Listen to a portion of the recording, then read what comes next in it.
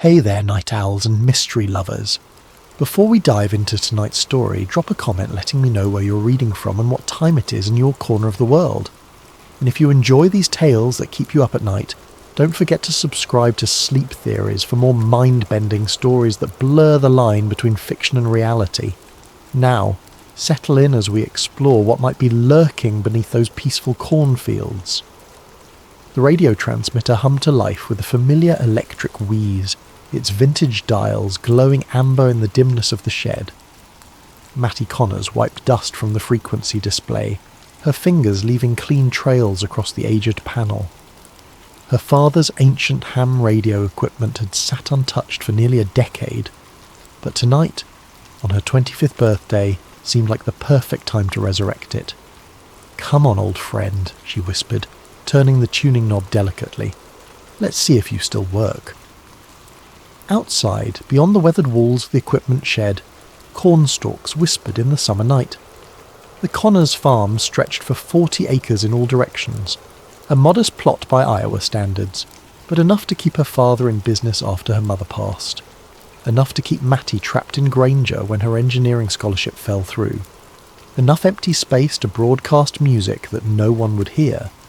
The transmitter's needle jumped, finding power. Static hissed through the speakers. Mattie checked her phone's FM radio app, searching for an empty frequency to experiment with. Most of the dial was dead air this far from Des Moines, just how she wanted it. She settled on 88.1 FM, twisted the broadcast dial to match, and waited. The static changed. Not suddenly, but in such a subtle shift that she almost missed it. The white noise acquired rhythm, a soft, regular thump that reminded her of a heartbeat but mechanical, precise, too regular for anything natural. "That's weird," she muttered, checking connections. The transmitter wasn't actually broadcasting yet, it was receiving. The rhythmic pulse continued, now joined by a faint high-pitched tone that danced above the lower beat. It reminded her of the harmonic pattern generators she'd built during her brief engineering stint at Iowa State. The sound was almost mathematical in its precision. Mattie glanced at her watch. 3:33 a.m. She grabbed her phone and started recording, holding the microphone close to the radio's speaker. After a full minute, the signal abruptly cut off, returning to pure static. Back in her bedroom, Mattie downloaded the audio file and opened her sound editing software. She hadn't used these programs since dropping out of college, but some skills never quite disappeared. She ran the signal through a spectrogram analysis, watching as the visual representation of the sound materialized on her screen. What she saw made her sit back in her chair. The patterns weren't random. The high-pitched overtones, when mapped visually, created distinct numerical sequences, first 7 prime numbers, then what appeared to be the beginning of a Fibonacci sequence. This wasn't terrestrial interference or random cosmic noise, this was structured, intelligent. "What the hell?" she whispered, running the analysis again. By sunrise, Mattie had created 3 different spectrograms and converted portions of the signal into numerical values. She'd spent hours on Reddit forums for audio engineers and amateur astronomers, eventually posting her findings with a simple question. Found weird signal on 88.1 FM in rural Iowa. Any ideas what this could be? She attached the audio file and her preliminary analysis before collapsing into bed, the morning chores temporarily forgotten. Her last conscious thought was that she should check the frequency again the following night. When she woke at noon, her post had been removed, not just downvoted or flagged, completely gone, as if it had never existed.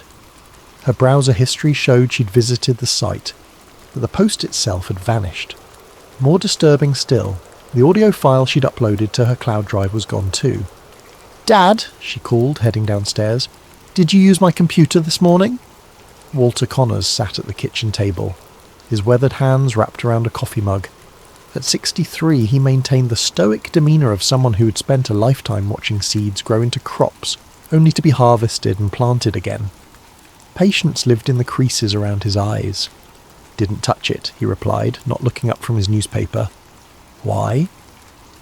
Some files went missing, Matty said, pouring herself coffee. Weird stuff I recorded last night on your old radio setup. Her father's hand stilled, coffee mug halfway to his lips. What frequency? The question struck her as odd. 88.1. Why? Walter carefully folded his newspaper, a deliberate movement that Matty recognised as his way of buying time. That old transmitter picks up all kinds of interference, probably just noise from the power lines. Power line noise doesn't transmit prime number sequences, Dad. The kitchen fell silent except for the ticking of the ancient wall clock. Walter cleared his throat. Sometimes it's better not to broadcast what you hear, he said finally, especially around here. What's that supposed to mean? Matty pressed. Walter stood, rinsing his mug at the sink. Just saying some signals aren't meant to be shared. He left for the fields before she could question him further, but his reaction only intensified her curiosity. What did her father know about a random radio frequency? Why would he care if she shared what she'd found? That afternoon, Matty drove into town, laptop tucked under her arm. The Granger Public Library was small but offered free Wi-Fi that wasn't linked to her home network. She uploaded her recordings again, this time to a more obscure forum dedicated to unexplained radio phenomena. Within an hour she had 3 responses. Definitely artificial. Pattern repeats exactly every 42.7 seconds. Looks like SETI stuff. Where exactly did you record this? Check your DMS. The direct message came from a user named RadioSilence_1977. Take this down immediately. They monitor these forums. 88.1 is part of Node 0. Not your discovery, not the first time. Call the number in your area that ends with 3333 if you need to understand why this matters. Matty stared at the message, a chill running through her despite the summer heat. She started typing a response when the library's internet connection suddenly dropped. The librarian announced they were experiencing technical difficulties. By the time Matty returned home, her forum post had vanished too. That evening, as sunset painted the cornfields in golden shadow, Matty noticed something unusual from her bedroom window. A utility truck parked at the edge of their property. 2 men in matching grey uniforms stood beside it, looking toward the house. Though too distant to see clearly, something about their synchronised movements seemed unnatural, as if they were mirrors of each other. When she blinked, they were gone. The truck, too. Only empty road remained. At exactly 3:33 a.m, Matty sat in the equipment shed, headphones on, the radio tuned to 88.1 FM. The signal returned, stronger tonight, its pulsing rhythm somehow more urgent. The mathematical sequences had evolved, growing more complex. In the distance, she could have sworn she heard the cornstalks rustling in perfect synchronization with the beat. Matty woke to the sound of her computer rebooting, the distinctive startup chime jolting her from sleep. The clock on her nightstand read 3:33 a.m. She hadn't set an alarm. Rubbing sleep from her eyes, she watched as her screen flashed to life, opened a blank document, and displayed a single line of text. Not for you to hear. The cursor blinked rhythmically before the computer shut itself down. Matty sat frozen, heart hammering in her chest. She hadn't touched the keyboard. She hadn't even been near the computer. Morning brought no clarity, only more questions. While checking the fence line after breakfast, she discovered a perfect circle in the cornfield, about 10 feet in diameter, where the stalks lay flat against the ground, spiralling inward toward a centre point. The corn wasn't broken or damaged, just uniformly bent as if pressed down by an invisible hand. "Dad!" she called out, finding Walter inspecting an irrigation pump nearby. "Come look at this." Her father approached slowly, his face unreadable as he surveyed the formation. "Wind damage," he said flatly. "Wind doesn't create perfect circles with mathematical precision," Matty argued, "and it doesn't just happen to show up after I record that signal."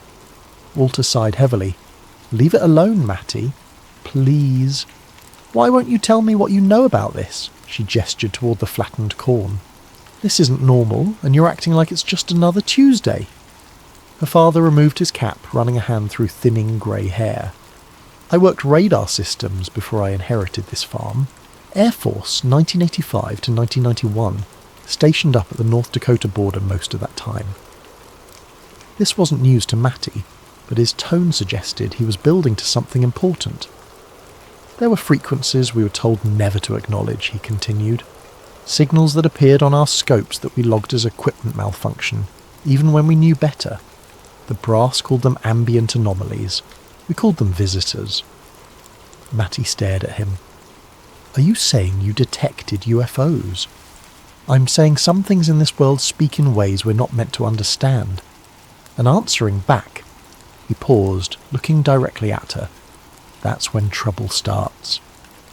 Before she could press further, the distant sound of a vehicle drew their attention. The same utility truck from yesterday approached along the access road, moving unhurriedly. Go inside, Walter said quietly. Who are they? Don't know, don't want to, just go. Matty retreated to the house, but watched from the kitchen window as her father met the truck at the end of their driveway. Two men emerged, identical in height and build, wearing matching grey uniforms. Even from this distance, their movements seemed eerily coordinated. They spoke briefly with Walter, who nodded several times. One of them handed him what appeared to be a business card. Then they departed, the truck disappearing down the dusty road. Walter returned to the house, his expression troubled. Electric company, he said, before Matty could ask. Checking lines. In matching uniforms with synchronized walks? Come on, Dad. He placed the card on the counter. It was blank except for a phone number, one that ended in 3333. Sometimes, Walter said carefully, it's better to ask permission than forgiveness. That afternoon, while her father napped, Matty drove to the Granger Historical Society, a glorified storage room attached to the town hall. The elderly volunteer seemed surprised to have a visitor. Looking for information on any radio stations or transmission towers that might have operated around here, Matty explained, especially during the Cold War. The woman pursed her lips. That'd be the old emergency broadcast station, I suppose. Closed down in 97 or thereabouts. Never did much broadcasting that I recall. Where was it located? About 8 miles north of town. Nothing left now but the foundation. With directions in hand, Matty found the site easily enough. A concrete slab obscured by weeds, with the rusted remains of a tower anchor still visible. What caught her attention, however, was what lay beneath. A sealed metal hatch, its surface weathered but intact, emblazoned with faded government markings. She photographed everything, particularly the designation stencilled on the hatch. ARCS Node 0. Back home, Matty began researching ARCS, and found sparse references to the agricultural region communication system, ostensibly created to warn rural communities of nuclear threats. But one declassified document mentioned passive monitoring capabilities and anomalous frequency capture. She expanded her search to include other similar stations and discovered something remarkable. Satellite maps showed 6 former ARCS stations formed a perfect hexagon across Iowa, Nebraska, and South Dakota, with Granger precisely at its centre. That night, at 3:33 a.m, the signal returned, stronger, clearer. But this time, embedded within its mathematical pattern was something new. Her name, converted to binary code. The signal knew who was listening. As dawn broke, Matty found a note slipped under the front door. Do not transmit. It hers. Later that morning, while checking the cattle, she noticed they were huddled at the far end of the pasture, as far from the corn as possible. Their behaviour was unusual, heads lowered, refusing to graze despite the lush grass. When she tried approaching them, they backed away, eyes wide with unmistakable fear. By noon, the corn had changed. Subtle at first, just a slight variance in the direction of growth, but as Matty walked the rows, she realised entire sections were now growing in clockwise spirals rather than straight lines. The stalks twisted around each other in patterns that mimicked the frequency readouts from her computer. She tried calling the number on the blank card. A mechanical voice answered, reciting what sounded like random numbers before disconnecting. When she redialed, a different voice answered, human this time, but strangely flat. Connor's residence, 88.1 observation, the voice stated, not a question. Who is this? Matty demanded. How do you know my frequency? Your frequency? The voice sounded almost amused. It's been transmitting since 1941. You're just the newest receiver. The line went dead. When Walter returned from town with supplies, Matty confronted him with her discoveries. What's Node 0, Dad? What's really under that concrete slab north of town? Her father's shoulders sagged. I signed papers, Matty. We all did. Everyone who's owned this land since the 40s. Signed what? Easement agreements, monitoring rights. He gestured vaguely toward the corn. They said it was dormant, hasn't sent a readable signal in decades. Who's they? People who know enough to be afraid, Walter answered, and smart enough not to interfere. That night Matty dreamed of cornfields that moved like ocean waves, pulsing in rhythm to an unseen heartbeat. In the dream, she walked to the centre of their property where the ground began to split open, revealing not soil but a vast mechanical eye, ancient yet somehow alive, peering up at the stars. She awoke to find her bedroom filled with a pale blue light that seemed to emanate from nowhere and everywhere at once. Her computer screen showed spectrogram patterns forming and dissolving without input. In the corner of her room stood two identical silhouettes, the men from the utility truck, though she hadn't heard anyone enter the house. She's resonating now, one said, voice oddly distorted. Becoming antenna, the other replied. Matty reached for the bedside lamp, but the figures were gone before the light came on.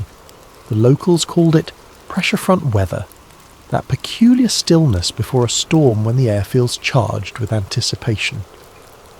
But the clouds gathering over Granger that morning carried no rain, only an unnatural darkness that seemed to absorb the sunlight.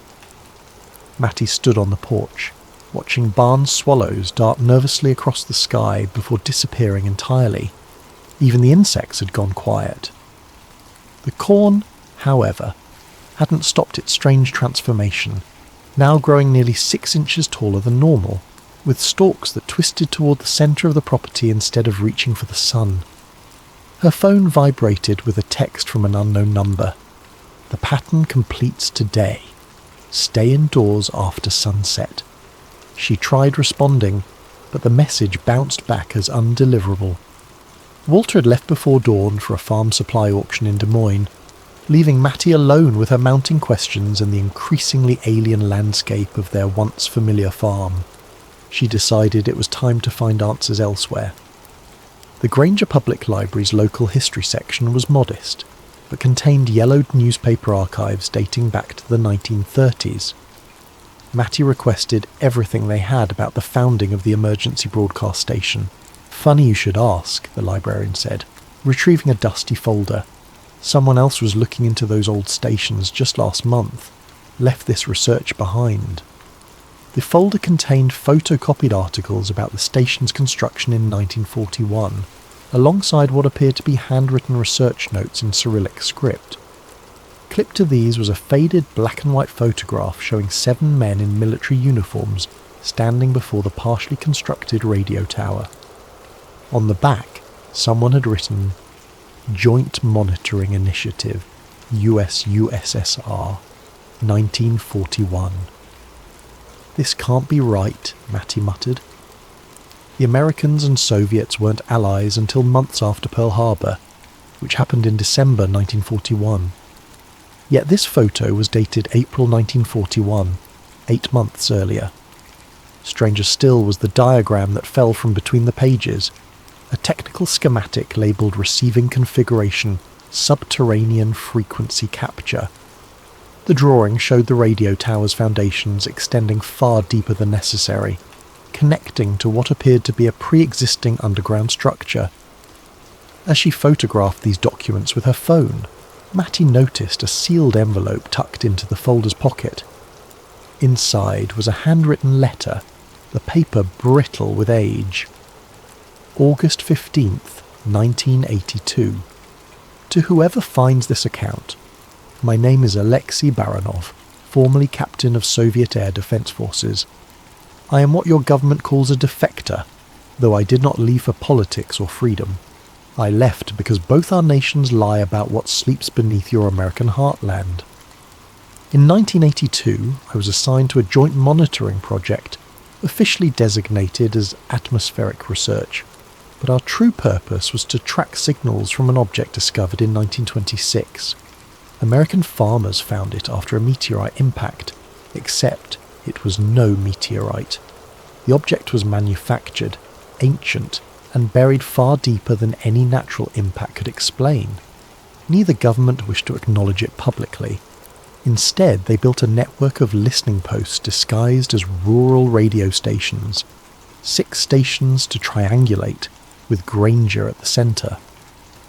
For decades, the object remained dormant, emitting only faint pulses at regular intervals, like a heartbeat in hibernation. But something has changed. The mathematicians say the pattern is evolving, becoming more complex. The object is waking up. It sends signals outward now, not just to our stations, but to the stars. I write this because I believe people deserve warning. When the pattern completes, when it establishes the connection it seeks, I fear what might answer. If you are reading this, look to the fields. They will change first. A.B. Matty's hands trembled as she folded the letter. The date, 1982, coincided with her father's early Air Force service. Had he known about this all along?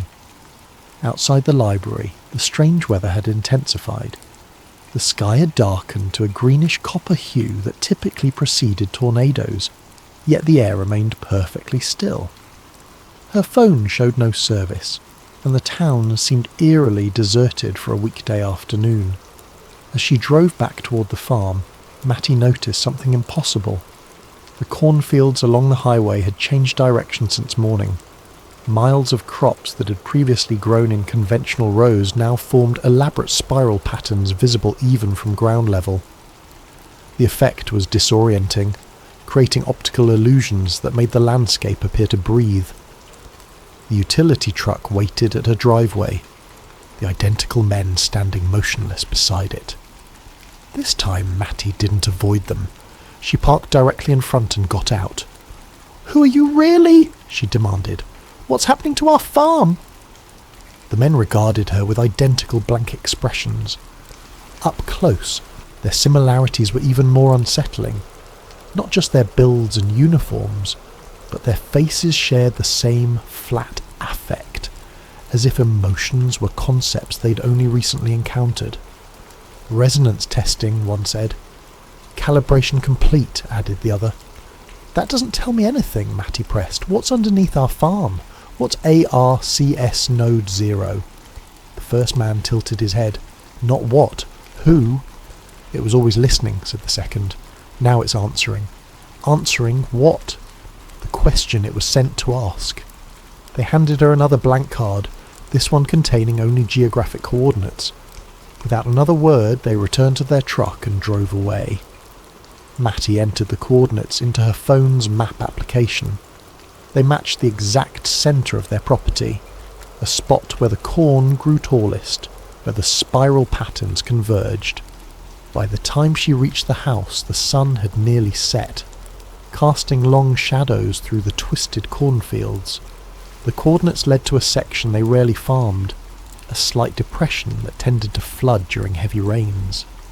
Her father had always avoided planting there, claiming the soil was poor. Now she understood why. The ground at the centre had changed, the soil darkening to an almost metallic sheen. As twilight deepened, the dirt began to emit a faint luminescence, pulsing with the same rhythm as the radio signal. Matty's phone chimed with a text from her father. "Don't go near the centre field. Coming home now." Too late. She was already standing at the edge of the depression, watching as the ground continued its transformation. The dirt was shifting, revealing glimpses of something solid underneath. Something with geometric patterns etched into its surface. Her phone rang. Unknown caller. "Matilda Connors," said a voice she recognised from her earlier call. "You need to leave immediately. The pattern completes at 3:33. "What happens then?" she asked. "It finishes constructing the receiver, and then it waits for instructions." "From who?" A pause. "We don't know. That's what scares us." The ground beneath her feet trembled slightly, and Matty stepped back as a section of soil collapsed, revealing a small portion of what lay beneath, a metallic surface with inscribed symbols that resembled mathematical equations. The exposed section pulsed with soft blue light, the same colour that had filled her bedroom nights before. Her phone's screen flickered, then displayed a single message. Coordinates matched. Receiver identified. As darkness fell completely, Matty noticed something else. The stars above the farm were disappearing one by one, as if being systematically erased from the night sky. In their place, a subtle pattern was forming in the darkness, the same spiral configuration she'd seen in her spectrogram analysis. At precisely 3:33 a.m, every electronic device on the farm activated simultaneously. The house lights, her computer, the old radio transmitter in the shed, each emitted the same pulsing pattern, now loud enough to feel in her chest. The ground at the centre of the depression split open like a blooming flower, soil falling away to reveal more of the object beneath, a vast circular disc of impossible age, its surface covered in mathematical symbols that rearranged themselves as she watched. From this exposed section, a beam of coherent light shot straight upward into the night sky, piercing the spiral void where stars had been. The transmission had begun. Walter's truck skidded to a halt in the driveway, headlights illuminating Matty's frozen figure at the field's edge. He ran toward her, panic evident in every movement. "Get back to the house," he shouted over the now audible hum emanating from the exposed disc. "It's not safe." Matty couldn't move, transfixed by the beam of light connecting Earth to sky. "What is it, Dad? Really?" Walter reached her side, breathless. "They called it a beacon when I was stationed at the monitoring facility, supposedly dormant for millennia until a lightning strike partially activated it in 1926. They built the listening posts to study it without disturbing it further." "They who?" "Started as a joint Soviet-American project before the Cold War, later expanded to include others, scientists, military, people who understood the implications." The humming intensified, and the beam of light widened, creating a cylindrical column that distorted everything seen through it. The air within seemed to bend, creating impossible geometries. "We need to go," Walter insisted, tugging her arm. "They're evacuating everyone within the zone." "Evacuating? Why now?" "Because it's never done this before." He gestured toward the light. "It's been receiving for decades, signals from somewhere beyond our solar system. Now it's transmitting back." The ground trembled again, more sections of soil collapsing to reveal additional portions of the buried disk, far larger than Matty had initially imagined. Not just a probe or small craft, but something massive.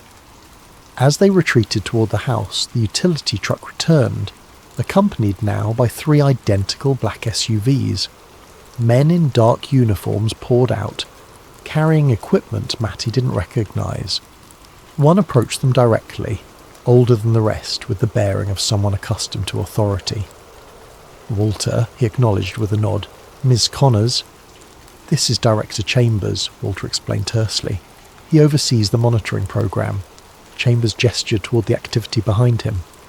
"We're setting up a containment perimeter. That signal you discovered, Ms. Connors, the one at 88.1 FM, it was never meant to be heard by human ears. It was a maintenance frequency designed to keep the beacon in dormant mode. And when I started recording it, you created feedback," Chambers confirmed. "The system detected active monitoring and interpreted it as an activation command." One of the twins from the utility truck approached, handing Chambers a tablet. "Triangulation complete," he reported. Signal target identified. Where's it transmitting to? Matty asked. Chambers studied the tablet, his expression grim. Approximately 96 light-years from Earth, a star system we've been monitoring since 1977, when we detected the first response to the beacon's passive emissions. Response? You mean, yes, Ms. Connors, something out there has been listening too, and now, thanks to your interference, they know exactly where to find us. The blue light emanating from the exposed sections of the disk intensified, causing shadows to shift unnaturally across the landscape. The corn stalks nearest the light began to crystallize, transforming into glassy structures that refracted the beam into thousands of smaller projections. What happens now? Walter asked, voice tight with tension. We wait, Chambers replied. The transmission sequence takes approximately 6 hours to complete. After that, he shrugged. Truthfully, we don't know. Matty felt a chill that had nothing to do with the night air. Why did you let us live here if you knew this thing was buried on our property? Monitoring requires proximity, Chambers explained. The original agreement with your grandfather included specific provisions, one being that the family would never use unauthorized radio equipment near the site. Your father understood this. Walter looked away, unable to meet her accusing gaze. The beacon technology, Chambers continued, operates on principles we still don't fully comprehend. It doesn't just transmit information, it transmits patterns, consciousness, identity, and now it's transmitting you, Ms. Connors. Me? You were the first human to interact directly with its communication protocols in over 70 years. It imprinted on your brainwave patterns, your voice, your physical presence. Every mathematical sequence it's now broadcasting contains elements of your neural signature. One of the technicians called out from near the light column. Sir, we're detecting matter phase transitions. The crystallization effect had accelerated, spreading beyond the corn to the surrounding soil. The ground itself was transforming, molecular structures rearranging into lattice patterns that mimic the mathematical sequences from the radio signals. Full evacuation, Chambers ordered. 1 mile perimeter, effective immediately. As personnel rushed to comply, Matty noticed something else. Her skin was beginning to shimmer with the same blue luminescence as the disk. When she moved, after images trailed behind her hands, as if reality couldn't quite keep up with her movements. What's happening to me? She whispered. Walter grabbed her shoulders, his face pale with fear. Matty, listen to me. Before your mother died, she made me promise to tell you the truth if this day ever came. What truth? You were adopted. The words tumbled out in a rush. Found as an infant in 1998, at the centre of a crop formation less than a mile from here. No records, no identification, just a baby in perfect health, with unusual brainwave patterns. The monitoring agency arranged everything. Matty stared at him in disbelief.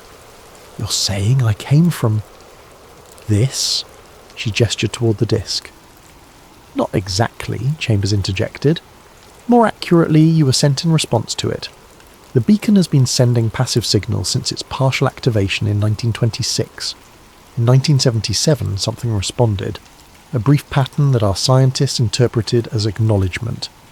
Then, in 1998, a localized distortion appeared over this field, lasting only seconds. Afterward, we found you. The implications crashed over Matty in sickening waves. I'm not human? Biologically, you're completely human, Chambers assured her. But your purpose, your placement here, was deliberate. You were meant to establish connection with the beacon when the time was right. And now? Now you're the translator, he said simply. The only consciousness on Earth capable of interpreting what comes next. The light column suddenly pulsed, expanding outward in a concentric ripple that passed harmlessly through everything it touched. As it washed over Matty, however, her perception shifted dramatically. The world around her seemed to slow, colours bleeding into unfamiliar spectrums. Thoughts that weren't her own began flowing through her consciousness, mathematical concepts too complex for human language, spatial relationships that violated known physics. She collapsed to her knees, overwhelmed by the influx of information. Through the cacophony in her mind, a single coherent message formed. Signal received. Prepare for response. The evacuation proceeded with practiced efficiency, government vehicles ferrying local residents to designated safe zones, while explanations of a chemical spill circulated. Mattie watched from behind the tinted windows of Chambers' command SUV, her body still occasionally rippling with blue luminescence. The projection flickered, then stabilised into a geometric form that constantly shifted between shapes. Cube to sphere to pyramid to forms with no names in human mathematics. Then it spoke, not with sound, but with patterns of light and mathematical concepts that translated into understanding within Mattie's mind. The words formed in her consciousness, accompanied by emotions and concepts that had no direct human equivalents. She found herself responding in kind, her thoughts somehow transmitting through the same channel. "Why contact us now?" she asked. The being, for Mattie now understood it was a form of consciousness, albeit utterly alien, projected a series of images into her mind. Earth's history compressed into moments, human technological development accelerating, radio waves expanding outward into space, nuclear weapons, digital information networks, artificial intelligence emerging. "You've been watching us evolve," she realised. The beacon was monitoring our progress. Determination of what? The implications stunned her. This wasn't first contact, it was a judgment. The entity transmitted additional context. Other civilizations encountered, some thriving in communion with the Watchers, others deemed threatening and contained. Chambers had moved closer, sensing the exchange. "What's it saying?" "They're deciding our fate," Mattie replied, cold fear spreading through her. Whether humanity represents a threat or an opportunity. The geometric form pulsed, transmitting directly. With these concepts came understanding. Mattie herself represented the experiment. A human enhanced with their communication capabilities, placed to develop naturally within human society. Her responses, her choices, her very existence would factor into their determination. "How do I demonstrate?" she asked. "If I go with you?" Humanity proceeds, unhindered data collection expands. And if I stay, containment protocols activate. Developmental limitations imposed.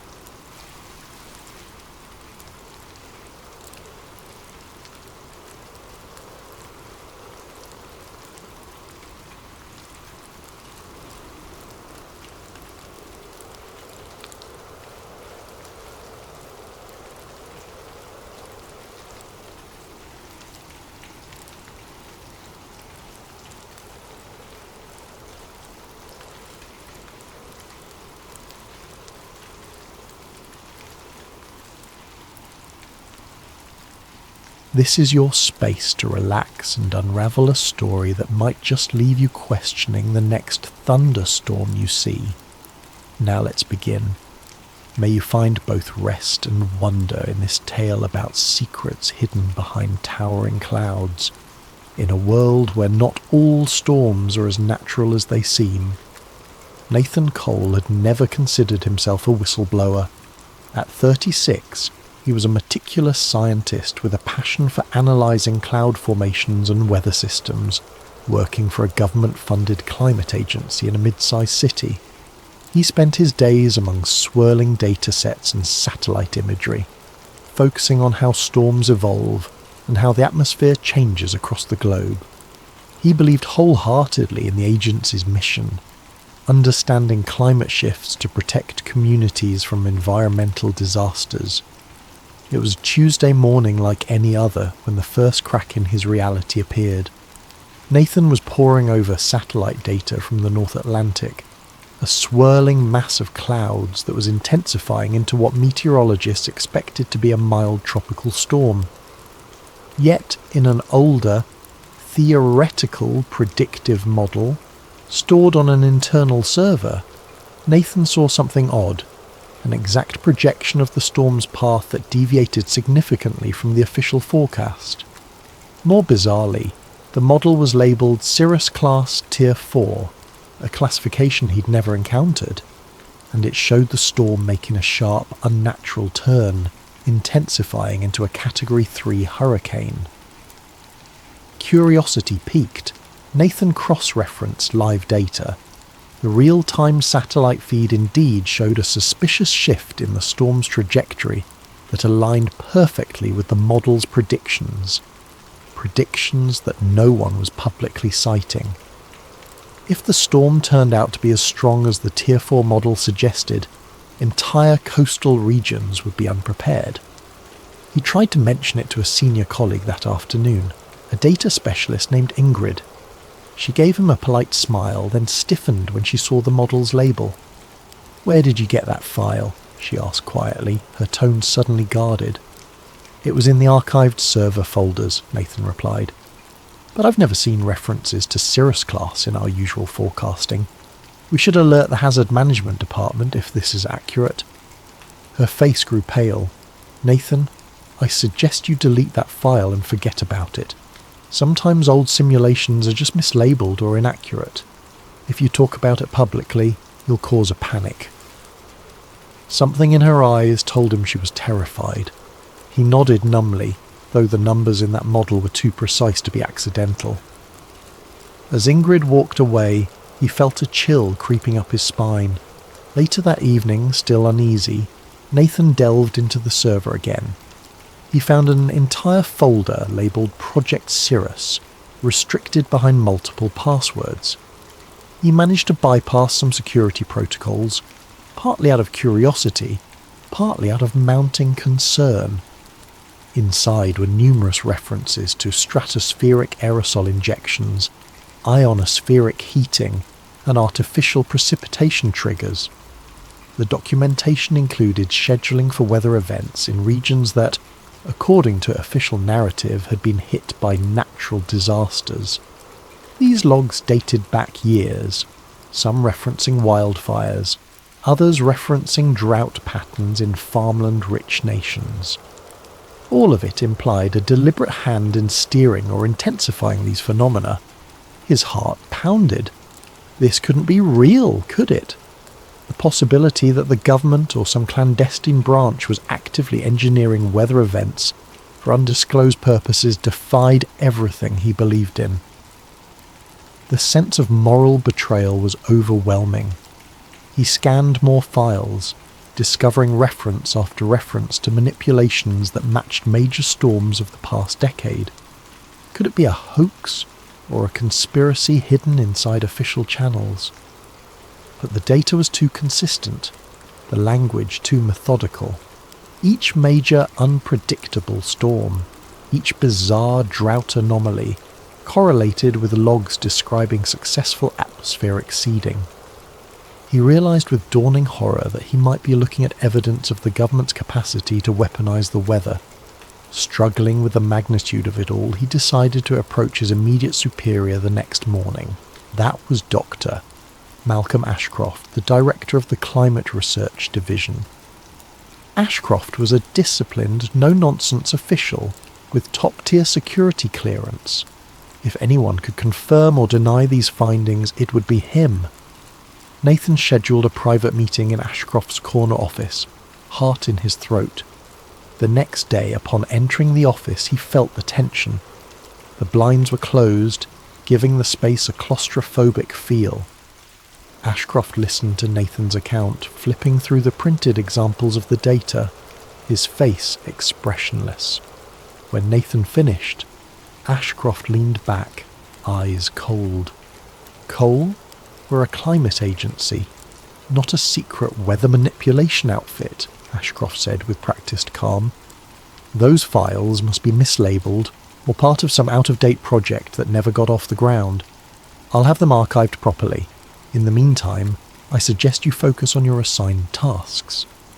The words were benign, but a subtle threat underlined them. Nathan insisted, but these references to aerosol injections match the storms from the last year. This can't just be a leftover project. Ashcroft's gaze hardened. You're reading too much into it. Let it go. Dismissed from the office, Nathan left with a sinking feeling that he'd stepped into a hornet's nest. That evening, he returned to his desk only to find all references to Cirrus class or Tier 4 models wiped from the server. Ingrid avoided his gaze, looking frantic and pale. He attempted to log in with his clearance, only to find it revoked. A terse email labelled him for administrative leave pending a departmental audit. The message's subtext was clear: keep quiet. As the day ended, Nathan exited the building under a darkening sky. A storm front loomed on the horizon, thunder rumbling ominously. It felt symbolic. His world was about to shift, perhaps irreversibly.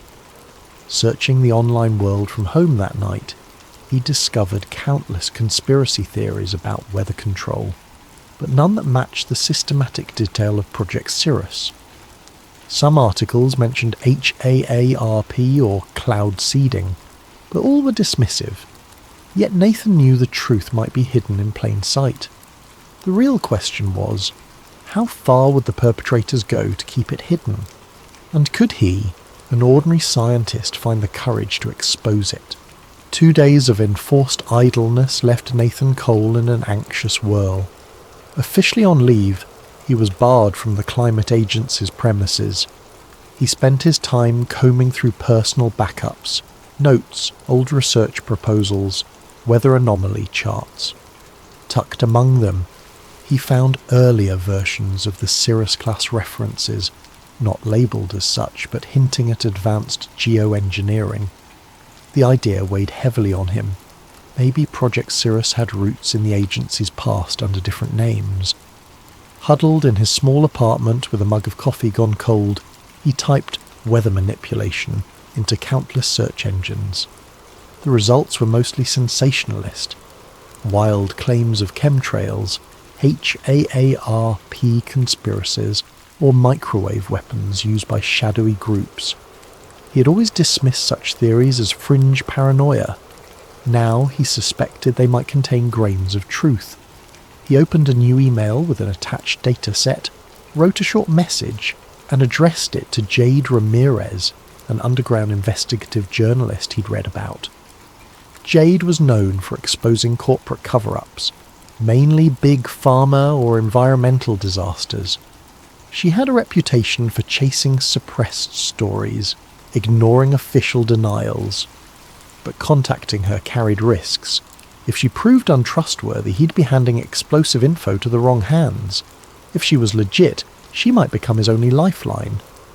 An hour later, to his surprise, Jade replied with a terse, "Meet me. District 7 coffee shop. 3 p.m, bring your evidence." The directness made his pulse quicken. It was happening. Someone was taking him seriously, or maybe it was a trap. Fear gnawed at him. He arrived at the coffee shop, a nondescript spot with battered wooden tables and flickering lights. Jade was waiting, arms folded, scanning the crowd warily. She was in her early 30s, short hair dyed a streak of blue, wearing a leather jacket that had seen better days. The second Nathan approached, her gaze locked onto him. "Cole?" she asked. He nodded, sliding into the seat across from her. "You said you have proof of government weather manipulation. That's a big claim." He took a deep breath, passing a flash drive across the table. "On this, you'll find partial logs referencing Project Cirrus, including time-stamped documents that correspond to real-world storms. I also have correlation data that suggests these events weren't natural." She raised a skeptical eyebrow. "Could be doctored. People fake documents all the time." "I'm not a forger. Check the metadata. It's from official servers. I just stumbled upon it." Jade hesitated, took the drive. "If you're messing with me, I'll know. But if this is real, it's huge." She paused. "Why come to me? Why not mainstream media?" Nathan grimaced. "They'll bury it or brand me a crank. My own office tried to muzzle me. You have a history of exposing cover-ups." She leaned back. "Look, I'll investigate. But I can't guarantee an immediate story. If it's genuine, we'll need proof stronger than a flash drive. We'll need interviews, logs, an angle the public can't dismiss." He nodded, heart pounding. "I'll help in any way I can." They parted with an unspoken understanding. If Jade verified the data, they'd blow the lid off Project Cirrus. He felt simultaneously relieved and terrified. He walked home in the drizzle, scanning for suspicious onlookers. Every silhouette on the sidewalk or parked car seemed menacing. That evening his phone buzzed, an unknown number. He hesitated but answered. A clipped voice said, "Nathan Cole, we advise you to withdraw your claims or face consequences." The line went dead. His blood ran cold. The watchers were on him. Days blurred into nights. Jade remained silent, presumably verifying the files. In that time, Nathan tried to unravel more threads. He recalled references to hot air pattern injections that preceded certain wildfires. Searching wildfire data, he saw a suspicious pattern of intense dryness in spots soon ravaged by flames. Cirrus logs described target dryness increment by 0.5%.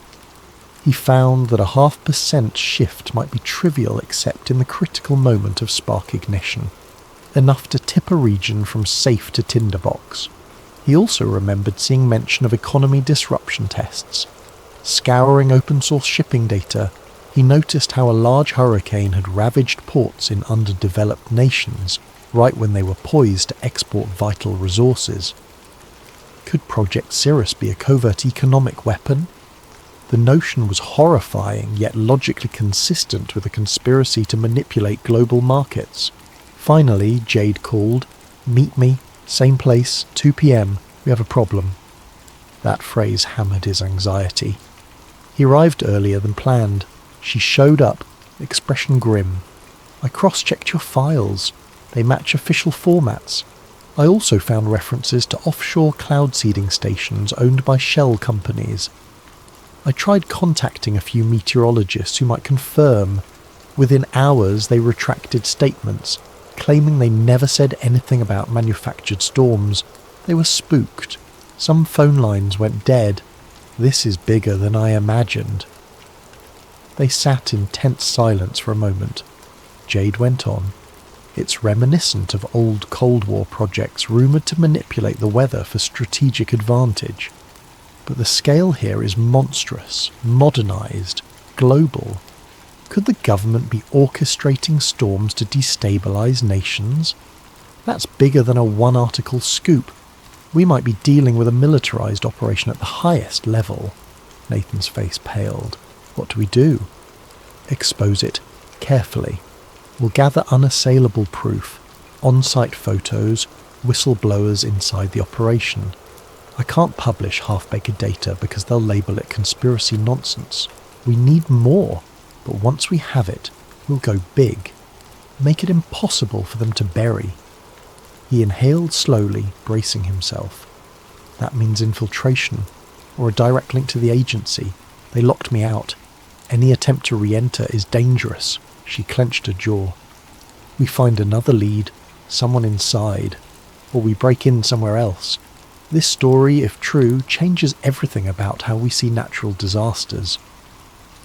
Before they parted, Jade confided in him a personal note. "My brother died in a supposed freak hurricane a few years back. I always felt something was off.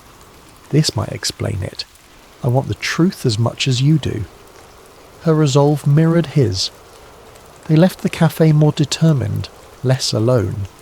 Still, doubt lingered. The forces behind weather manipulation likely had near limitless resources. Could two individuals, a disgraced scientist and an underground journalist, truly unmask it? And if they did, would the public accept such a monstrous possibility? Another beep from his phone cut through the gloom. A new text from an untraceable number. "You've been warned. Stop now." The intimidation was intensifying, yet it only fueled his conviction. They were on a collision course with a hidden power capable of rewriting the planet's skies. Surrender wasn't an option, not after glimpsing the scale of harm inflicted upon innocent lives. That night, thunder rolled again outside Nathan's window. He wondered if it was a naturally occurring storm or another artificially steered system. In either case, the storm brewing inside his own life was about to get fiercer, driving him deeper into the shadows of a conspiracy that threatened the entire globe. Nathan Cole's days turned into a blur of covert meetings and frantic internet searches, each new revelation pulling him deeper into a labyrinth of conspiracies. Jade Ramirez, juggling her own investigations, collaborated with him on a plan to gather incontrovertible evidence. The stakes escalated when Jade stumbled upon references to Project Stormgate, a decades-old initiative rumoured to be the predecessor of Cirrus. Her findings: Stormgate started in the Cold War era, an attempt to use weather as a silent weapon, spawning floods, droughts, or storms in target regions without direct warfare.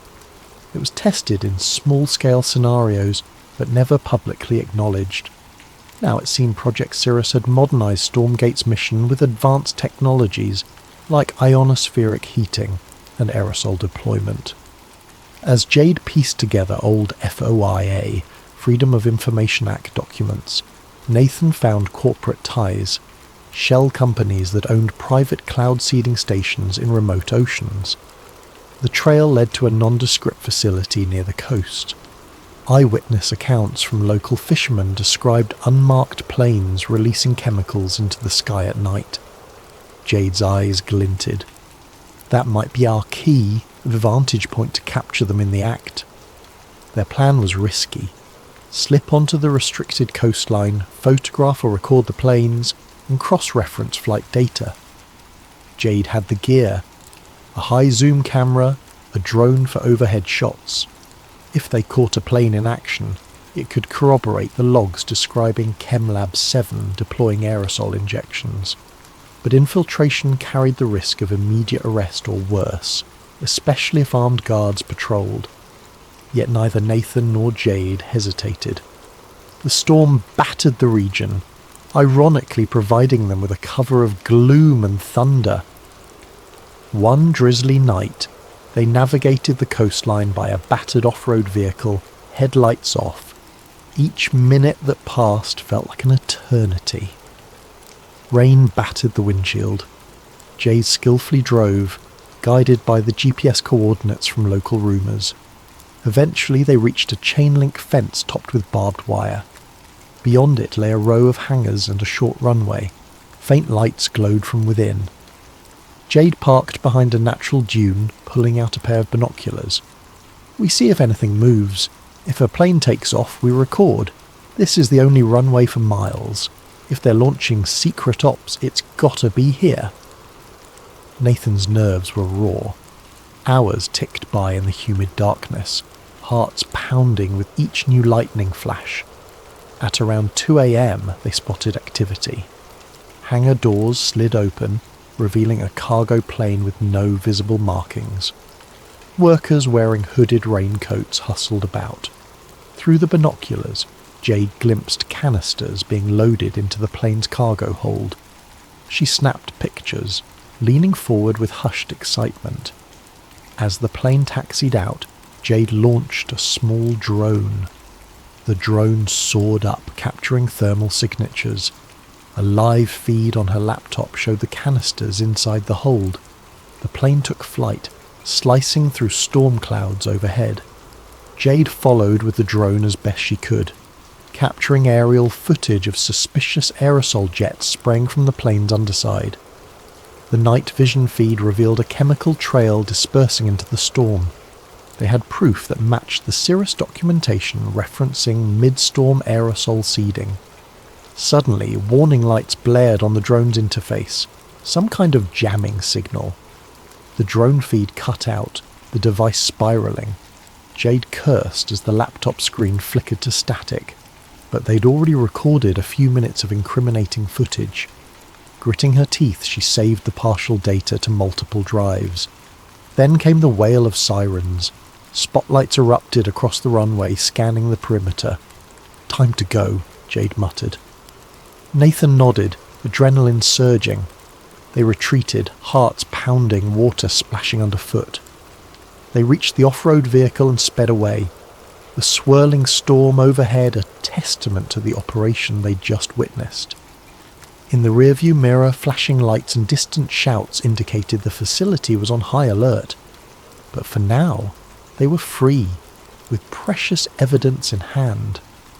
Hours later, they reconvened in Jade's makeshift safe house, a dingy apartment she used for sensitive investigations. She meticulously backed up the footage on encrypted servers.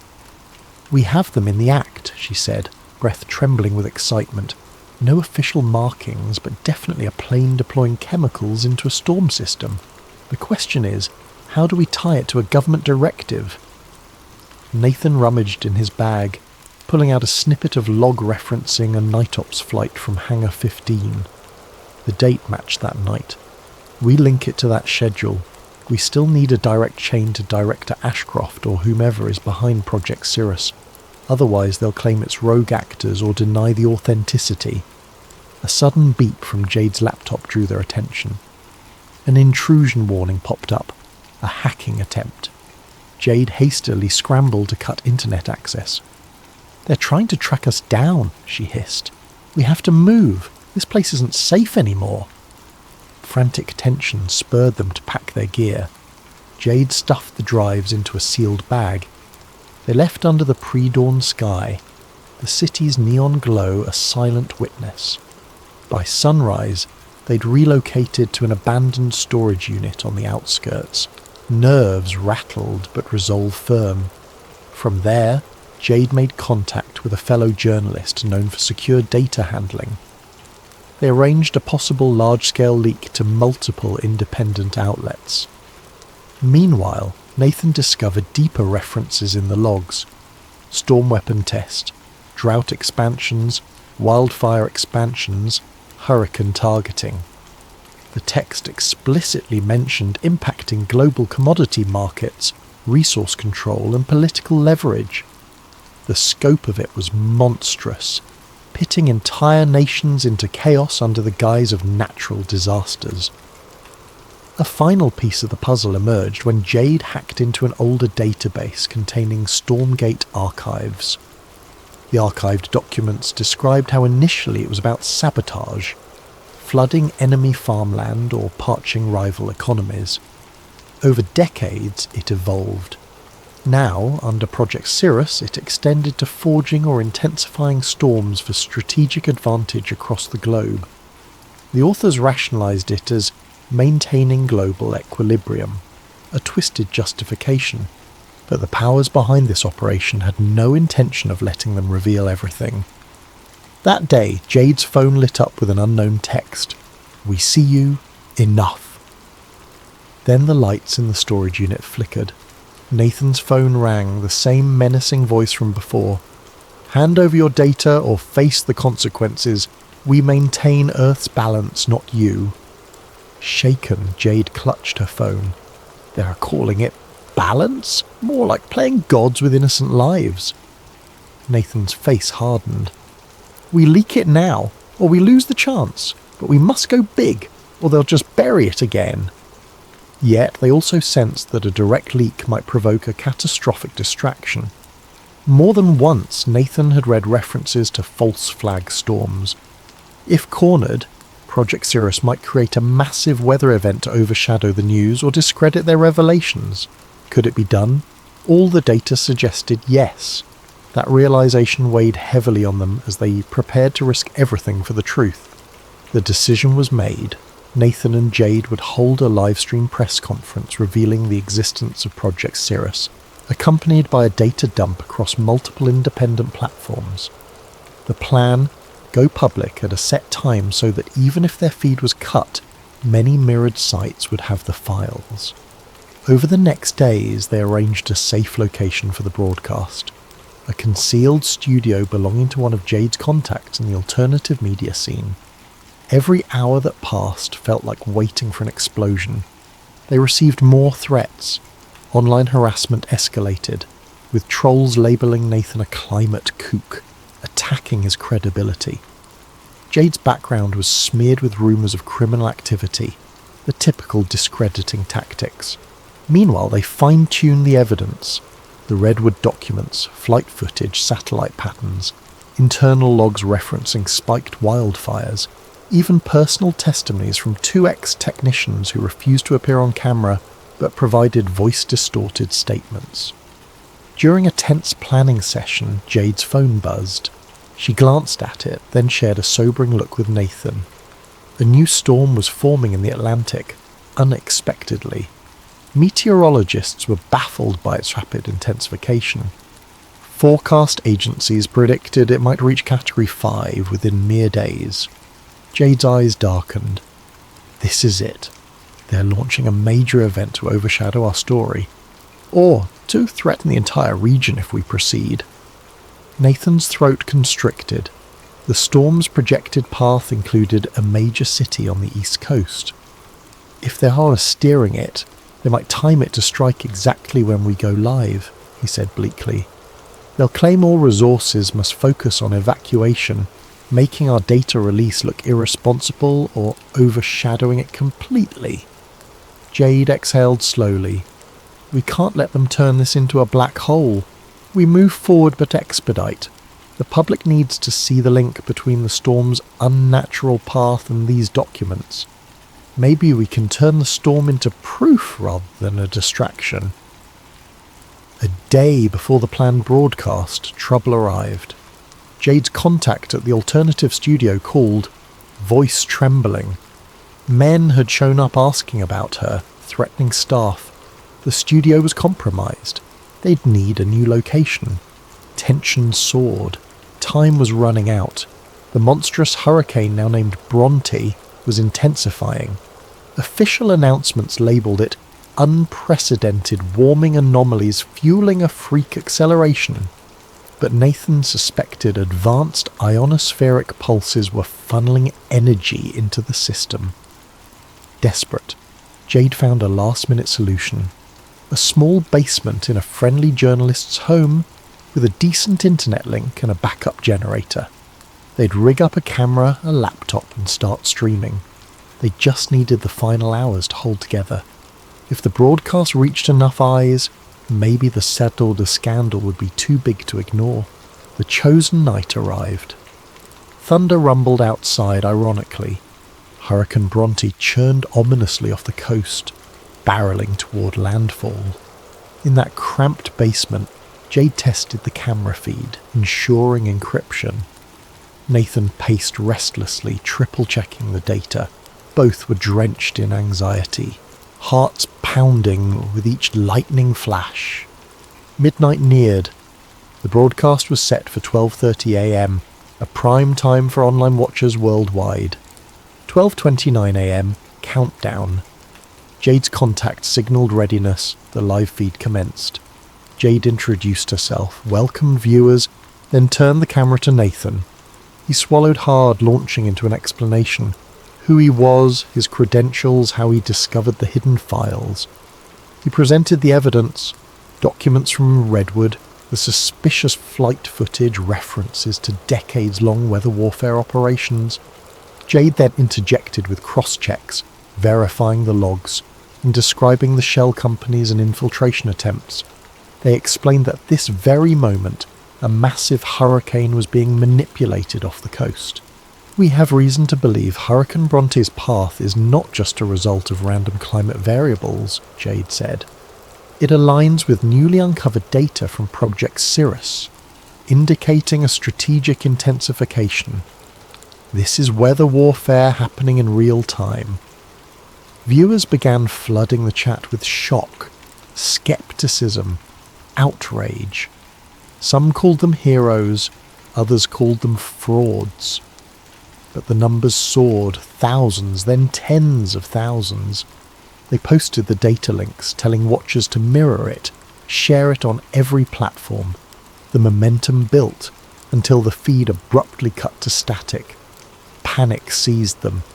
Jade's laptop beeped a flurry of network error messages. "We're under a major DDoS attack," she hissed. "They're flooding our connection." She scrambled to switch to a backup server, but that too faltered.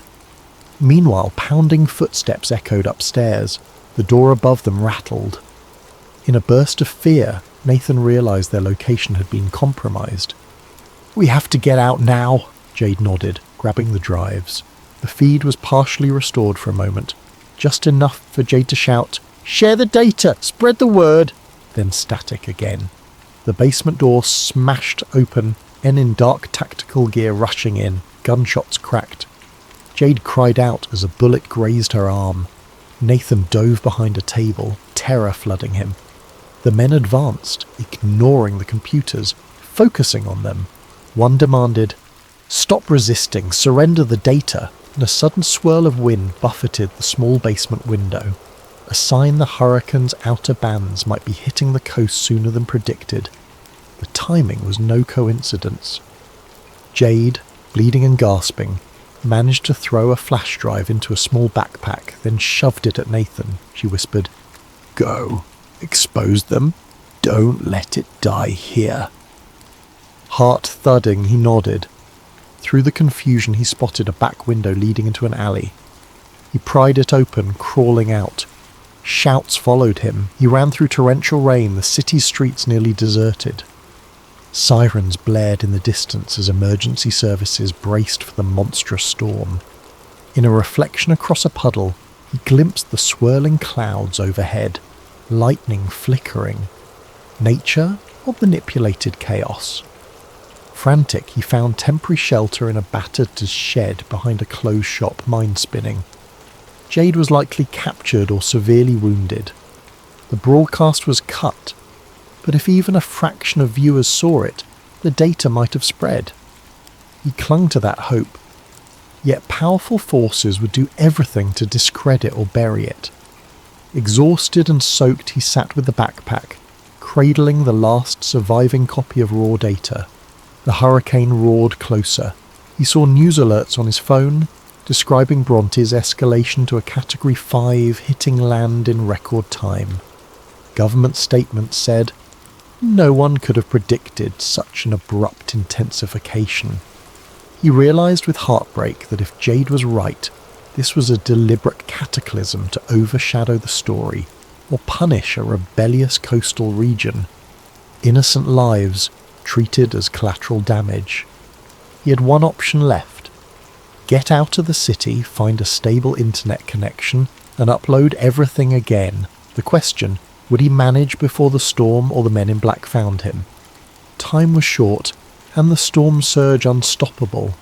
He staggered to his feet, adrenaline fueling him. If he gave up now, it was over. Jade's sacrifice would be for nothing. Lightning tore across the sky, thunder shaking the streets. He braced himself. The final confrontation with this hidden power approached.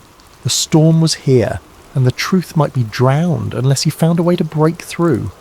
Summoning his last reserves of courage, Nathan Cole stepped back into the raging night. Hurricane Bronte made landfall at dawn, battering the coastline with ferocious winds and torrential rain. Nathan Cole, clutching the precious flash drive, navigated deserted streets as chaos swirled around him.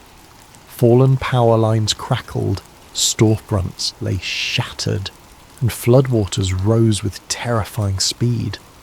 Emergency sirens wailed, overshadowed by the storm's fury. He had to reach higher ground, find a vantage point to broadcast the data again. Every corner reminded him that thousands of citizens were in harm's way, while the orchestrators of this disaster likely watched from safe bunkers. The frustration burned within him. He was a single voice against an operation spanning decades. Yet he pressed on, heart pounding. Eventually, he found an abandoned internet cafe near the city's central hill. Power was out, but the building had a backup generator and a battered satellite uplink, possibly left by the owner or used for emergency communications. Breaking in, he discovered partial power to the router. He rigged up a laptop from behind the counter, hooking it to the generator. The signal was weak but present. As wind rattled the building, water seeping under doors, he typed feverishly. He connected to multiple activist forums, dropping the raw Cirrus data, the flight footage, the redwood logs, everything. He posted disclaimers. I am Nathan Cole, climate scientist. Hurricane Bronte is not fully natural. This data proves orchestrated intensification. Share widely. He prayed someone somewhere would read it. Midway through uploading, an external crash jarred him. Someone was forcing entry, no time to hide.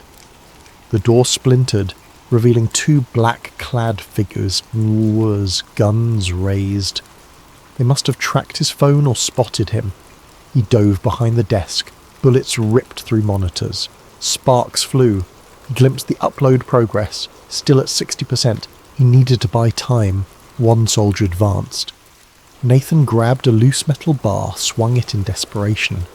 The soldier dodged, pinned him against the wall. A blow to Nathan's stomach left him gasping. The other soldier aimed at the laptop, likely to destroy it. Summoning courage, Nathan twisted free, shouldering the soldier away from the device. Another scuffle ensued. In the chaos, the desk toppled, smashing the soldier's knee. A muffled scream. The second soldier steadied his gun again, finger tightening on the trigger. A flash of lightning illuminated the cafe. In that split second, an echoing gunshot rang out. But it wasn't from the soldier's weapon. It came from behind him. The soldier crumpled, shot from behind by a new arrival. Jade Ramirez, pale and injured but alive, stood at the doorway, pistol shaking in her grip. Her jacket was tattered, her face drawn with pain. Couldn't let them kill you, she rasped. She'd somehow escaped captivity or fought her way free.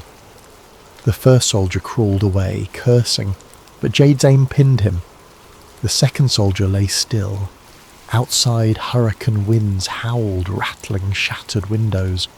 Nathan coughed, stumbling to check the upload. 95%. He gulped relief. Jade limped forward, eyes flicking to the screen. We can't let them stop that upload. That's the world's best chance. He nodded. She collapsed into a chair, wincing from her wound. He rummaged for a medical kit, found only basic supplies. The battered generator sputtered. They both froze, watching the flickering light. If the generator died beforehand, it was all for nothing. 99%. Another surge of wind battered the structure.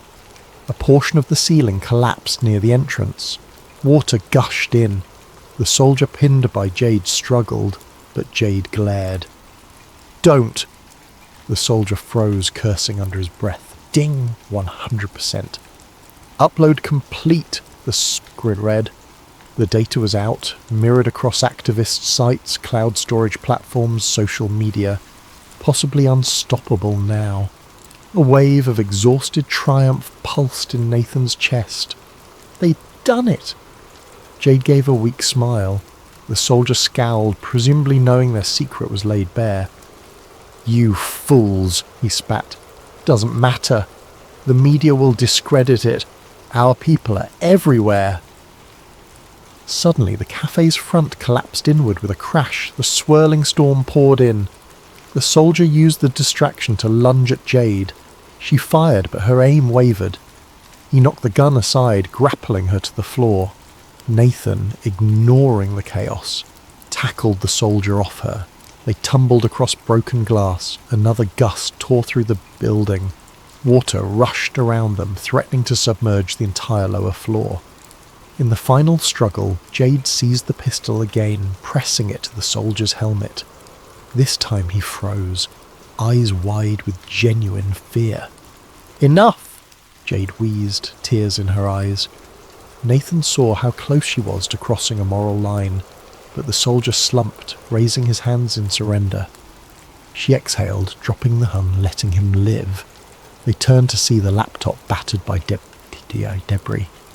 The generator stuttered, finally shutting down. Darkness enveloped them, except for flickers of lightning from the raging hurricane. But the data was out, their mission accomplished. Now, survival was the question. The soldier muttered something about an extraction team. Jade and Nathan realised no extraction was coming for them. They had to flee. They forced the soldier to remain behind, pinned under debris. Or they might let him go, but time was short, the building was collapsing. Gathering their last bits of energy, Jade and Nathan waded through swirling floodwaters, forging a path outside into the watery streets. The soldiers' curses echoed behind them, lost in the wind. Outside, the city was battered. Debris flew. They trudged to higher ground, half carrying each other. Eventually, they reached a partially intact overpass. Jade collapsed, her wound and blood loss taking their toll. Nathan tried to keep her conscious, shouting her name over the gale. Distant sirens wailed. Overhead, the swirling eye of the hurricane approached with eerie calm, lightning illuminating the sky in strobe-like flashes. In the morning's bleak light, rescue teams might find them or might not. But by then, the story would be global. The data would spread.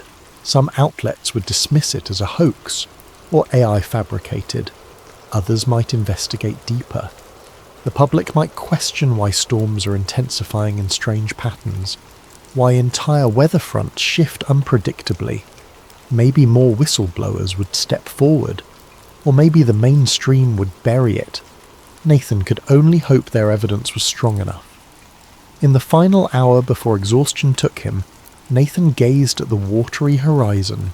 He felt no triumph, only a grim sense of duty fulfilled. He'd never see the world the same again, and even if he vanished beneath the waves of official denial, the seeds of truth were planted. Somewhere far away, director Malcolm Ashcroft or men like him would watch the outcome. Perhaps they'd blame nature for the city's ruin, denouncing the so-called storm protocol leaks as conspiratorial nonsense. But the next storms, the next droughts, some might begin to suspect. A crack had formed in the carefully maintained facade. As Nathan's eyelids grew heavy, the wind's roar dulled in his ears. Jade lay beside him, battered but alive. He whispered to her, "We did it. The storm might pass." Her faint nod was the last thing he saw before darkness claimed him. Whether he'd wake to a city ravaged by a manipulated hurricane or a new dawn of truth, no one could say. But for that moment, the only certainty was that the secret was out, and storms would never again be seen as purely natural phenomena, not after the revelations of the Storm Protocol.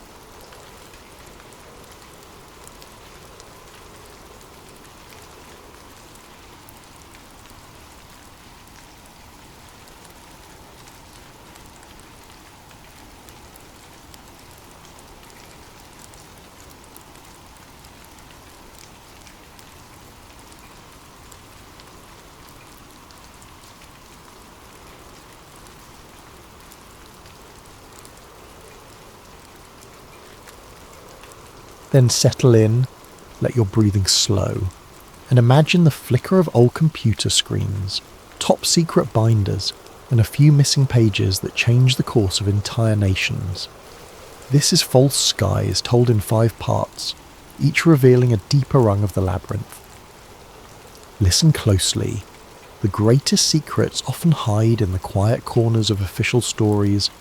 Thomas Keane didn't feel like a revolutionary when he first pressed send. He was simply a man weighed down by guilt, holding a flash drive stuffed with revelations that haunted him for years. The file name he'd chosen of Black Dust gave no hint to the explosive contents.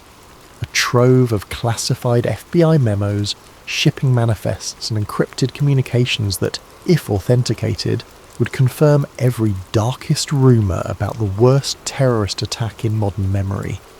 The day of the leak dawned cloudy, ironically anticlimactic for a moment that might reshape history. Keane sat in a dingy motel room near a dusty highway, a battered laptop perched on a wobbly table. The place smelled of stale coffee and regret, but it had functioning Wi-Fi. He checked his secure connection one last time, heart thrumming. With trembling fingers, he uploaded Black Dust to an overseas whistleblower website known for releasing hidden archives.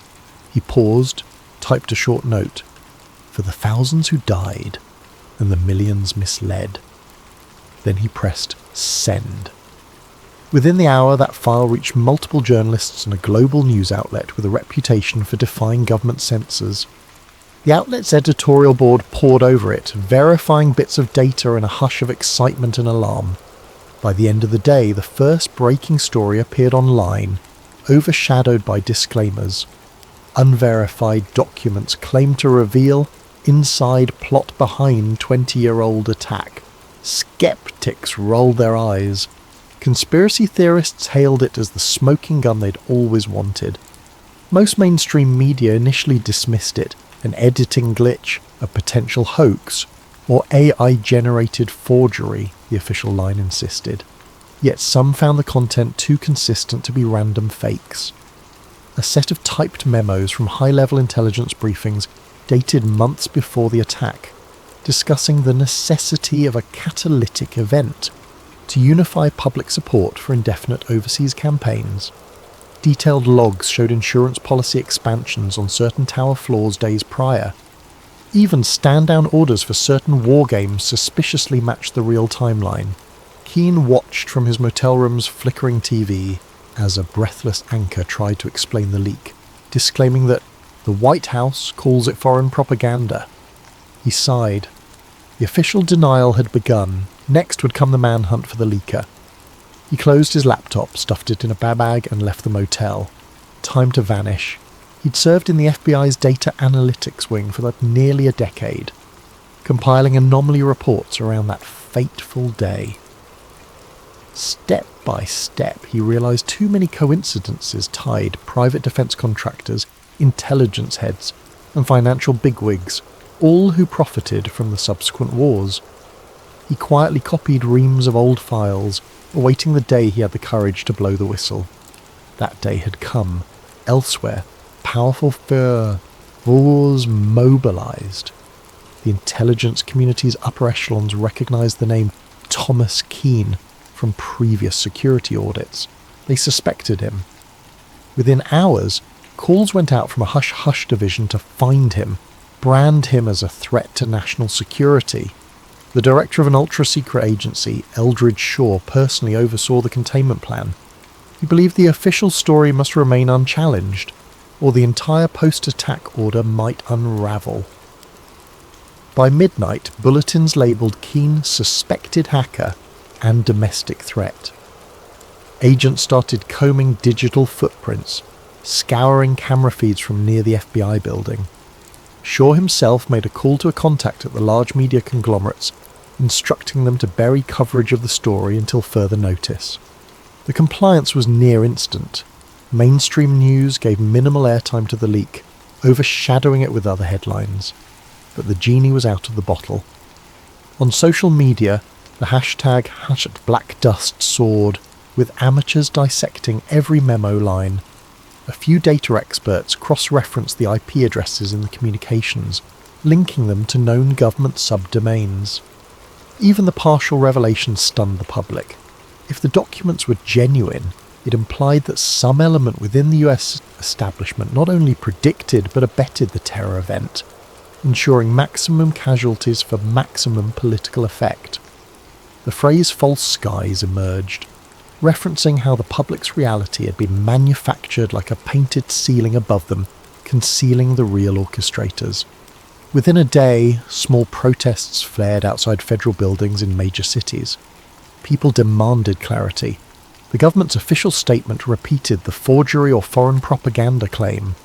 That evening, hackers with anarchy streaks threatened to leak more verifying files if the mainstream media didn't pick it up. Tensions soared. Meanwhile, the stock market wobbled as rumours of insider deals from decades prior re-emerged. Some corporations connected to military contracting faced plunging shares. Keane watched from a safe house now, a friend's abandoned cabin in the woods. He had only the radio for news, and the swirl of distrust and fury filtered through the static. He dreaded how quickly the establishment might label him a traitor. Indeed, the next morning the FBI publicly named him as a prime suspect in a mass leak of classified data, painting him as an extremist. His old colleagues, uncertain, gave no comment. But behind the scenes, many believed the documents might be real. After all, they recognised Keane's skill in combing data for anomalies. Among the swirl stood a figure named Sarah Voss, an investigative journalist blacklisted from major networks for challenging official 9/11 narratives in the past. She recognised the pattern in these newly leaked documents. They matched puzzle pieces she'd glimpsed in hushed conversation with insiders. She reached out to the new site that hosted the files, leaving an encrypted message. "I can help verify. Let me speak to the source." That message eventually found its way to Keane via an online confidant, setting the stage for an alliance that might shake the entire narrative. Thus, from a dusty hideout, Keane typed a coded reply. The story's real race began. Could he deliver evidence to a credible journalist and blow the entire false narrative wide open before the apparatus of Homeland Security, the very system built on the official Spectrogram, crushed him? The next step would be forging that alliance with Voss and hoping her instincts for truth outweighed her fear of retribution. For if the government's darkest deception was about to be exposed, those who profited from war would not hesitate to silence him, or anyone else, to keep the official illusions intact. 2 days after the leak, the national conversation roiled in confusion. Official channels insisted the black dust documents were an elaborate hoax. Yet smaller media sites posted side-by-side comparisons with legitimate CIA or FBI formatting, showing consistent digital footprints. The public found itself caught between an official narrative and a swirling impetus to question everything. Some believed wholeheartedly in the new revelations, others recoiled or felt threatened by the idea that the last 2 decades of conflict might have been orchestrated. Thomas Keane was already on every national watch list. He'd been a mid-level FBI data analyst until 2 years prior, known for thoroughness but also for quietly raising flags about inconsistent intelligence reports pre-9/11. The day he left the bureau, no one suspected he'd spent months copying old files slated for permanent seal. Now his old supervisors told the press that he was mentally unstable, harbouring extremist theories. They withheld mention that those same theories had nearly led to internal inquiries years ago, until higher-ups quashed them. In a suburban neighbourhood outside the capital, a black SUV pulled up to a modest house. 4 men in plain suits stepped out. They were from a specialised domestic counter-intel unit, effectively an arm of the Black Archive, a covert group rumoured to be tied to intelligence and corporate interests. They forced the occupant, a middle-aged data engineer who once worked with Keane, to open his home computer. They rifled through his messages, seizing any mention of Thomas or black dust or files. This was repeated across multiple homes of ex-FBI colleagues, all without official warrants. The watchers answered to a higher chain, operating in the shadows. Director Eldridge Shaw, head of a new consolidated intelligence agency formed after 9/11, presided over these manhunts from a sleek government tower. He remembered the day of the attacks vividly, the chaos that allowed the Patriot Act and massive expansions of surveillance. He'd advanced quickly by endorsing these expansions and forging alliances with top defence contractors. Now, seeing the leaked docs threaten that entire architecture, Shaw was determined to snuff out the source. Reeve, or Keane, whatever his name is, must be found, he told subordinates. We cannot let fantasies unravel 2 decades of progress. As the manhunt escalated, Keane lurked in the outskirts. He recognised the checkposts on highways, the routine scanning of licence plates. He switched vehicles, used an old identity pass, and avoided all major city centres. He survived on snack bars and occasional small store purchases with cash only. At night, he found a cheap motel, paying in a borrowed name. Every moment felt like it might bring a black SUV squealing into the lot. The tension weighed on him, gnawing at his nerves. Sarah Voss, the investigative reporter, finally established contact with him through a secure chat app. We need to meet, she wrote. I can help verify these files properly. People trust me to an extent in the alternative media sphere. We must do it soon. The window is closing. Keane hesitated, knowing any in-person meeting risked being traced. But if they never took that risk, the documents might remain in a swirl of unverified rumour, easy for the mainstream to dismiss. They arranged a rendezvous in a small coastal town's library after hours. The next day, as Keane approached the library, he spotted an unmarked sedan idling in the parking lot. Fear pricked him. Watchers might be tailing. To confirm, he looped around the block. The sedan didn't move, possibly just a random visitor. Summoning courage, he stepped inside. Voss, a tall woman with a worn leather jacket, recognised him from the scattered photos circulated in the media. They sat in a corner among dusty shelves. She offered a handshake, voice calm but urgent. Thomas, I believe you. The official story has always had holes. Let's finalise the proof so we can break it wide open. Keane exhaled relief, sliding a small USB drive across the table. This is a more complete set than what was posted. Contains direct memos about the stand-down orders, the deals with defence contractors, the flight path manipulations. Also internal emails referencing the hijackers as assets gone rogue. He paused, tears flickering in his eyes. They used the tragedy for indefinite war, Sarah. They let it happen, or worse, engineered it. Sarah's breath caught. She skimmed a few files on her laptop, eyes widening at references to bank accounts, coded references to Operation Silence. She nodded. This is explosive, but we need a big platform, enough to force coverage. If we just post it on my blog, they'll discredit or block it. We'll get shut down. She explained a plan. Find a mainstream journalist with a rebellious streak, or do a well-publicised live event that too many watchers can't black out entirely. Suddenly, a muffled scuffle at the library entrance startled them. A figure in dark clothes peered in, Keane tensed. Sarah pressed the laptop closed. They ducked behind shelves as footsteps approached, but the library's old caretaker bumbled out, greeting them obliviously. The suspicious figure, glimpsed through the glass, retreated. Possibly a false alarm, possibly a watcher verifying the location. They parted ways quickly, agreeing to meet again in 48 hours near a major city, planning an infiltration of a local news station that might still allow an unfiltered broadcast. Danger soared. If watchers caught wind of their plan, they'd likely come down with lethal force. That evening, Keane received a frantic text from a friend who had once helped him interpret old FA logs. One of our guys is dead. A boat accident. They're picking us off. The message cut short. Keane shuddered. The watchers had begun eliminating secondary sources who could confirm the leak's authenticity. He realised the ephemeral window for truth was closing. On the streets, protests flared up as rumours swirled of official foreknowledge. Some saw it as disrespectful to the memory of the victims. Others believed the truth must come out no matter how painful. The government, for its part, ramped up a rhetorical war on misinformation. Director Shaw delivered a short, ominous address. vowing that domestic agitators spreading baseless conspiracies will be brought to justice. Among the swirling chaos, Sarah discovered partial references in the documents to a deeper archive. The Saturn Files, an intelligence ledger tracking post-attack financial flows from official budgets to clandestine owners. If they found that ledger's location, they could show the money trail behind the war expansions. That might be the final nail in the coffin of the official story. They needed it, but time was short. Thus the manhunt overshadowed all. Helicopters roamed certain highways, random car searches increased, and the populace grew uneasy, sensing the government's fear that the leak might be real. Keane ducked from motel to motel, adopting new disguises.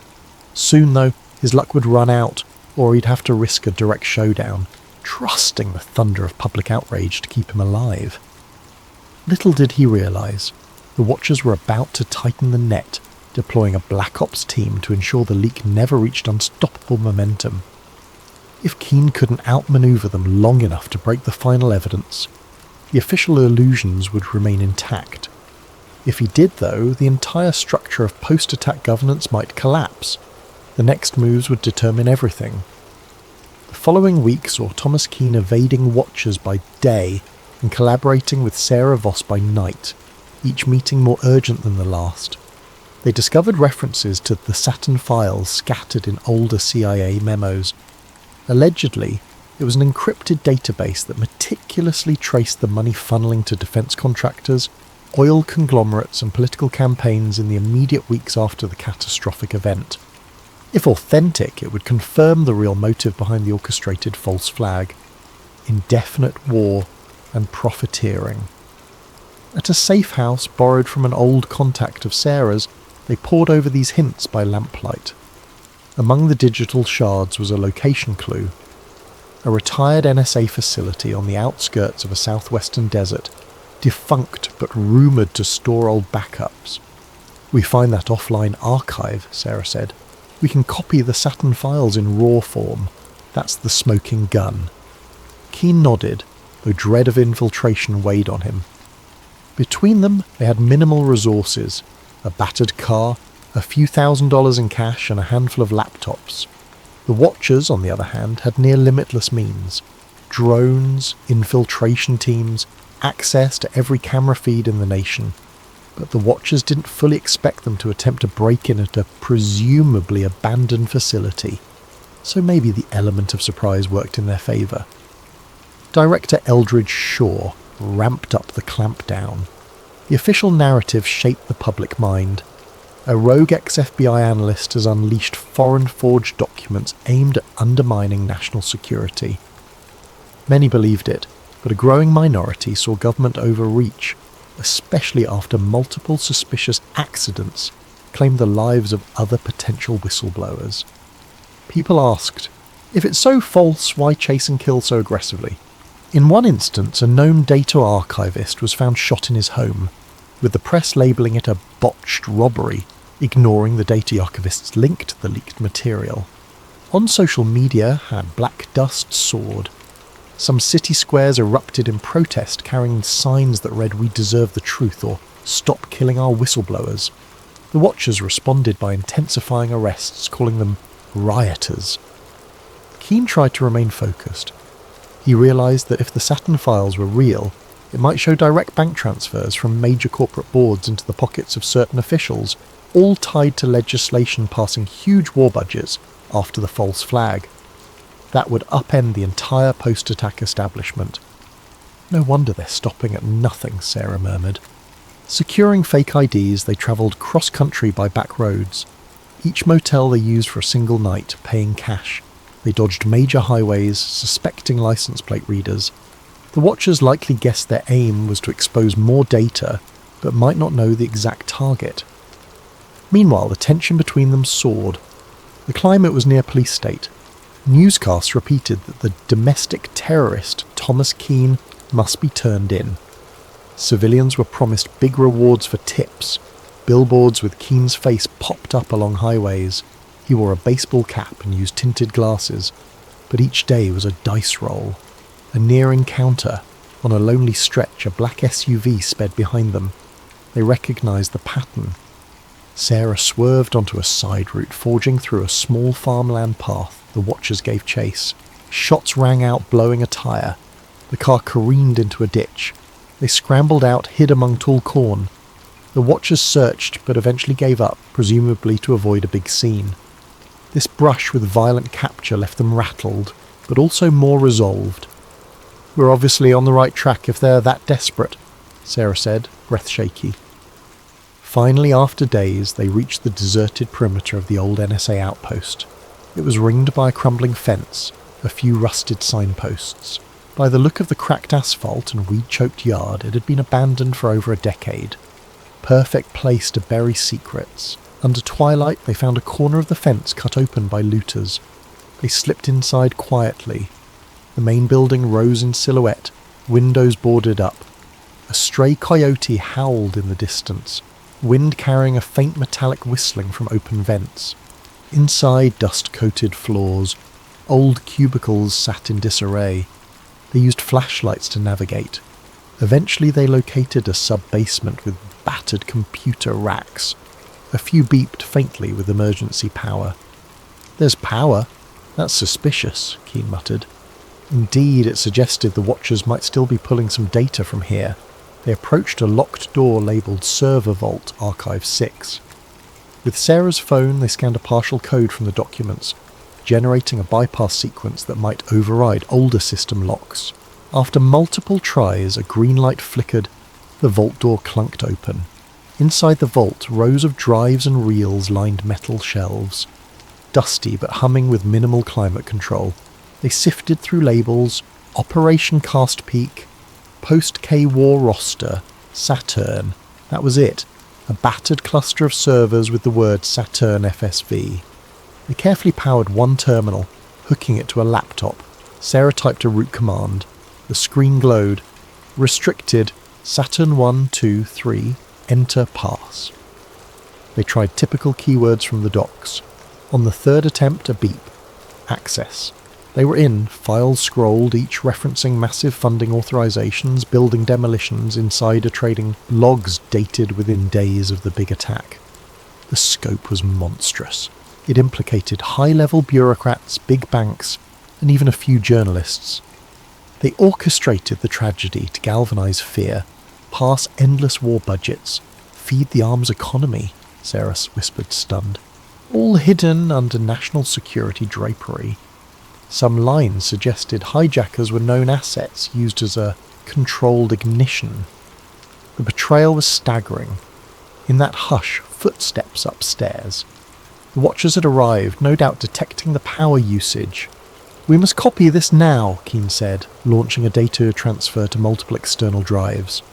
Meanwhile, Sarah prepared to kill lights and hide, but the watchers rushed down, flashlights slicing through gloom. Gunfire echoed. Bullets pinged off server racks. Sarah huddled behind a console, returning fire with a small pistol she carried. Keane initiated an upload, hooking the server to a secure satellite link via a portable router. The watchers advanced. He typed frantically, the progress bar inching along, transmission at 10%. Then Director Shaw himself stepped in. "Stop!" he roared, voice reverberating in the metal corridor. "Keane, you have no idea what you're unleashing. The stability of entire alliances depends on burying that day's complexities." Shots resumed. Sarah took a graze to her shoulder, but kept the watchers pinned. The bar reached 50%. Shaw barked an order to lob a small explosive. They tossed a flashbang. The ear-shattering pop disoriented them. The watchers closed in, tackling Sarah. Another pinned Keane. The laptop screen cracked under a boot. The upload froze at 80%. In the struggle, Keane twisted free, smashing a guard's face with the laptop, which ironically forced the laptop back to life. The watchers tried to pull cables. Meanwhile, a stray bullet hit a server coolant line. Steam hissed. The infiltration team realized this was too risky. The entire place might go up. Shaw advanced on Keane, gun raised. "You can die here with your illusions, or you can vanish quietly. The truth will never see daylight." Suddenly an explosion from the coolant line triggered a chain reaction in the old power system. Fire licked the corners, sending watchers scrambling. Sarah crawled to safety. Keen battered, saw the upload bar at 98%. He roared in defiance, pressing a final keystroke to confirm. The system beeped success. The watchers realised the data had been sent out, unstoppable now.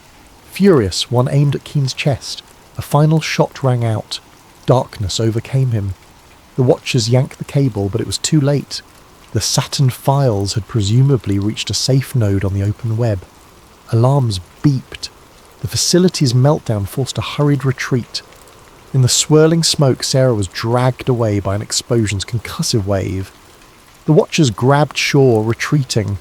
The entire sub-basement collapsed in flame and dust. For all they knew, Keen perished under the rubble. But the watchers had lost the bigger war. The Saturn files were free. Within hours, a torrent of new evidence, the Saturn files, flooded the internet. Anonymous activists, archivists, and journalists worldwide mirrored the data. Even as official agencies tried to block or discredit it, the story soared across social media, overshadowing government censorship efforts. Original documents codenamed Operation White Dawn, some Project Switchboard, commissioned for filter some Rorsi, provided stark details. Insider collusion with extremist groups, advanced planning to ensure that attacks triggered panic and indefinite war mobilization, international reaction. Allies demanded urgent clarifications from Washington. Rival nations called for an emergency UN session. The general public, seeing internal memos where top officials weighed acceptable civilian losses for strategic advantage, reeled in fury. Large-scale protests ignited in multiple capitals. People demanded resignations. The entire intelligence apparatus faced the biggest crisis of legitimacy since the day it was formed. Meanwhile, the White House insisted the documents were tampered forgeries, but the mass of cross-corroboration was overwhelming. Anonymous data scientists validated digital signatures, timestamps, usage logs consistent with 20-year-old records. Even some mid-level intelligence employees, shaken by the revelations, publicly confirmed the authenticity. Back home, in the US, the meltdown was immediate. Rallies erupted outside major government buildings, calling for arrests of those named in the files. Corporate board members from arms manufacturing companies faced lawsuits. The stock market dived, particularly for defense sector stocks.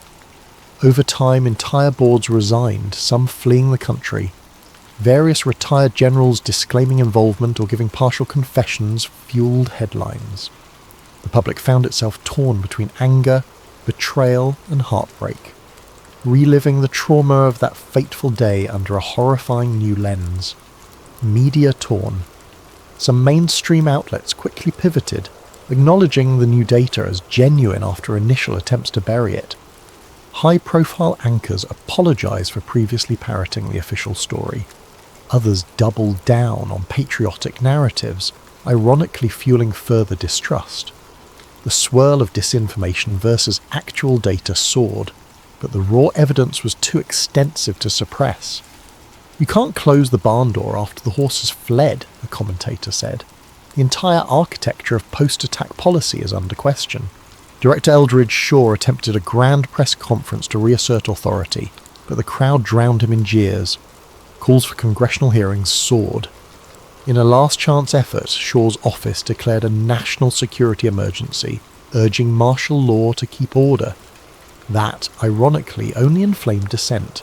Certain states refused to cooperate. Over the next weeks, the old alignment of power began fracturing. Investigations launched from multiple angles, with newly emboldened lawmakers prosecuting those who orchestrated the post-attack expansions for personal gain. Sarah Voss emerged from the southwestern fiasco battered but alive. She revealed how Watchers had infiltrated that abandoned NSA site, how Keen died a hero finalising the upload. She published a moving column titled "One Man's Last Key Press," describing how, in a swirl of gunfire, Keen completed the Saturn files transmission, ensuring no one could bury it. The piece went viral, shaping the public's view of Keen as a tragic whistleblower who gave everything for the truth. At the local level, families of 9/11 victims demanded new trials. The old official commissions were discredited. People realised entire reams of contradictory evidence had been sealed. Even the original investigators admitted they'd been misled or threatened. The emotional toll soared once more. Many felt as though they'd been lied to for decades about the biggest national tragedy. A wave of introspection overcame the country. How had fear become so profitable, and how did good people allow it? Internationally, alliances that had supported the war on terror felt betrayed. Some withdrew forces from contested regions. Others launched their own parliamentary investigations, suspecting shared complicity. The world order that was shaped after the attack started crumbling, replaced by an uncertain future. Some dared to hope it meant a less militarised approach. Others worried that new extremist groups might exploit the chaos. In the midst of all this, rumours circulated that Thomas Keane might still be alive, sightings in some far-off place, yet no concretized proof existed. Official statements considered him presumed deceased.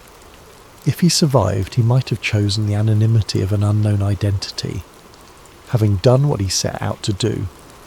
6 months later, a massive Senate hearing convened. Top officials were subpoenaed. The public watched enthralled as ex-generals, ex-CEOs, and ex-administration figures from 20 years prior faced grilling.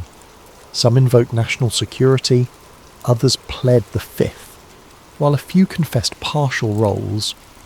Indictments followed, though not all ended in convictions. The system was too vast, too intricately rigged. Yet the symbolic effect was undeniable. Never again would the official story be accepted unchallenged. At the same time, Sarah Voss launched an independent media platform broadcasting daily updates on the False Skies Inquiry. People from across the spectrum contributed testimonies, documents, or personal stories of how they'd suspect hush-ups. Freed from blacklists, she soared as a public figure, championing the cause of government accountability. A year after the Saturn Files meltdown, a new memorial was erected near the site of the original 9/11 tragedy. A statue depicting a single figure pressing a key, a reflection of Keane's final act. The inscription read, "They took truth from us in the shadows, he brought it back in the light." Visitors left flowers, some seeking solace that the realm of power had at least partially been unmasked. Epilogue. In a quiet coastal town, a fisherman swore he recognised a man from a circulated photo. Older, hair bleached by salt and sun, eyes weighed with sadness. The man told him he used to work for the government, but no more. He spoke of illusions and the cost of unveiling them. Then he vanished at sunrise, leaving only a single battered flash drive behind. If it was Thomas Keane, he apparently chose a wandering fate, letting the world handle the legacy of his bombshell leak. Public trust in large institutions remained shaken. Some remained furious, others hopeful that a new transparency might arise. In the corners of the internet, conspiracy watchers debate if the watchers still exist, planning new false flags.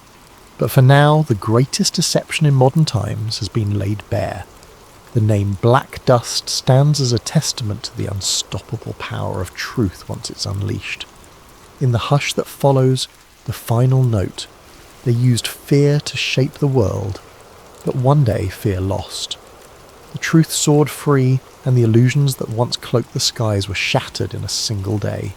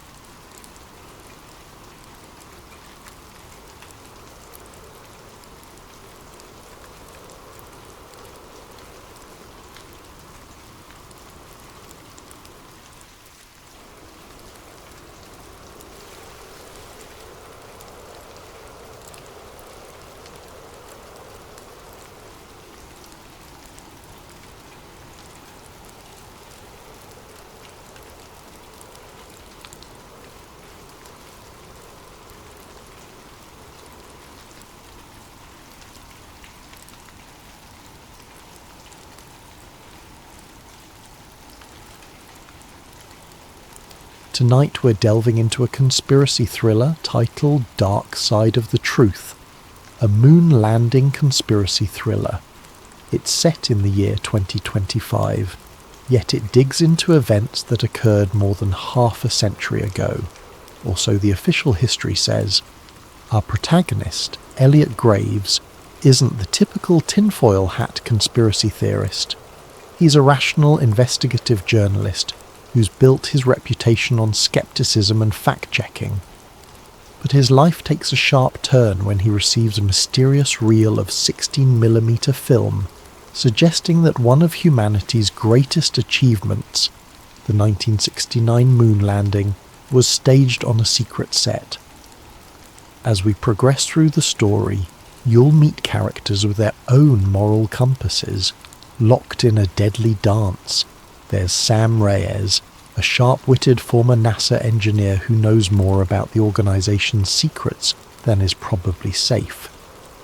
Dr. Bernard Callaway, an aging whistleblower haunted by regrets and memories so dangerous they could sign his death warrant. And lurking in the shadows is Agent Jonathan Kane, an operative who believes that national security demands certain truths remain buried, forever if need be. Expect twists at every corner. A single piece of film can become the spark that ignites an inferno of questions. If the moon landing was faked, what happened to the real astronauts? Could an entire government organization keep such a massive secret under wraps for 5 decades? And how far will those in power go to ensure the lie never sees the light of day? In this narrative, trust is a fleeting commodity. Allies turn to enemies. Illusions of safety crumble under the relentless pursuit of those who believe the ends justify the means. Most of all, this is a story about the cost of truth. Is it worth risking one's safety, peace of mind, and very identity to challenge one of history's most iconic moments? Would you stand your ground if the price were everything you hold dear? So sit back, whether you're at home, in the office, or on a midnight train to somewhere distant. Let yourself be pulled into a reality where the lines between historical record and government-engineered fantasy blur, leaving only one certainty, that once you learn the truth, there is no going back. Ready? Then let's begin. In just a moment, we'll step into part 1, where a mysterious package arrives on Elliot Graves' doorstep, sending him hurtling into a hidden world of secrets and illusions. Keep your wits about you, and don't forget to keep the lights on. Welcome to Dark Side of the Truth, a moon landing conspiracy thriller. Elliot Graves had no reason to suspect the night would bring anything unusual. He sat in his small book-lined apartment in downtown Philadelphia, finishing an article on local corruption, a typical piece for his modest but dedicated readership. A coffee mug stood half empty beside him, thick smudges of ink marking the final edits on his notes. It was the kind of moment he usually relished, quiet, focused, and free of the outside world's chaos. Then came the knock, 3 sharp raps, unannounced and oddly urgent. Elliot glanced at the clock. 10:47 p.m. He wasn't expecting anyone. The hallway light flickered as he opened the door, finding nothing but a single battered cardboard box at his feet. No note, no name, just his address scrawled in black marker. It could have been a source dropping a tip, though most of his informants were digital ghosts, rarely venturing into the physical realm. Curiosity piqued. Elliot brought the box inside. It weighed more than he expected. Taped across the top, a plain sheet of paper read, "Watch immediately." The handwriting was jagged, as if penned in a hurry or under duress. Carefully he cut the tape, half expecting a bomb or a rig device. Instead, inside lay a vintage 16mm film reel in a metal canister, the label partially peeled off. He gently tilted it back and forth, hearing the soft shift of film spooled inside. Elliot felt a jolt of excitement. He'd handled old film reels before, but never one that found him in the dead of night. An archaic machine in his study closet passed down by his grandfather might be the only way to view it. He rarely used the projector, but he was determined to see what was on this reel, if only to figure out who had gone to so much trouble to send it. Setting up the projector took nearly half an hour. Dust motes swirled in the beam of a single lamp as he threaded the film carefully. As the flickering images began, Elliot's anticipation turned to pure disbelief. The footage was in black and white, shaky in places, but unmistakably capturing a large, elaborate set. A moon-like surface crafted on what looked to be a soundstage. Stage lights hung overhead, cables snaking across the floor. He squinted, recognizing the shape of a NASA lunar module prop, like something out of a historical documentary. But it wasn't a documentary. He saw men wearing astronaut suits, one of them bearing an uncanny resemblance to Neil Armstrong.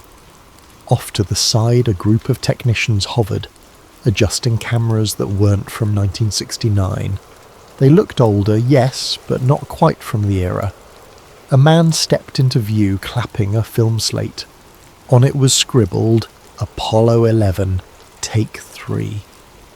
The adrenaline spiked through Elliot's veins. This reel showed the moon landing being filmed on a set. His rational mind scrambled for explanations. Could this be a Hollywood recreation or some kind of promotional footage? But the detail was too raw, too disorganized for a typical behind-the-scenes doc. There were sections where the astronauts removed their helmets, revealing sweaty faces. The lander and flag props looked hastily put together. One of the men off-screen shouted, "Watch the reflection, we can't show the lights," as if aware of how a real moon environment should look, no visible reflections of rigging in an astronaut's visor. By the time the reel ended, Elliot's hands trembled. He remembered hearing about the moon landing conspiracy theories, wild claims of stage sets and Kubrick involvement, but he'd always dismissed them. He prided himself on debunking such nonsense.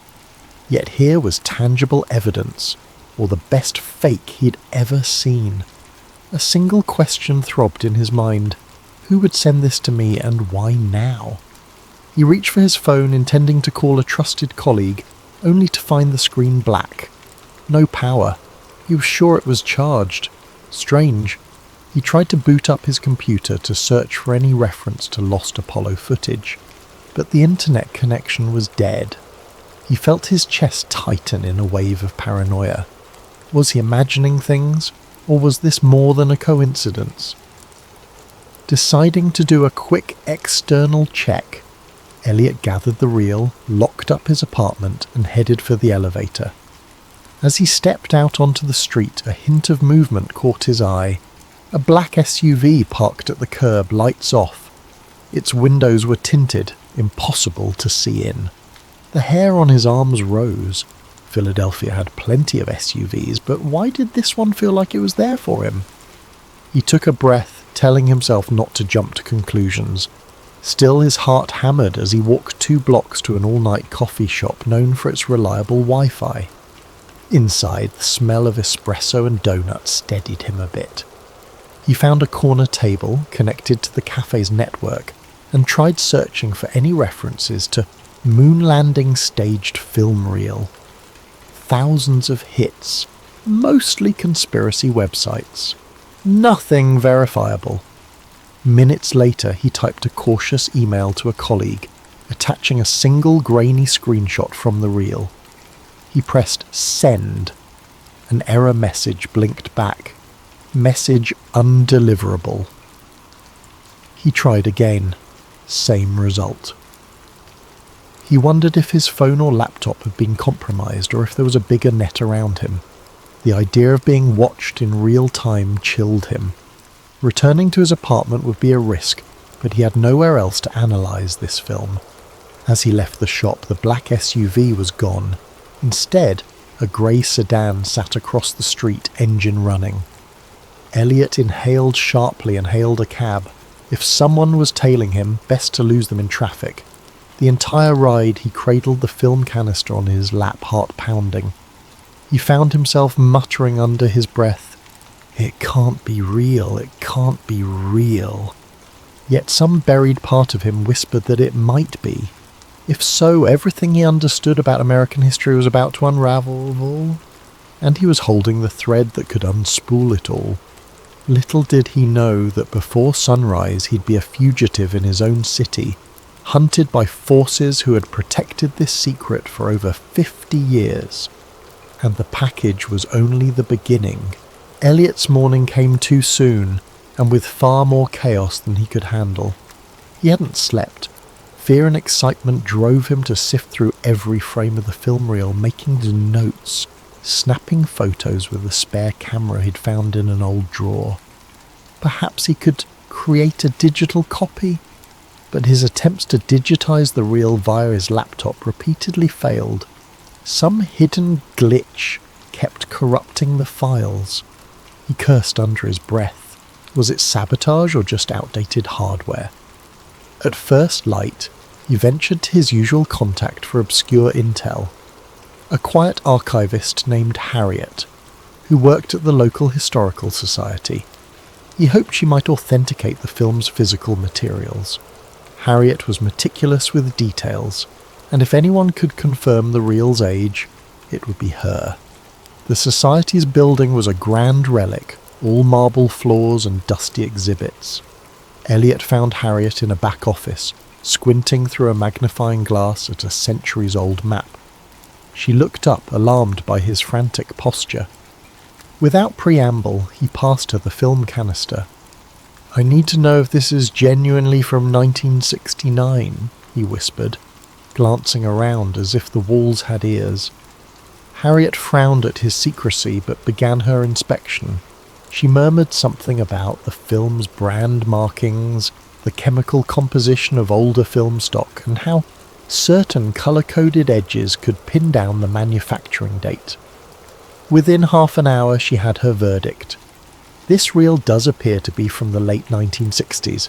"Where'd you get it?" Elliot let out a breath he hadn't realised he was holding. "Somebody sent it to me last night." He hesitated, debating how much to reveal. Before he could continue, Harriet's phone rang. She picked it up, and her expression clouded as she listened. Yes, he's here," she said, a tremor in her voice. He backed away, panic flaring. Was Harriet being told to stall him? He mouthed, "Hang up," but Harriet just stared at him wide-eyed. Elliot snatched the phone from her hand. "Hello," he said into the receiver. An unfamiliar voice. "Elliot Graves. Step outside, we just want to talk." He froze. A second later the line went dead. "Who was that?" Harriet whispered, her complexion pale. Elliot shook his head, realizing he'd dragged her into danger. "I have to go." He grabbed the film, thanked her in a rush, and bolted out a side entrance. Immediately he spotted two men in dark suits stepping out of a black sedan. They scanned the area, eyes sharp and purposeful. Elliot ducked behind a parked delivery truck. He rummaged for his phone. It still wouldn't connect to a network. He couldn't call for help. Glancing around, he saw a narrow alley. He sprinted for it, ignoring startled pedestrians. The men noticed and gave chase. Footsteps echoed behind him as he weaved through the maze of back streets. He didn't stop until he was sure he'd lost them. Leaning against a graffiti-stained wall, he gulped the cool morning air. The reality sank in. I'm being hunted. His mind raced. Who had the power to track him within hours?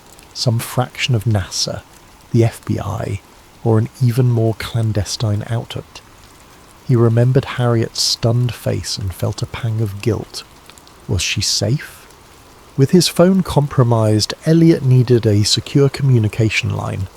That's when he remembered Sam Reyes, a former NASA engineer turned freelance tech wizard.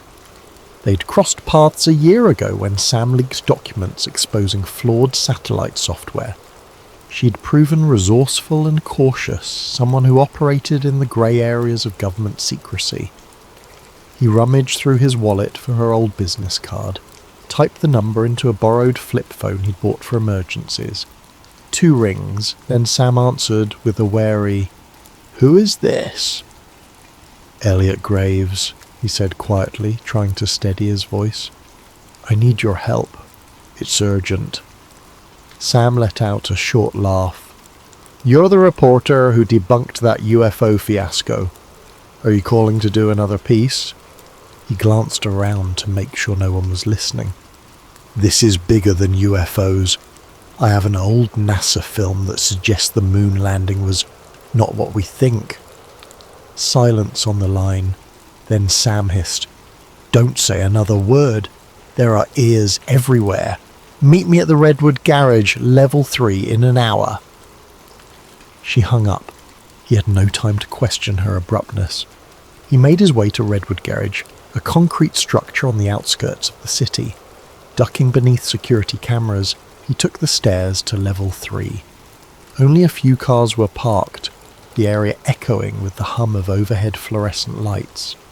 He found Sam leaning against a pillar, arms folded. She was petite, with sharp eyes and a laptop bag slung over her shoulder. "You look like hell," she said in lieu of a greeting. Elliot forced a grin. "Rough morning, thank you for coming." Sam nodded at the film canister tucked under his arm. "That it?" He handed it over, heart pounding. She opened the lid, peeking at the reel. "I'll need my gear to analyse this properly. But tell me, any chance this is a hoax?" Elliot explained Harriet's findings, the chase and the phone sabotage. Sam's eyes narrowed with concern. This kind of move typically points to a deep-pocketed agency. NASA has muscle, but not to this extent. We might be dealing with something else. She motioned for him to follow her to a beat-up SUV. Inside, the back seat was cluttered with laptops, cables, and specialized scanning equipment. Sam popped the reel into a portable film viewer. A small screen flickered with the black and white images. She skimmed through it, face grim. "If this is real, holy..." He gave a humorless chuckle. "I'm not sure I want it to be real, but it's looking that way." Sam started flipping through camera angles. "We'll cross-check the images with NASA archive logs, see if any set pieces match. Also, there's metadata in older film that might help pinpoint the exact date and location. But if whoever's hunting you has the resources to block your phone and track you so fast..." "Yeah," Elliot said, swallowing hard. "I'm in trouble, aren't I?" Sam gave him a look that said, "You have no idea." "Look, I can set up a secure server to store digital copies once I manage to scan the reel. But it'll take me a day or 2. In the meantime, you need to vanish. They'll come for both of us once they realise I'm involved." As if on cue, a bullet shattered the SUV's rear window. Elliot and Sam ducked, hearts hammering. Tyres screeched on the level below. "We have to move," Sam hissed, starting the engine.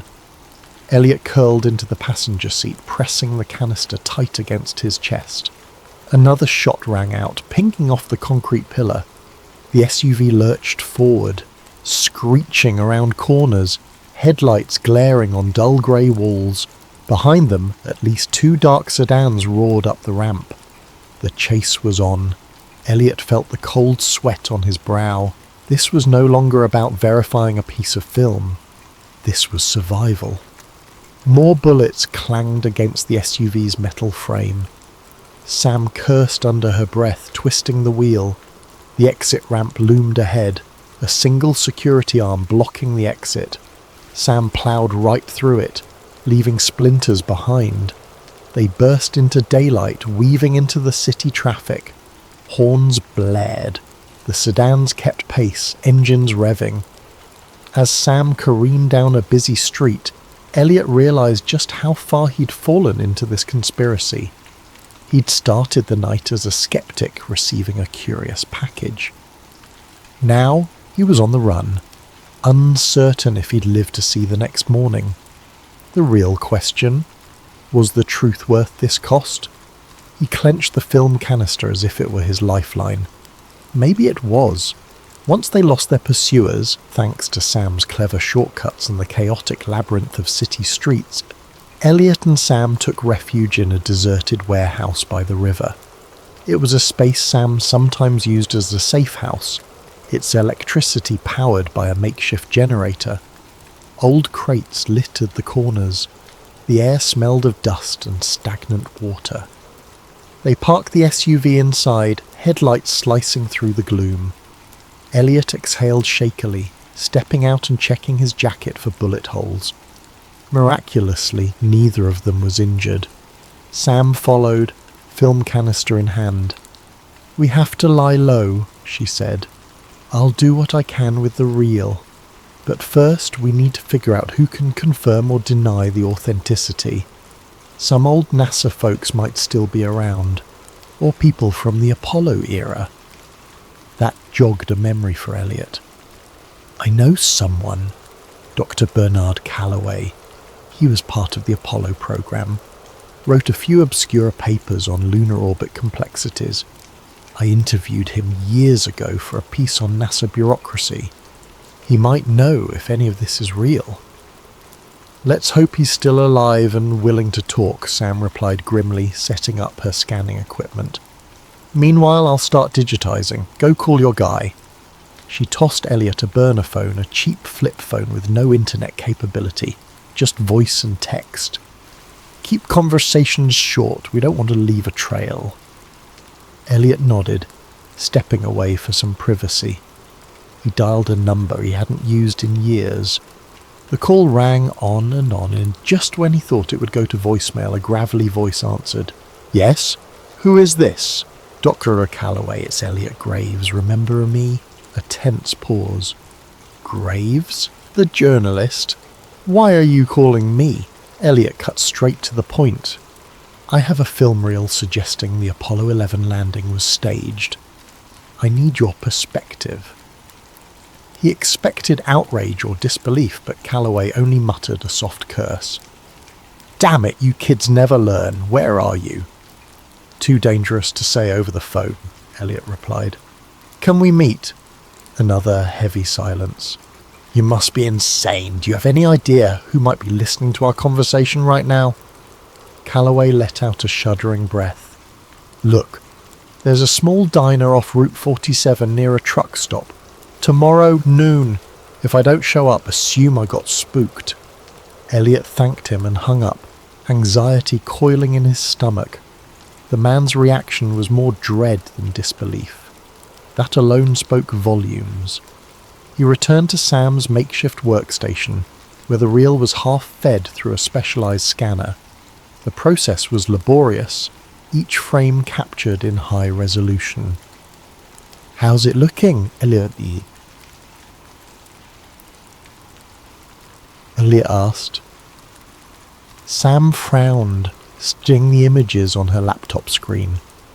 Grains consistent with 1960s film stock. Some coding on the edges indicates a manufacturing batch from around 68.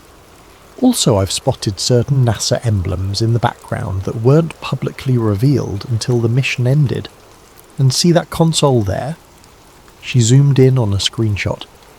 That's an Apollo guidance computer, but an early prototype version.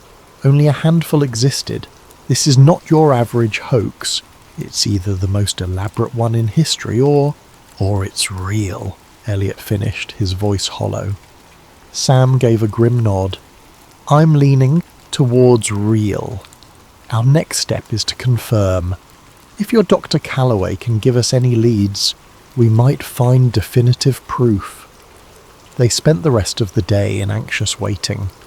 Sam pored over the scanned film frames, while Elliot paced, trying to piece everything together in his head. Every so often he'd remember the chase, the bullets, and the unwavering stares of those men in suits. Just how large was this conspiracy? Night fell, bringing a sticky heat that made the warehouse air oppressive. Sleep came fitfully, with Elliot dozing in a corner, propped against crates. He dreamed of astronauts drifting in a stage lit by fluorescent tubes, their voices echoing with lines fed by hidden earpieces. He woke with a start to find Sam tapping him on the shoulder. "Time to go," she said softly. "We have to meet your whistleblower." By noon they'd driven 2 hours south to a truck stop just off Route 47. The diner looked vintage, a chrome exterior, peeling neon sign and a handful of big rigs parked nearby. They left the SUV behind a closed service station, walking the rest of the way under the scorching sun. Inside, the diner was half empty. The waitress behind the counter gave them a bored glance. In a corner booth, an elderly man sat facing the window, wearing tinted glasses and a hat pulled low. Elliot recognized him, Dr. Bernard Callaway. He looked older and thinner than their last meeting, as though carrying a burden too large for his frail frame. Callaway, Elliot said, quietly, sliding into the booth.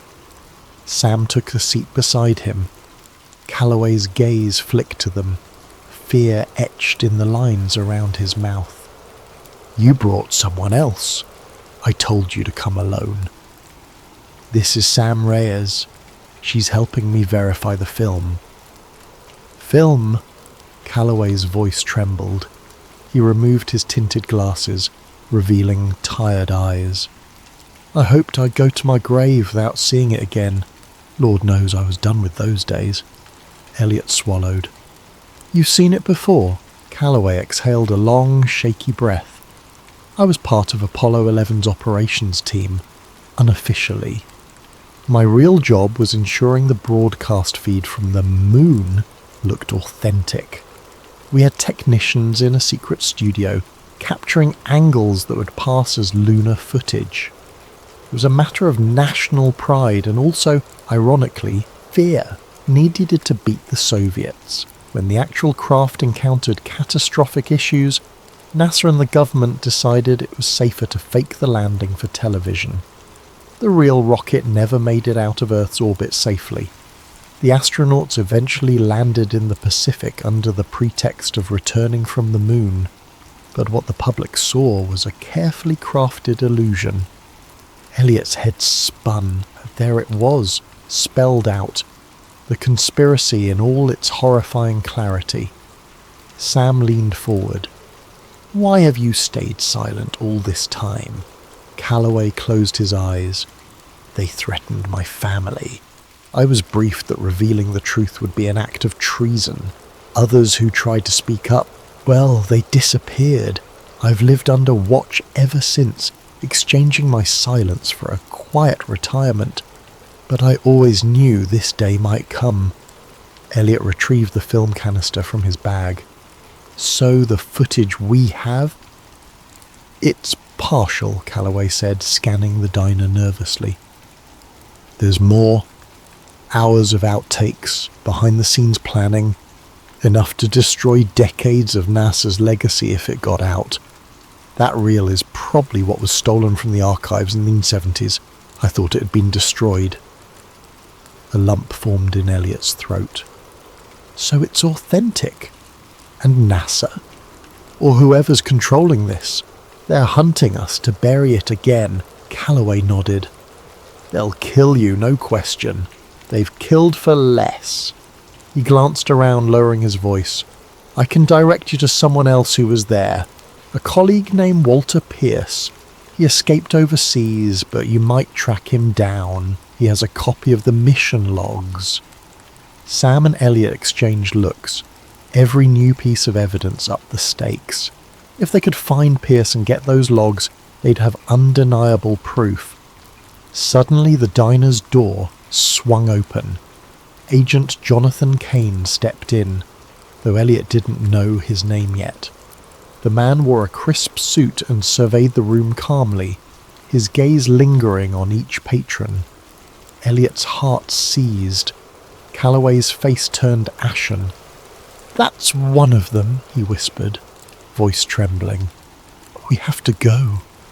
They slipped out the back exit, hearts pounding. Behind them they heard the waitress greet the newcomer with a polite, "Welcome, sir." Elliot glanced over his shoulder to see Kane's cold eyes scanning the booths. Outside, the scorching afternoon felt claustrophobic. They hurried toward the dusty parking lot. "Here," Callaway said, pressing a small slip of paper into Elliot's hand. "Walter's last known location. Use it wisely." Elliot opened his mouth to thank him, but Callaway cut him off. "I'll slip away on my own. It's safer that way for all of us." Then, as if on cue, a black car squealed around the corner. Callaway pointed desperately. "Run!" Elliot and Sam sprinted across the lot, the slip of paper clenched in Elliot's fist. Behind them, tyres screeched. In the distance, de Callaway vanished between parked trucks, a frail silhouette, stepping once more into a world of secrets and shadows he had hoped to leave behind. Elliot doubted he'd ever see the old man again. 3 days slipped by like a fever dream, with Elliot and Sam crisscrossing state lines, dodging digital footprints. Each safe house they chose felt more precarious than the last. A motel in one city, a cramped basement in another, always with one eye on the door and ears pricked for footsteps in the hall. Anxiety pressed against their chests like a constant weight. The film remained hidden in a secure locker they rented under an alias, and Sam carried digital backups on multiple encrypted drives, hoping at least one would survive if they were caught. Meanwhile, they tried to locate Walter Pierce, the elusive colleague de Callaway mentioned. The slip of paper had scrawled coordinates, presumably referencing an address in Europe. Elliot scoured contact lists, old NASA alumni directories, and obscure online forums in search of any mention of Pierce. Each path led to stale leads or contradictory data. The man seemed to have vanished off the face of the earth. On the 4th day, Sam had a breakthrough. She discovered an encrypted NASA server still hosting fragments of old Apollo logs. With some of her advanced hacking tools, she managed to glean references to a W. Pierce, assigned to a European research facility. "Seems he was in Switzerland for a time," she said, eyes glued to her laptop in a dingy motel room. "He might still be there, or somewhere on the continent, but tracking him from here would require a lot of resources." Elliot sank onto the bed. "Getting to Europe is a tall order when we're being hunted. Plus, I'm almost out of money. My accounts are frozen."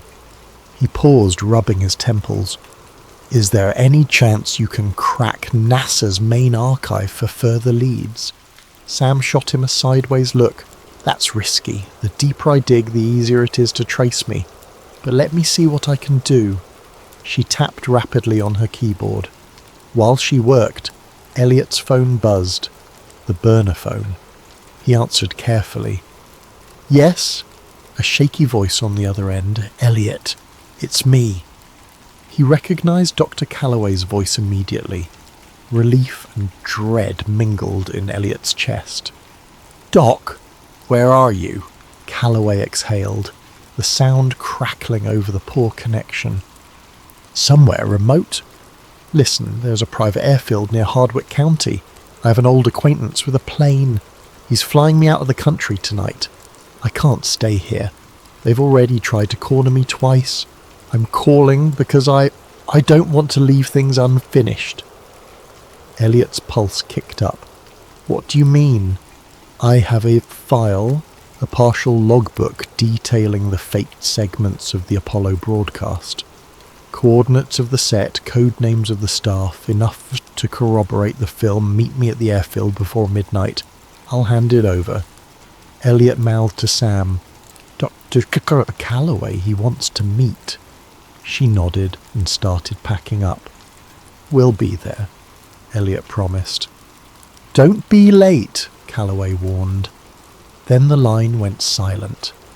They drove for hours along winding back roads, eventually arriving at Hardwick County's private airstrip around 11:30 p.m.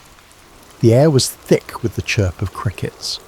A single hangar stood near the runway lights, which glowed an eerie orange in the humid darkness. Spotting a lone figure by a small plane, Elliot recognised the stooped posture of Dr. Callaway. The old man waved them over, glancing nervously at the sky, as if expecting a helicopter to appear any second. "Over here! Quickly!" He pressed a worn leather-bound folder into Elliot's hands. Inside is the partial logbook, some memos from the old managers. They used code phrases like Project Selene to refer to the staged segments. Elliot flipped through the yellowed pages, heart racing at the official NASA letterheads, signatures that confirmed high-level involvement. This is it. The missing puzzle piece. Sam peered over his shoulder, eyes widening. A faint hum broke the stillness. Headlights appeared at the far edge of the airstrip.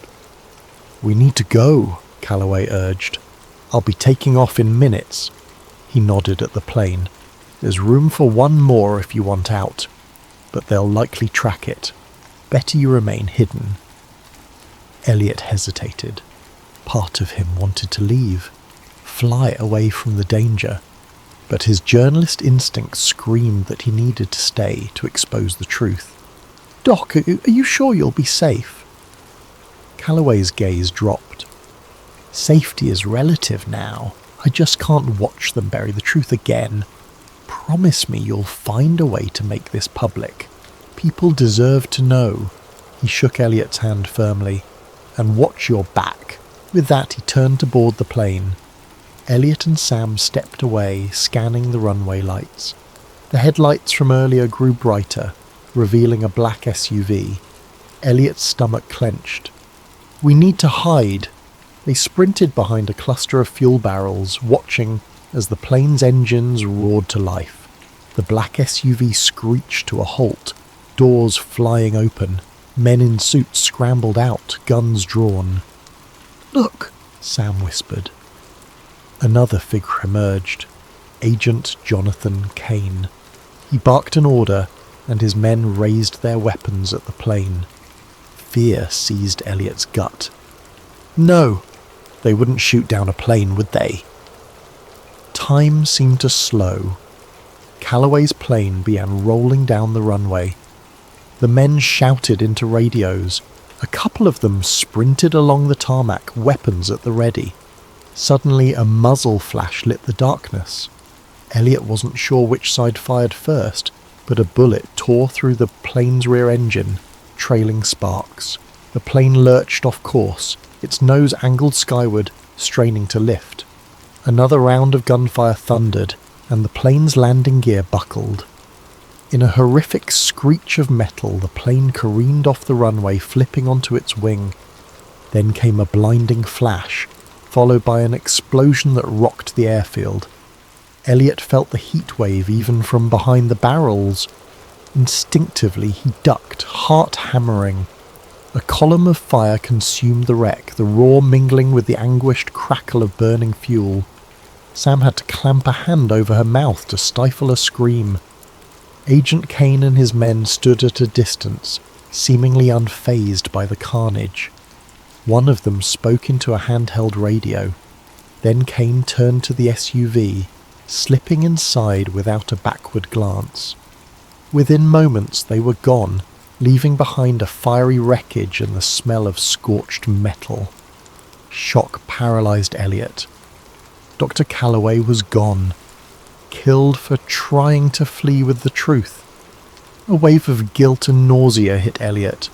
He should have convinced the old man to let them all escape together. But it was too late. Sam tugged at his sleeve. "We have to leave now. They might come back." She was right.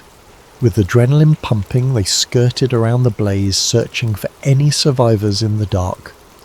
But the flames were too intense. No one could have made it out alive. As they drove away into the night, silent tears rolled down Elliot's cheeks. The folder of documents lay on his lap, Dr. Callaway's final bequest. In that moment, he realized the cost of chasing the truth was blood, and there'd be more spilled before the truth saw daylight. Inside the folder's pages were enough revelations to topple NASA's official history. Yet, seeing what had just happened, Elliot had no illusions. The forces protecting this secret were lethal, methodical, and possibly unstoppable. The best he could do was keep running, and hope the documents would become a weapon of truth powerful enough to shatter 50 years of lies. The next 48 hours blurred into a frenzied race against an invisible clock. Elliot and Sam knew they had to act fast. Once the shock of Callaway's death wore off, the same men who staged the plane crash would turn their focus back on hunting them. They holed up in an abandoned warehouse in a different state, courtesy of one of Sam's old acquaintances. It had a robust generator and a still functioning internet line that they jerry-rigged to keep off the official grid.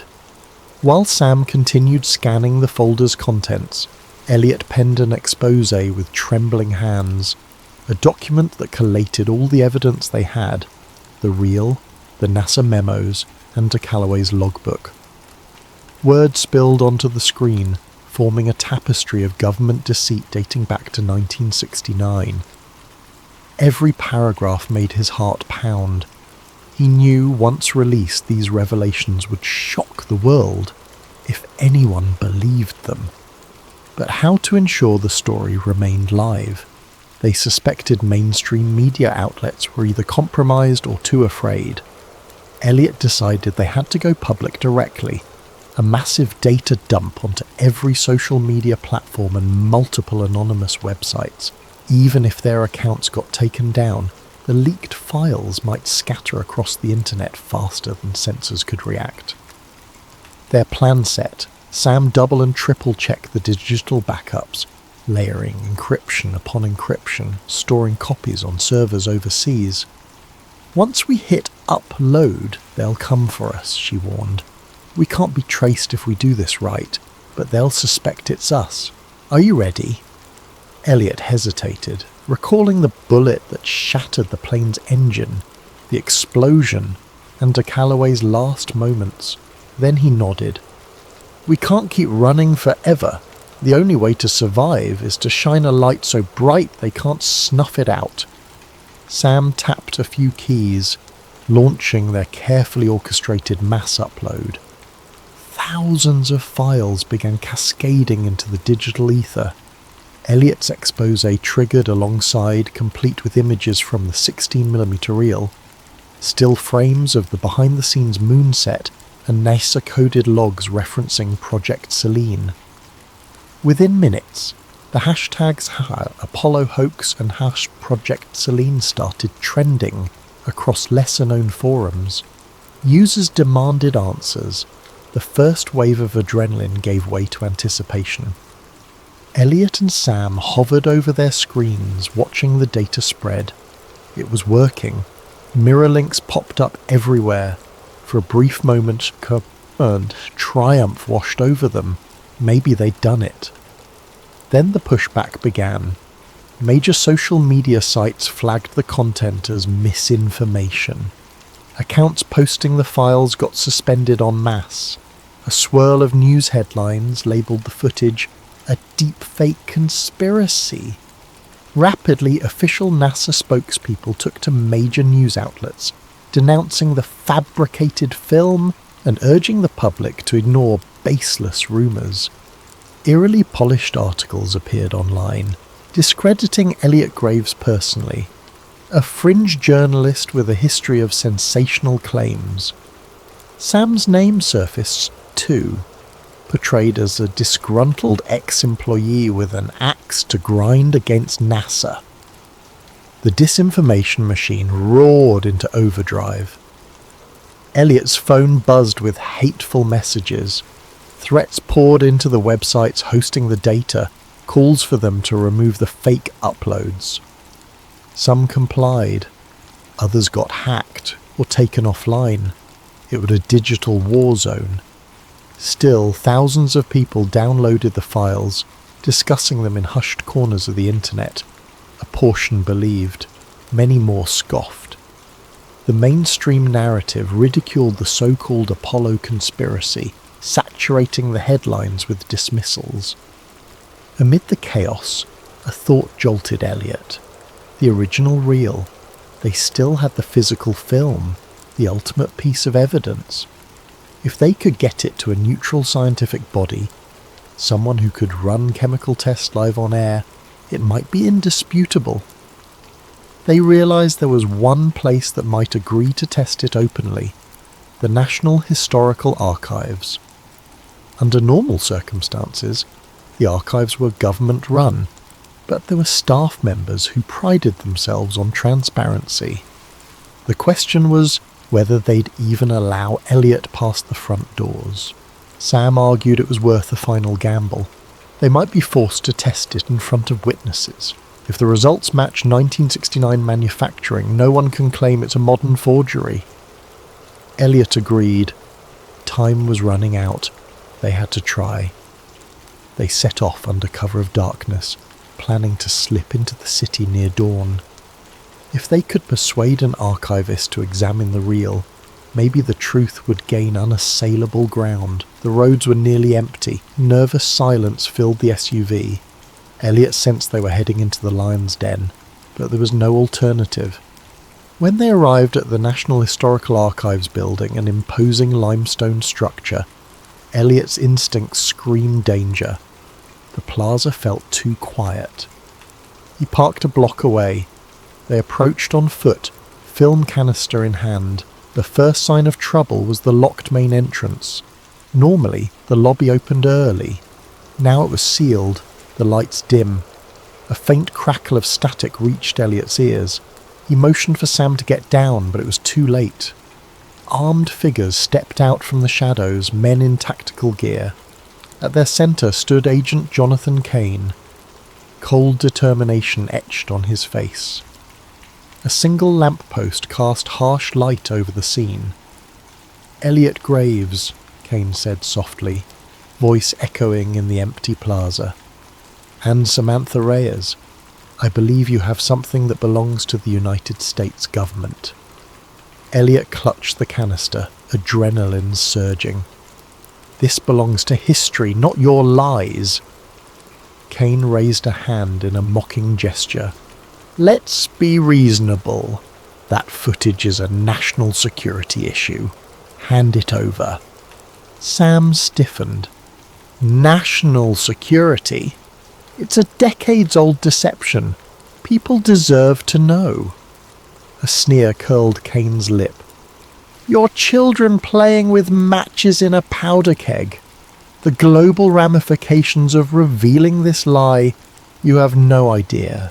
The entire space race, our Cold War diplomacy, NASA's credibility, everything unravels.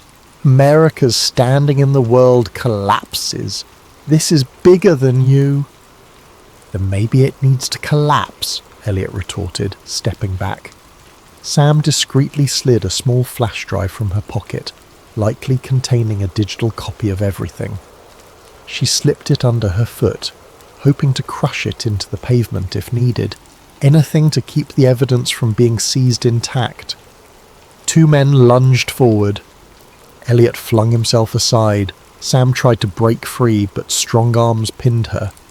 Kane calmly walked over, plucked the canister from Elliot's grip and shook his head. "It's over, Graves." As Elliot struggled, he spotted a series of dark SUVs rolling in with their headlights off. More armed operatives.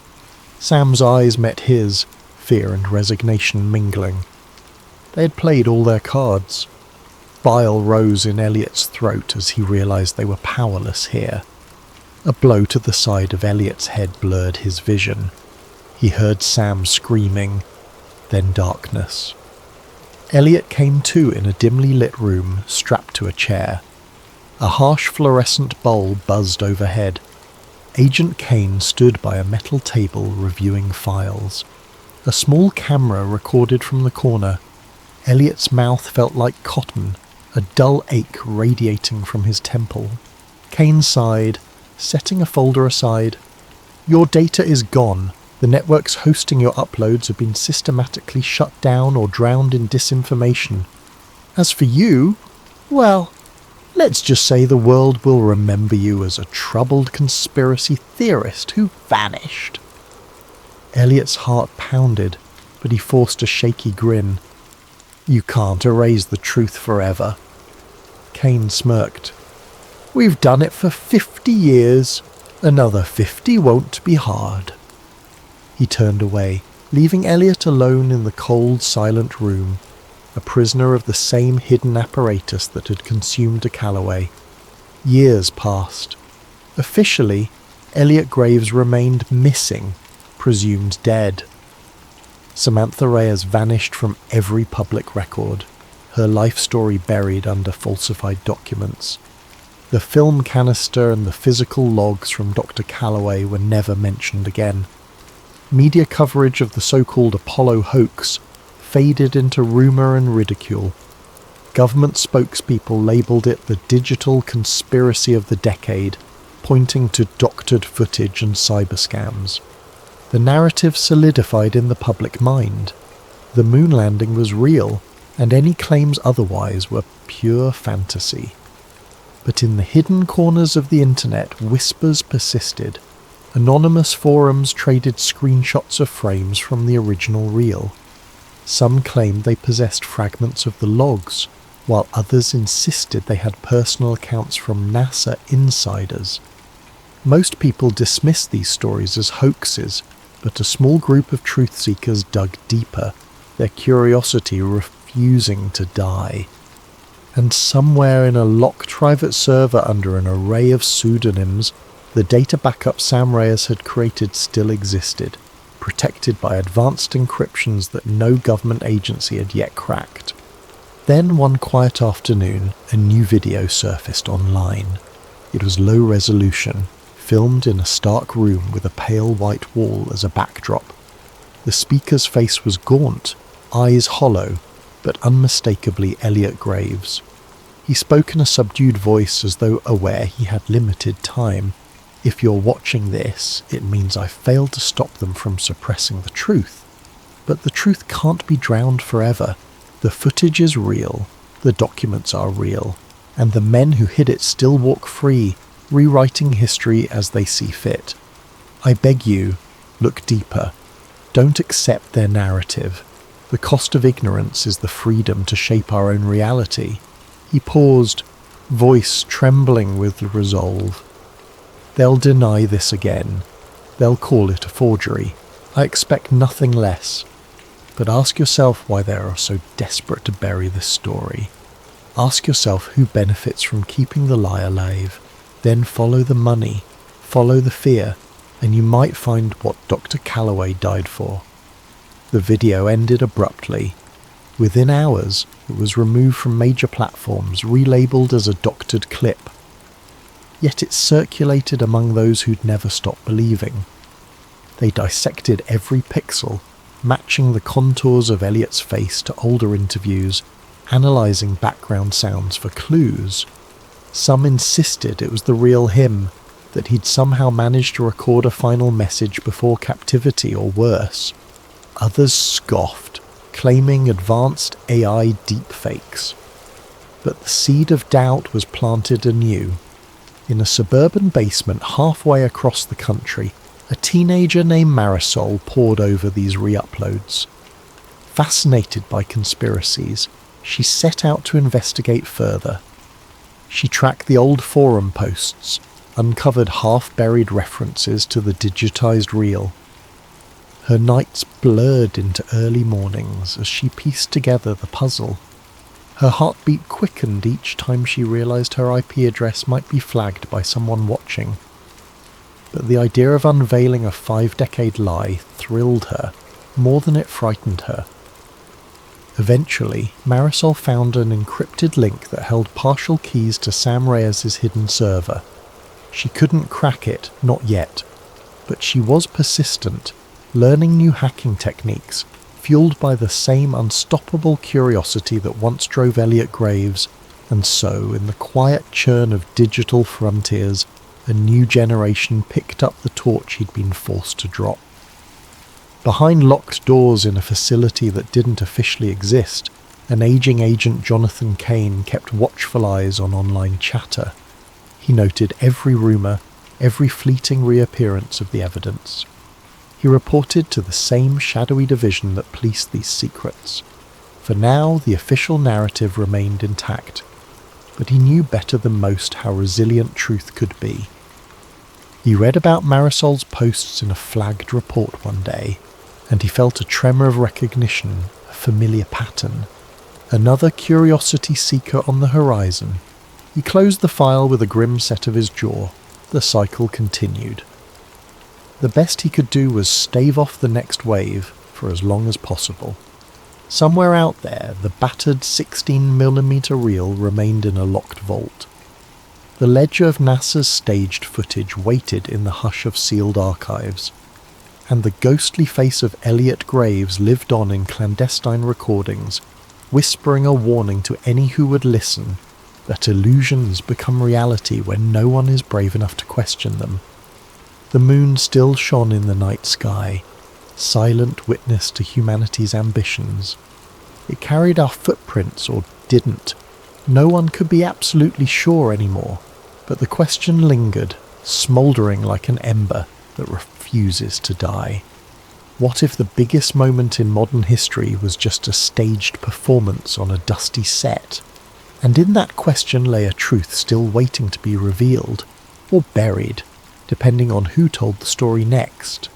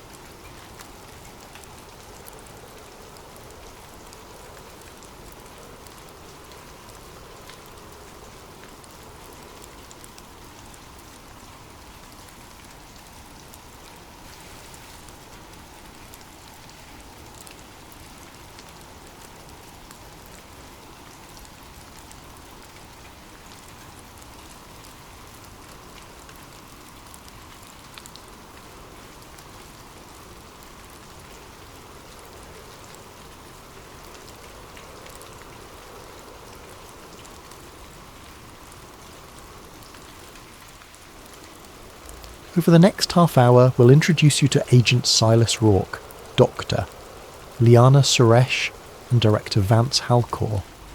A trio drawn into a web of secrets around a lethal pathogen called VX-73.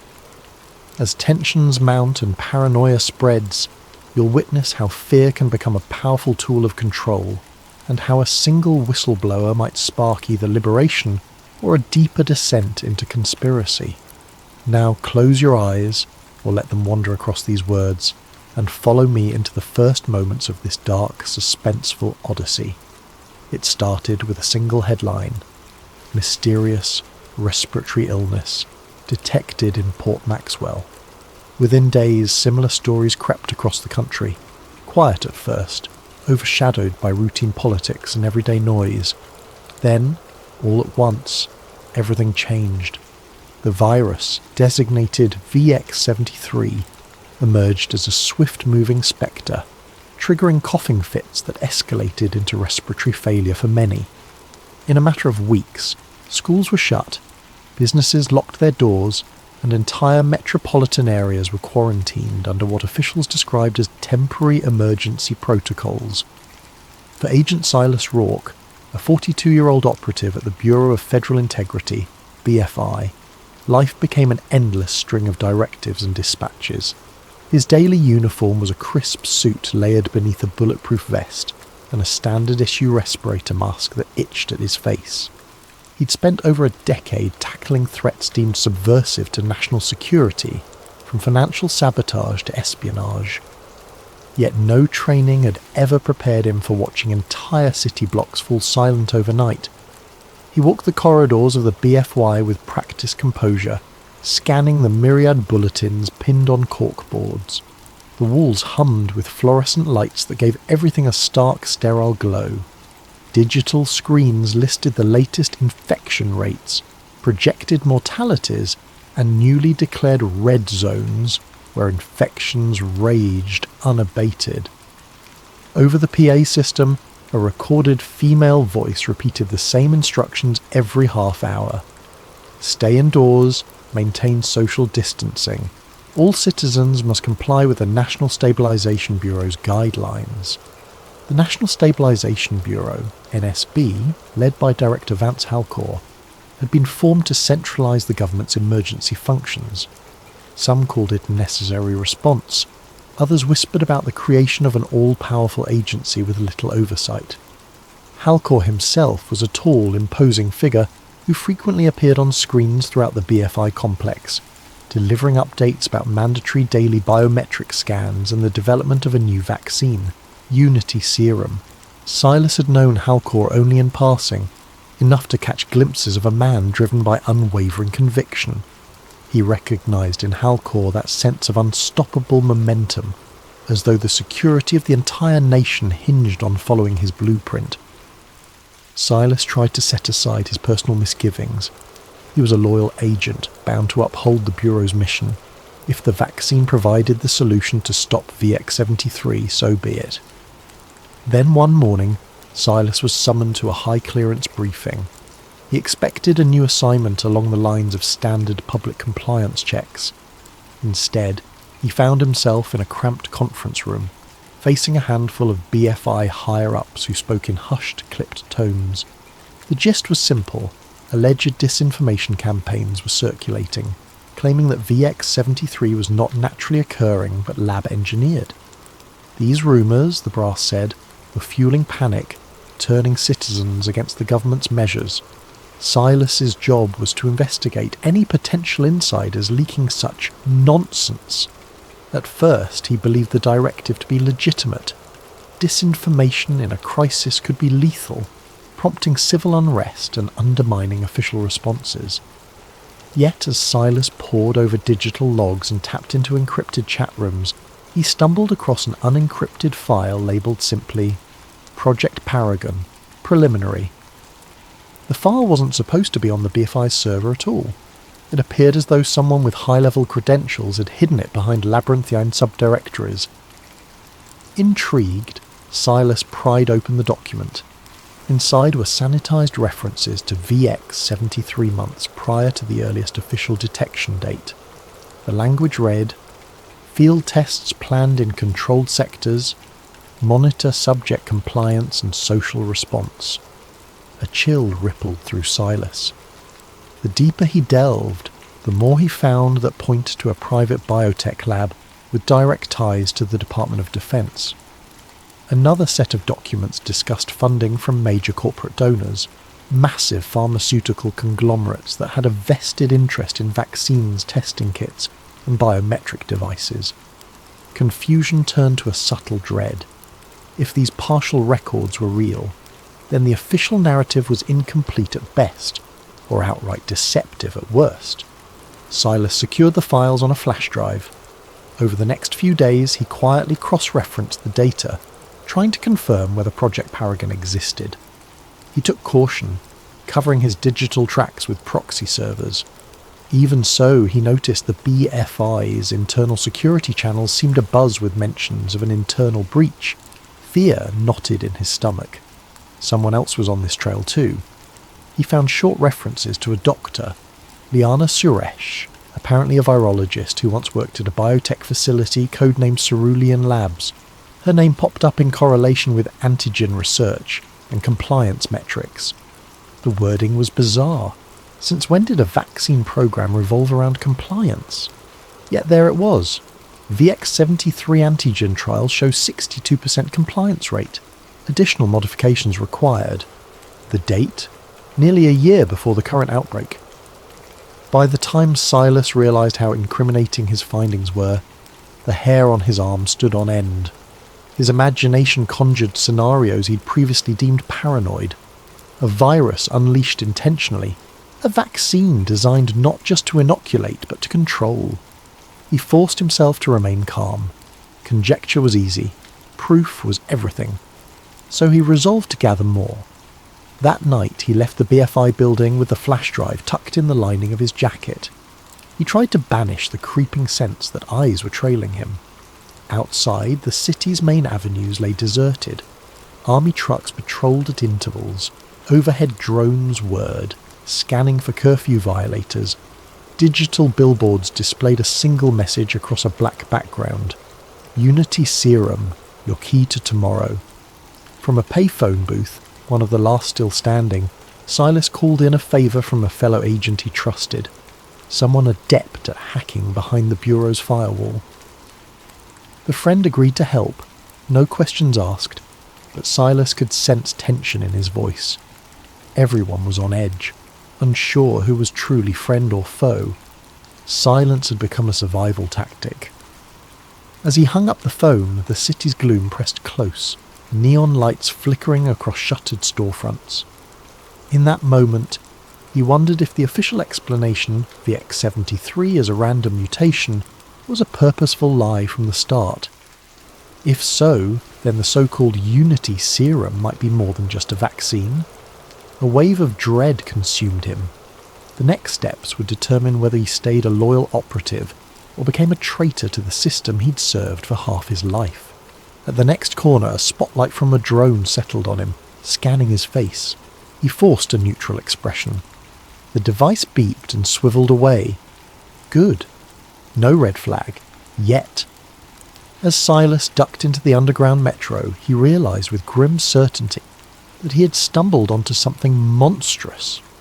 For years he'd believed in the Bureau's cause, trusting that each operation served the greater good. Now he faced the possibility that the greatest threat wasn't the virus itself, but the hidden intent behind it. City by city, the VX73 infection soared. Once bustling centres of commerce turned into ghost towns, patrolled by uniformed enforcers under orders from the National Stabilization Bureau. Curfews became absolute. Violators risked detention at newly established health containment camps. The mainstream media hammered a constant drumbeat of fear. The virus was unstoppable unless every citizen complied. For those still resistant, a single solution was presented day and night: Unity Serum. On every channel, Director Vance Halcor appeared in a crisp suit, arms folded behind his back, proclaiming the vaccine's near-miraculous efficacy. Over 90% effective, his report said, a shining beacon of hope. Yet the rollout came with conditions. For public safety, those who refused the jab lost access to banks, public transportation, and official documentation. Within a month, entire swathes of the unvaccinated population found themselves in a twilight zone, forced to scavenge or rely on black market services just to survive. Amid the chaos, Agent Silas Rourke continued his secret investigation. By day, he donned his BFI credentials, working on official compliance enforcement tasks. By night, he devoured every new sliver of intel he could glean from that hush-hush file, Project Paragon. The deeper he went, the more horrifying the puzzle became. Encrypted references hinted at something hidden within the vaccine, a nano-emitter that lodged in the brain's limbic system. One internal document read, "Neurological regulation markers confirm mild sedation of aggression, increased docility." potential for broader cognitive modulation pending further trials. Silas felt physically ill reading these words. Could the government have hijacked a public health crisis to deploy a mind-altering device at scale? He needed answers. Over a secure channel, he messaged the elusive doctor, Liana Suresh, the scientist named in the files. She responded in short, coded texts, reluctant to trust him. Finally, after days of careful back and forth, she agreed to meet at an abandoned warehouse near the old docks. Silas arrived half an hour early, scanning the shadows for signs of a tail. No drones overhead, no suspicious vehicles. He waited under a flickering street lamp, the smell of salt water and rust filling the air. When Liana Suresh emerged, she wore a hooded jacket, her face partly obscured by a mask. Only her eyes were visible, tired, guarded, yet undeniably brilliant. She gave Silas a once-over, keeping a hand near her coat pocket. Possibly she carried a stun gun or pepper spray. Without greeting, she said in a hushed tone, "Why should I believe you're not with them?"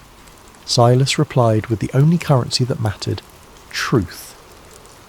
He produced the flash drive and recited data from the files, his voice laced with quiet desperation.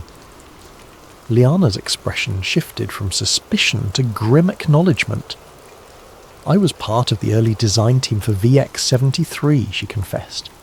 "They told me it was to protect against a future pandemic, some advanced deterrent that would strengthen national security. We manipulated certain genetic markers to ensure the virus targeted specific alveolar receptors, but none of us realized the real plan, to unleash it upon the public." Her words ignited a spark of horror within Silas. He asked about the vaccine's rumoured mind control aspect.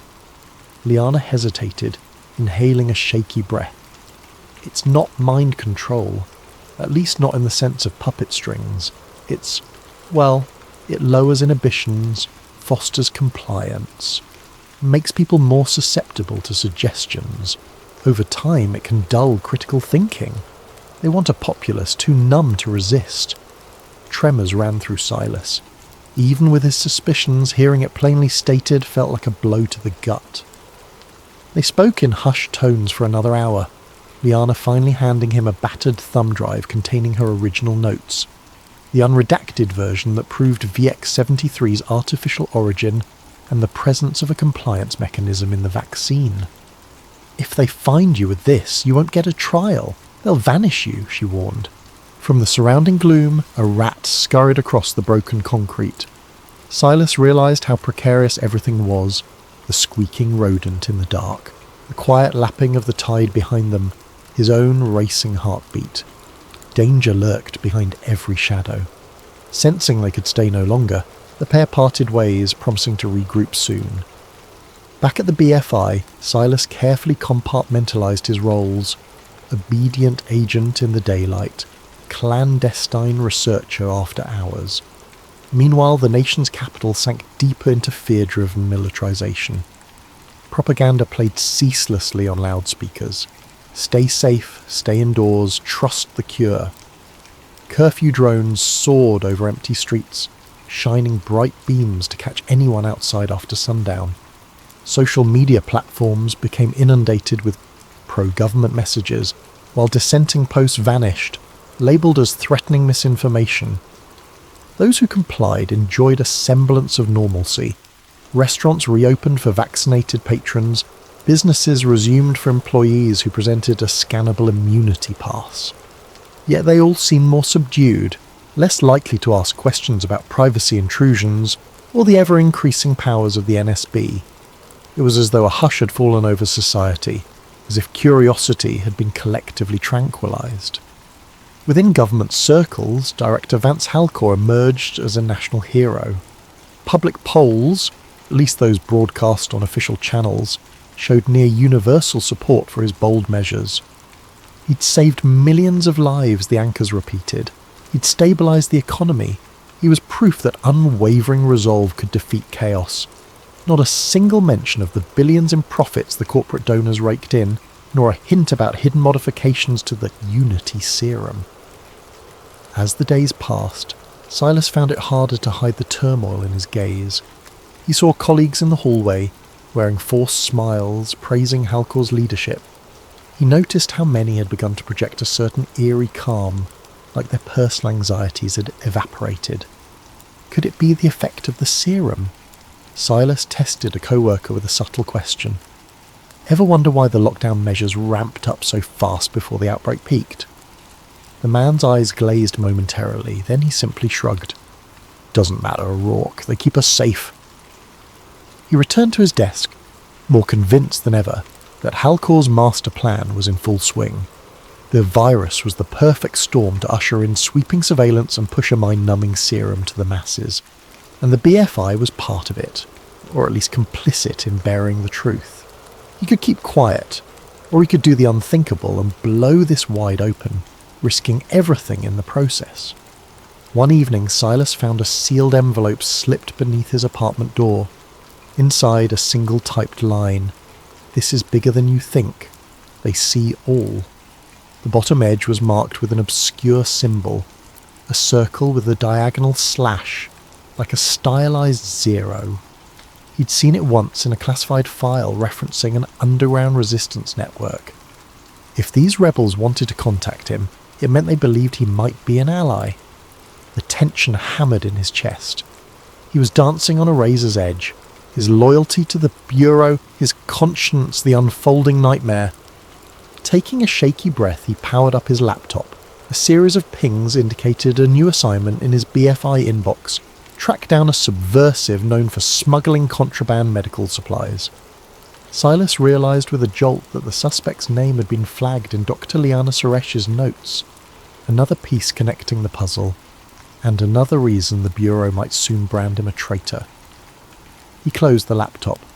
Outside, the city lights glowed, reflecting off dark clouds pregnant with the threat of a new storm. If he hesitated much longer, it might be too late for everyone. The seeds of control had already sprouted, and every day they dug deeper roots into the world. Agent Silas Rourke watched from a distance as the unvaccinated families huddled together in the crumbling outskirts of Old Glendale. The press had labelled it a containment zone, but locals called it a human dumping ground. Living conditions were dire, sporadic power, limited sanitation, and roving squads of Unity enforcers scanning for anyone who might have hidden child or avoided mandatory updates on vaccination status. The air crackled with dread. Days earlier, Silas had steeled himself to reach out to the symbol-bearing group implied by that cryptic envelope. If they were an underground resistance, maybe they could help him get the truth out. He had no illusions about personal safety.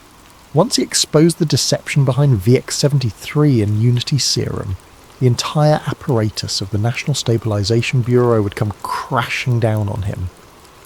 But each time he pictured the slumped figures in these zones, cast aside for refusing a forced injection, his resolve hardened. Through a secure channel, he arranged a meeting with a contact who went by the codename Sparrow. The location, an old print shop with boarded-up windows, rumoured to have once published subversive newspapers. Silas made sure to lose any trailing drones or BFI watchers by weaving through side streets. He wore a hooded coat, his respirator mask pulled high to conceal half his face. Inside the print shop, the musty smell of ink and paper still lingered. Boxes of unused flyers leaned against dusty presses. A dim light revealed a short figure in a makeshift black scarf. Sparrow. Their voice was muffled but direct. "You're late." Silas exhaled, nerves crackling. "I had to shake a drone." Sparrow nodded, then led him to a small back room. It was here Silas found half a dozen other figures, all clad in dark, worn clothes. A battered laptop sat on a folding table. A tangle of cables connected it to a generator. One by one, they introduced themselves with code names: Rook, Nightshade, Sahara, a clandestine cell of journalists, medics, and rogue programmers dedicated to fighting the government's stranglehold. "I have proof," Silas said, placing Dr. Liana Suresh's files on the table. "The virus was engineered, and the vaccine is rigged to manipulate behaviour." Silence fell over the group. The gravity of his statement hung in the stale air. Finally Sparrow spoke. "We've suspected as much. Over the past month we've been collecting testimonies, people complaining of unusual mental fog, the inability to feel strong emotions after receiving the serum. We even have ex-military sources who claim the NSB is funneling billions into a new wave of surveillance tech, but we needed a smoking gun. This might be it." Each set of eyes fixated on Silas. He handed them a flash drive, explaining how it contained Liana's unaltered research logs plus the Project Paragon blueprint. The group quickly scanned the data, verifying its authenticity. The sense of tension and excitement in the room was palpable. "We'll need to broadcast this globally," said Rook, a thin man with wire-rimmed glasses. "Not just post it. They have near total control over social media and mainstream outlets.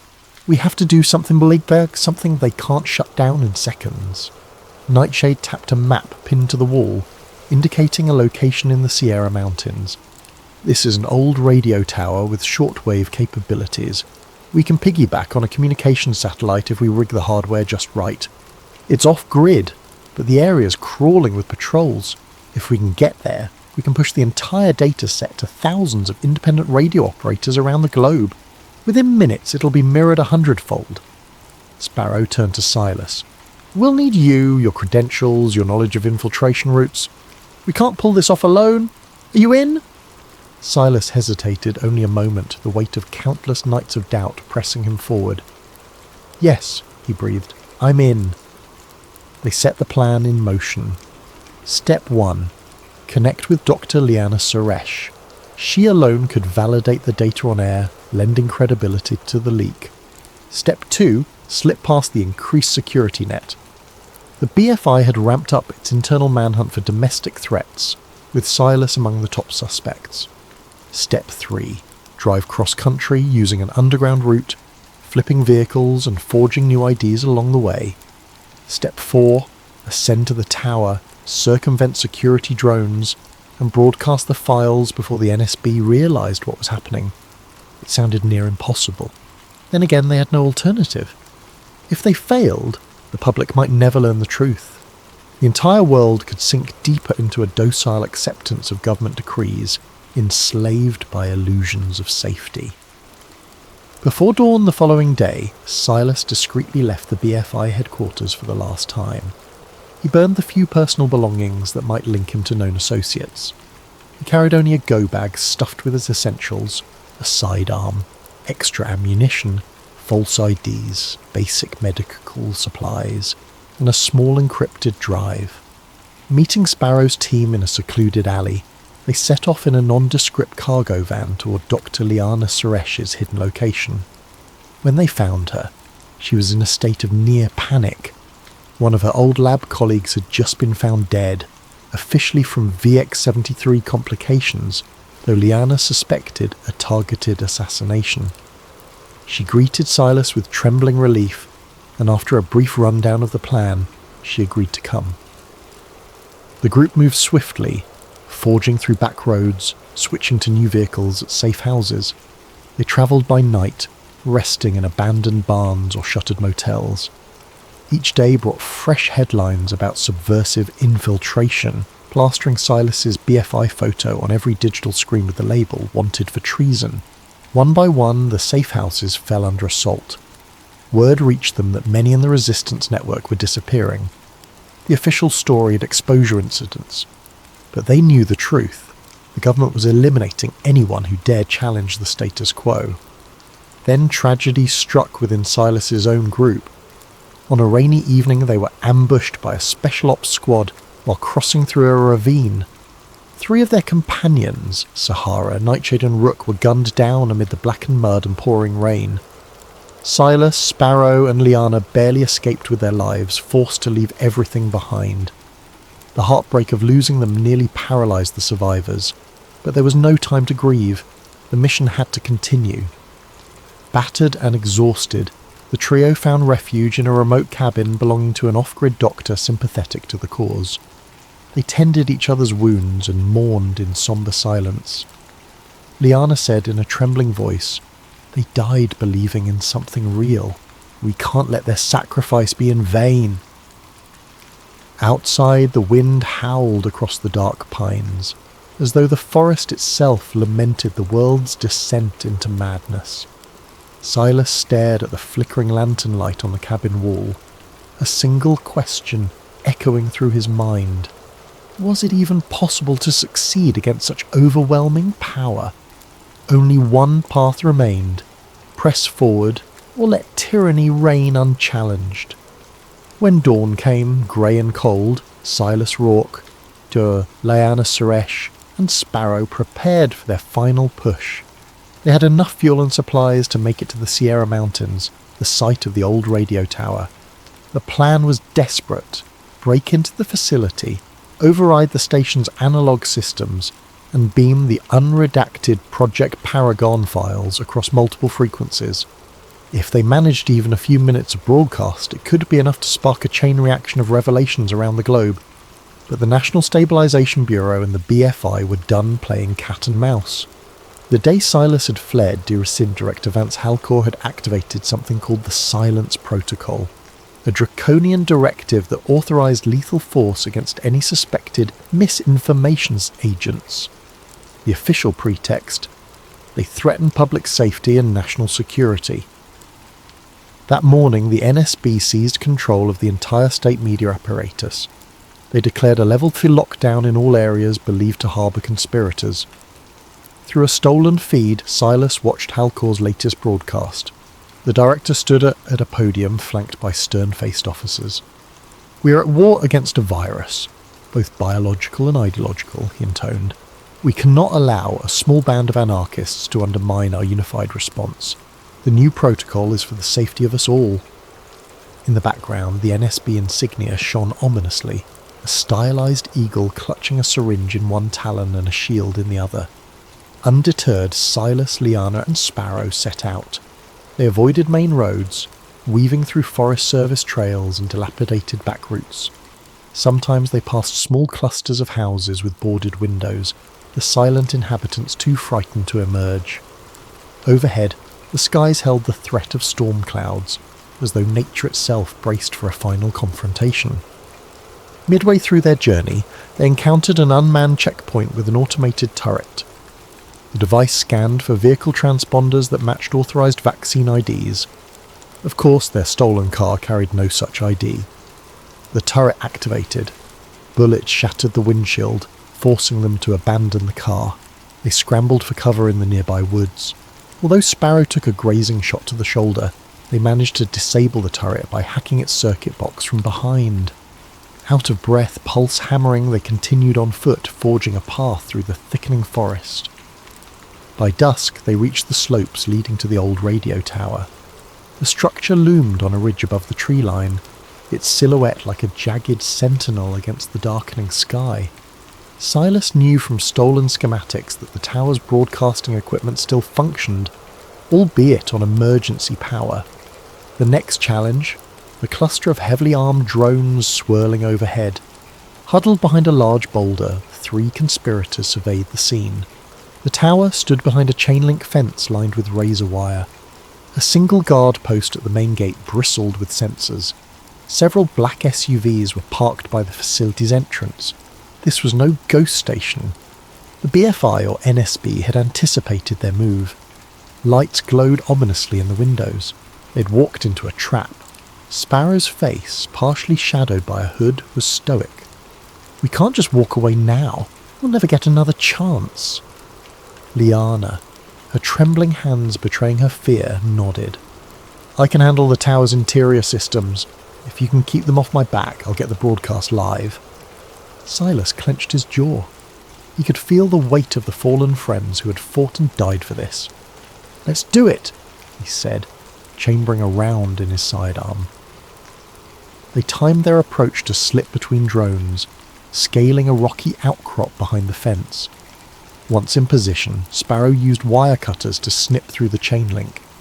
The alarm was immediate, a shrill fiend ripping through the air. Flashlights bobbed in the darkness, voices shouting. They sprinted for the tower's rear entrance. Gunfire echoed as the guard station unleashed a volley.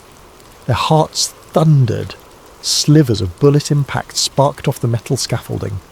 Silas returned fire, not aiming to kill, but to suppress. A guard collapsed with a cry, while others dove behind cover. Liana, adrenaline coursing through her veins, ducked beneath a half-raised security shutter and slipped into the tower's main corridor. Inside, ancient wiring snaked along walls plastered with peeling paint. Flickering emergency lights revealed a central control room. Liana lunged at the control panel, typing frantically to override passcodes. She plugged in the flash drive, eyes scanning lines of code. Sparrow hovered by the doorway, pistol drawn, scanning for pursuers. Suddenly, a staccato burst of gunfire rattled the hall. Sparrow fired back, giving Silas time to slam a door shut and wedge a broken chair beneath the handle. Sweat poured down his temples. "Hurry, Liana," he gasped, holding his side from a grazing bullet wound. Her fingers danced across the console. "I'm uploading now, transferring everything to the shortwave frequency. We're pushing it to ham operators worldwide. They'll replicate it across data networks we can't even track." A swirl of static hissed from overhead speakers, punctuated by electric pops. Then it happened. A thunderous blow tore the door off its hinges. BFI soldiers in dark tactical gear poured into the control room. Sparrow fired once, twice, but was tackled to the ground. The muzzle flash illuminated Director Halcor himself, stepping through the smoke, flanked by heavily armed agents. His cold, piercing gaze found Silas, as if marking a final betrayal. Liana managed to press one last keystroke. "Transmission at 90%!" she shouted, triumphant desperation in her voice, but in a flash a bullet ripped through her chest. She staggered, gasping, blood staining her clothes. Silas, consumed by fury, raised his weapon. Before he could steer, a bullet tore into his shoulder, spinning him to the floor. Blood roaring in his ears, he saw Halcor approach. "You should have stayed loyal, Rourke," the director said softly, pistol aimed. "Look at the chaos you've caused. All for what? Lies. You think you're saving them from fear, but fear is what binds society together. Without it, we have anarchy." Across the console, a blinking message glowed. Transmission completed. Silas let out a ragged breath. It was done. The world would see. He glimpsed Liana's form crumpled on the floor, eyes fluttering closed. Soldiers pinned him down, muzzle pressed against his head. Darkness danced at the edges of his vision, cold seeping through every nerve. Yet he clung to a single thought. At least the truth was out there now. Whether or not it would matter, no one could say, but for a moment he felt a faint glimmer of hope, overshadowed by the sting of betrayal and the stench of blood. Then came the shot, and everything went black. Morning broke over a city in turmoil. Media outlets across the globe received a sudden influx of bizarre files labelled Project Paragon. Blueprints, memos, emails exposing the orchestrated nature of the VX-73 outbreak and the manipulative design of Unity Serum. For a few breathless hours, independent stations and citizen journalists shared the trove, appalled at the revelations. Social media feeds erupted with shock, anger and confusion. But the official response was swift and merciless. Government spokespeople denounced the leaked materials as AI-generated misinformation designed to sabotage public health efforts. Fact-checkers from major media networks, many owned by the same corporations complicit in the scheme, released scathing articles questioning the authenticity of the files. The NSB dismissed the entire broadcast as a last-ditch effort by domestic terrorists, claiming the real objective was to discredit life-saving measures and sow chaos. Director Vance Halcor made another nationwide address, insisting that the virus was real, which it was in a way, and that the vaccine remained humanity's only hope. He claimed that unscrupulous actors, like Silas Rourke, had exploited the crisis to promote anti-government hysteria. Screens across the nation showed Silas's face next to the words, "He lied to protect you."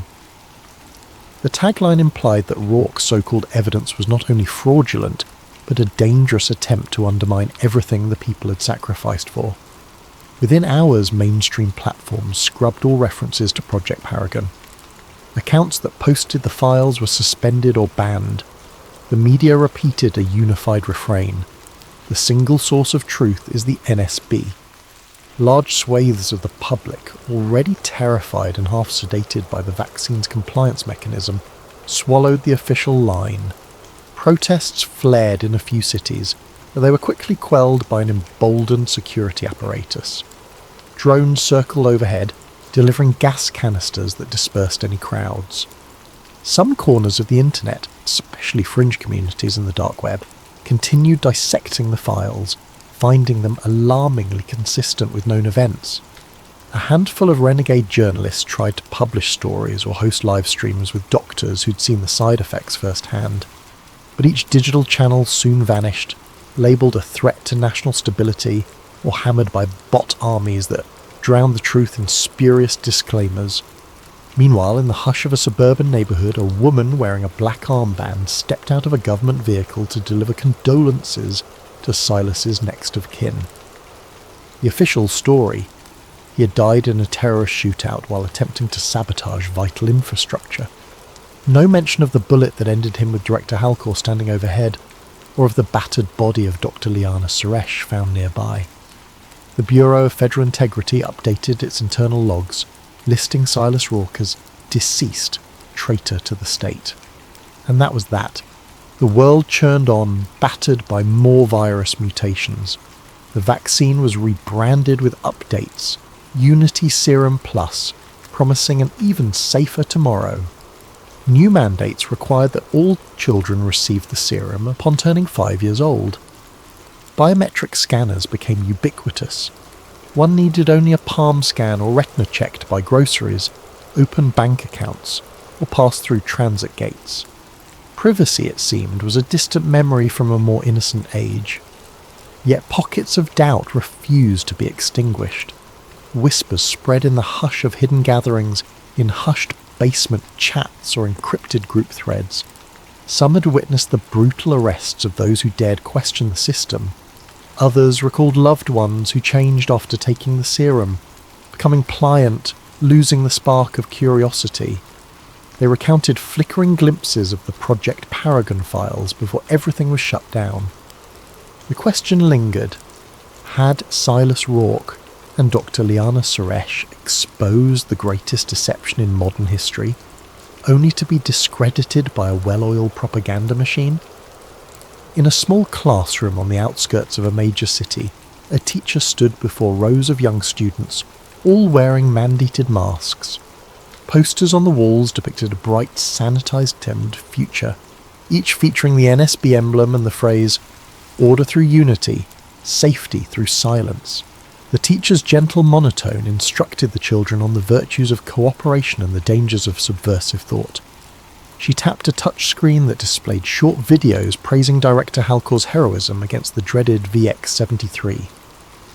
At the back of the classroom, a quiet child named Elias fiddled with the corner of his desk, glancing away from the screen. His gaze settled on a faded poster peeling off the far wall, an old public safety bulletin featuring Silas Rourke. The words "he lied to protect you" were stenciled across the man's stern face. For reasons Elias couldn't articulate, he felt a pang of curiosity. Who was Silas Rourke, really? Why did the man's eyes in the poster look so determined, even beneath the scrawled condemnation? The teacher never mentioned him except to parrot the official line, "He sowed confusion, he endangered our unity." Yet Elias felt an inexplicable sense that there was more to the story. The child blinked, shifting in his seat as the teacher droned on about national heroes. Outside the window, the sun shone on a row of silent drones passing overhead. The hush of compliance blanketed the world, broken only by faint echoes of those who once cried out for truth. Did Silas Rourke really lie, or was he telling a truth too dangerous to be heard? At recess, while the other children lined up for their biometric scanning, Elias lingered by a worn patch of grass, letting the sun warm his face. The wind whispered across the playground, carrying with it the ghost of a question. He closed his eyes, imagining for a moment a different world, one shaped by the knowledge rather than fear, connection rather than silence. The fleeting vision vanished as a safety officer called his name, scanning a code on his wristband. Then the moment was gone. Far away, in a government archive warehouse, the battered remains of Silas Rourke's personal effects lay sealed in a box. Among them, an encrypted data drive that no official had bothered to open. It held echoes of a man's last stand, his unwavering conviction that the public deserved to know the truth behind VX-73 and Unity Serum. And maybe somewhere, somehow, those echoes might still resonate in the hearts of the few brave souls who refused to let doubt die. Years later, in the quiet gloom of a shuttered radio station deep in the mountains, a teenage boy stumbled upon a dusty crate marked with faded letters. SR. Inside, he found an old laptop and a series of scribbled notes. When he booted the machine, surprisingly still functional thanks to an ancient generator, a final video file blinked onto the screen. Silas Rourke appeared, face drawn, eyes resolute. His recorded voice spoke like a message in a bottle from a lost era. I'm not sure if you'll ever see this, but if you do, then you know the official story about VX-73 and Unity Serum was a lie. We tried to warn the world about the real agenda, not just to cure a pandemic, but to tighten a grip on every aspect of human life. And if you found this, you might be willing to stand up where we fell. Static crackled across the screen. Silas continued, quieter now. You were never supposed to know, but now that you do, what will you choose? The video ended abruptly, leaving the boy staring at the final frozen frame of Silas's determined face. Outside, the drone of wind echoed along the ridge. Clutching the notes, the teen took a trembling breath, feeling the weight of a legacy that demanded courage. He glanced at the peeling label on the crate. Project Paragon Files. A spark of possibility flickered in his eyes, hope that maybe, just maybe, truth could yet break through the silence. And so another story began.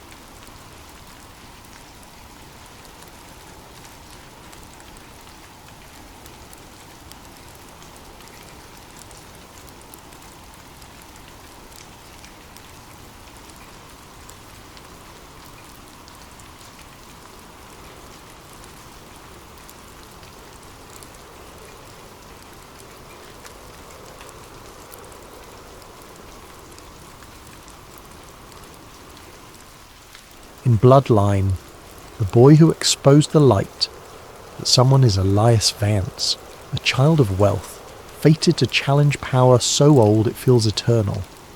Now turn down the lights, keep your curiosity alive, and stay with me through the next 5 parts as we step onto a hidden stage where ancient secrets collide with modern ambition.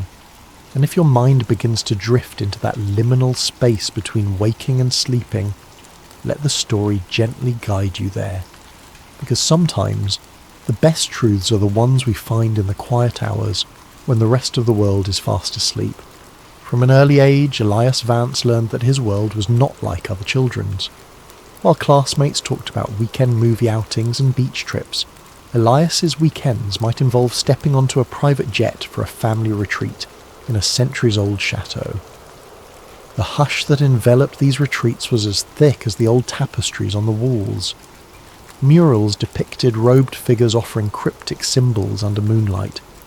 In corners, servants moved silently, their eyes lowered, as if afraid to meet his gaze. His father, Victor Vance, was a towering figure with a voice like cold steel. Victor exuded control. Even in casual conversation, he never truly relaxed. "We are Vances," he'd say during father-son talks in the study. "Our lineage stretches back to those who shaped history's greatest empires. We hold knowledge that few can imagine, but knowledge is worthless without discipline." He emphasised that last word with a cautionary edge, as though discipline was a shield between greatness and downfall. At age 8, Elias caught glimpses of gatherings in the mansion's hidden chambers. Figures in dark suits and formal gowns murmured in low voices, symbols carved onto the wooden floors. Once he saw his father conducting what looked like a candlelit ritual, men and women chanting in unison, swirling incense filling the air, and an ancient crest inscribed on the central stone tile. The crest bore an eye set within a pyramid-like shape, a design that seemed to watch from the gloom. Elias felt a mix of awe and unease. When he asked about it the next day, Victor's jaw tightened. "You saw nothing. Speak of it again, and there will be consequences," he warned. The boy swallowed his curiosity, frightened by his father's seldom-used sternness. School days brought their own peculiarities. Elias attended an elite academy, where peers came from political dynasties, oil magnates or old money families. They formed cliques around shared nannies, family alliances, or whispered rumours of "our parents run the world." Yet Elias never felt fully at ease. There was always an invisible barrier, like he was an actor playing a role he didn't grasp. Teachers treated him with reverence, tinged with fear, awarding him accolades with suspicious eagerness. He noticed how, whenever he faced a problem, administrators smoothed it over with a phone call to the Vance household. Around his 15th birthday, the illusions grew starker. A lavish, masked ball took place in the mansion, full of guests wearing gold-trimmed masks shaped like falcons, owls, or serpents. Midnight struck, and Elias watched from a hidden balcony as the guests formed a circle around a raised platform. At its centre stood his father, arms outstretched, reciting words in Latin, words about tradition, continuity, and the balance of the bloodline. Then a vow was repeated in unison by the group. "Servire ad perpetuam ordinem," serve the perpetual order. That night, his father revealed just enough for Elias to guess at the truth. "We are part of a long lineage that ensures stability in a chaotic world," Victor said, brandy swirling in a crystal glass. "Our family invests in certain endeavours that shape the course of nations. One day, you'll stand in that circle." Elias's stomach churned with questions. But how? Why? Who are these people? His father's stiff posture never wavered. "You'll understand when you come of age." The more Elias listened, the more he recognised that this wasn't mere philanthropy or business networking. It was a system, centuries old, veiled in secrecy, and protected by vast wealth. Each time he tried to raise concerns, Victor dismissed them as youthful ignorance. "You must learn to see the world through the lens of power," he insisted. "The masses can't handle the real illusions. They need their illusions. Democracy, free markets, freedom. We provide it." Elias turned 18 with a swirl of contradictory emotions. A birthday party was staged in a lavish hall, replete with dignitaries, foreign ambassadors, corporate CEOs, almost none of them truly known to him as individuals. They called him Young Master, gave him gifts representing ancient lineages, a ring engraved with arcane symbols, a leather-bound book of codes, a sceptre-like baton rumoured to be an artefact from some obscure realm.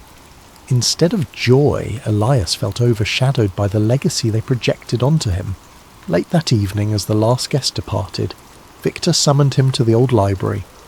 Moonlight filtered through stained glass, painting the dusty bookshelves in shifting colours. On the table lay a thick handwritten tome titled Bloodline. Its pages recorded genealogies, secret treaties, references to cryptic events that shaped global politics.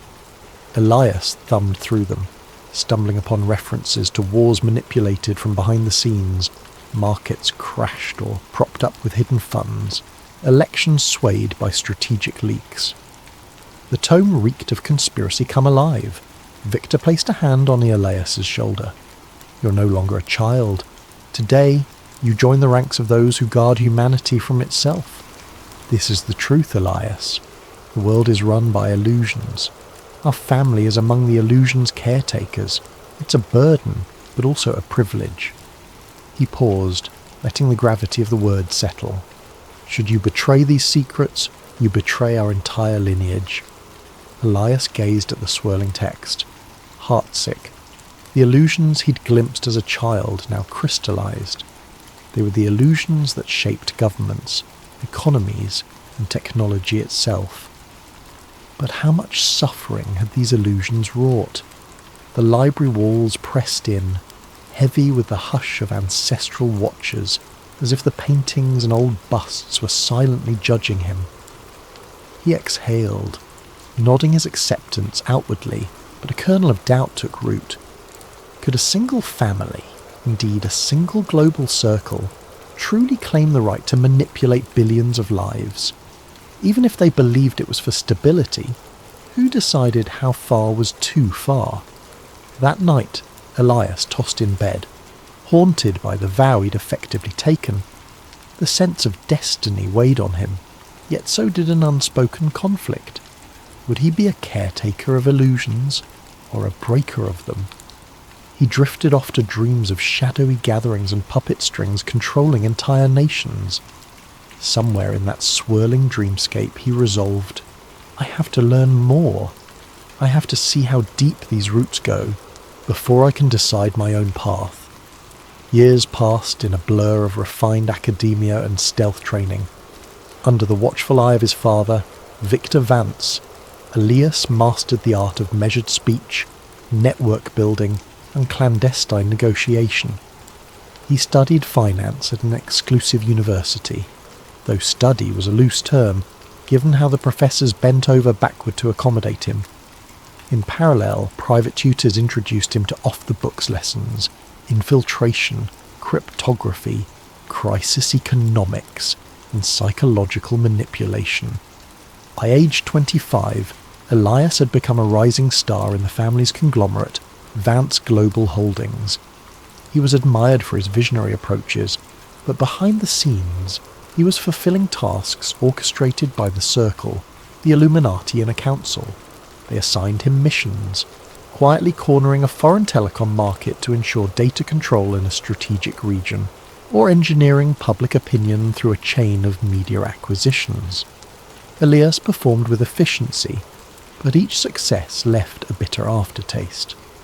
Then came an assignment that tipped the scales of his conscience.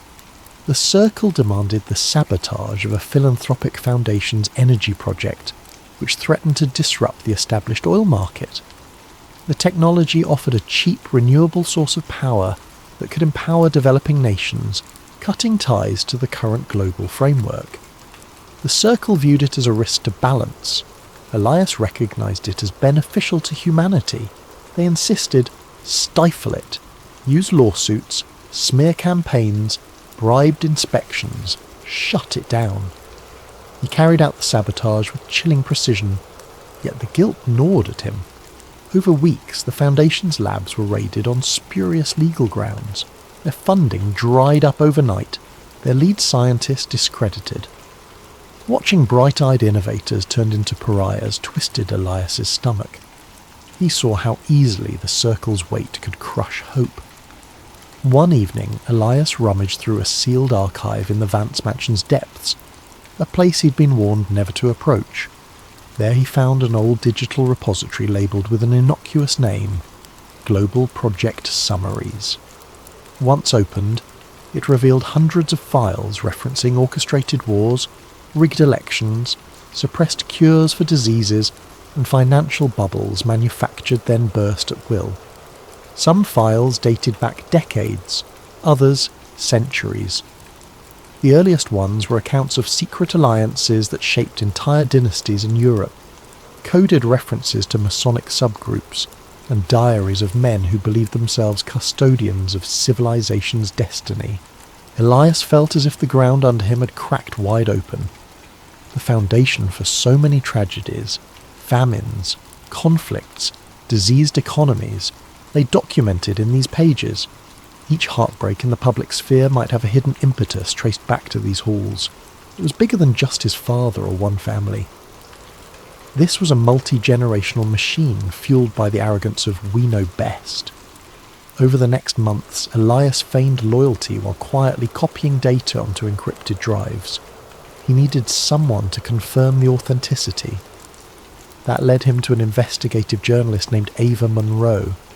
For years, she'd been delving into conspiracies about a hidden hand shaping global events. Elias reached out under a pseudonym, feeding her small tidbits, like how certain politicians reverse stances overnight after receiving calls from unnamed consultants. Ava was initially skeptical, but the evidence was compelling enough to make her keep listening. They established a clandestine communication line, using obscure cryptographic protocols. Elias would drop file snippets, Ava would pass them, cross-check them with her own leads. Soon, her doubts evaporated. "This is real," she whispered during a voice message. "I've never seen anything this damning." Simultaneously, the Circle assigned Elias to a new mission: help orchestrate a soft regime change in a resource-rich African nation by controlling its currency supply. The plan would topple a democratically elected leader, installing a puppet regime friendly to Western oil interests. Elias felt revulsion. He realized the Circle's illusions came at the cost of countless lives. People starved or lost freedoms so the Circle could keep order. A pivotal turning point arrived when an associate in the Circle casually boasted about orchestrating a minor coup decades prior. The man's arrogance, the callous disregard for human life, jarred Elias. "We do what's necessary," the associate said with a smug grin. "If we let naive do-gooders run amok, the world collapses.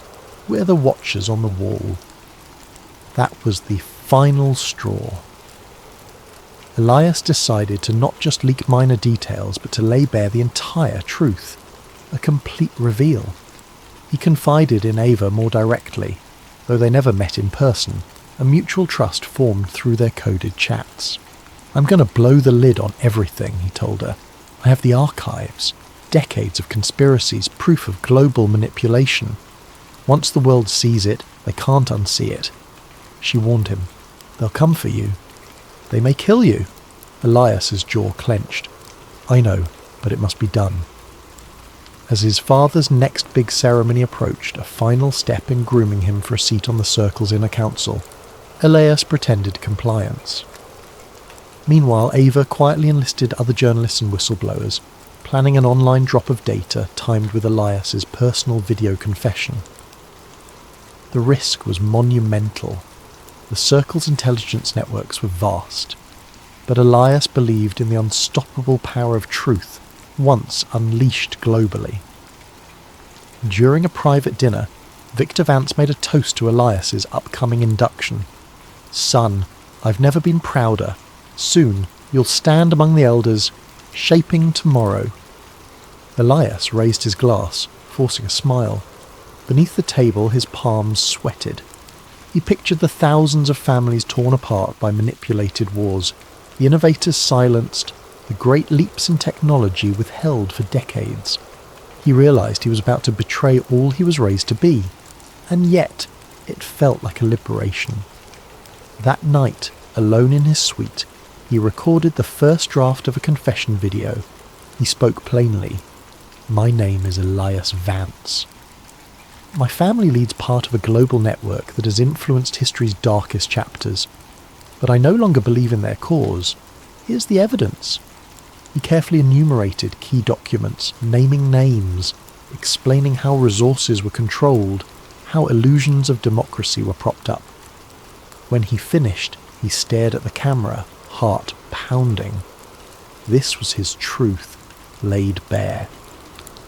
His phone pinged with a message from Ava. "We're ready. Once we get your final go, the entire world sees it." Elias typed back, "Tomorrow, after the circle's gathering. I'll send the final file, then there's no turning back." He gazed out the window at the city lights. A hush fell on him, both fear and resolve. The illusions binding him since childhood would soon unravel. He thought of the countless secret ceremonies, the hush in the old corridors. Was the real hush about to begin, the hush that might follow his final breath? He forced the thought away, focusing on the mission. "Let them come," he whispered to the silent room. "I'll step into the light no matter the cost." The day of the Circle's grand gathering arrived, thick with pomp and tradition. Held in a remote estate rumoured to have once hosted the likes of Templar knights, the event was a swirl of black tie formality and arcane rites. Elias travelled with his father in a sleek car convoy, every occupant under strict instruction to surrender phones or cameras upon arrival. The Circle's no-technology rule ensured secrecy, but Elias had prepared a subtle workaround. He wore a watch embedded with a covert data transmitter. It looked like a high-end timepiece, but inside was a micro SD card loaded with the entire archive. He'd deliver the final upload command once he stepped away from watchful eyes. The tension pressed on him like a vice. They arrived at twilight. The estate, lit by torches, cast dancing shadows across manicured lawns. Inside, corridors led to a grand hall with a domed ceiling painted with allegorical figures. Gods, angels, demons, all swirling in cosmic battle. Elias's footsteps echoed as he followed his father, who was in an almost euphoric mood. "Tonight," Victor said in a low voice, "you prove your loyalty to the lineage. I trust no second thoughts plague you." Elias forced a measured nod. "I'm ready." But inwardly his heart thundered. He surveyed the hall, men in tailored suits, women in floor-length gowns, each exuding an air of unchallenged dominance. Whispers drifted through the air, plans for economic adjustments, policy alignments, and targeted asset acquisitions, the language of quiet dominion. At the centre, a circular dais, a handful of seats for the elders, Victor Vance among them.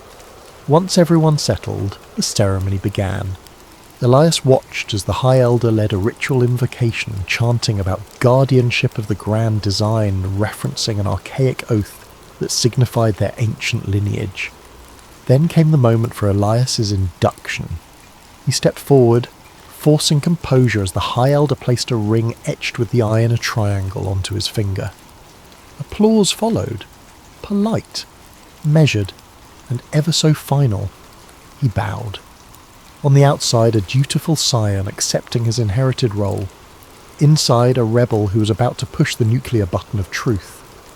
As the formalities concluded, the assembly transitioned to informal discussions, sipping rare wines and analysing current affairs. Elias excused himself to the library, feigning a desire for solitude to reflect. No one questioned it. In that quiet library, he activated his watch's hidden function. The micro SD card inside contained a script set to release the entire trove to global servers, along with a personal video statement. He tapped the watch's face, once, twice, thrice, entering a hidden code.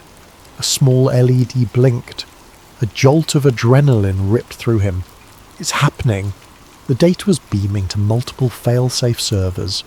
Meanwhile, a link was heading to Ava Munro, who'd be ready to disseminate it across decentralized networks, ensuring the world saw it.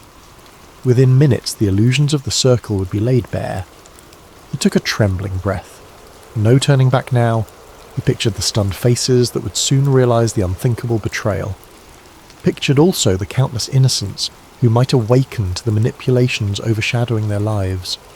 He prayed the revelations would spark a real shift, not just more confusion. Quiet footsteps behind. He whirled. Victor Vance stood in the doorway, arms folded. "Son," he said quietly, "you seem uneasy. Something you wish to share?" Elias's throat constricted. Did his father suspect? "I'm fine, father. Just overwhelmed by the ceremony." Victor approached, eyes piercing. "Your induction signals more than ceremony. It's about trust. I sense hesitation in you. Are you truly loyal to what we stand for? The question felt loaded, as though a hidden test. Elias forced steadiness. I am loyal to the legacy, as I must be, but Victor's gaze hardened. You must be honest with me. The Council monitors every signal. We have watchers across the net. There was a disturbance in the data flow a moment ago. A chill ran down Elias's spine. He forced an even tone. Probably just routine disruptions. The estate's signal jammers are finicky. A tense silence. Then Victor gestured for Elias to follow him back to the main hall. Come, we should rejoin the others. We'll see if any anomalies arise. The subtext was clear. If they do, we'll know it's you. Heart pounding, Elias complied. In the hall, guests engaged in hushed conversation. Everyone carried a sense of watchfulness. No overt sign of panic. Maybe the data drop was still in motion. He had to maintain his composure. Soon the circle's illusions would shatter worldwide, and he needed to act normal for as long as possible. 30 minutes into the gathering, a senior council member, a corporate titan, abruptly took a phone call. His expression soured. He conferred with another elder. Small ripples of concern flickered through the crowd. Elias recognized the moment. They discovered the leak. He braced for the storm. Indeed, a murmur spread. Phones beeped discreetly. Some of these powerful figures broke the no-device rule to track global developments. Whispers. Major data breach. Widespread conspiracies. References to the Vance family? Tension soared. The High Elder demanded calm. We must isolate the source. A hush fell as eyes flickered around, scanning for a traitor. Elias tried not to quake under the suspicion. He caught Victor's gaze, stern, searching. The father realized something was amiss. Then a shot of real fear in his eyes. He knows it's me, Elias thought. Victor lunged forward, quietly seizing Elias's wrist. What have you done? He growled, voice low so the others wouldn't hear. Elias stared back, voice trembling but unwavering. What had to be done? The world deserves the truth. Victor's face twisted with shock and fury. You fool! You'll destroy everything we've built, our entire lineage. Elias jerked free. In the swirl of chaos, leaders stepping aside to place frantic calls, certain media outlets already responding with fake news disclaimers. He realized it was time to run. He turned on his heel and dashed out. A guard tried to block him, but he weaved past. The entire estate was a blur of alarmed staff, security men shouting, "Stop him!" Elias sprinted across the courtyard, heart hammering. At the gates, he spotted a staff car, engine still running. A stroke of fortune. He jumped behind the wheel and floored it, leaving a swirl of gravel. In the rearview mirror, he glimpsed silhouettes scrambling, uncertain how to respond. They'd never predicted an inside betrayal on this scale. As the estate vanished behind him, a new wave of adrenaline and terror flooded Elias. He was out, but not safe. The Circle's resources spanned nations. Still, if Ava managed to release the files widely enough, the truth was unstoppable. He pictured people across the world seeing the Vance files, reading the suppressed histories, the proof of orchestrated events. Could it spark real change, or would the Circle manage to spin it into a hoax? For the moment, he had to survive. Through a secure line, he tried contacting Ava. No response. Possibly jammed. He pressed on, winding through country roads with the headlights off, hoping to stay hidden until dawn. But even as he fled, the next phase of the Circle's plan likely commenced. They'd brand him a traitor, a fraudster. They might resort to the final solution, erasing him physically. Trembling behind the wheel, he whispered a silent plea to the night. Please, let the leak make a difference.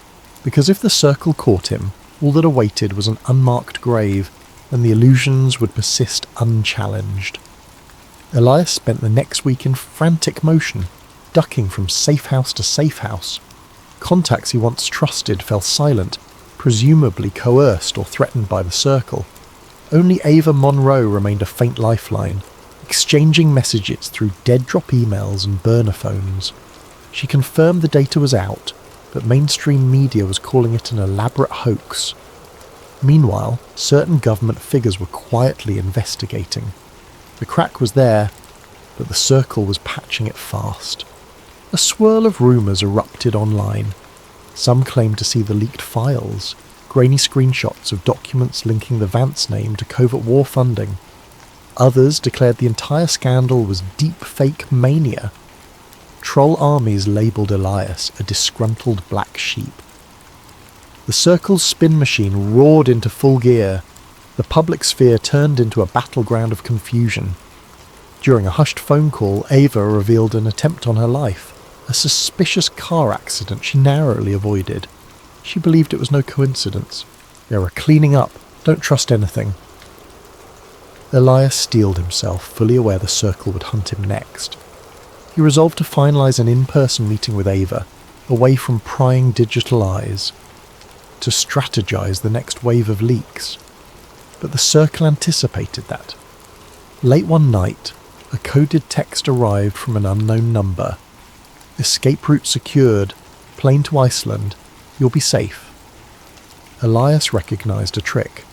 Why would someone spontaneously offer him a flight? Nonetheless, an hour later, Ava confirmed she too arranged a plane to Iceland.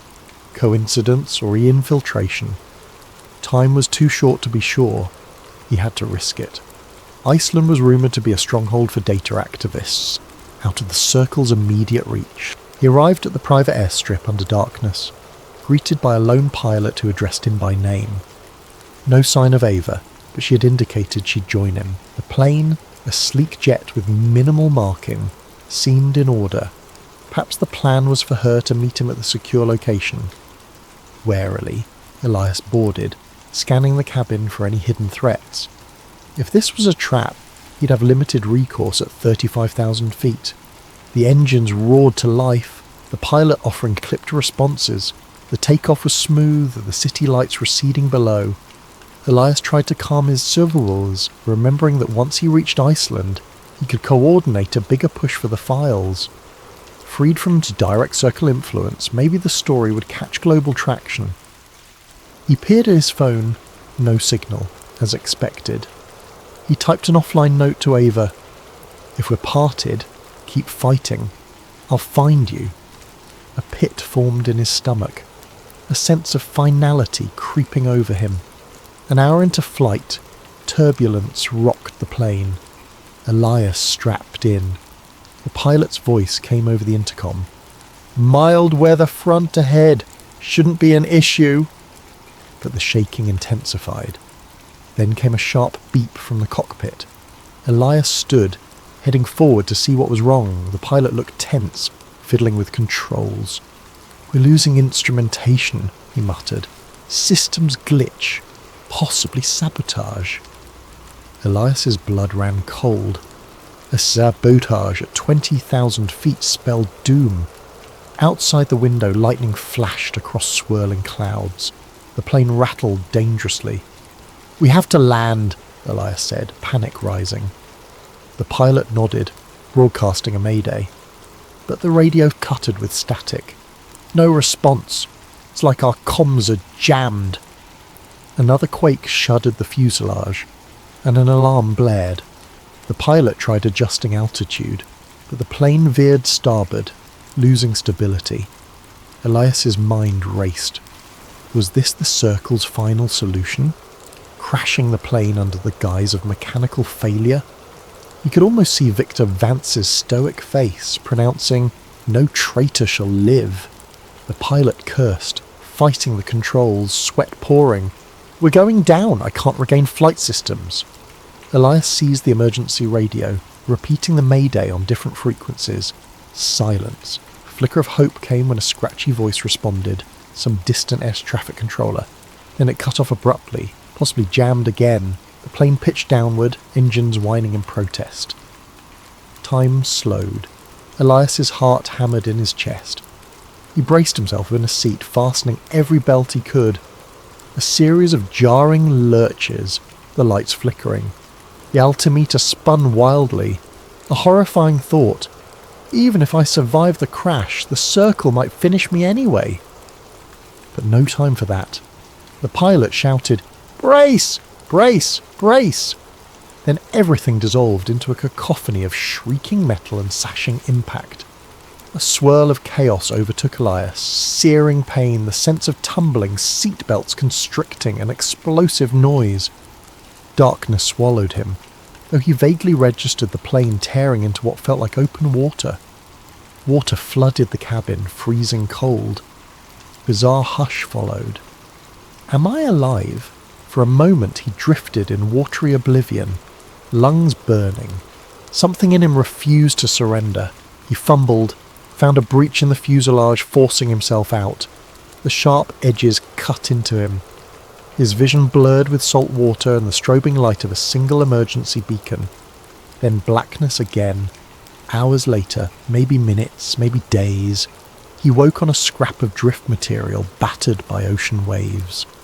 The plane was nowhere to be seen. The pilot was gone. The night sky loomed overhead, stars swirling. Every nerve screamed in pain. A savage cough seized his chest. Alive? But how long? He clung to consciousness, an internal refrain repeating, "Don't let them win. Don't let them bury the truth." Then a faint noise, an approaching vessel. The lines between dream and reality blurred. He remembered Ava's words about a decoy plan, how sometimes flight manifests were altered. Could she have orchestrated something? But memory flickered out.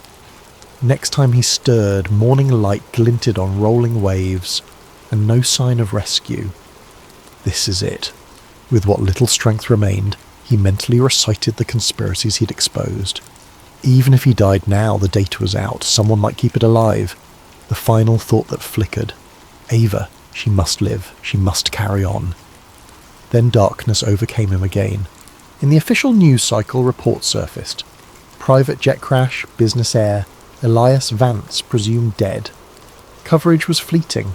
Mechanical failure was blamed. Investigations concluded swiftly. Meanwhile, some corners of the internet seethed with speculation. Was it sabotage? The Vance family offered sorrowful statements, but made no mention of any conspiracy. Another tragic accident, overshadowed by bigger headlines a day later. Time ebbed forward, the public's attention shifting. People obsessed over new celebrity scandals, fresh political bickering, financial flux. The tragedy of Elias Vance receded to a faint memory in the mainstream. Officially, no remains were recovered, though a funeral was held, a solemn affair. The global elite paid stiff-lipped respects. Victor Vance stood stoic, offering no sign of paternal grief to the cameras, only a short statement about honouring my son's memory. But in shadowy corners of the digital realm, rumours festered. Bits and pieces of the Vance files still circulated, though the circle poured resources into discrediting them. Websites hosting the data vanished overnight, domain ownership revoked. Social media flagged the leaks as fabricated. A wave of so-called experts insisted the documents were AI-generated illusions, fueling an ironically conspiratorial explanation. People debated fervently, never certain of the truth. Ava Monroe lived in a precarious twilight. She had survived because she never boarded that private jet, suspects directing a trap. Instead, she'd orchestrated a fallback plan with Elias. If he vanished, she'd become the guardian of the remaining files. She harboured a flicker of hope that Elias might still be alive. But as weeks turned to months, that hope dimmed. She hammered at her keyboard day and night, refining new ways to leak the data. She published carefully on obscure platforms, encouraging smaller investigative reporters to pick up threads. But each time a thread gained traction, the Circle's countermeasures snuffed it out. One day she received an unmarked package at her secret hideout. Inside lay a battered watch, Elias's watch, the same device that had transmitted the entire trove. A note accompanied it. "He tried, now it's your turn." No sender details. Had some fishermen found it? Did Elias toss it into the sea? Ava's heart clenched. She slid the watch onto her wrist, vowing to never let the story fade. In the broader world, the immediate reaction to the leak gave way to cynicism. People were bombarded with so many conspiracies, so many digital illusions, that truth felt intangible. Some believed wholeheartedly, forming small protest movements that scrawled Elias lives on walls. Others shrugged it off as yet another internet hoax. Many felt powerless, concluding that even if the Illuminati existed, what could they do? Behind closed doors, the Circle continued its centuries-old rituals and manipulations. Their media arms downplayed the scandal with cunning skill. Politicians under their sway introduced new laws to combat disinformation, ironically, making it easier to silence genuine whistleblowers. Victor the Vance kept a silent grip on his empire, the only external sign of personal turmoil being the occasional mention of family tragedy. In private, he raged at the memory of his son's treachery, yet also mourned the loss of his heir. Contradictions churned in him, the father who valued control over love. But Elias's memory didn't die. Beneath the illusions, pockets of believers formed. They traded the Vance files in offline meetups, analysing them page by page. Some cross-checked references to old events, coups, assassinations, suppressed technologies, and found them aligned too well with recorded history to be random.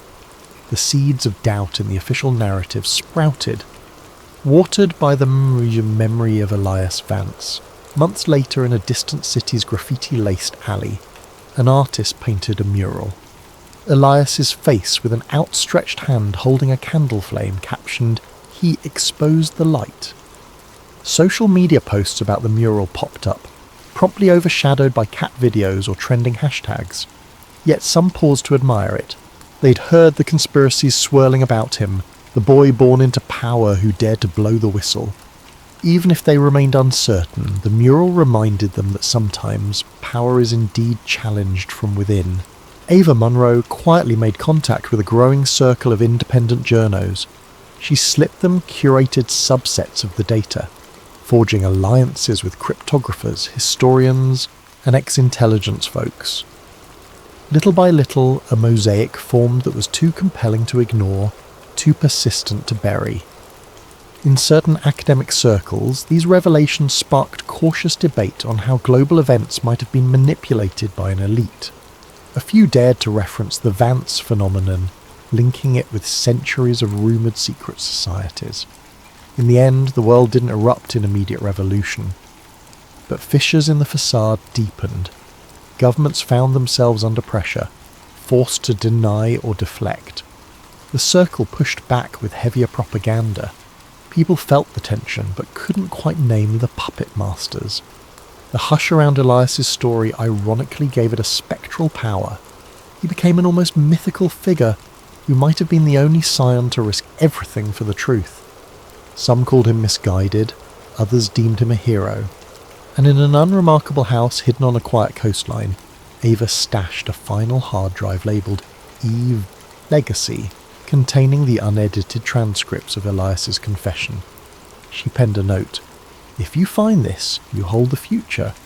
He died so people could see what hides in the dark. Don't waste it."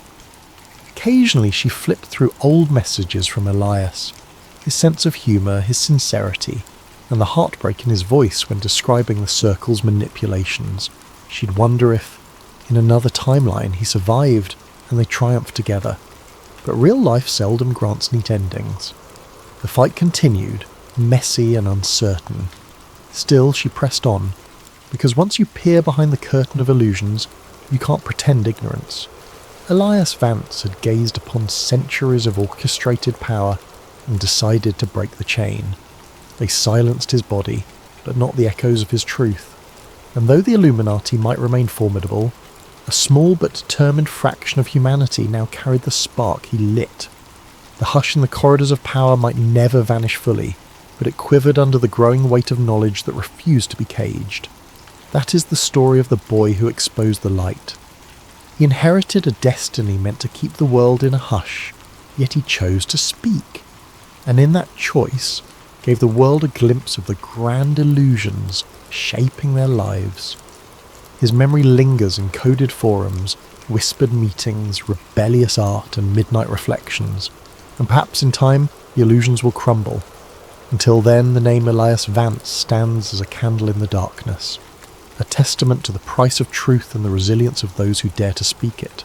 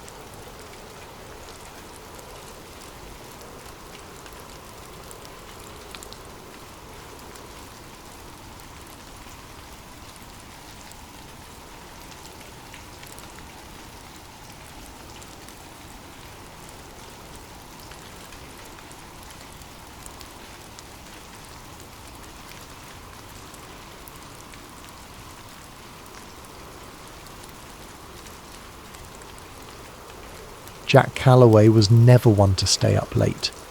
His farm in rural Nebraska demanded an early rise, so he typically shut off the lights by 10, drifting to the lullaby of distant crickets. But on this particular night, the restlessness wouldn't leave him. A strange heaviness pressed against the humid summer air, as if the land itself was holding its breath.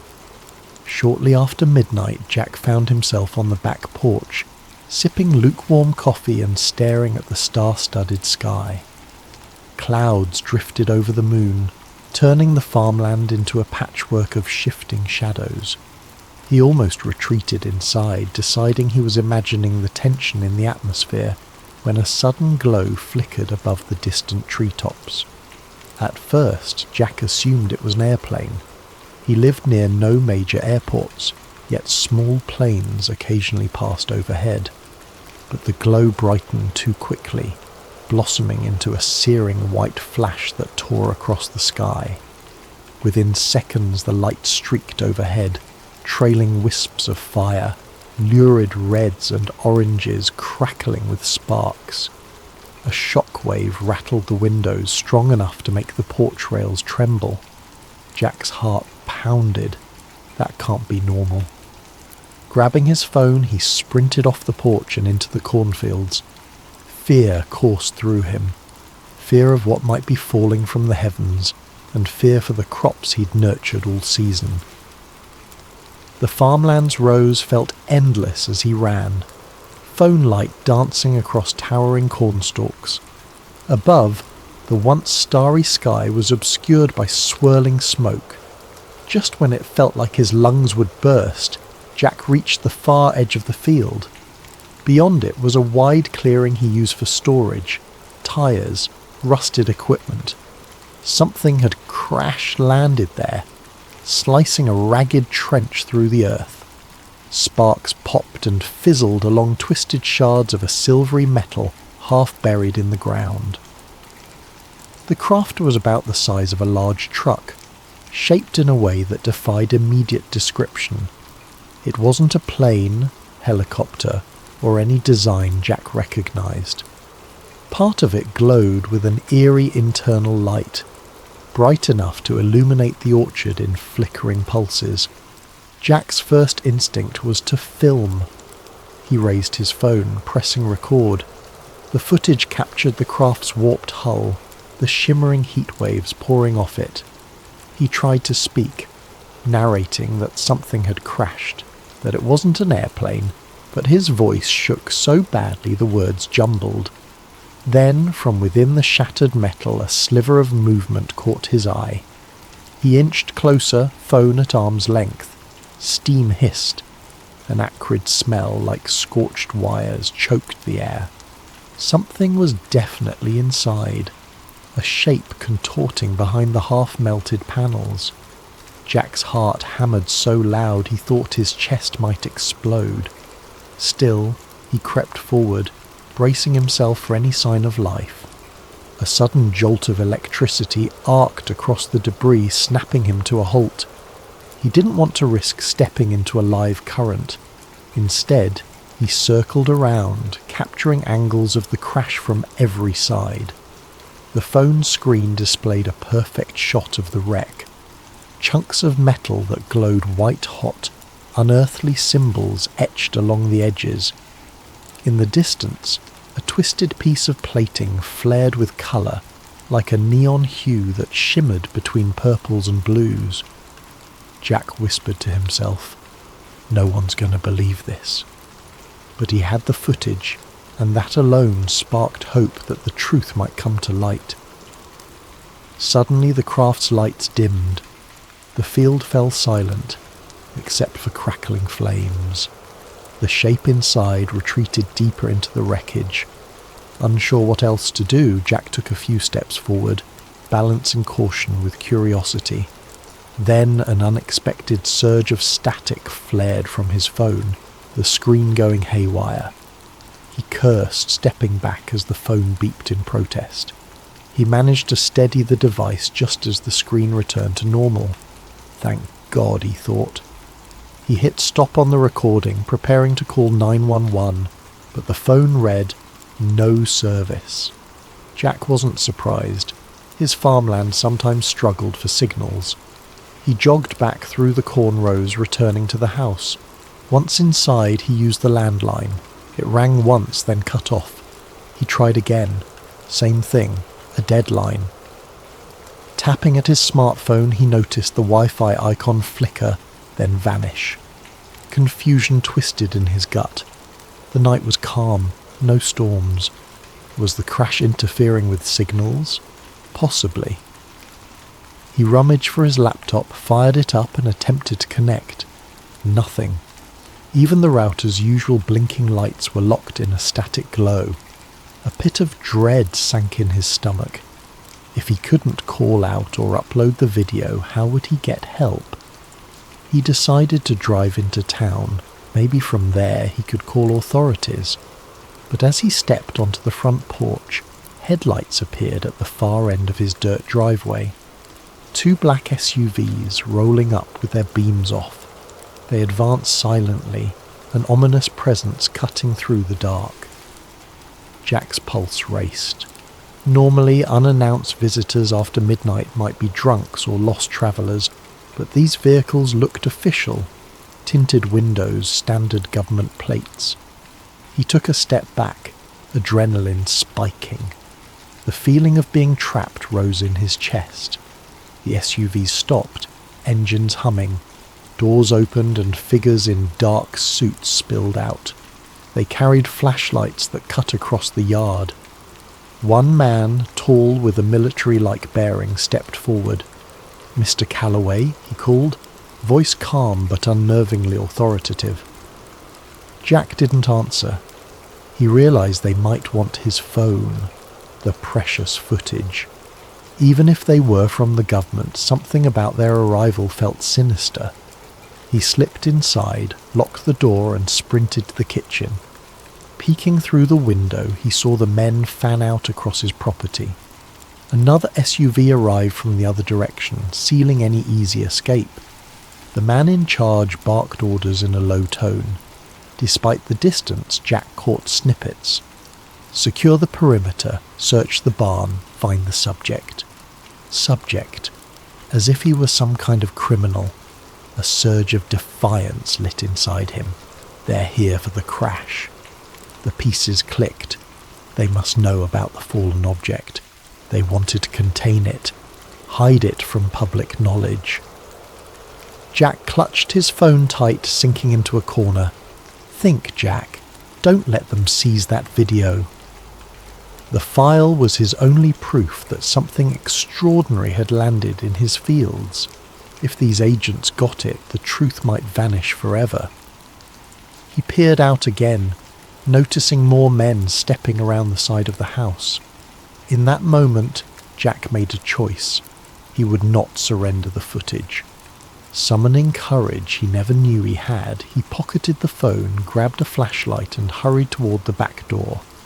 They hadn't reached the house's rear yet. Maybe he could slip away. The world beyond was ablaze with tension.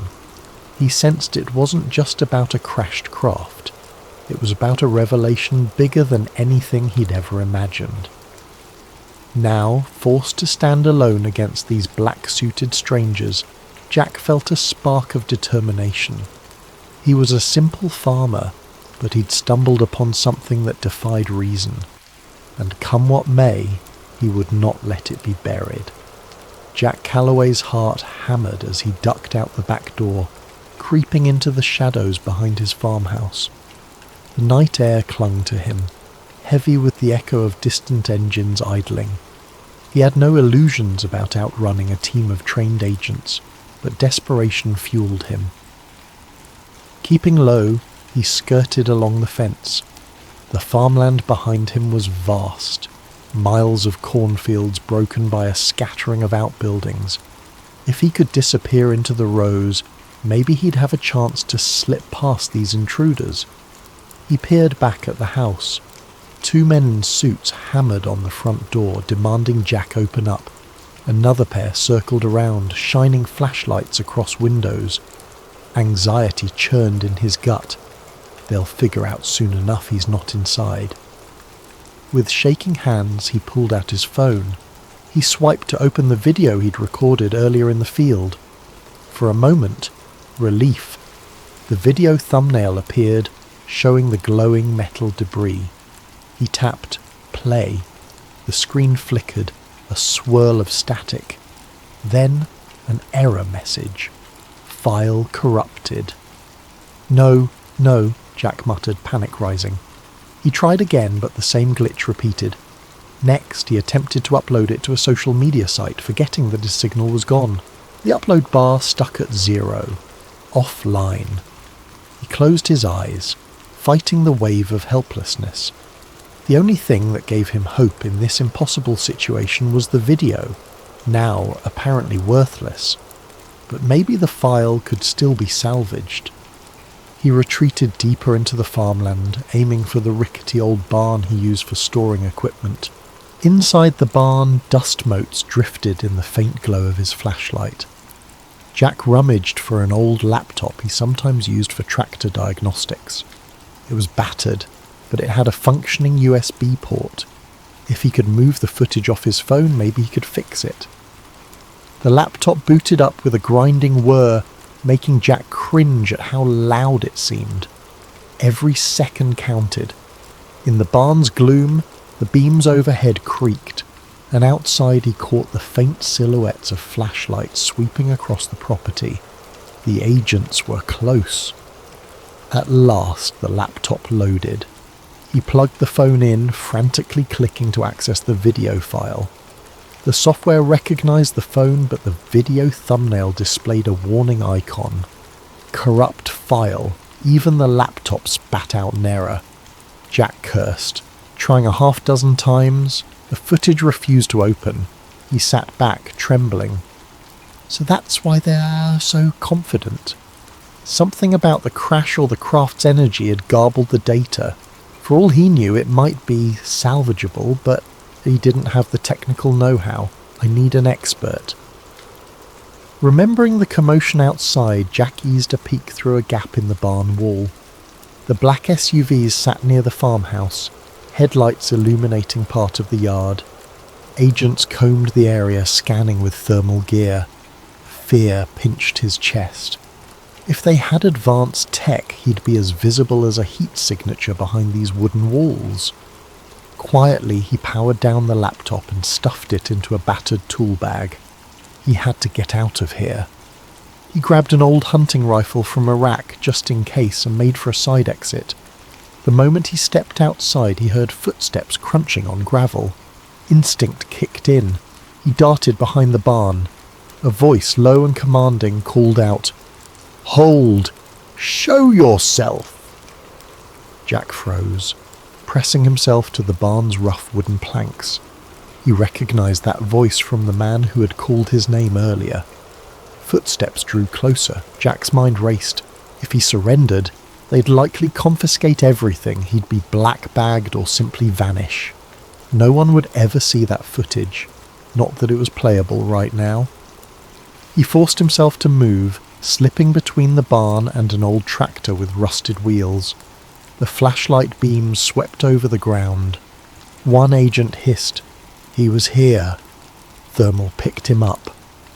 Another responded, "He can't be far, spread out." Jack waited for a break in their pattern, then bolted into the cornfield. The tall stalks enveloped him, rustling as he stumbled between rows. He cursed each time his shoes snapped a twig or crunched dried leaves. Any sound could give him away. The overhead clouds parted, letting a faint moonlight highlight his path.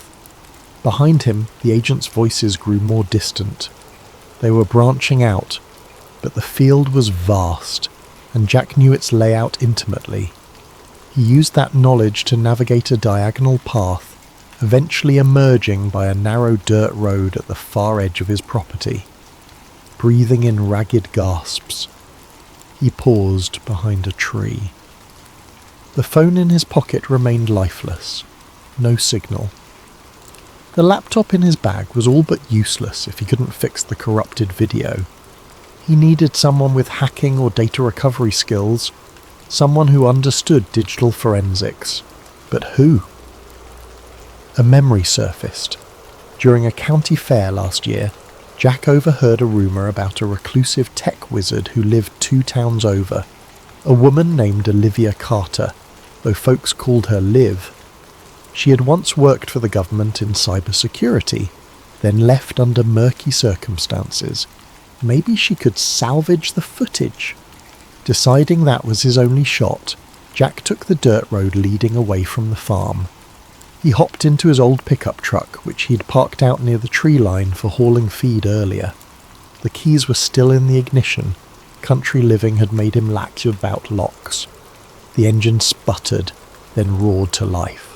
As he drove, he risked a glance back at his property. The headlights from the agent's SUVs glowed, and faint figures moved across the farmland. A pang of loss hit him. This farm was his home, his life. Now, it was seized by faceless men in black suits, but he refused to let them bury the truth. Hunched over the steering wheel, he pressed the gas, determined. If Liv Carter existed, If she truly had a gift for hacking, maybe she could fix the file. Jack allowed himself the faintest glimmer of hope. He had no illusions about outrunning the government forever, but he'd at least put up a fight. The truck rattled along the back roads, dust kicking up behind. He spotted no immediate pursuit, which unsettled him more than comforted him. The entire fiasco felt unreal. Aliens in his field, men in black SUVs. His phone's footage turned useless, yet the memory of that smouldering, unearthly craft lingered. As he turned onto the highway, Jack thought about the object's occupant. Something inside that craft had moved. Was it alive, injured, already contained by those agents?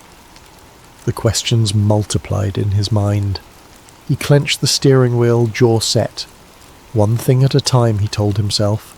If the video was truly salvageable, it might blow open everything, if they didn't get to him first. Dawn broke over a lonely gas station on the outskirts of a neighbouring county, where Jack Callaway huddled by a payphone. The overhead fluorescent lights buzzed, half of them flickering. A battered vending machine spat out stale snacks. Exhaustion weighed on Jack's eyes, but he forced himself to remain alert. He used the payphone's directory to find a listing for Olivia Carter. The number rang endlessly until a groggy voice answered. "Who is this?" it demanded. Clearing his throat, Jack identified himself, explaining that he got her name through local rumour, that he needed urgent help with a corrupted video. A pause followed, then the voice turned suspicious. "You got the wrong line, buddy," it said, starting to hang up. Jack insisted. "I have proof. Something that crashed. I caught it on camera. The government's after me. I was told you used to do NSA-level security or something." Another stretch of silence, then a half-laugh. "So you're the kind of paranoid who calls a random woman with a UFO story. I'm not that gullible." Desperation clawed at Jack. He quickly described the craft, the men in black suits, how his phone's file was corrupted after the crash. He added details about the signal jamming around his farm. The voice on the other end grew quiet. Finally it said, "Meet me at the old train depot outside Rockville, near mile marker 114. Be there in 2 hours, alone." Then it clicked off. Jack exhaled relief, though a kernel of doubt lingered. What if this is a trap? But with no other leads, he had no choice. He drove an hour on dusty roads until he found the abandoned train depot, a dilapidated brick building lost among weeds and rusted tracks. The place felt deserted, except for a single battered motorcycle leaning against the wall. He parked the truck and stepped out, scanning the area. A figure emerged from the depot's shadow. A woman in her 30s, lean and sharp-eyed, wearing a hoodie and clutching a backpack. "You're Jack?" she asked warily. "Yes. You Liv Carter?" She gave a tight nod. "We don't have much time. Show me the phone." Jack handed it over, anxiously summarising the night's events. Crash in the cornfield, black SUVs, corrupted footage. She offered no immediate reaction beyond a raised eyebrow. Settling on a crumbling bench, she booted up a compact laptop from her backpack, hooking Jack's phone to it via cable. "Your data's scrambled," she muttered, eyes flicking across lines of code. "Could be electromagnetic damage or some advanced jamming tech." Jack paced, scanning for signs of watchers.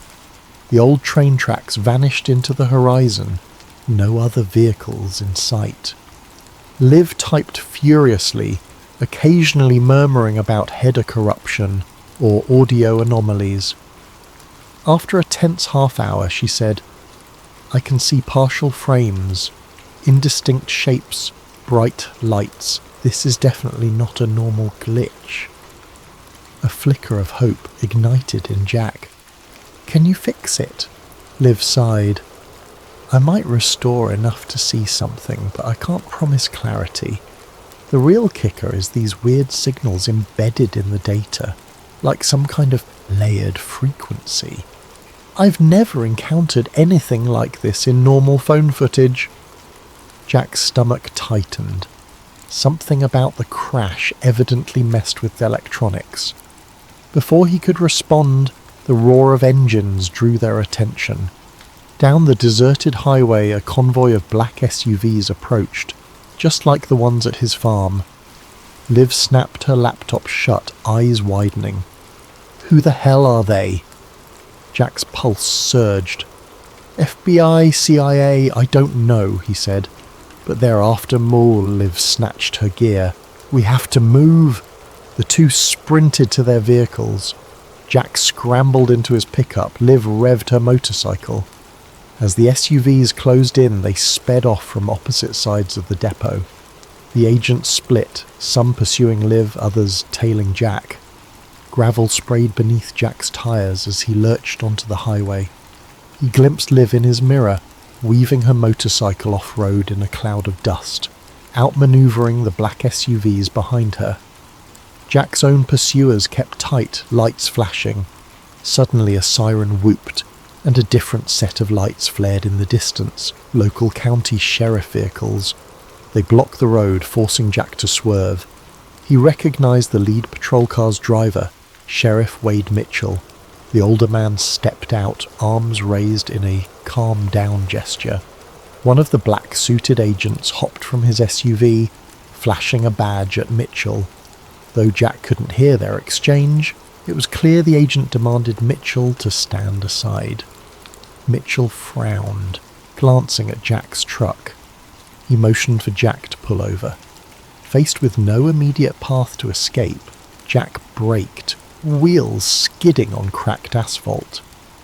The agent approached, dark sunglasses masking any expression.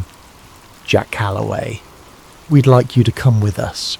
There's been an incident on your property. Official business. Mitchell cast a confused look at Jack. The sheriff had known Jack for years. Jack, what's going on? Why are these men chasing you? Jack, chest heaving, answered, They raided my farm. They want my phone. They're covering up something that fell from the sky. The agent tensed. That's nonsense, Sheriff. We're investigating a possible meteor strike, no threat to the public. Mr. Callaway is interfering with our operation. Please, step aside. Mitchell's gaze flicked to Jack. He saw the fear, the sincerity in the farmer's eyes. Something about the agent's calm, clipped tone felt off. I'd like to hear more from Jack, the sheriff said, folding his arms. The agent's jaw tightened. This is a federal matter. You're out of your jurisdiction. Jack took the moment's distraction to speak quickly, explaining the crash, the craft, the suits. He insisted he had footage, though corrupted. Mitchell's face paled, but he stood firm, telling the agent, Federally or not, in my county, I want to see a proper warrant. The agent stared coldly, then motioned to the SUVs. 2 more men joined, brandishing official documents. Here's your warrant, Sheriff. Satisfy your procedures. He smirked, as if expecting compliance. Mitchell studied the pages, then gave Jack a grave look. Let me see your phone, he murmured. I trust you, Jack, but I got to see something. Jack hesitated, but he fished out the phone. Mitchell scrolled the corrupted file, gleaning only flickers of static and partial frames of a bright object. Even that snippet was enough to rattle him. He glared at the agent. I want an explanation for this. Doesn't look like a meteor to me. The agent stepped forward, face stony. Sheriff, you're obstructing an active federal operation. If you continue, we will have to place you under arrest as well. Mitchell stiffened, mind clearly torn. He faced Jack, voice hushed. I can't protect you if you fight them here. Then more audibly he said, I won't let you arrest my citizen without just cause. But if Jack chooses to leave, I won't stop him. Silence stretched. The agent's eyes narrowed behind tinted lenses. In that heartbeat, Jack understood the sheriff was giving him a window, a fleeting chance to flee. Not wanting to waste it, he gunned the truck's engine. The agent barked an order, but Mitchell positioned himself in the agent's path, forcing him to sidestep. Jack roared past the police cruiser, rubber squealing. The black SUVs swarmed, but Mitchell's deputies manoeuvred to block them, even if just for a few seconds. Those precious moments let Jack speed onto the open road. In his rearview mirror, he saw the convoy eventually break free, resuming pursuit. His chest pounded with gratitude toward the sheriff.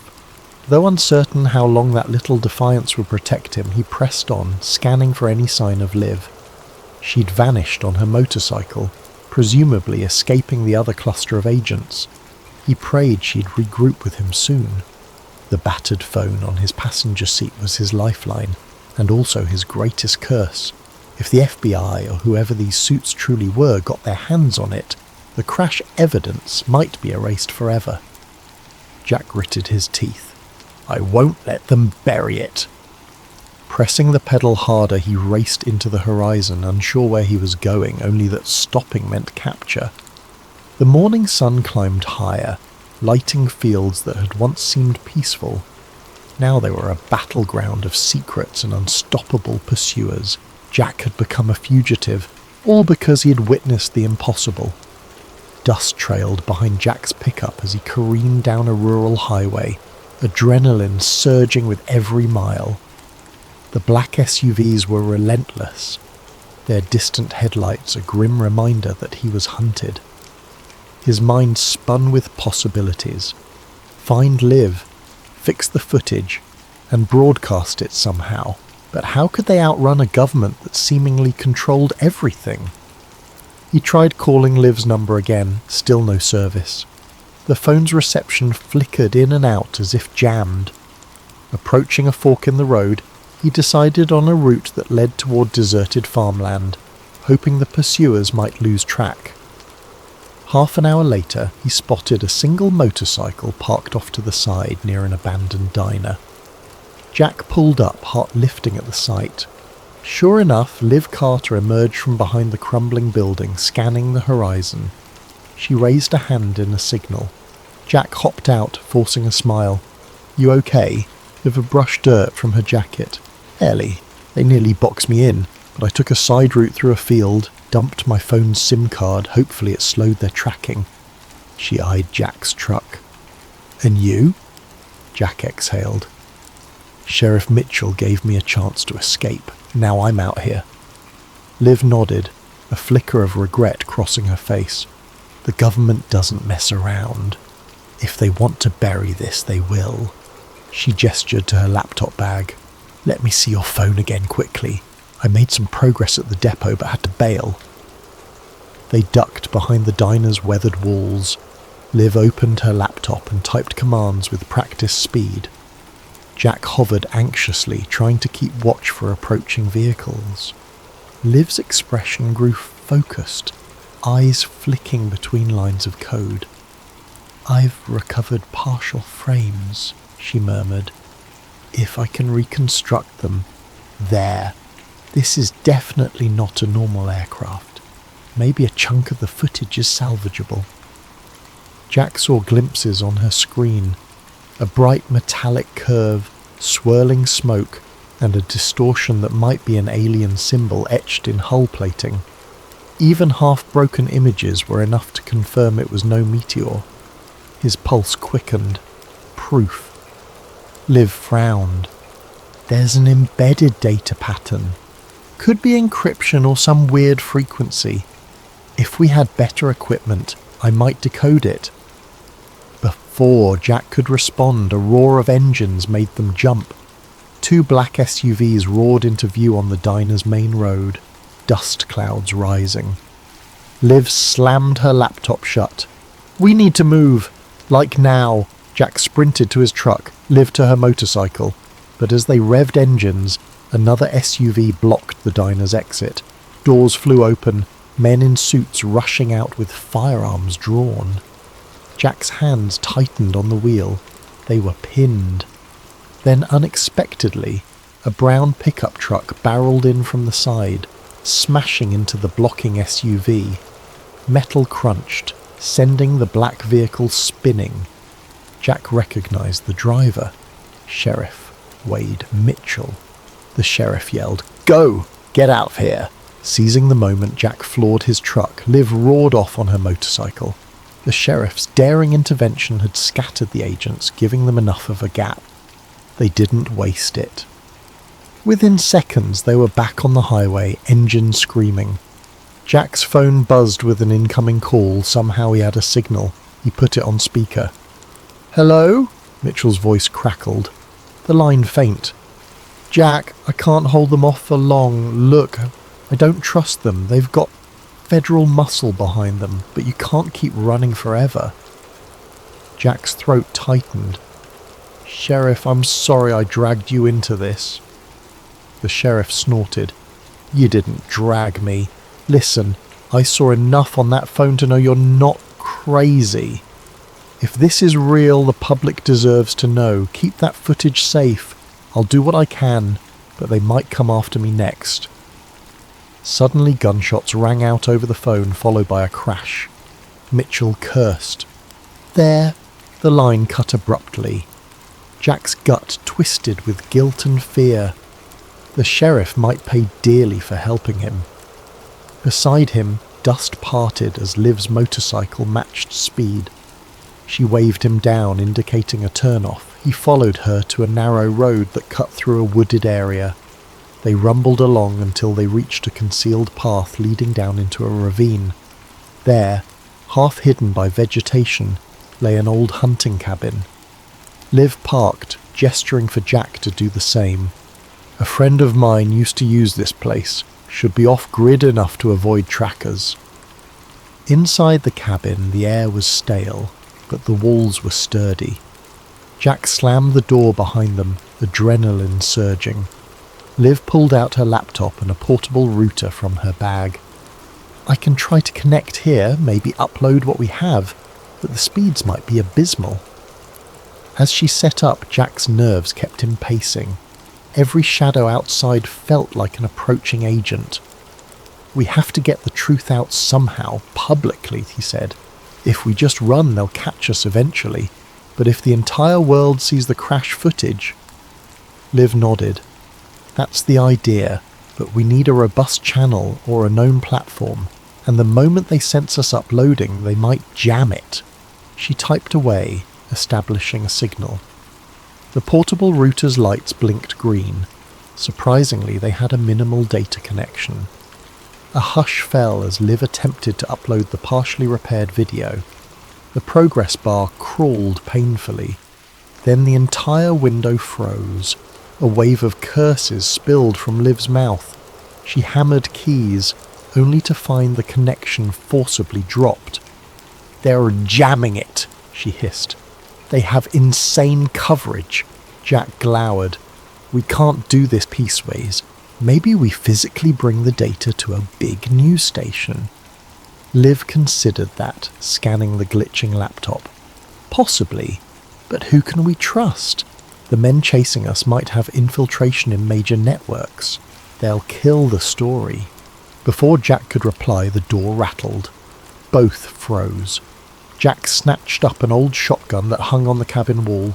Liv pulled a small sidearm from her bag, eyes wide. Another knock, louder. Jack crept to a window. He saw a single figure outside wearing the uniform of local law enforcement. "Sheriff Mitchell," he whispered, relief flooding him. He unlatched the door. Mitchell staggered in, face pale, uniform torn. "They're not just FBI, Jack. Something else is going on. They nearly ran me off the road. My deputies. Some are cooperating with them." Jack helped him to a chair. "You're hurt?" Mitchell shook his head. "Just bruised. Listen, you have to leave the state.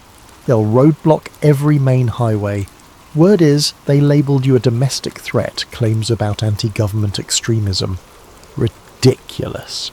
But that means official forces are converging." Liv frowned.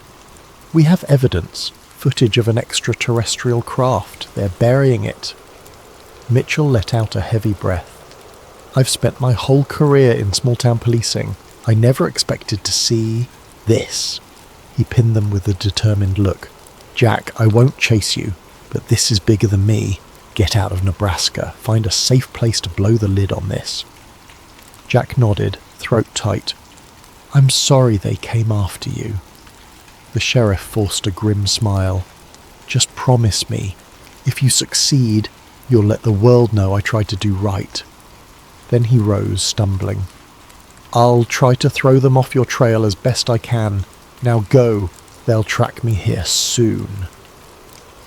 With little time to talk, Jack and Liv quickly gathered their gear.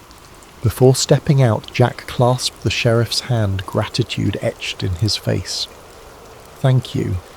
Mitchell nodded, stepping away into the night, presumably to lead the hunters astray. Jack and Liv hopped into their vehicles, forging a plan. They'd head for the nearest big city, Omaha maybe, where they could attempt contacting national news outlets or even go public on the internet from a secure location. As they pulled out from the ravine, the distant rumble of engines sounded once more. But this time the pair had a head start. The farmland roads branched like a maze, and the rising moon cast faint light across their path. They might yet outrun the suits for a time. Still, an uneasy question gnawed at Jack. Even if they made it to Omaha, even if they found a major platform, would the men in black let that broadcast happen, or would an even deadlier force intercept them? He clung to a single hope, the possibility that the partially restored footage would be enough to spark a global outcry, that it would be unstoppable once it hit the public domain. In the glare of his truck's headlights, an enormous harvest moon loomed overhead. Jack couldn't shake the feeling that something else hung in the sky, something that had come crashing down on his farm, and unless he exposed it, those dark secrets would remain hidden, overshadowing the farmland for good. Under the pale glow of street lamps, Jack Callaway and Olivia Liv Carter found themselves in the industrial outskirts of Omaha. Factories and warehouses lined the roads, giant structures looming in the dark. They had evaded immediate pursuit thanks to Sheriff Mitchell's heroic diversion, but neither believed the chase was truly over. They parked behind a deserted loading dock. The stale odour of oil and rust drifted in the night air. Liv led Jack to a side entrance of an old distribution centre. She claimed to know a hidden corner inside where they could set up for a final attempt to broadcast the footage. Inside, the place was cavernous, echoing with each footstep. Corridors branched off, some leading to dusty offices. Eventually they found a small utility room near the back. Liv tested an electrical panel, lighting the overhead fluorescent tubes that flickered with a dull hum. "This might work," she said, dropping her gear. She set up her laptop, connecting it to a portable battery. The phone was placed on a makeshift stand, the recovered footage file displayed on her screen. "I'll try to route through a secure network. My old NSA backdoor might still exist." Jack crouched by the door, shotgun resting at his side, warily scanning the empty halls. The tension in his chest felt suffocating. "If they track us here," Liv shrugged, "we have no choice. This is our last shot. If we can't get the footage out, they'll keep hunting you down, and the world won't learn the truth about that crash." She typed a flurry of commands. The laptop's fans whirred. Minutes stretched. Jack's nerves thrummed. He recalled the horrifying sense of powerlessness as men in black suits commandeered his property, the intangible occupant inside that crashed craft, the glimmers of alien symbols in the twisted metal. All that weighed on his mind, fueling his resolve. We can't let them hide this. Suddenly Liv hissed in triumph. "Yes, I've bypassed some of their net blocks. The upload is starting." The progress bar inched forward. "I'm sending it to multiple mirror sites simultaneously. Video sharing platforms, news tip lines, every corner of the web. They can't kill it all at once." Jack allowed a hopeful smile. So people will see it? Liv nodded. Unless they physically cut the power. But we have a backup battery, so even that might not be immediate. No sooner had the words left her mouth than a metallic clang echoed from somewhere in the building. Jack stiffened, finger sliding to the shotgun's trigger guard. Liv's eyes darted up from the screen. "We're not alone." Sure enough, footsteps resonated from the corridor, a measured, almost ominously calm stride. Liv frantically tapped at her keyboard, urging the upload to finalize. 4 minutes left, she muttered. The footsteps stopped outside the door, then a single knock. Thud, thud, thud. Rourke's heart nearly stopped. He raised the shotgun, voice shaking. "Stay back!" The door handle jiggled. Then, as if from nowhere, the knob turned and the door swung open. Standing there was Agent Daniel Briggs, the same figure who had led the raid on Jack's farm. Behind him hovered 2 more men in black suits, their faces eerily blank. Briggs's gaze swept the room, landing on the laptop. "Mr. Callaway, Ms. Carter," he said smoothly, ignoring the shotgun aimed at his chest. "This ends now. Step away from that computer." Jack gritted his teeth. "We're uploading the truth. Everyone will see what crashed on my farm. You can't silence this." Briggs sighed, his tone almost regretful. "You're misguided. The world isn't ready for what you've stumbled upon. Think of the panic, the chaos. We're protecting society." He nodded at the men behind him. They advanced, but Jack pumped the shotgun, halting them momentarily. Liv glanced at the screen. 2 minutes left, she whispered to Jack. Briggs's eyes narrowed. "Can't allow that file to spread. Stand down or we will be forced to..." A sudden boom reverberated through the facility, making everyone jerk in surprise. Something heavy crashed in a far corridor. The men in suits turned, momentarily distracted. Liv seized the opportunity, leaping forward to slam the door shut. She bolted it from inside, pressing her weight against it. From the hall, Briggs's muffled voice barked, "Breach it!" A heavy thud smashed against the door.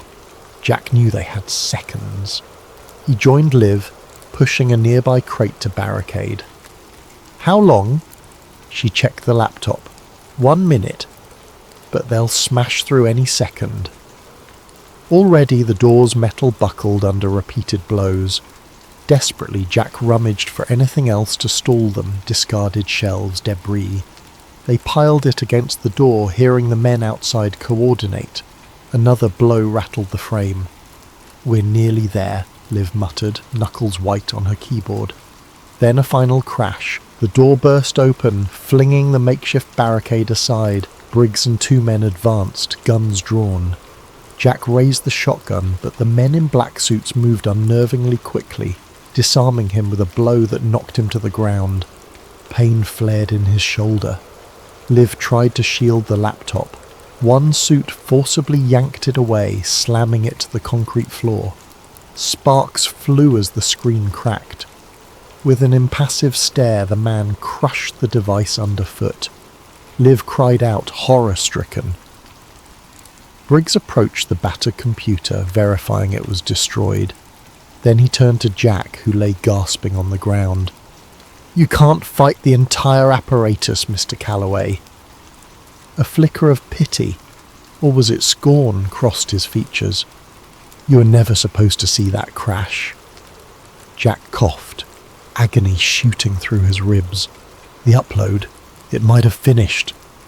Briggs knelt, retrieving Jack's phone. He tapped it.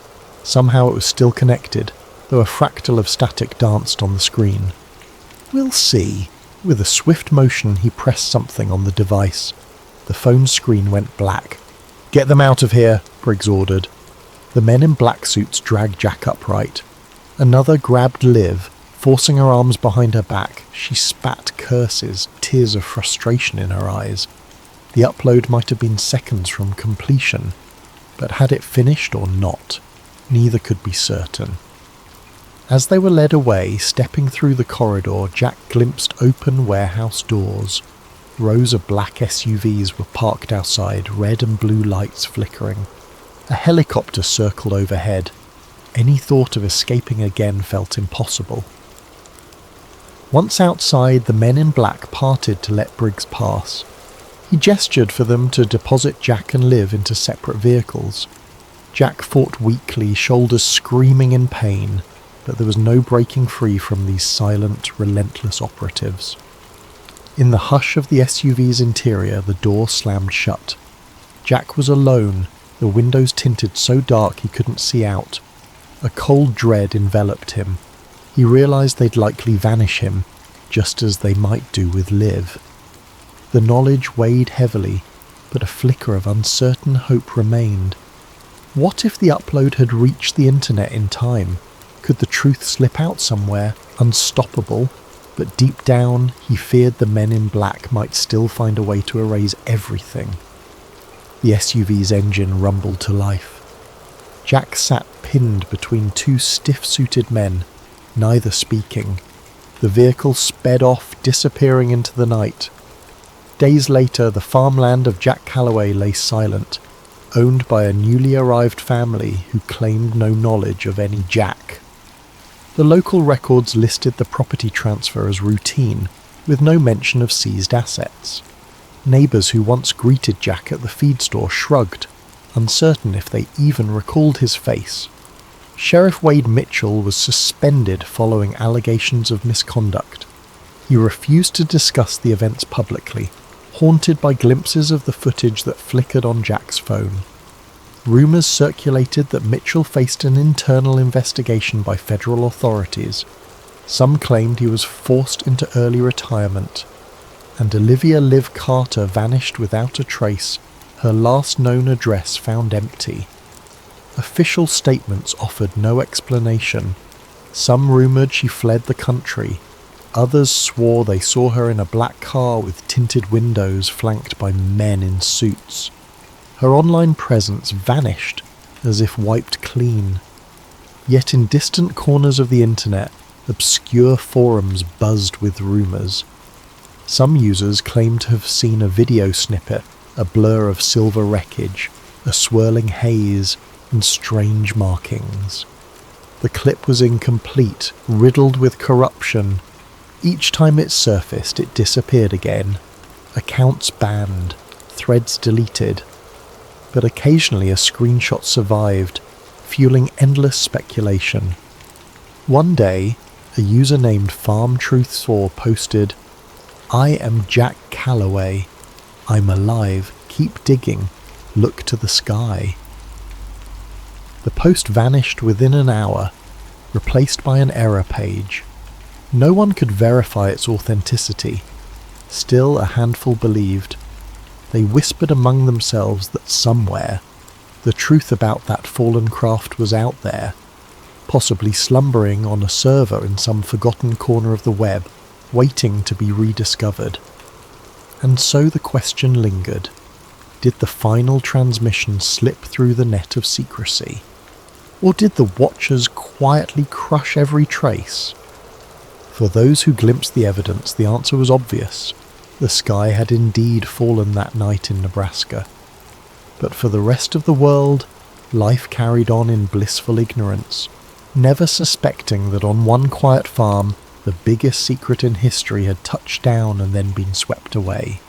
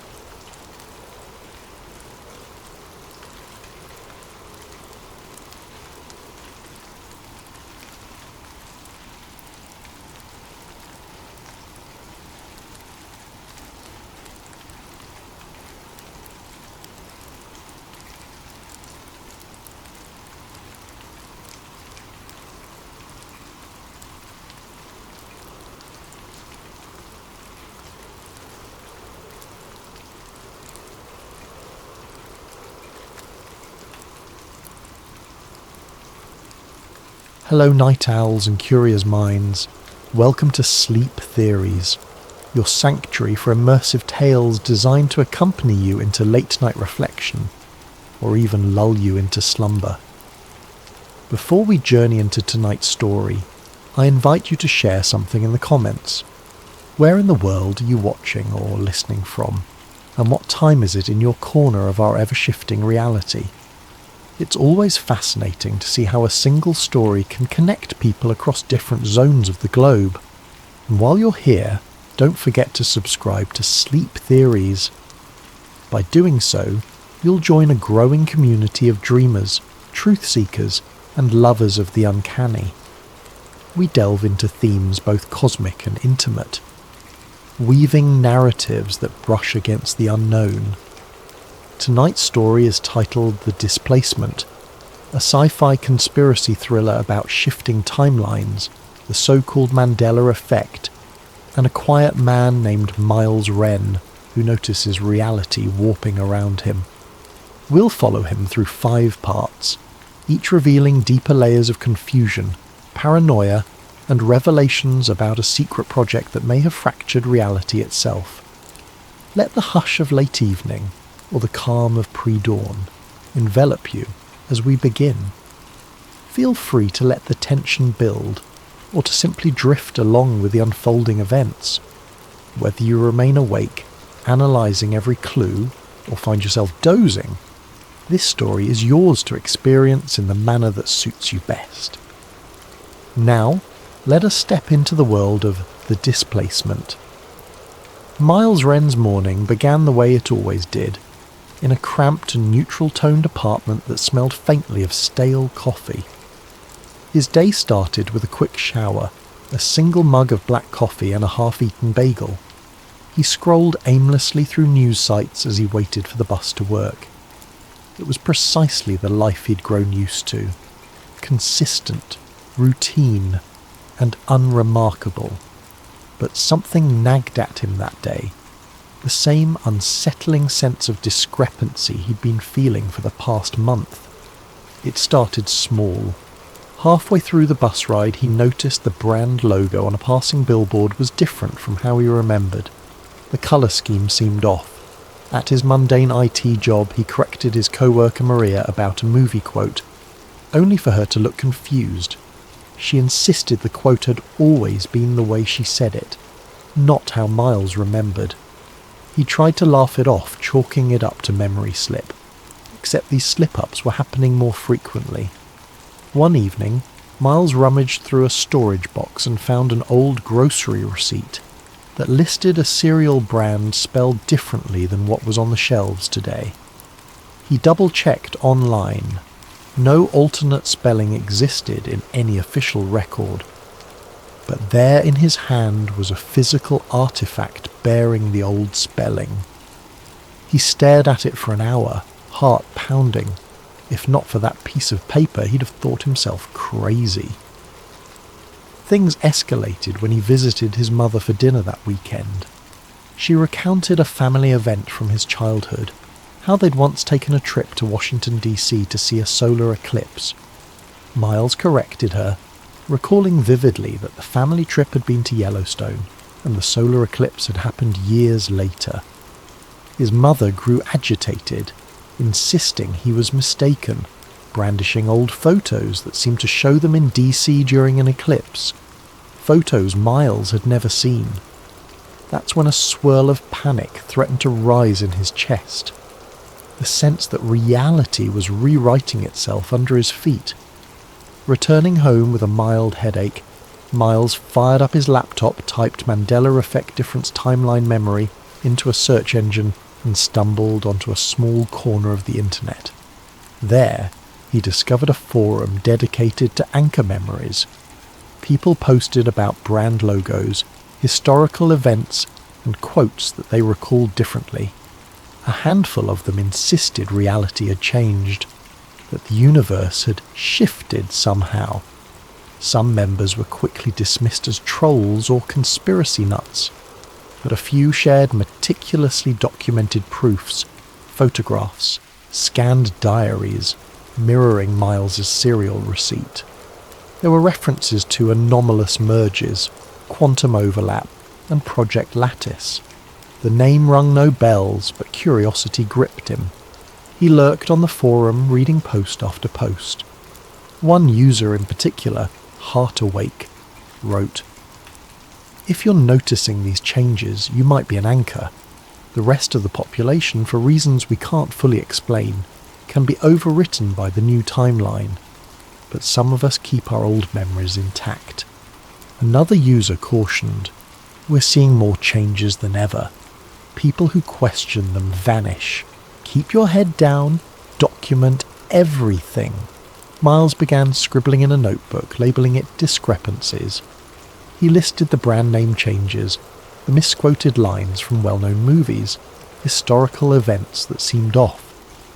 He recounted how President Lincoln's birth date, which he was sure was different, no longer matched what the internet said. The more he wrote, the more tension coiled in his gut. Days passed, and Miles noticed certain forum members dropping offline without explanation. One poster wrote, "They found me. I can't stay." Then his account vanished. Another cryptically said, "Tight-lipped men in suits came to my work." Then silence. The forum started to feel less like a collective of misfits and more like an underground cell hiding from something menacing. A conspiracy at large? Miles found fleeting relief in a private chat with Heart Awake, who seemed knowledgeable. They claimed to have insider knowledge of a top-secret government project that delved into quantum timelines. Think of it as timeline observation. They messed up, causing microshifts. The public writes them off as false memories, commonly called the Mandela effect. But it's real. The rips are expanding. Simultaneously, Miles's migraines grew worse. He'd wake up in the middle of the night with a start, recalling vivid dreams of places he'd never been to, with street layouts so detailed it felt as if he'd lived there. Sometimes, on his way to the office, he'd pass a building he could have sworn was painted blue the day before. Now it was red. Co-workers teased him about being scatterbrained, but the pit in his stomach deepened. He recognised that his discrepancies list was no longer a handful of minor changes. It was ballooning weekly. Then, the culminating moment. Rummaging through an old folder for tax documents, he found a pamphlet titled Project Lattice, Preliminary Observations. The letterhead bore the seal of a US government agency he'd never heard of. The pamphlet described observational windows into parallel states, discussing anchor points and collective memory. The text was incomplete, as if pages were missing. No mention of how it ended up in his personal files, but the presence of the name Project Lattice made his blood run cold. He posted a blurred snippet of the pamphlet on the forum, seeking guidance. Some members responded in awe, but within an hour the entire thread vanished. So did multiple sub-forums. Then Heart Awake messaged him privately with a single line, "They're onto you. Watch your surroundings." A wave of paranoia enveloped him. Checking out his apartment window, he thought he saw a dark sedan parked across the street. Had it been there earlier? The occupant's silhouette seemed to glance his way. Or was that his imagination?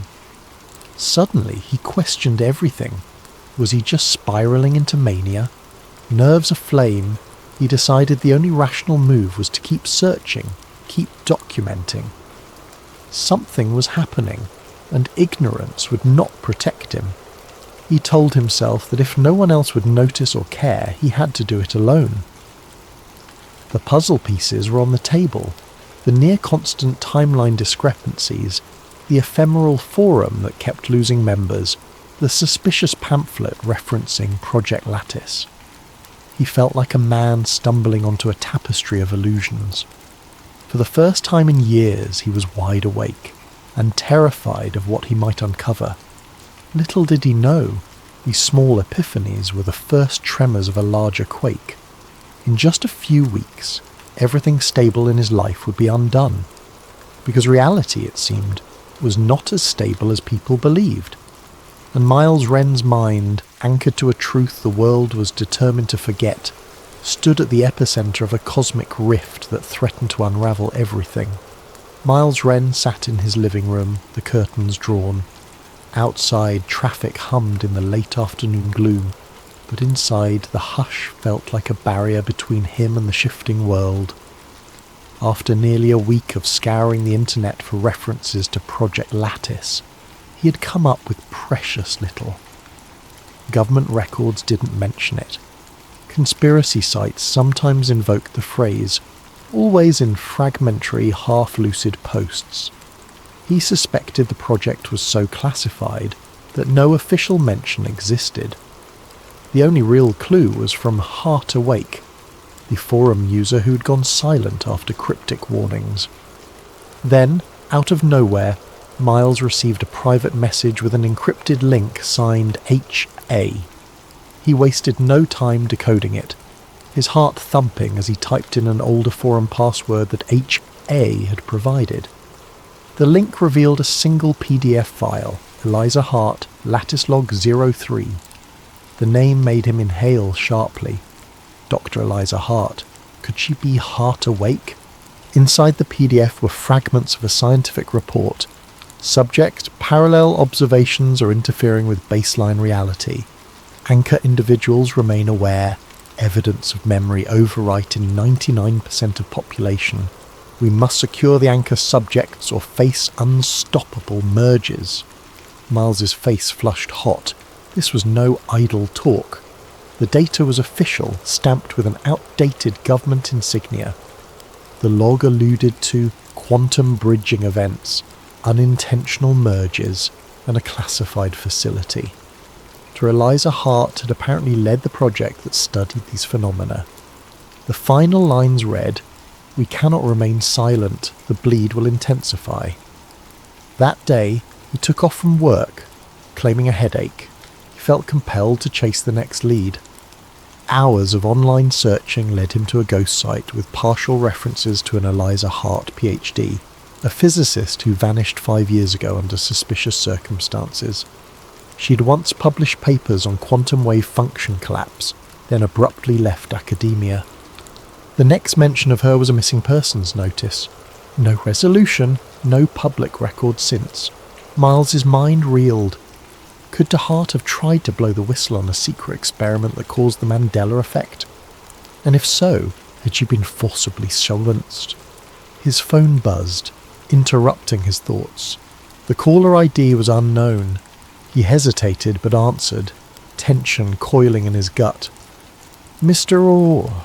Wren, a low voice said. "This is Agent Delar. We need to talk about your forum activities." Miles's throat tightened. "How did you get this number?" A pause then. "Let's say we have resources. You're not in trouble yet, but we've taken note of your postings. We're aware you have certain documents relating to Project Lattice." Silence. Miles's hand shook. He forced composure. "What do you want?" "I want to give you a chance to stop before you cross a line. You're chasing illusions that could unravel a delicate balance. Drop it, Mr. Ray. Return to your normal life. People who dig deeper don't remain healthy for long." Miles bristled. "Is that a threat?" "It's a fact. The more you cling to memories from a previous timeline, the more your mind fractures. If you keep interfering, you'll end up like Dot Hart. Or worse, you'll risk triggering further merges that might destabilize entire swathes of reality." The line clicked dead. Miles's heart hammered. The call left him rattled with unanswered questions. Who was Agent Delar? A genuine agent or some spook from a Black Ops team? The idea of destabilizing entire swathes of reality sounded insane. Yet the events he'd witnessed suggested something insane was indeed happening. The man on the phone had implied that those who remember the original timeline cause instability. Could that be why forum members disappeared? They threatened the official narrative. And this talk of the more you cling to memories from a previous timeline, the more your mind fractures. Was that a psychological effect or something more literal? The concept reminded him of quantum wave theories, how observation collapses probability. If too many contradictory memories existed, would that tear reality at the seams? Haunted, Miles hammered out an email to a friend from college, an old friend who was a data scientist. He attached the PDF asking if she could help verify its authenticity. The friend replied hours later. Encryption style is advanced. The doc's metadata suggests it's from a government system. If it's a hoax, it's extremely sophisticated. Miles, this is big. Tread carefully. He had to meet others like him in person. The online realm was compromised, too ephemeral. So he posted a coded message in a local offshoot of the forum requesting a meetup for Mandela anchors at a downtown cafe. A single user responded, "Down the rabbit hole we go. Tomorrow, 7 p.m, grey jacket, table by the corner." At 7 p.m. the next day, Miles arrived anxious. The cafe was a modest place known for late-night coffee. He scanned for anyone wearing a grey jacket. Eventually, a slim man with a shaved head waved him over. Introductions were terse. The man called himself Cal. Over coffee, they swapped experiences. Logos changed, historical events out of place, phone contacts vanishing. "I used to have an ex-girlfriend named Samantha," Cal whispered. "We dated for a year. Then one day she was gone. No evidence she ever existed. My friends insisted I was single the whole time. That's when I knew something was deeply wrong." Miles recounted his fiasco with the cereal brand, the family vacation recollection, the forum vanishings, Dr. Hart's log. Cal's eyes widened at the mention of Project Lattice. "I've heard rumours of a facility that monitored parallel timelines, like a radio scanning multiple frequencies. If we keep glitching between them, maybe that's the cause." They parted ways warily, agreeing to share info discreetly. Yet as Miles left, he glimpsed a black sedan parked across the street. The driver wore sunglasses even in the dim evening light. A chill crawled up Miles's spine. The next day he texted Cal, but the message bounced. The phone number no longer existed. Shaken, Miles realised how quickly these Mandela anchors could vanish. He was being watched, and so was Cal, presumably. This was more than a casual conspiracy. Something official and dangerous was stamping out anomalies, ensuring no one pieced together the truth. Possibly the fear was that if enough anchor minds recognised the illusions, the entire tapestry might unravel. By that weekend, Miles's memory flickers intensified. He woke up in an apartment that looked the same but had a different colour sofa. Mid-morning, it was back to normal. He found a small scar on his forearm he'd never noticed before. Searching old photos, the scar was present in some, absent in others. Reality was rewriting itself, editing details with casual disregard for sanity. He also began to have vivid nightmares about Dr. Hart. In these dreams, she was in a sterile lab, scribbling frantic equations on glass walls, turning to him with despair in her eyes. "We messed up," she always said. "You have to fix it, or you'll be wiped away." Waking from these nightmares left him soaked in sweat, unsure if they were just imagination or glimpses into another timeline. Agent Delar's ominous phone call echoed in his thoughts. The man had spoken as if the shift was unstoppable, but was that truly the case?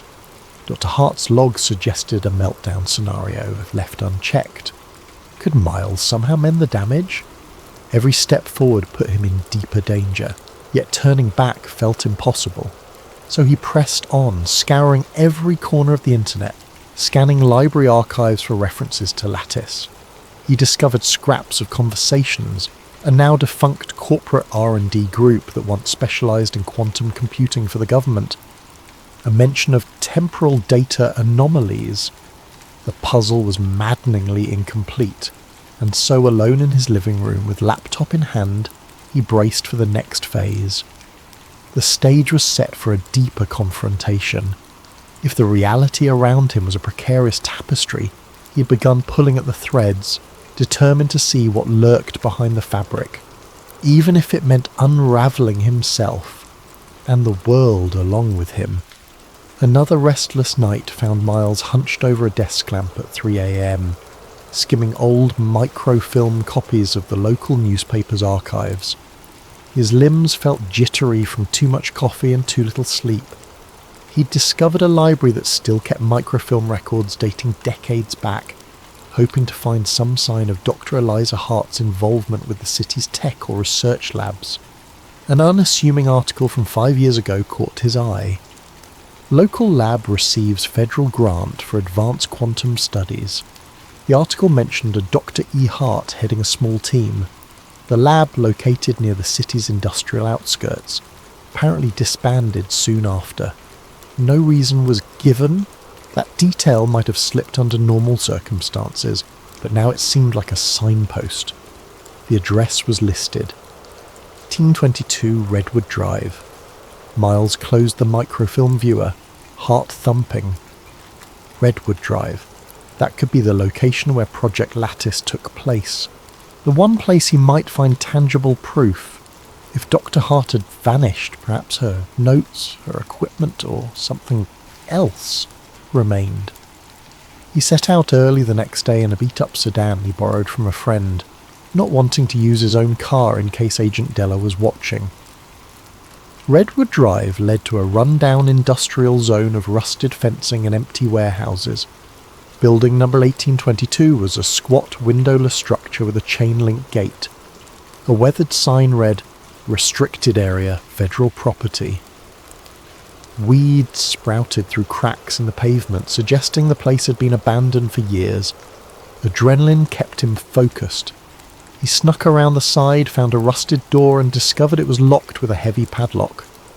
Lacking better tools, he rummaged for a crowbar in his trunk, silently apologising to the cosmos for trespassing. After some effort and plenty of anxious glances over his shoulder, the lock snapped open. Inside, dust motes floated in stale air. It was a husk of a lab, empty benches and scattered equipment crates forming a ghostly tableau. Flicking on a flashlight, Miles wove through corridors. A few locked rooms were too secure to enter, but one door hung ajar. Carefully he stepped inside, a modest office with knocked-over filing cabinets. Tattered documents lay strewn about. Folders labelled Lattice Observational Logs, Timeline Variation, and Anchor Tests. The jackpot. He gathered as many papers as he could. Most were partial or heavily redacted, yet certain lines made his skin prickle. Anchor volunteers exhibit resistance to timeline overwrites. This leads to confusion, potential psychological breakdown. Cross-observation windows must be minimised to prevent merges. Dr. Hart warns of an unstoppable chain reaction if left uncontained. It was proof that the government had indeed funded a project to observe or manipulate parallel timelines, possibly under the impetus that these volunteers could maintain memory across timeline shifts. That explained the forum references about anchor individuals, people like Miles. A battered lab notebook in the corner caught his eye. Its cover read E.H., presumably Eliza Hart. Inside, scribbled notes documented observed anomalies, referencing a rising frequency of shifts. One excerpt read, "They keep pressuring me to push for deeper observation windows. We're seeing brand changes, historical discrepancies, small details morphing daily. Is it us or the timeline? The quantum bridging is fragile. Our presence might be causing the merges." Miles's throat tightened. He flipped to the final page. "I'm losing time. My fiancé says we never met, though we have pictures. The data suggests we've triggered a global effect. I must hide these logs before they bury me. If you find this, you're an anchor. Remember the original. They'll try to rewrite you." He clutched the notebook with shaking hands. This was bigger than anything he'd imagined. Project Lattice had cracked a door into parallel realities, letting them bleed together. Eliza Hart had recognised the danger, but presumably she vanished. The parallels to his own experiences were chilling. Friends or family forgetting entire histories, brand changes, illusions of false memories. Suddenly a sharp sound. Footsteps in the corridor. Miles froze, heart pounding.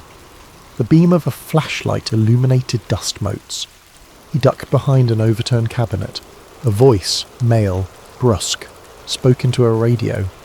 No signs of forced entry in the main lab. Checking offices now. Fear coursed through Miles. He recognised that distinct official tone. Possibly Agent Delar or one of his colleagues. Silently, Miles slid the lab notebook into his satchel. Step by careful step, he edged away. The footsteps drew closer. He heard the squeak of a boot on debris. Another beam of light moved across the floor. Tense seconds stretched like hours. A stroke of luck. The unseen agent stepped into a different hallway, momentarily letting Miles slip out into the corridor behind him. He retraced his path, ignoring the hammering of his heart. Within minutes, he found the side door, hurried outside and sprinted to his borrowed sedan. He peeled away from Redwood Drive, adrenaline coursing. In his rearview mirror, he spotted no immediate pursuit, though that offered little comfort. Back in the safety of his apartment, he locked every door and jammed a chair under the handle, paranoid but justified. Taking a deep breath, he spread the rescued documents on his living room floor. The significance of each page weighed on him like a crushing burden. The government, or some clandestine group, had messed with the fabric of reality. The Mandela effect was not a glitch in memory alone. It was an actual shift triggered by these quantum observation windows. People like Miles retained the old memories because they had some mental anomaly that anchored them to the original timeline. Project Lattice used these anchors for research, and apparently the cost had been catastrophic. He scanned the pages, searching for any mention of Agent Delar. Indeed, a memo indicated a Delar was assigned to contain anchor anomalies. Another note read, Subject Anchor recall threatens success. Use memory reset protocols if subject refuses compliance. The hair on Miles's neck stood up. Memory reset. That must be the ultimate threat, erasing anchors so they no longer disrupted the new timeline. He recalled Delar's phone call, the mention of further mergers. This was the machinery behind it. One portion referred to contingency labs across multiple states, each monitoring minor mergers. A mention of Hart's last message directed to a secure server with an IP address partially scratched out. Possibly, if he could decipher it, he might find more records, or even Hart herself. That is, if she was alive. But how to do so without being tracked? He realised with a jolt that Dr. Hart might still be out there, hiding. The text. If you find this, you're an anchor. Remember the originals, echoed in his mind. He felt an odd solidarity with her, a woman who tried to safeguard the world from unstoppable quantum fracturing. Sitting amid the scattered documents, exhaustion weighed on him. The timeline flickers were intensifying. He needed help. The question was, from whom? He trusted no one. The next steps would be riskier. Decoding Hart's final instructions, outrunning Delar's watchers, and maybe finding a way to reverse or at least contain this runaway phenomenon. But was it reversible? The notion that thousands, maybe millions of small changes had already taken root in people's lives was staggering. Even if the large mergers had yet to come, smaller ones threatened fundamental truths. He shuddered at the thought. Entire countries might morph. People might vanish, replaced by alternate versions. If the original timeline was lost, how long until everything collapsed? He pressed a palm against his eyes, staving off a migraine. A wave of mental exhaustion threatened to swallow him. The final line in one of Hart's notes repeated in his head like a mantra. We must not remain silent. Indeed, if he succumbed to fear or let them silence him, the consequences could be unthinkable. He just hoped he could hold on to his own mind before the shifting timeline wrote him out of existence. Because for an anchor like Miles, the cost of remembering everything might come at a price, losing his sanity, or incurring the wrath of the shadowy forces determined to keep the world oblivious to the displacement. The day began with another jarring shift. Miles woke on his worn-out couch, blinking blearily at the living room. The furniture layout was reversed. The couch sat against the opposite wall. Startled, he jolted upright, only to find it was back to normal, as though it had never changed. Gasping, he pressed a hand to his racing heart. The flickers of timeline merges were stronger now, coming in broad daylight. He was so shaken he nearly forgot to breathe. Determined to push forward, he rummaged through the documents from Redwood Drive, focusing on references to anchor points and secure servers. A few cryptic clues suggested that Dr. Hart's last known location was an underground facility near a satellite station outside the city. It matched the mention of contingency labs. Possibly she had retreated there or left a final message. With a sense of desperate resolve, Miles decided to investigate. The battered sedan took him down a winding rural road. As evening fell, the satellites loomed overhead like silent guardians.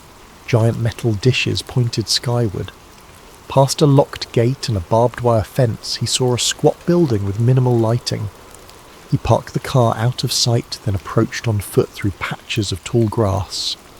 Once again, he found a side door with a rusting security panel. Fortune favoured him.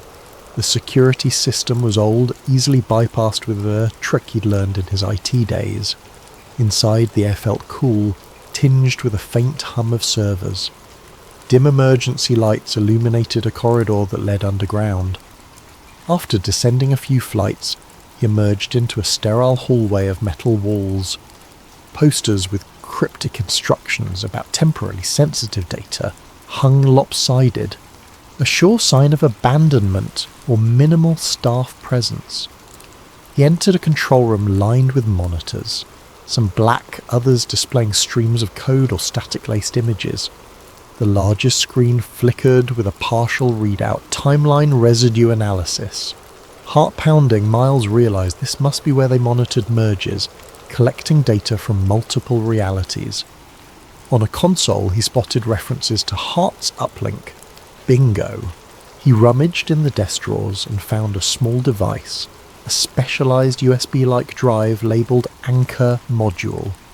The label read, "Authorised anchor use only." The synergy of so many coincidences gave him chills. He jacked it into a console, hoping to access deeper files.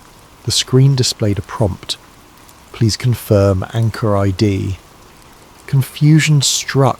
Did he have an ID? Then he remembered the Redwood documents mentioning anchor volunteers. Possibly his name was in some database as a potential anchor. He typed Miles Wren, but the system responded with an error. He tried rummaging for a numeric code in the Redwood notes. One snippet had a 9-digit number next to the name M. Wren. Inputting that into the console, he waited with bated breath. A beep. Then the console text changed. Anchor confirmed. Dr. E. Hart's logs unlocked. Suddenly, lines of text scrolled across the monitor. Miles, if you're reading this, you're an anchor who resisted the overwrite.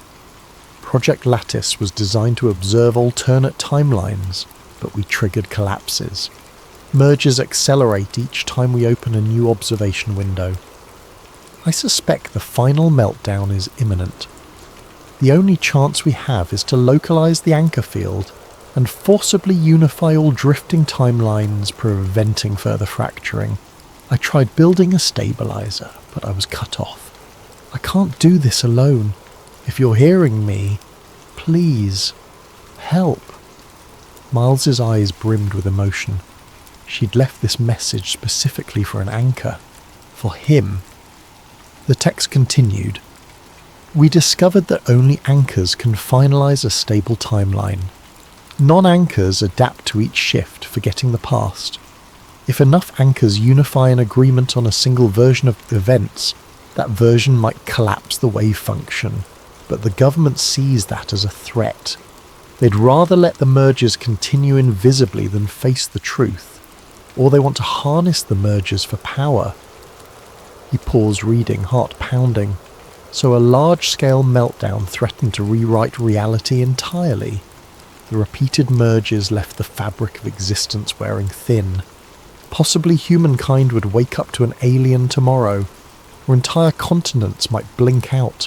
The scale was unimaginable. Another line scrolled. If Agent Delar or others approach you, they'll offer to wipe your memory. They believe that removing anchor memories eases the mergers. Don't let them. We must keep the original in mind or we all vanish. I'm nearby, but my consciousness is fragmented. This facility's deeper level houses a quantum link to the lattice. That's where you must go. I'll be waiting. Anxious determination flared in Miles. Dr. Hart was not just a ghost.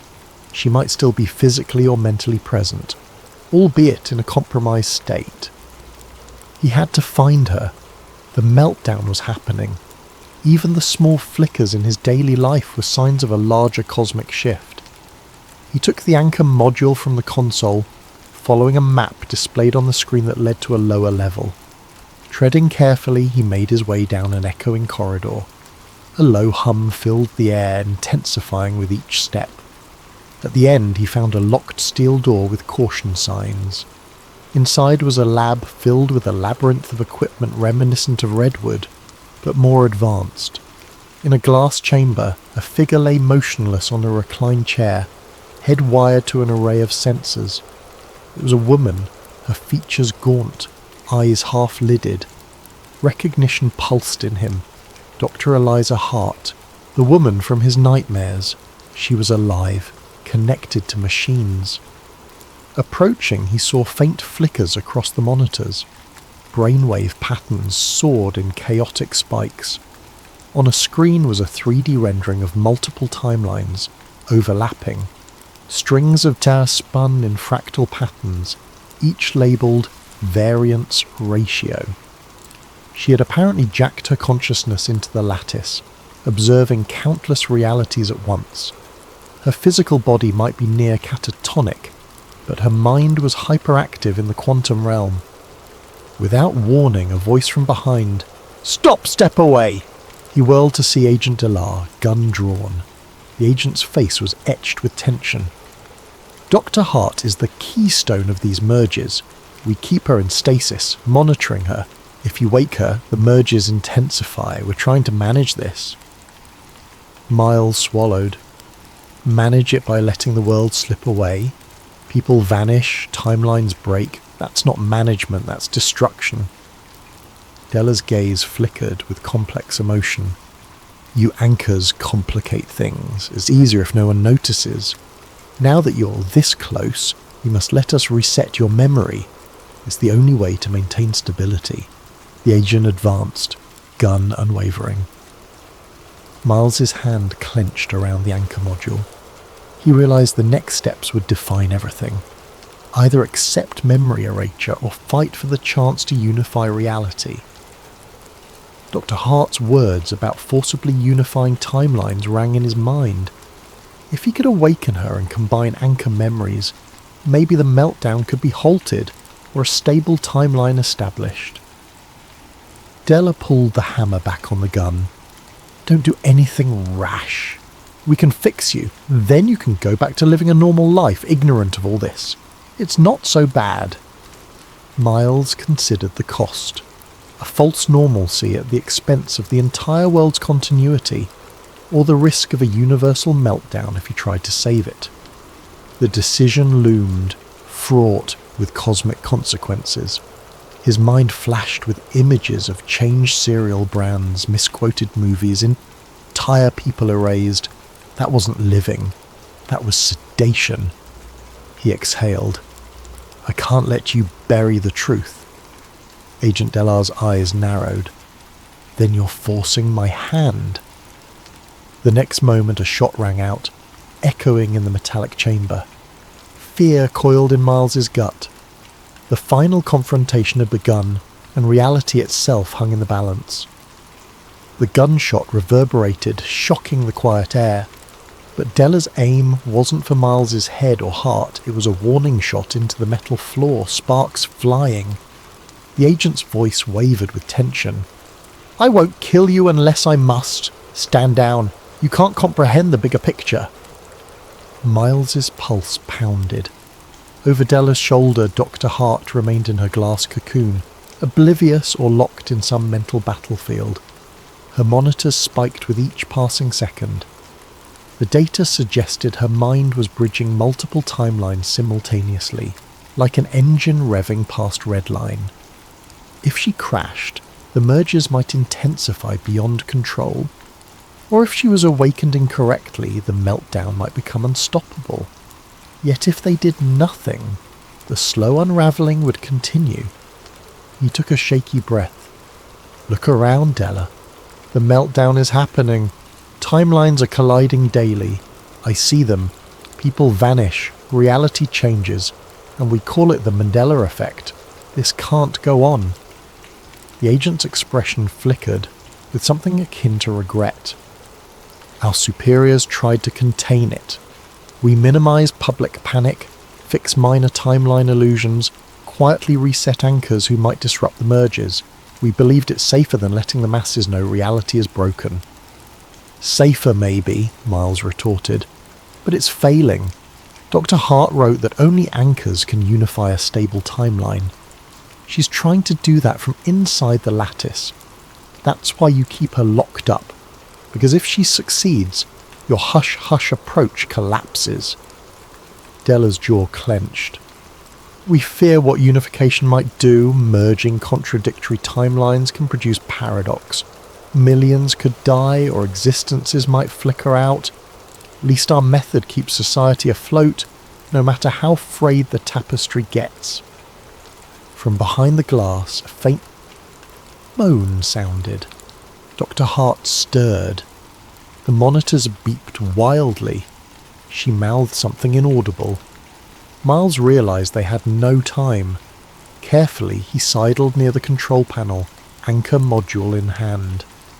If he could interface with her, perhaps unify their anchor memories, it might give her the push to close the merges properly. Della noticed his movement. "Don't press that really stupid button. You have no idea what you're risking." He raised the gun again, this time aiming more deliberately, but in that instant a violent timeline flicker seized the chamber. The entire facility seemed to warp, the walls around them morphing in a swirl of metal and shadow. For a heartbeat, Miles glimpsed an alternate version of the lab. Different equipment, a different layout, Agent Delar wearing a different uniform. Then it snapped back. Both men staggered. The console lights flickered. Dr. Hart's monitors beeped frantically. Miles used the confusion to slam the anchor module into the console's port. A surge of static electricity jarred him. The entire system glowed with a weird luminescence. Delar cursed, stumbling forward. Another flicker. For a moment, the glass chamber was gone, replaced by a large steel contraption with Dr. Hart nowhere in sight. Then it flickered back. The meltdown was accelerating. Reeling from the shock, Miles found himself face to face with the console's user interface, which displayed two massive buttons: Stabilize Protocol and Reset Anchor. The latter must be how they wipe memories. The former might unify the timeline. A high-pitched whine vibrated through the floor, as if the lab were about to tear itself apart. Agent Delar lunged, shouting, "No! You'll destroy everything!" But Miles pressed, "Stabilize Protocol." The screen demanded, "Anchor confirmation." He typed in the code from Redwood, the one accepted earlier. The console beeped acceptance. Outside the glass, DeHart's eyes snapped open, wide with pain or alarm. Her lips moved, forming an urgent, inaudible plea. Then the lattice system roared to life. Tesla coils around the lab flared with arcs of energy. The overhead lights pulsed. Miles felt a strange tug in his mind, as though an invisible hand was rifling through his memories. In a swirl of colour, he glimpsed replays of old brand logos, corrected quotes, the family trip discrepancy, all swirling in a vortex of possibilities. He tasted the edges of alternate timelines, ones where he'd lived in different apartments or dated people he'd never known. It hammered his psyche, threatening to fracture it entirely. In the swirl of sensory overload, he sensed a heart's presence, a guiding presence, faint yet determined. Her consciousness or essence beckoned, weaving a mental tapestry. She needed his anchor recollections, the definitive original. If enough anchor minds formed a consensus, that version of reality would overshadow the merges. Amid the maelstrom, he heard Della's voice muffled. "Stop it, you fool!" The agent fired his gun at the console.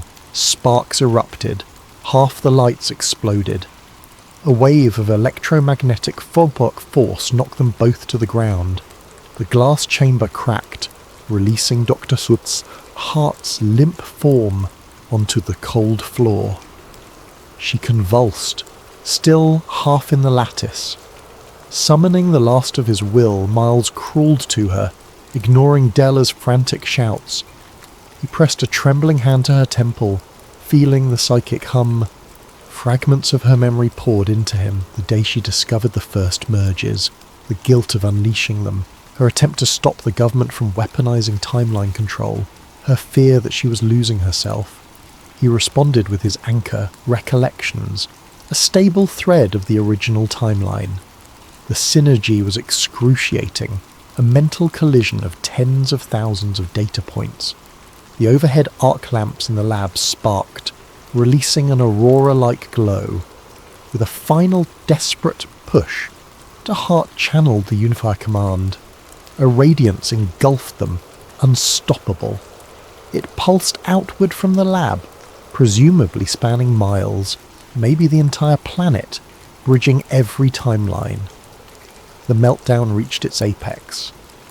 Della's panicked face was the last thing Miles saw before light consumed everything. The agent's mouth formed the word no, even as the swirling energies overcame him. Then absolute whiteness, absolute sense. Moments or eons later, Miles found himself lying on a street corner. He groaned, disoriented. The sun shone overhead. People bustled about, unperturbed, as if everything were normal. Blinking, he recognized the city centre near his office, but details felt altered. He stood up, heart racing. A quick glance around revealed store signs that matched his earliest recollections, logos spelled the way he'd originally remembered. A wave of relief mixed with confusion. So the Unify command might have locked in a certain timeline, but was it truly the original, or a patchwork compromise? As he stumbled through the city, he spotted a billboard for a cereal brand spelled the way he'd first known it. The sense of victory soared in his chest. Perhaps it worked. Then again, were there still subtle differences he wasn't seeing? He rushed to a newsstand. The date on the newspaper matched the day he expected. Skimming the headlines, nothing seemed bizarre. No mention of timeline merges or meltdown. He breathed in shaky relief, so the meltdown had presumably stabilized.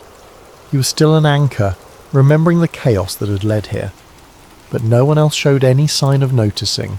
No mania in the streets, no men in black chasing him. He tried calling Dr. Hart's name under his breath, but only the city's bustle responded. Did she survive that final unification? Or had she merged into this timeline, sacrificing her own existence to anchor everyone else? A swirl of sorrow and gratitude welled inside him. She might have been the guiding mind behind the stabilization.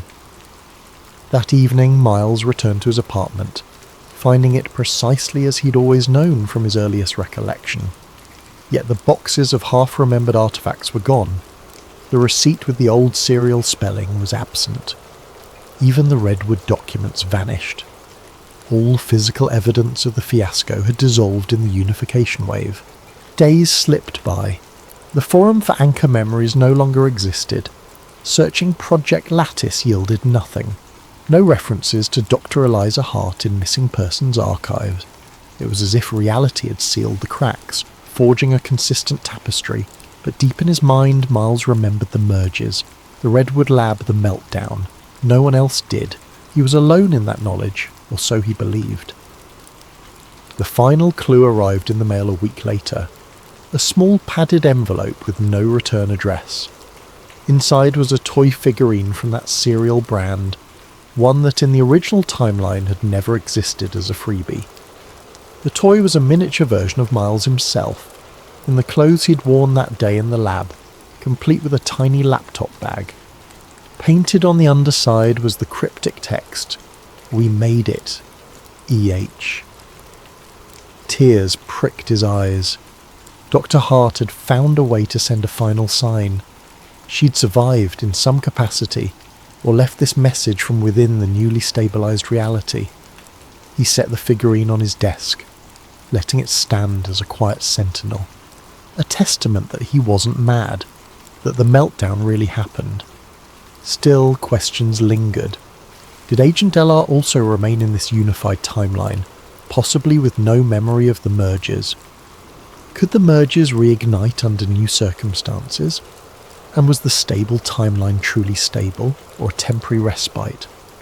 He supposed only time would reveal the answers. For now, Miles continued his unremarkable daily life, feeling the faint hum of a cosmic secret beneath it all.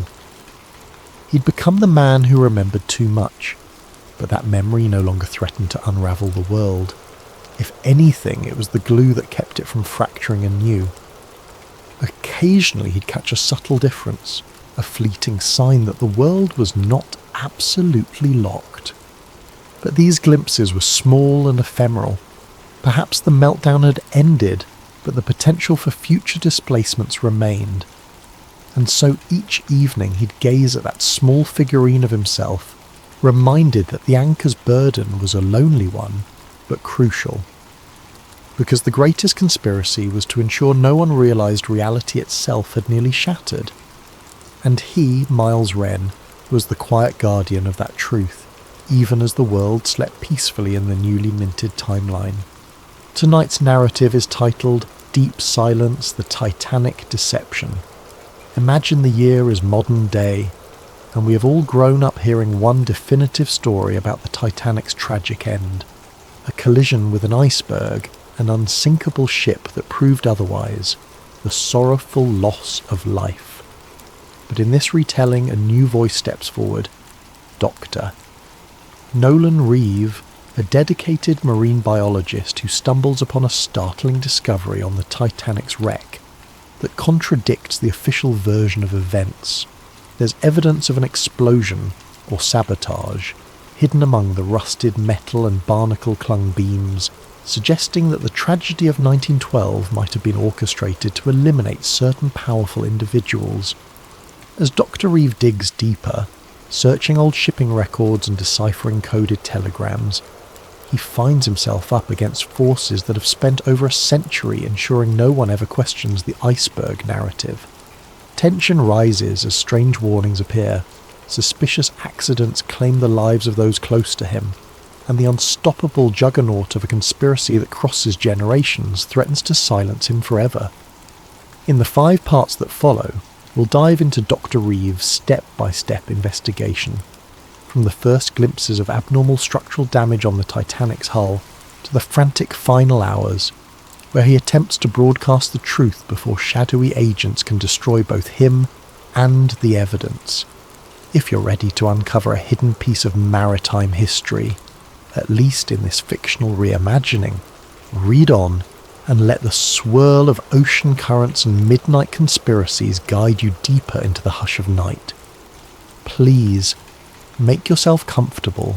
Allow your mind to wander into the possibilities that maybe, just maybe, everything we've been told about that fateful April night is not the whole story. And remember, in times of darkness, knowledge can be as blinding as a flare, or as comforting as a dim lantern. May you find the perfect balance tonight as we embark on this mysterious tale. The frigid waters of the North Atlantic loomed above Dr. Nolan Reeve like an endless dark plain, and beneath them, almost 2.5 miles down, lay the shattered remains of what was once the grandest ship afloat, RMS Titanic. The year was present day, and Reeve found himself aboard the research vessel Aegis, leading a deep-sea expedition to study microbial decay on century-old wrecks. It was all in the name of science, or so he believed. The Aegis was no luxurious craft, but it boasted a sturdy submersible named Deep Seeker that could navigate the tremendous pressure at such depths.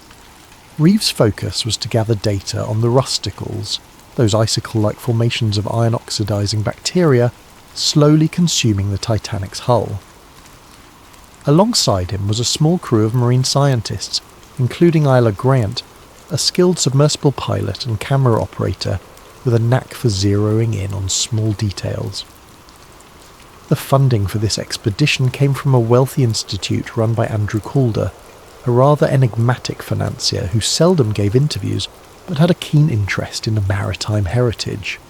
As the Aegis hovered in the general area, Reeve and Grant prepared for their first descent.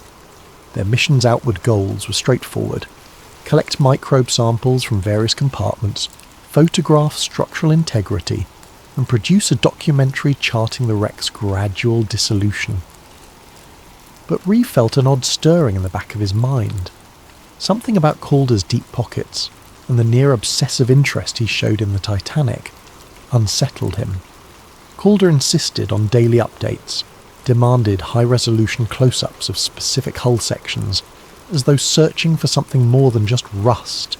On a crisp morning, the submersible deck rumbled with mechanical clanks as Deep Seeker was lowered into the ocean.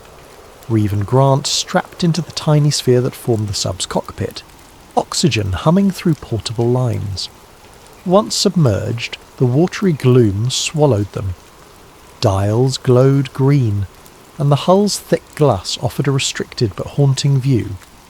Grant navigated them slowly downward, the hull lights cutting a pale cone through dark water.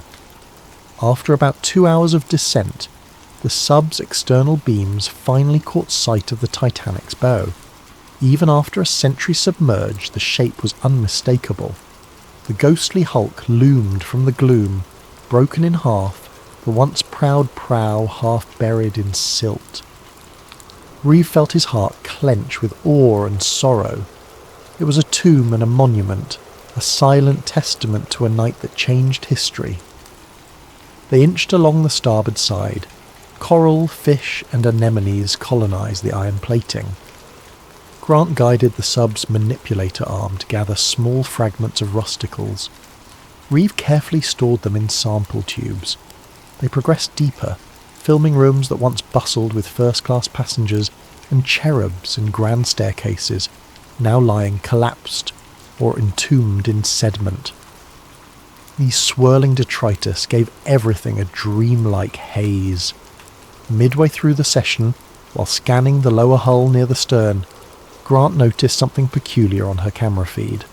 A portion of the metal showed not smooth tearing or typical impact damage, but an odd concavity ringed with a faint scorch pattern. Reeve pressed in for a closer view. The plating there was bent outward, as though from an internal explosion. This was bizarre. The official record insisted the Titanic's damage came from an external tear by an iceberg. If that was so, why did this metal appear warped from the inside out? Reeve's heartbeat quickened. He asked Grant to pivot the sub's lights for better clarity. Sure enough, the contortion pattern strongly suggested that some internal force had bulged the hull outward. The jagged edges showed hints of blackening, a dark residue that might be scorched metal. Reeve snapped multiple high-resolution stills. This flew in the face of the standard iceberg collision damage narrative. He radioed the Aegis with mild excitement, describing a strange hull anomaly. The ship's comm operator acknowledged him, but in a clipped tone, urging them to stick to the planned route. Reeve found that suspicious. Usually the team back on deck was enthralled by discoveries. Why dismiss this so quickly? Pushing further, Reeve and Grant discovered more irregularities, sealed cargo compartments not listed in the ship's known manifests, metal beams that looked warped in ways you wouldn't expect from an iceberg tear. Then they saw something even more bizarre, a small chunk of what seemed like embedded steel that didn't match the rest of Titanic's composition. Could it be a fragment from a device or an outside structure? They collected a sample with the sub's manipulator arm. As their time slot undersea neared its end, Reeve's mind whirled with questions.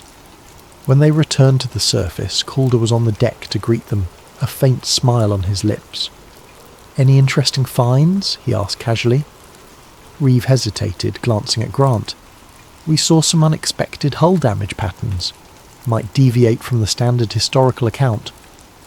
Calder's expression flickered, then resumed neutrality. "I see," he said softly. "Well, keep me informed of any further anomalies." Then he pivoted away, leaving Reeve unsettled by his reaction. That evening Reeve spent hours reviewing the footage. The scorch marks, the outward bent steel. It pointed to an internal explosion or sabotage. But how? This was the Titanic, the world's biggest ship at the time, lost in 1912 to an iceberg. The official narrative had been accepted for over a century. No major historian ever seriously advanced a sabotage theory. He found it all improbable. But then, so was the photographic evidence in front of him. Isla joined him in the ship's small lab. She too looked uneasy. If the Titanic was scuttled or bombed from within, that means... what? Some grand conspiracy. She paused, leaning over the images. That's nearly unimaginable, and yet these images speak for themselves. Reeve nodded, chewing his lip. "We need more context. Old shipping logs, survivor accounts, something that might confirm the possibility." He emailed a few colleagues, maritime historians, archive specialists, seeking discreet help. Unbeknownst to Reeve, others had their eyes on the expedition's data. Hours later, while the crew slept, a silent figure wearing a staff uniform accessed the main lab console, scanning the raw footage, then left behind a small device that quietly started encrypting all data. By morning, Reeve discovered that his recordings had been locked, needing a passcode. A glitch? Possibly, but it felt too coincidental. In the next days, Reeve would realise he'd stirred a hornet's nest with that single discovery. The evidence of sabotage on the Titanic's wreck threatened to unravel a century-old deception, and those who guarded that secret were not about to let one curious marine biologist rewrite history. In the cramped lab aboard the Aegis, Dr. Nolan Reeve wrestled with the encrypted files. Every time he tried to open them, an error message demanded an unknown passcode. He suspected sabotage, but who would want to bury the data? The expedition's sponsor, Andrew Calder, insisted it must be a technical glitch, urging Reeve to keep the incident quiet and rely on fresh recordings. But Reeve felt the tension in Calder's voice. It was too pointed, too insistent. Frustrated, Reeve and Isla Grant turned to the partial images and notes they'd saved offline. A few snapshots still remained on Isla's personal camera, showing that suspicious scorch pattern on the Titanic's hull. Reeve cross-referenced the Titanic's original construction blueprints, which the Historical Society had in their public archive. That region of the hull was never intended to have anything more than standard plating. No known modifications or cargo compartments were recorded in that area. So how did an explosion or something akin to it mar the interior? Seeking clarity, Reeve reached out to maritime historians he knew back on the mainland. One responded quickly, an old friend named Francis Hobbs, who specialised in transatlantic liner accidents. Hobbs expressed utter shock at the hull damage suggestion. No major source ever mentioned burn marks or outward bent steel. The entire official inquiry pinned it on an iceberg gash. Reeve pressed further, mentioning the possibility that the Titanic's sister ship, The Olympic had sustained damage weeks prior to Titanic's maiden voyage. Some fringe conspiracy circles argued the White Star Line might have swapped ships to salvage insurance money, but that didn't fully explain sabotage or bombs. As the days went on, Reeve discovered more digital meddling. A chunk of audio data from the sub's recordings vanished. The expedition's official logs were being updated to downplay the hull anomalies as corrosion patterns. Meanwhile, Calder announced an abrupt shift in the research plan. They were to focus on the ship's upper decks, ignoring the stern or deeper compartments. Reeve confronted Calder in the corridor, voice tight with anger. "We came for a thorough study of microbial decay, remember? We're not done with the lower hull." Calder just patted Reeve's shoulder. "This expedition is under my sponsorship, Doctor. We have all we need. Let's not waste resources on rabbit holes." Suspicion soared. Yella quietly confided in Reeve that she'd seen an unknown staffer rummaging through the lab's computers late at night. Something bigger was at play. They hatched a plan. On the next dive, they'd pretend to follow orders but actually gather clandestine footage of the suspicious hull region again, storing it on a separate device. They hoped to smuggle that out. The next day, they executed the plan. Isla took an alternate camera hidden in the sub's toolkit, capturing fresh angles of the scorch marks. But near the end of the dive, the sub's thrusters failed, plunging them into darkness momentarily. A near-fatal scenario if Isla's backup system hadn't restarted the motors. The official post-dive report pegged it as a mechanical glitch, but Reeve and Isla suspected sabotage, an attempt to end them mid-ocean. Back on the surface, they realised they needed more historical context. They discovered, from old survivor memoirs, mention of loud booms below deck some hours before the iceberg collision. In official statements, these were dismissed as boiler explosions due to flooding. Another survivor wrote that wealthy industrialist John Astor had confided to a friend about shadowy deals for or against a central banking system. Then one cryptic line from a steward's note surfaced. "We were told not to speak of the cargo in hold number 3, told it was hush-hush for the men with suits." Reeve's blood chilled. It sounded like sensitive cargo beyond just mail or supplies. The more Reeve read, the more an unsettling pattern emerged. Certain powerful men who opposed the formation of a global central banking authority died on the Titanic. Surviving members who wanted that bank system ironically missed the voyage last minute. Could the sinking have been orchestrated to remove key opposition? Reeve's logic reeled. It was wild, reminiscent of conspiratorial talk. Yet the sabotage evidence from the wreck gave these claims unexpected weight. Meanwhile, the expedition approached an official end date. Calder seemed eager to wrap up. The mood on the Aegis turned tense, with some staff openly complaining about weird instructions from Calder's office. Reeve realised that once they returned to shore, Calder might quietly seize all official findings, labelling anything about sabotage as a hoax. Reeve confided in Isla that they needed to break free from Calder's control. "We have to publish or release these anomalies ourselves," he insisted. She agreed, though fear glimmered in her eyes. "They're watching everything we do." Days before the final docking, an unnerving event confirmed their fears. One of Reeve's close colleagues, a diver who had glimpsed the scorch marks as well, died in a suspicious boat explosion near the Aegis. The official statement labelled it a tragic fuel accident, but Reeve saw no sense in the story. The diver had been careful, not the type to mishandle fuel lines. The message was clear: keep your mouth shut or pay the price. Now Reeve recognised the bigger threat. Some covert group, possibly with Calder's backing or beyond him, was determined to bury any mention of sabotage. Perhaps a direct lineage of those old bankers or industrialists from 1912 still wielded enough influence to ensure the Titanic's alternative story remained hidden. The fear in Reeve's gut was overshadowed by moral resolve. People deserved the truth. The tragedy that claimed 1/500 lives might have been a coldly calculated mass murder. Nights turned sleepless. Reeve hammered out a partial draft of his revelation, an academic paper explaining the structural anomalies, listing historical coincidences and linking them to potential sabotage. He also prepared a short documentary with images and voiceover, planning to upload it online the moment they were near stable internet. Isla assisted, editing in hush hours. They stored backups on hidden flash drives, but unbeknownst to them, an unknown figure in the staff was already alerting superiors about their secret activities. The black-suited watchers who answered to a shadowy black archive were preparing a final move. Reeve received a cryptic email from an unnamed address. "Stop, we see you. Let the Titanic rest, or you'll join its fate in deep silence." Sickness clenched Reeve's stomach. This was no empty threat, but he pressed on, determined. The Titanic's dead deserved no less than the truth. As the expedition's final day dawned, the Aegis began returning to port. Calder circled the decks, ensuring all official data was locked.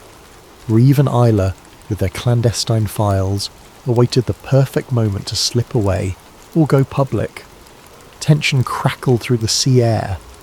Both felt that soon the conspirators would strike. Reeve thought of the thousands who died that night in 1912, possibly sacrificed for a hidden agenda. He vowed not to let them remain pawns in some century-old cover-up. He could only hope that in the hours ahead, he'd find a way to broadcast the shocking truth before the Watchers enforced their deep silence, just as they had, apparently, for the diver who died, and for countless others who might have glimpsed the Titanic's real story over the decades. On the morning the Aegis neared the harbour, Dr. Nolan Reeve stood on the stern deck, scanning the shoreline for any sign of abnormal presence. The coastal city's skyline shimmered under the rising sun. People going about their daily routine had no idea that a conspiracy over 100 years old was about to surface, if Reeve and Isla Grant could manage to reveal it. The tension inside Reeve coiled tighter with each minute. The Watchers might be waiting at port, planning to intercept him or destroy the evidence. At breakfast, Andrew Calder made an announcement. Once they docked, all expedition materials, logs, footage, collected data were to be handed over to the sponsoring institute for analysis and archiving. He claimed it was standard procedure, but Reeve caught the triumphant glint in Calder's eyes. This was clearly the final step in burying the sabotage findings. Reeve pretended compliance, casually finishing his toast while his pulse hammered. Isla, seated nearby, gave him a subtle nod. They understood each other. They had to act quickly. Below decks, Reeve and Isla retrieved their hidden flash drives from a safe compartment in the sub's tool storage. On these drives lay the photographic proof of the Titanic's hull damage, the partial interviews with experts who had uncovered old shipping conspiracies, plus the half-finished documentary. They sealed them inside a watertight case small enough to slip into Isla's personal bag. Their plan was to slip away from the Aegis the moment they landed, find an off-site location with stable internet, and upload everything. They also had a contact in the press, a freelance investigative journalist who had expressed interest in unconventional Titanic revelations. If they could get in touch, the journalist could go public with the story, but their Watchers were a step ahead. As the Aegis came into port, Reeve noticed a black SUV parked near the dock, 2 men in suits standing by. They exuded the same menacing aura as the staffer who had prowled the lab at night. Reeve recognised their type, ex-intelligence or corporate security, probably the Black Archive or some affiliate. If Reeve and Isla marched out the front gangplank, they'd be easy prey. Thinking fast, Reeve told Isla, "We can't disembark with everyone else. We need a back route." She recalled there was a smaller cargo ramp on the starboard side used for unloading sub-equipment. If the Watchers were fixated on the main exit, maybe they could slip out unnoticed.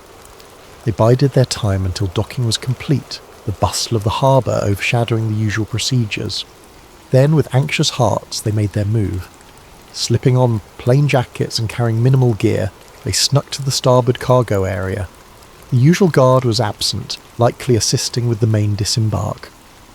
They lowered a small ramp onto the dock. Heart pounding, they hurried down. Reeve's eyes darted to the black SUV. The suited men were still scanning the main exit. Good. They made it halfway across the dock when a shout broke out behind them. "Hey, stop! Stop!" Another staffer from the Aegis, wearing an earpiece, sprinted forward. Reeve and Isla broke into a run, weaving among crates and dock workers. Over their shoulders they saw the black suits rush into action. The watchers realised their target was escaping. Isla pointed to a cluster of cabs by the gates. "We can get one of those," she gasped. But as they neared, they found a man stepping from a second black SUV to block the path. The watchers were closing in from both sides. In a desperate manoeuvre, Reeve dashed behind a forklift.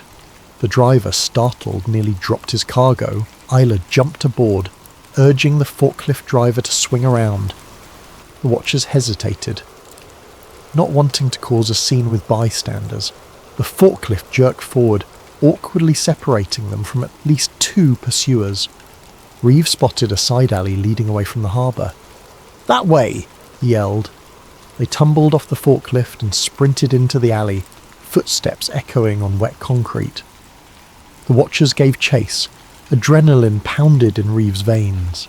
He clutched the bag containing the flash drives, desperate not to lose it.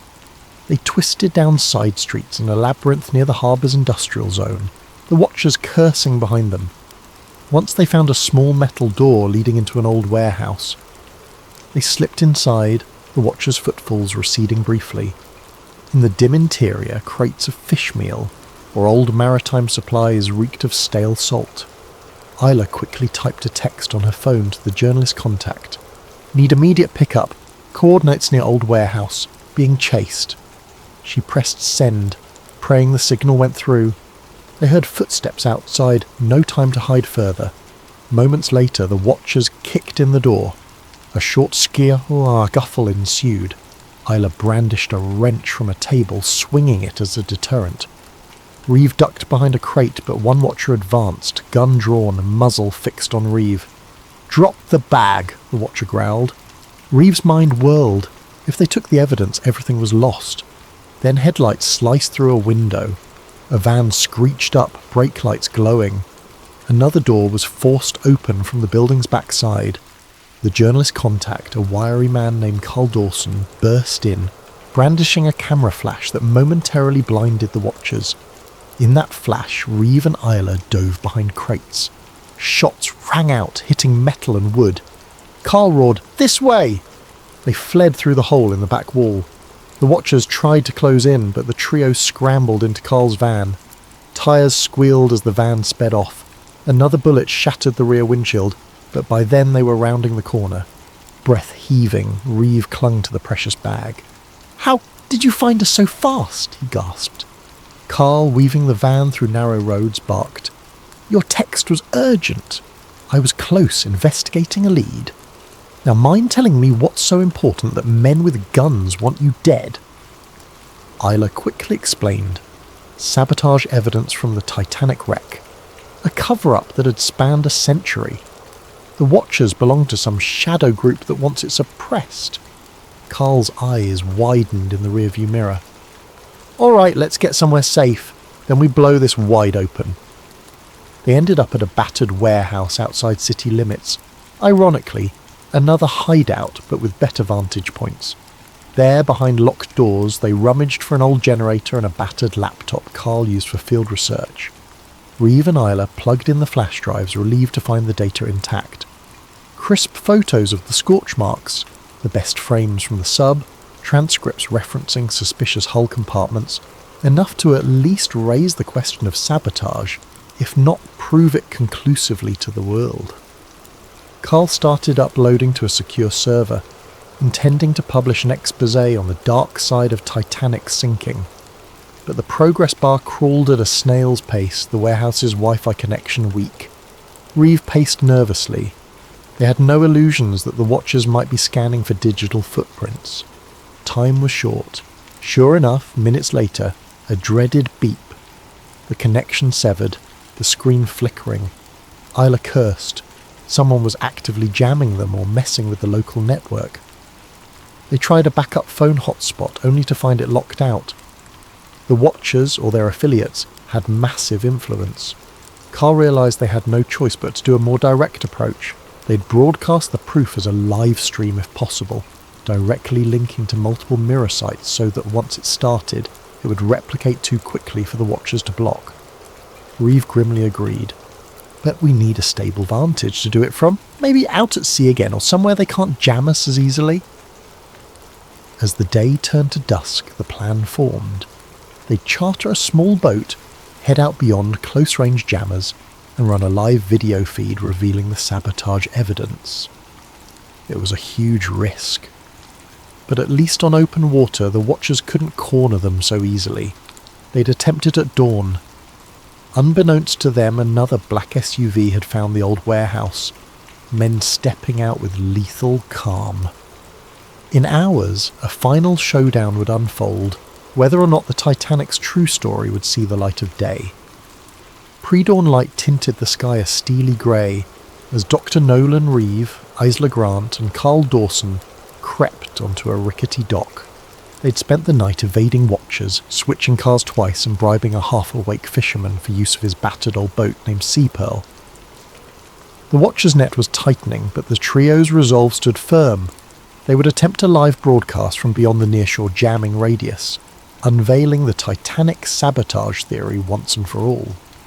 Winds whipped across the water, salt stinging their faces. They crammed the gear aboard, the battered laptop, a portable satellite uplink borrowed from a friend of Carl's who specialised in storm chasing, and the precious flash drives. The fisherman, a wiry man with a greying beard, gave them a final sceptical glance but said nothing. He'd been paid in crisp cash. That was enough. The Sea Pearl's engine sputtered to life, and they motored out into deeper waters. As the coastline shrank behind them, Isla set up the satellite uplink, calibrating it to connect with a global streaming platform.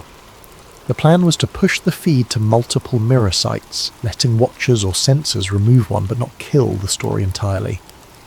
Carl tested a backup camera. Reeve fidgeted in the boat's seat, the bag containing the evidence resting on his knees. Adrenaline pulsed. He remembered he was a mere marine biologist, not some heroic whistleblower. Yet fate had cast him in this role. He recalled the Titanic's wreck, the silent testament to a tragedy that was more than an iceberg collision. He had to see this through. When they reached roughly 15 miles offshore, the boat stilled. The waves rolled gently, the horizon a delicate band of pink as sunrise neared. Perfect, no sign of immediate pursuit. Isla gave a thumbs up. The signal was strong enough here. They booted the laptop, connected the satellite link and launched a simple streaming interface. Carl counted down quietly. 3, 2, 1... We're live. Reeve's face filled the small camera's frame, the wind ruffling his hair. He swallowed, heart pounding. Then he began to speak. Good morning. My name is Dr. Nolan Reeve, marine biologist, a pause. I'm broadcasting under urgent circumstances. This message is about the RMS Titanic, a tragedy you might believe you know. But after investigating the wreck personally, I discovered anomalies in the hull that strongly suggest sabotage, not a simple iceberg collision. He paused, exhaling shakily. I have evidence, footage, structural analyses, historical records that point to a conspiracy, one spanning over a century. He clicked on a slideshow showing the scorch marks, the outward bent steel, the suspicious cargo compartments. We see scorch patterns consistent with explosive charges, not external tears. We see shipping logs manipulated, passenger rosters that omitted certain influential men who died that night. There is reason to believe they were targeted by powerful interests opposing them. This is in part about a global banking conspiracy. These men opposed the creation of a central financial system. The feed displayed scans of century-old telegrams referencing Project White Star, an ominous code name that lined up with the shipping line's name but implied something more sinister. Carl whispered encouragement behind the camera, adjusting angles as Reeve continued. Isla flipped through the next sets of images, including the hush-hush memos from White Star officials. We believe an organisation, which we can only call a precursor to a modern black archive, orchestrated this. They ensured the Titanic was doomed from within, then fed the iceberg narrative to the press. As Reeve spoke, Hundreds of viewers joined the stream in real time, some random watchers, some maritime buffs, some who stumbled on the link. The chat scrolled with shock, disbelief, demands for more proof. Halfway through, Isila's eyes went wide as she spotted a black dot on the horizon. Another boat, speeding toward them. "We have company," she hissed. Reeve kept talking, adrenaline surging. "This is urgent. We might be cut off at any moment. I beg you all. Mirror this broadcast, record it, spread it." The Titanic story was never just about an iceberg. It was about removing obstacles to a new global financial order.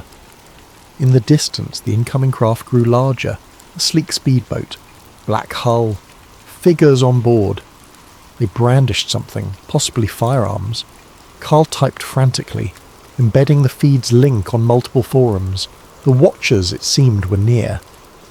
"Time is short," Reeve said, voice trembling. "We can't let them bury the truth. The evidence is here." He tried uploading the raw files. The progress bar inched forward. 30%, 40%. Then the watcher's boat closed within a few hundred yards, and muzzle flashes lit the air. Gunfire spat across the waves, bullets pinging off the Sea Pearl's metal surfaces. The fishermen yelled in terror, ducking. Carl continued filming even as the camera shook. Reeve, heart in his throat, forced out the last lines. "We have photographic proof, historical documentation. Another bullet struck the laptop, sparks flying. The screen flickered. 70% uploaded. Isla lunged to shield it with her body, shrieking for Reeve to take cover. A final thunderous crack. A rocket or explosive device soared from the watcher's boat, arcing in slow motion. It slammed into the Sea Pearl's hull, erupting in a deafening blast that tore the boat's side open. Water flooded in instantly. The feed soared to 90% before the laptop died in a shower of sparks. Reeve was hurled backwards, smashing into the railing. He glimpsed Isla dropping into the water, the camera sinking. Carl vanished in a swirl of smoke. Darkness closed around Reeve's awareness, though he distantly heard more gunfire, shouts. The watcher's craft circled like sharks. The Sea Pearl sank rapidly, listing. Reeve coughed salt water, fighting unconsciousness. With flickering vision, he spotted Isla clinging to a life vest. "Nolan!" she screamed. Then a wave of blackness overcame him. In the mayhem that followed, fragments of the watchers' voices surfaced. "Grab the drives! Find the bodies!" Then Reeve sank into watery stillness, ironically near the same ocean that held the Titanic's secrets. Days later, the official news outlets reported a tragic accident at sea. A research vessel's small craft was destroyed in an unexplained explosion, leaving multiple missing. Among the presumed dead is Dr. Nolan Reeve, marine biologist of the Titanic expedition. The coverage was minimal. The main expedition lead, Andrew Calder, expressed sorrow at the unfortunate accident, praising Reeve's passion but disclaiming any knowledge of foul play. Online, conspiracies ran wild. Some rumoured Reeve discovered something about the Titanic sinking and was silenced. Others ridiculed such talk, pointing to the centuries of iceberg and impact evidence. Official statements from the Sponsor Institute labelled Reeve's anomalies as misread structural damage. They said his final sub-dive data was lost in a system crash. Everything about sabotage on the Titanic was quietly rerouted or brushed aside. The mainstream media moved on, but not everyone forgot. The partial broadcast from that boat had gone live for a few fateful minutes, enough for a handful of watchers to capture and re-upload it. True to Reeve's plan, mirror sites sprang up across obscure corners of the internet, featuring the clip of him showing scorch patterns, referencing conspiracies with shipping lines and old money. Though quickly taken down on major platforms, it lingered on smaller servers, fueling debates among maritime buffs and conspiracy theorists. Isla Grant, battered and grieving, had survived. She'd been pulled from the water by a passing fishing trawler, her memory hazy from the explosion. Once on shore, she found that the watchers were hunting survivors. She glimpsed men in suits combing the coastline, seeking any sign of Reeve or the data. Fearing for her life, she fled, changing clothes and ditching her phone. She carried a single hidden microdrive Reeve had given her, stashed in a waterproof pouch. This drive contained partial duplicates of the sabotage images and some text logs, enough perhaps to continue the fight. In a safe house hundreds of miles away, Isla found refuge with a friend of Carl's, a retired reporter who believed in the story's importance. She poured out the entire ordeal, the hidden hull damage, the old bankers orchestrating Titanic's sinking, the immediate suppression efforts. The reporter listened gravely, promising to help. Over time, they established contact with a small circle of truth seekers, attempting to compile a robust dossier from Isla's microdrive. Yet this was no easy path. The Watcher's infiltration spanned intelligence agencies, corporate realms, and hush-hush government offices. Each time an attempt was made to post new evidence or interview a major outlet, the feed vanished or the journalist recanted. Even so, fragments of the sabotage theory kept surfacing, a slow, unstoppable drip across niche conspiracy boards, international maritime forums and talk radio call-ins. The Watchers might quell one source, but the story had taken on a life of its own, unstoppable as the ocean tide. As for Nolan Reeve, the official record declared him drowned at sea. Some believed he truly died, body claimed by the Atlantic. Others whispered that Watchers captured him alive, dragging him into a black site. A few sightings popped up. A fisherman in another port claimed to see a battered man who matched Reeves' description slip aboard a cargo vessel under an alias. No confirmed evidence pinned down the truth. He became a ghost in rumour, akin to how the Titanic's sabotage had been rumoured for decades. Perhaps it was better that way. If Reeves survived in hiding, he might yet resurface to champion the truth. If he perished, his memory still fueled a movement determined to unravel the century-old deception. Meanwhile, Andrew Calder continued his philanthropic facade, sponsoring new oceanic projects, but quietly distancing himself from the Titanic fiasco. The Institute's official line was that Reeve was a valued colleague who tragically lost his life in an accident. Calder refused all further comment, citing respect for the dead. In the quiet corners of maritime history, a shift began. Certain younger researchers, inspired by Reeves' partially leaked footage, re-examined the Titanic's official damage reports. They found suspicious discrepancies in the thickness of steel plating, the location of the largest hull breach, the timeline of floods across compartments. More independent expeditions popped up, each facing suspicious funding withdrawals or sudden legal blockages. But the seeds of doubt had been planted. Over time, these seeds might crack the monolithic story that an iceberg alone sealed Titanic's fate. On an unassuming day, a worn envelope arrived at the home of a retired maritime historian, bearing no return address. Inside lay a single Polaroid snapshot, the scorch pattern from Reeves' subdive, plus a note scrawled in plain text. They lied. Titanic was murdered. Keep digging, signed with an N. The historian exhaled, heart pounding. Perhaps Reeve lived, continuing his crusade from the shadows. Or maybe Isla or some other ally used the signature as a symbol. The historian quietly added this note to the secret Titanic sabotage file he'd been compiling, fueling his resolve to keep the question alive. In the hush of the Atlantic depths, the Titanic's wreck remained motionless. Barnacles and fish roamed the silent corridors where tragedy struck 100 years before. The scorch marks that Reeve discovered, covered now by creeping rusticles, would soon be further eroded by time. But the intangible truths, the evidence captured in fleeting photos, the witness of survivors, the financial documents pointing to a chilling motive, had found new keepers. Through them, the Titanic's deeper secret would not remain entombed forever. Epilogue. In a small anonymous archive in an unnamed city, an older caretaker dusted off boxes of historical items. Among them was a battered black notebook labelled Titanic, Corrupted Hull. Within lay transcripts from Reeves' partial broadcast.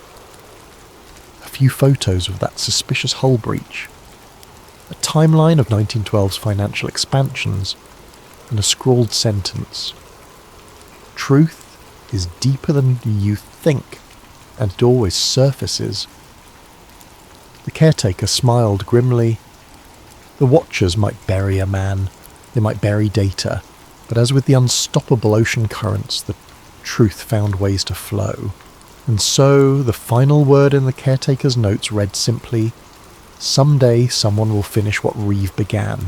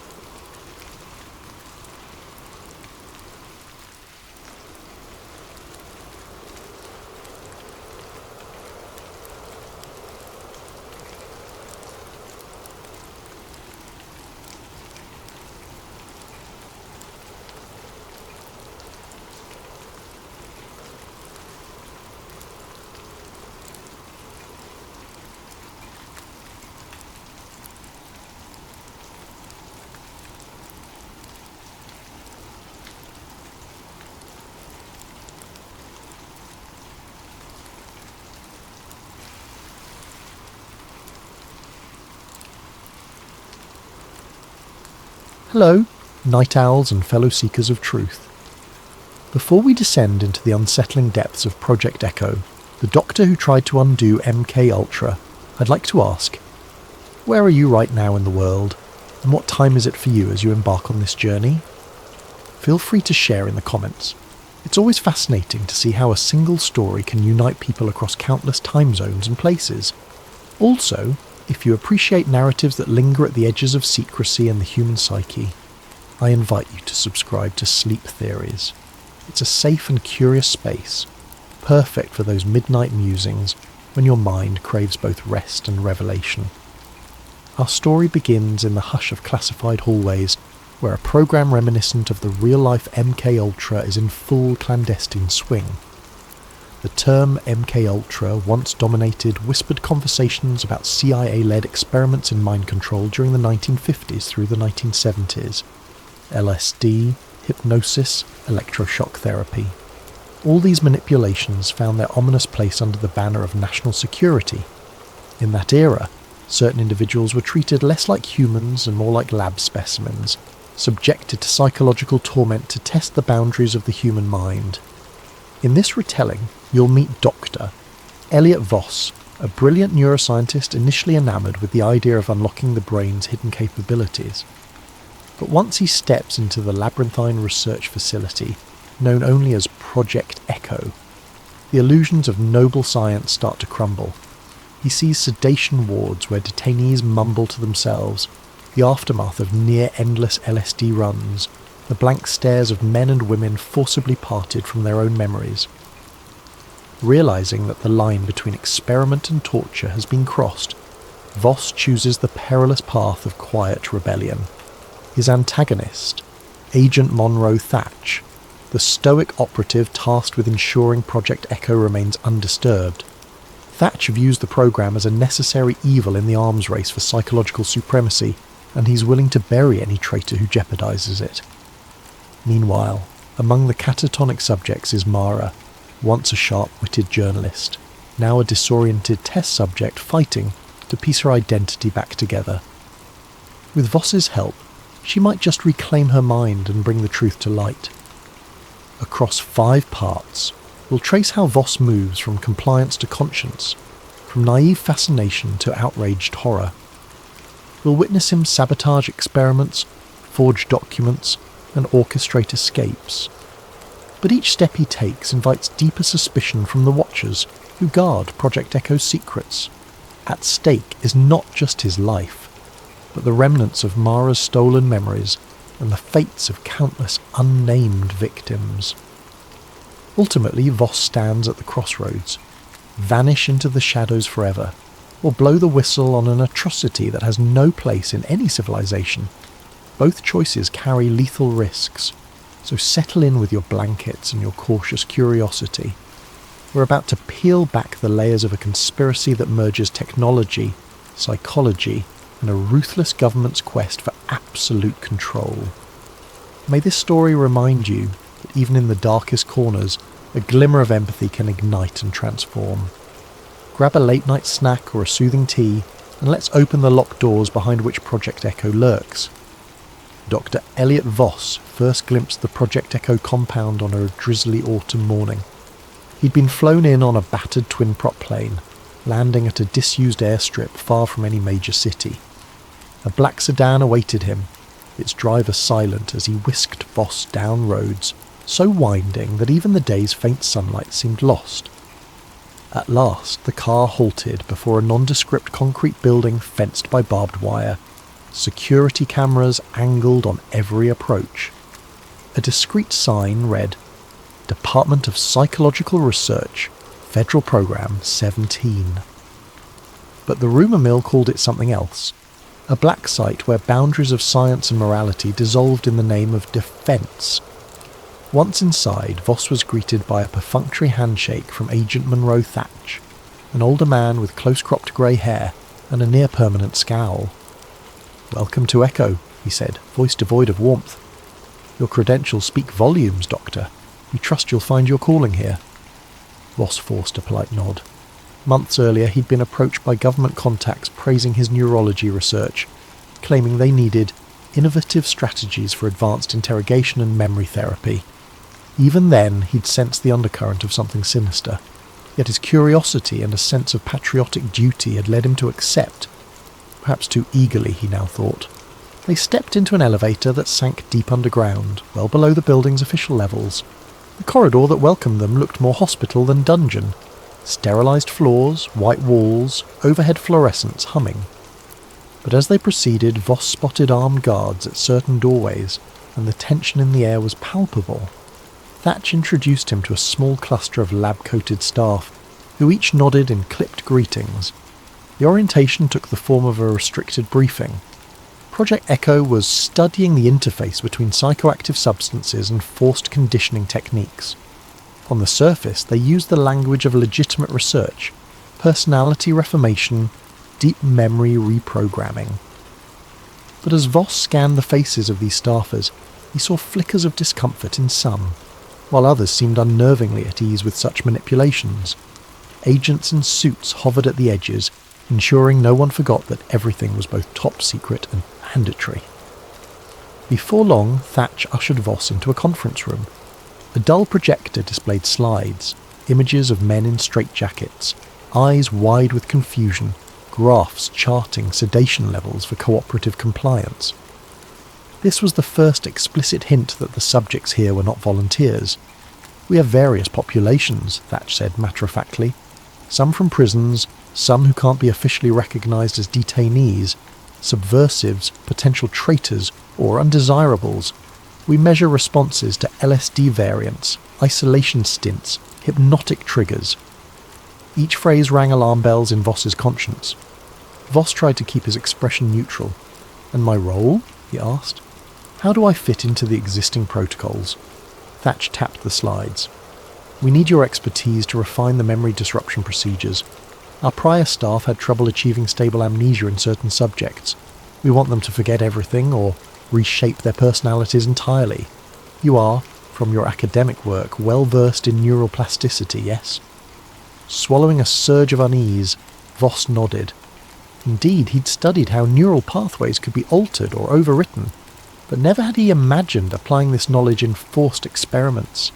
He recalled the hopeful dream he once held, curing PTSD or reversing degenerative conditions. This was the polar opposite, weaponizing the brain's malleability. After the briefing, a short tour followed. Thatch escorted him through labyrinthine halls where observation windows peered into small windowless rooms. In one, a woman lay strapped to a table, an IV drip in her arm. "She's on the new LSD compound," a passing technician murmured.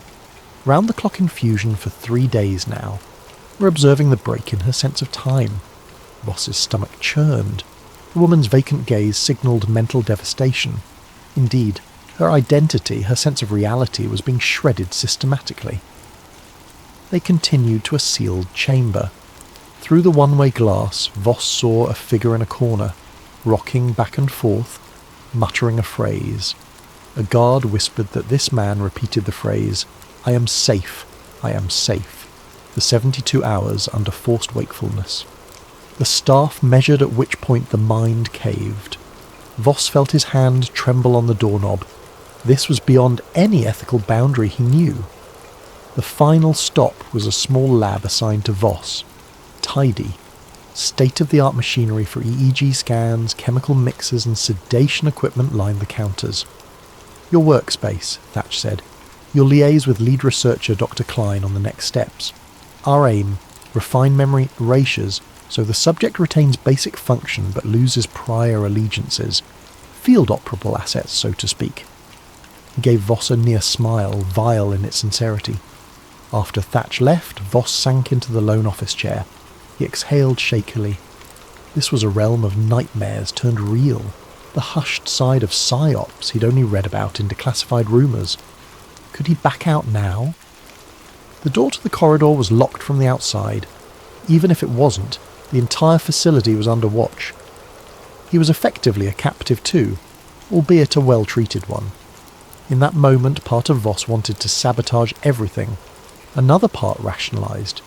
If he left, they'd find a less scrupulous doctor. He might at least mitigate harm from within.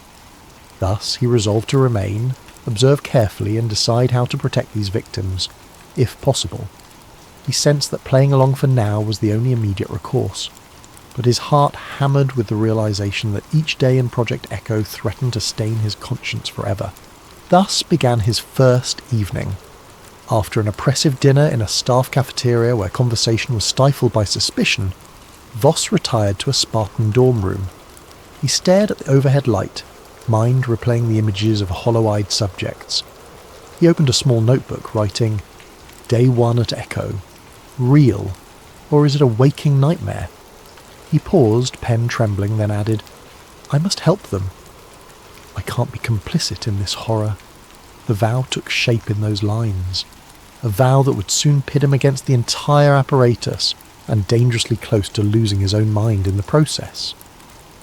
Over the ensuing weeks, Dr. Elliot Voss settled into a grim routine. By day, he wore a veneer of compliance. He joined team meetings, contributed to progress updates, and delivered mild improvements to the sedation protocols. By evening, he returned to his dorm, scrawling private notes in code about each subject he encountered. He'd never explicitly told himself he was building evidence for a leak, yet the thought loomed.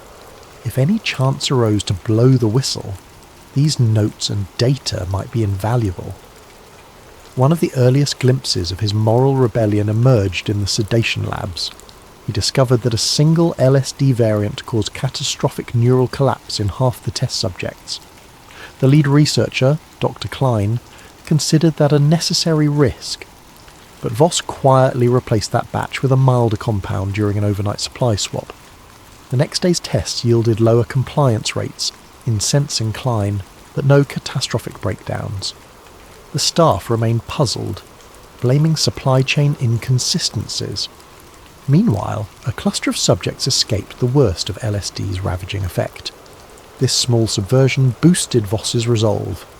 If he could keep individuals alive, or at least less harmed, he'd salvage a shred of decency.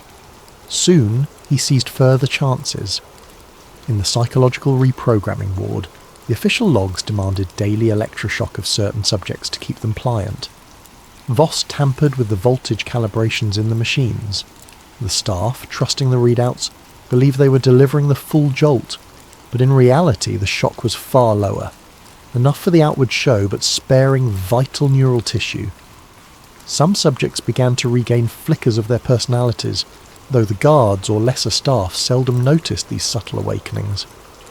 Yet each small act risked detection. Agent Monroe Thatch remained vigilant. He frequently examined lab results, noticing anomalies. Hard-coded instructions from the top required consistent escalation of dose, yet Voss's logs sometimes reported plateau or slight reduction. Thatch confronted him once, an intense stare across Voss's desk. "Why are your sedation numbers not matching the forecast curves?" Voss feigned confusion. "The subjects show sensitivity. Pushing them further could cause organ failure. We need them stable, not comatose, for accurate data." Thatcher's eyes narrowed. "Proceed carefully, Doctor. We can't have emotional squeamishness hamper results. The program demands unwavering commitment." At night, Voss's nightmares grew. He saw faces of the men and women trapped in the wards, calling out for help in twisted illusions. The next day he would pass them in hallways, or watch from the observation deck while they were forced through group suggestion experiments. Some faintly recognized him as a kinder presence, though fear kept them from speaking. In that swirl of oppression, one subject emerged who stirred Voss's determination to new heights. Subject number 23, Mara. She'd been a journalist, rumoured to have pried too deeply into rumoured CIA black sites. Kidnapped from her apartment, she ended up in Echo. Initially sedated to the brink of catatonia, she now hovered in a half-lucid state, memories fraying at the edges. The logs indicated repeated LSD trials, amnestic injections, and forced re-education sessions. One afternoon, while scanning her EEG patterns, Voss recognised signs of partial memory recall. He discreetly adjusted her medication, lowering the sedation so she might piece together her identity. Over the next few days, Mara began to speak in hushed fragments. "They took me. I was investigating. Hush, hush. She'd blink, tears sliding down her cheeks. Voss murmured calm reassurances, feigning routine checks whenever staff were near, but in whispered intervals he told her, "You're not crazy. You were a journalist. They want you silent." She stared wide-eyed, a glimmer of trust in him forming. Around that time, Voss orchestrated his first genuine escape for a group of 3. They were lesser-known detainees, men rumoured to be either drifters or misidentified suspects. Official logs had them listed as unresponsive, terminated. In reality, Voss manipulated the monthly disposal protocol used for expired subjects. He bribed a facility ambulance driver, forging documents that indicated the men's bodies needed to be incinerated off-site. The driver, half sympathetic, half eager for the hush money, smuggled them out alive, releasing them near a safe contact in a neighbouring state. The official story read, 3 deceased, remains destroyed. None in the facility questioned it, as the programme's culture was that death often came with high-intensity testing. Days later, Voss glimpsed a brief mention in an underground newsletter about 2 men claiming to have escaped a mind-controlled black site. The reference was oblique, overshadowed by bigger news, but it confirmed the men had survived. The satisfaction balanced the daily dread. He was making a difference. Inevitably, suspicious details mounted. Thatch compiled a list of oddities, sedation logs not aligning with standard progression, and apparent sabotage of LSD supplies, puzzling anomalies in electroshock calibrations. He confronted Dr. Klein, who shrugged and pinned blame on incompetent lab techs. Thatch, unconvinced, began monitoring the labs more closely. Surveillance cameras were installed in corridors where previously only guards roamed. The staff's tension soared. People whispered about a traitor in the ranks. Mara's partial awakening threatened to accelerate that tension. She recalled scattered details. I wrote about covert experiments. I found leads. Then they came. She became convinced she had evidence locked away in some safe deposit box. If only she could get out, contact her old editor. Voss realised that if they freed Mara and she reconnected with her network, the entire Echo operation could be exposed. He urged caution, that the time might come for a major leak. He began compiling more thorough evidence, tapes of sessions, chemical batch numbers, statements from staff. This was no longer small sabotage. It was heading for an all-out revelation, if they pulled it off. But the noose tightened. One evening, a junior staffer who'd glimpsed Voss's tampered logs confronted him quietly. "Doctor, I know you're altering the dosage records. If they discover it, we're done. I can't lose my job." Fear emanated from the staffer's eyes. Voss tried to reassure him, claiming it was only calibrations to ensure stable data. The staffer seemed partly convinced, yet the whisper that a traitor existed was out. Faced with the inevitability that Thatch would soon piece it all together, Voss concluded they had to act soon. He told Mara, "When I trigger your final sedation test tomorrow, it'll be a ruse. We'll fake your body as deceased. If all goes well, I'll place you on the same disposal run that I used before. You must get out, find a journalist or save contact, and blow the lid off Project Echo. That's the only way to stop them from hunting me or recapturing you." Mara, trembling, agreed. Her memories, though incomplete, burned with enough clarity to know that once outside she could expose everything, including the role of powerful officials. Thus the quiet revolt escalated into a plan for a full-blown leak. Voss spent a sleepless night forging documents, labelling Mara's condition as terminal adverse LSD reaction. A single slip, a single suspicious guard, and it would fail. He prayed that luck or justice would be on their side. The next day, under the fluorescent hum of the sedation ward, he prepared the final dose for Mara. If all went to plan, it would appear lethal to those who glanced at the monitors. If not, they'd both pay with their lives. The morning air in the sedation ward felt stale, as if all the walls exhaled dread. Dr. Elliot Voss had planned Mara's final sedation meticulously. He'd prepared a specialised injection that would mimic the vital signs of death for about an hour, just enough time for her to pass official checks. He also had the help of a sympathetic nurse, quietly convinced these subjects were being tortured rather than treated. The nurse would sign the forged death certificate, then assist in transferring Mara to the disposal route. Agent Monroe Thatch, always on the prowl, decided to personally oversee the sedation ward's operations that day. Perhaps the intensifying rumours spurred him to watch for sabotage. At 8 a.m. he strode in, nodding curtly at staff. Voss's pulse pounded. If Thatch insisted on verifying each injection or examining the body, the entire plan might collapse. In a stroke of fortune, a separate incident across the facility demanded Thatcher's immediate attention. A subject in the LSD reconditioning chamber had violently lashed out, injuring a technician. Alarms blared. Thatch barked an apology to Voss. "Carry on without me," then rushed off. Voss allowed himself a momentary breath of relief. With the path cleared, Voss proceeded. He found Mara lying on a gurney in a semi-daze, the sedation regimen intentionally minimal these past few days. She locked eyes with him, and in that silent exchange he sensed her fear and determination. "This is it," he whispered. "Once the injection takes hold, you'll appear in a comatose or near-death state. The nurse will record your final breath." Mara nodded, voice shaky. "What if I don't wake up? Or if they discover the ruse?" Voss swallowed. "We have no alternative. Trust me." He administered the injection, then monitored her vitals. Within minutes, Mara's heartbeat slowed to an almost imperceptible rate, her respiration dropping to faint levels. She looked disturbingly lifeless, though a doctor examining closely might sense the subtle difference. The nurse hovered by Voss's side, forging the official time of death. Deceased, subject number 23, LSD-induced catatonia and systemic shock, the chart read. Mara was wheeled to the body disposal unit, a euphemism for the corridor leading to the incinerator. There, a gurney waited to be rolled inside. The staff who typically oversaw this station were accustomed to treating each body as just another casualty in the program's pursuit of progress. Voss told them, "She's gone. The logs are signed." They glanced at the form, nodded.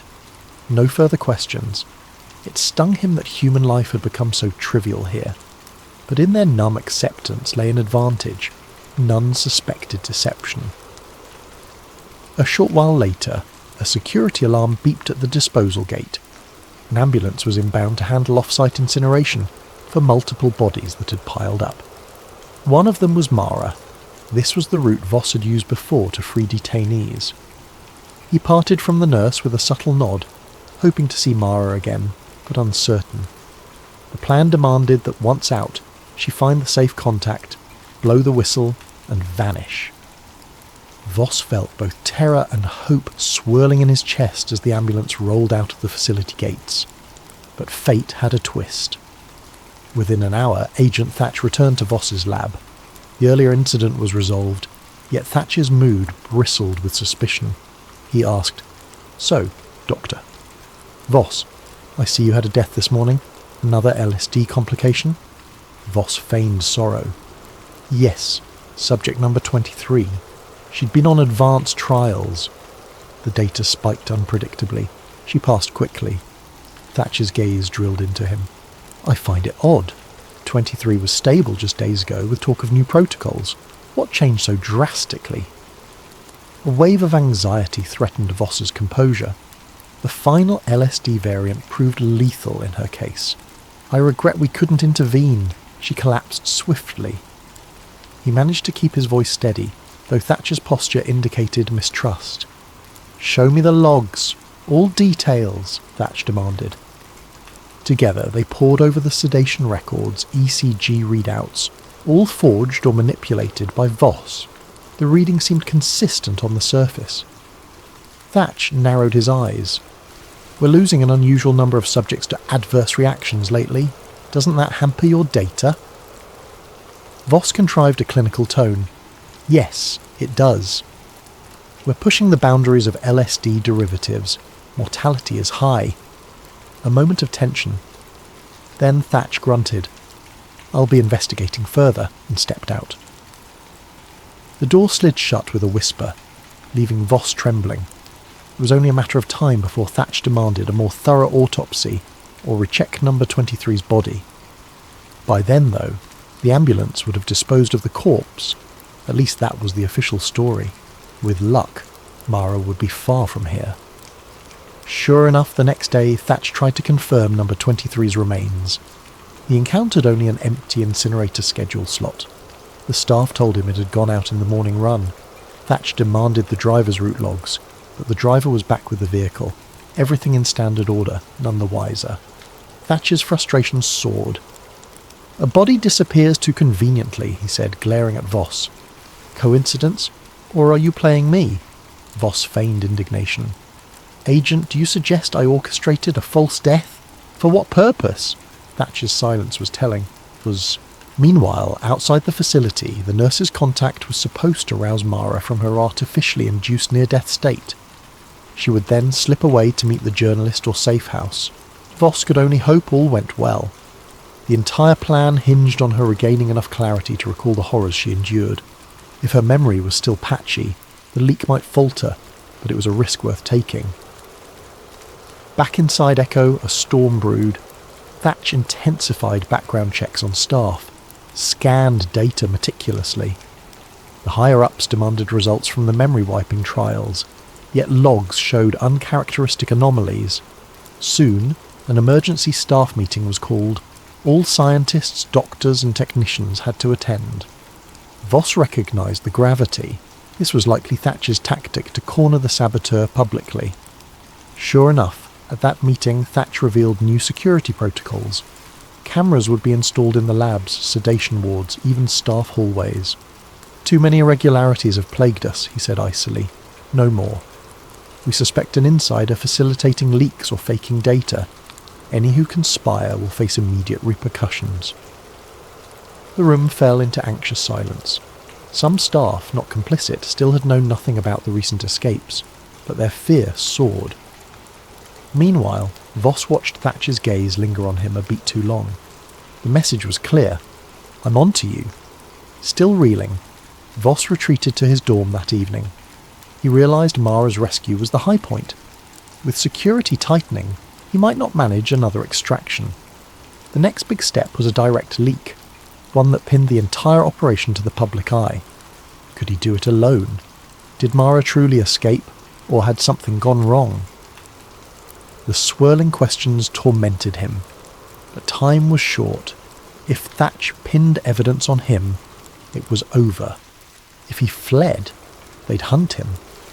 The only real hope was to blow the whistle widely enough that the conspirators couldn't bury him quietly. Thus, the stage was set for a final confrontation. Voss would gather the microfilm archives, documentation of the program's origins, the internal memos from a shadowy chain of command. He'd risk everything to get them out. The fate of hundreds of detainees, and perhaps his own life, hung on a knife's edge. Within days, Agent Monroe Thatch escalated the crackdown. Hallway cameras, strictly monitored lab sign-ins, unannounced searches, all inflicted a new climate of fear upon Project Echo. Whispers died in mid-sentence for fear a microphone lurked. Researchers who once looked uneasy about the cruelty now simply kept silent, hoping to avoid suspicion themselves. For Dr. Elliot Voss, each hour felt like borrowed time. He was certain Thatch suspected him. So Voss pinned his hopes on finalising a damning compilation of Project Echo's existence.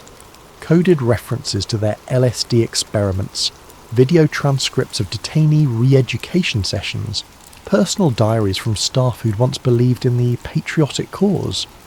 Voss had gleaned access to them all, storing them on microfilm hidden inside a hollowed chemistry manual. He typed the data each night behind locked office doors, praying the new cameras wouldn't see beyond. With cunning, he'd set up a loop feed for his lab's camera, replaying innocuous footage to fool real-time watchers. His biggest challenge, ironically, was the unpredictability of some staff. The friendliest among them had grown quiet, fearing Thatch's wrath. Another might inadvertently reveal something, or sabotage him for personal safety. Voss accepted that he must act swiftly, alone. He arranged a coded call to a journalist contact, a friend of a friend who sometimes reported hush-hush intel for a fringe newspaper. The talk was brief, full of oblique references. I have new notes on the ecotherapy project to deliver. Must meet at Vantage West Corridor. The reporter, uneasy but intrigued, agreed on a location and date. If all went right, Voss would slip out under pretext of an off-site sample run and deliver the microfilm. Yet he knew the facility wasn't easy to exit. The gates were under watch, and Thatch had a knack for surprise checks. As the day approached, Voss pressed forward with final tasks. He ensured the LSD formula in the labs was replaced with a less harmful version. He tried to reduce the voltage on each electroshock machine to mitigate damage. He even left instructions in obscure codes for future staff who might find them, explaining how to sabotage the worst procedures. If he were caught or forced to vanish, at least some seeds of resistance would remain. The morning of the planned leak was grimly still. A hush had settled through the corridors, as if fate itself held its breath. Voss told his colleagues he'd be driving out with a disposal unit, carrying tissue samples for analysis at a far lab facility. This was partly legitimate. Small tissue vials from certain autopsies, but hidden among them was the microfilm sealed in a cryo container.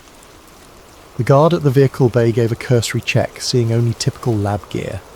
He waved Voss on. For a moment, Voss's heart soared. Oh shit, I've been there. Perhaps it would be that easy. But as he started the engine, a black car screeched into the bay.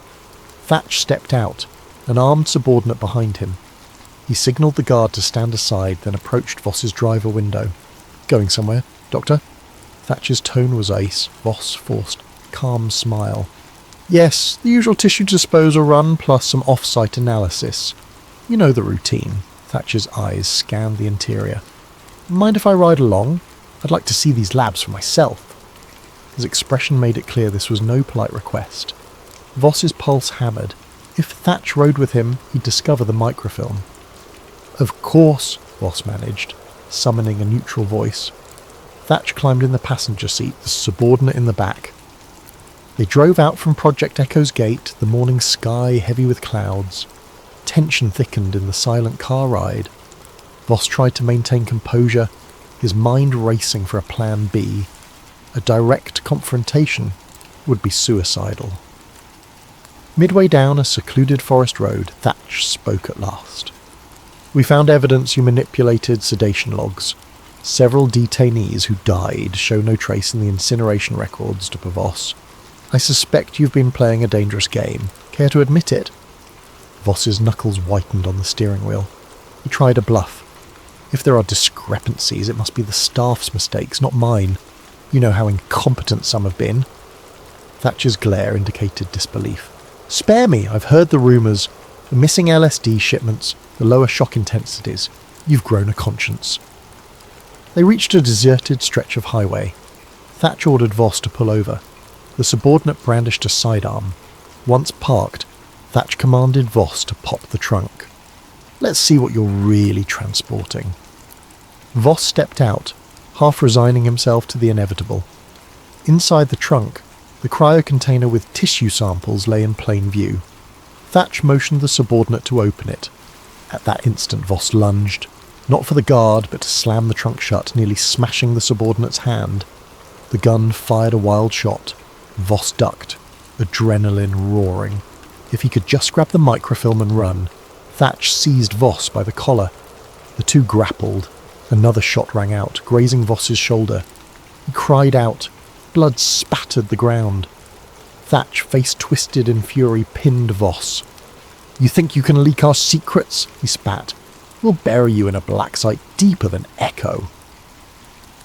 The subordinate rummaged through the trunk, yanking out the cryo container. He discovered the microfilm canister. Thatch snatched it, expression triumphant. So you do have a little trove of evidence? Our worst fear confirmed. No matter.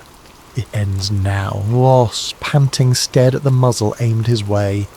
His chance to free those detainees, to protect Mara's testimony, to reveal the monstrous program, all pinned on an impossible moment. Then from behind the car a figure appeared, the nurse who had helped orchestrate escapes. She'd followed, suspecting a trap.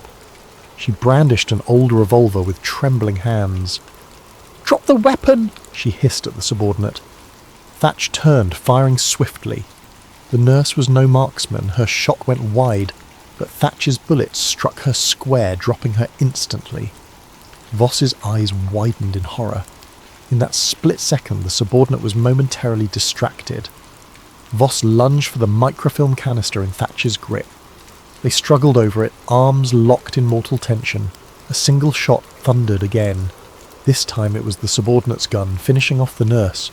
Voss felt hope draining. With a savage twist, Thatch hammered Voss's wounded shoulder. Pain flared, and the canister slipped from Voss's hand onto the roadside. The subordinate kicked it away, retrieving it for Thatch. Blood dripped from Voss's mouth as he coughed out words. "You can't hide everything," Thatch sneered. "We don't need to hide everything, just enough. And you, DeVos, will be a tragic accident. A meltdown in the lab, perhaps. Or a recorded suicide." He nodded to the subordinate. "Bag him. We're returning to Echo." Chained and bleeding in the back seat, to Elliot, Voss felt each bump in the road jar the bullet wound in his shoulder. His vision blurred from blood loss and shock. Agent Monroe, Thatch and the subordinate drove them back to Project Echo. The microfilm canister sat at Thatch's side, a trophy of victory. The hush in the car was broken only by Voss's ragged breathing. On arrival, Voss was taken to an isolated sublevel, a reprocessing wing he'd never visited. Harsh fluorescent lights glinted on cold steel chairs, arrays of sedation syringes. Thatch dismissed the subordinate, wanting this done quietly. "You had potential, Voss," he said, spitting the words with scorn, "but you let sentiment ruin you. Now you'll vanish." Voss's mind reeled. He pictured the detainees he'd saved, the mild sabotage. He thought of Mara, hopefully outside, ready to speak to the world. If she succeeded in contacting journalists, maybe Project Echo could still be exposed. But if Thatch's men recaptured her, everything was lost. Voss's blood chilled. As Thatch prepared a lethal injection, likely to pass off as an on-site lab accident, a siren blared overhead. A frantic voice on the intercom. "Security breach! Unidentified infiltration at the main gate!"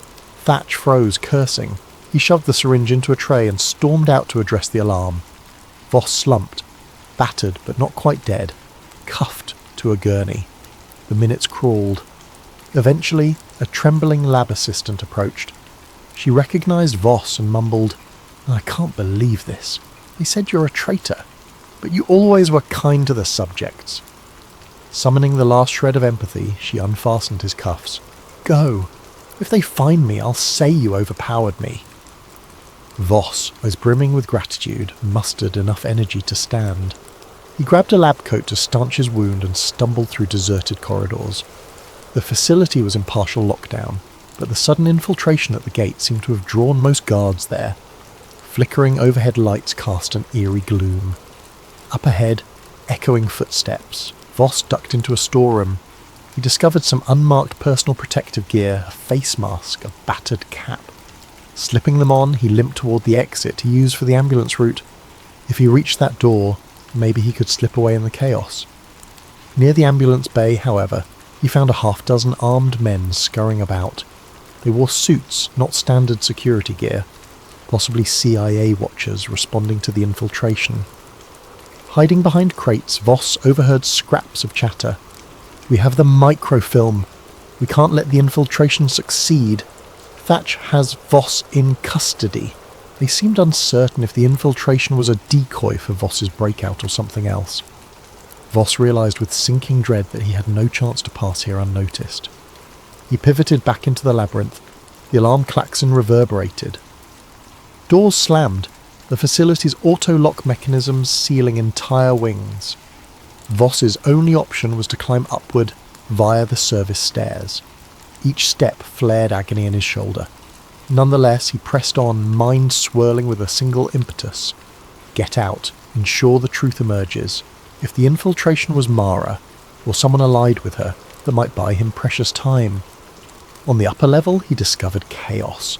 Lights flickered, staff ran in multiple directions. A few labs had been forcibly opened. detainees stumbling out in confusion. Something big was happening. A nurse he recognised as sympathetic dashed by, eyes wide with terror. She gasped upon seeing him alive. "They're releasing the subjects," she whispered. "All the sedation wards, a meltdown. Don't know who triggered it." Then she hurried off, guiding a confused detainee. Amid the swirling panic, Voss glimpsed an improbable figure. Mara, hair dishevelled, brandishing a small pistol, leading a line of unsteady detainees. A battered staff ID hung from her neck.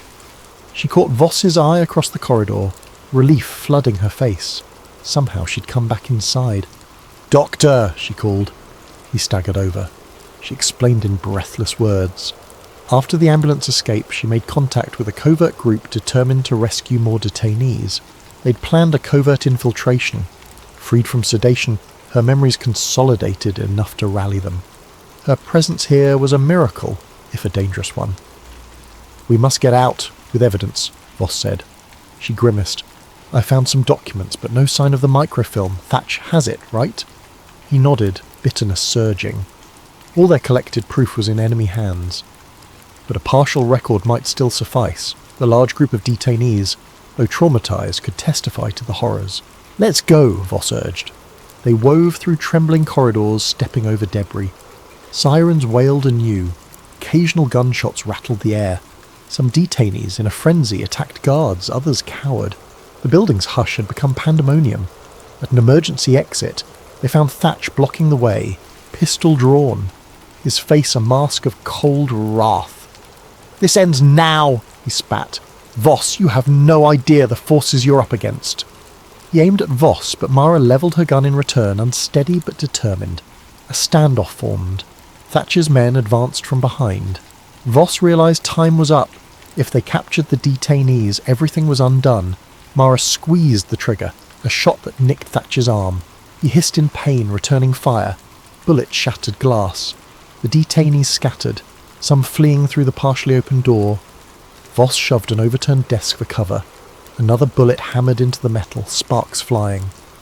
At that juncture, a cluster of detainees overcame Thatcher's men from behind, tackling them with raw desperation. In the chaos, Thatch was pulled down. Mara seized the chance, pulling Voss to his feet. He reeled from blood loss. She half carried him through the door. Fresh air greeted them, an overcast sky, a swirl of government vehicles half ablaze as the infiltration group clashed with security. Some unknown allies beckoned them into an unmarked van. Within minutes the van sped off. Shots echoed behind, but the van's driver evaded pursuit along a back road. Inside, Voss slumped, vision tunnelling. Mara pressed cloth to his shoulder, tears filling her eyes. "Stay with me, Doc. You gave me back my mind. We'll save you too." He blinked, half conscious. The detainees huddled around, a battered congregation yearning for freedom. Days later, as Voss hovered in a safe house, drifting in and out of fever, the infiltration group compiled testimonies from rescued detainees. Some had partial memory, others remembered it all. Though the microfilm was lost, they had enough direct eyewitness accounts. They fed these stories to a handful of clandestine journalists. In bold headlines, overshadowed by official denials, the name Project Echo emerged in fringe publications. The CIA quickly labelled it baseless conspiracy. Most mainstream outlets scorned it for lacking conclusive proof. Yet behind the scenes, ripples formed. Some in the government quietly ended Echo's operations, fearing exposure. The lab was quietly disbanded, the staff reassigned. Officially to Elliot Voss perished in a laboratory accident. No body recovered. The facility's halls were sanitised and repurposed. As for Mara, she went underground, carrying a battered journal of Voss's secret notes. She vowed to keep telling the story, no matter how many times official channels tried to bury it. In the hush of a distant city, a final scene unfolds. Mara walking alone, hood drawn. She clutches that worn journal. She passes a street corner where a newspaper kiosk displays a rag with a headline about experimental mind control, real or hoax. She tucks the journal under her arm, gazing at the curious passers-by. A faint, determined smile crosses her face. For though Dr. Elliot Voss gave his life, the truth behind Project Echo lives on. quietly awaiting the moment to spark a wider awakening. And for those who read the small print or listen with open ears, the echoes of that horrifying program ring out, an unsettling reminder of how easily the boundaries of science and morality can shatter when power goes unchecked.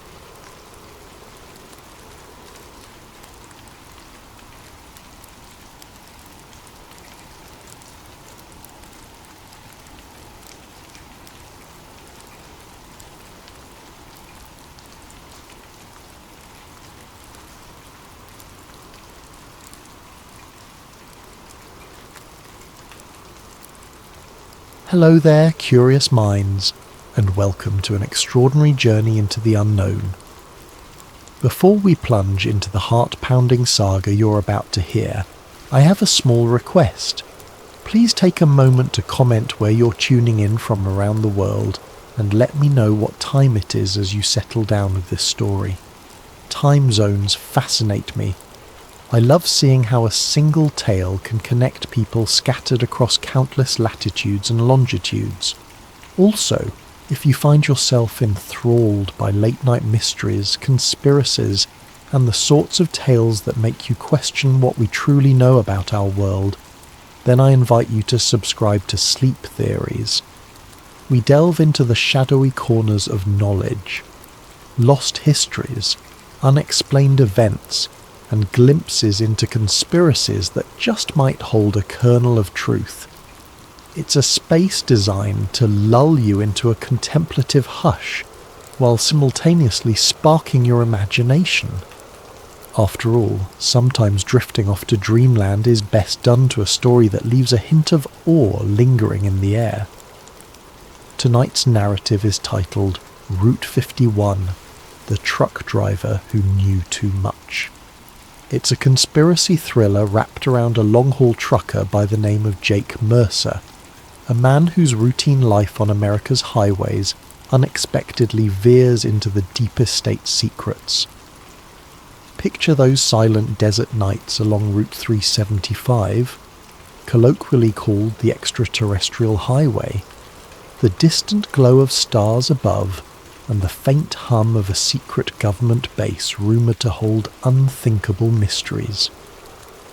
That's the backdrop of Jake's last job.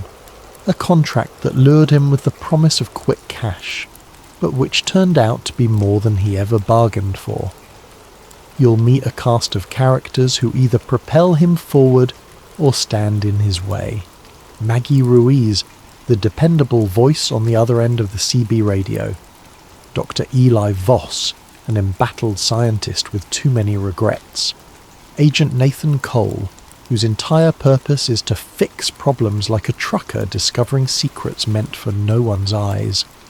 And of course the men in black, those stoic enforcers who appear whenever the line between truth and rumour grows dangerously thin.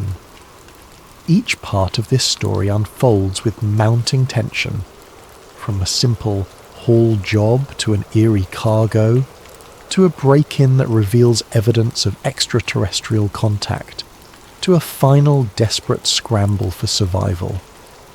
Sometimes in life, the scariest leaps of faith happen when you realise the world is not as you thought it was, and that those in power will go to any lengths to keep it that way.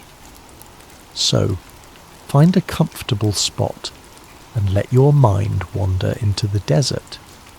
Envision the Black Ops trucks prowling nighttime highways, the hush of a top-secret hangar, the hum of hidden technology that defies earthly logic.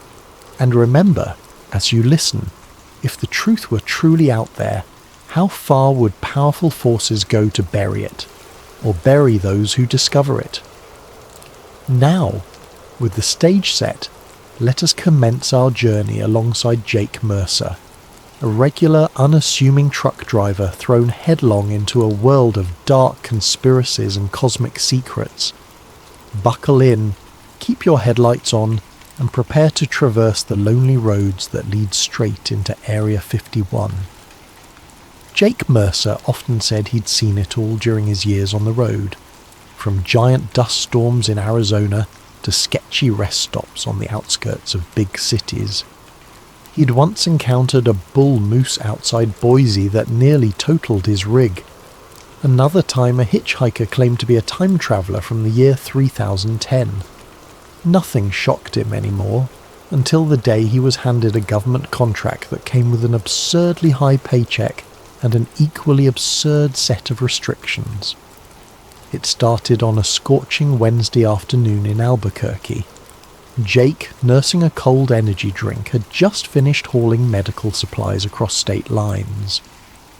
While reviewing his next assignment, he noticed it was labelled High Priority Federal Clearance Required. His usual dispatcher, a gruff man named Martin, shrugged helplessly. "I don't know, Jake. They just said you're the driver for this.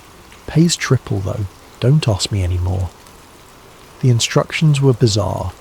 Pick up a sealed freight container at a secure depot. No questions asked. Do not open or inspect the cargo under any circumstance. Follow the GPS coordinates to a location in the Nevada desert. Deliver by midnight, no exceptions.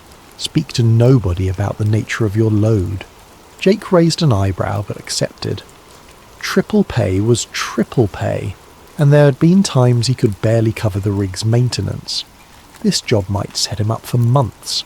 Besides, he'd grown tired of daily monotony.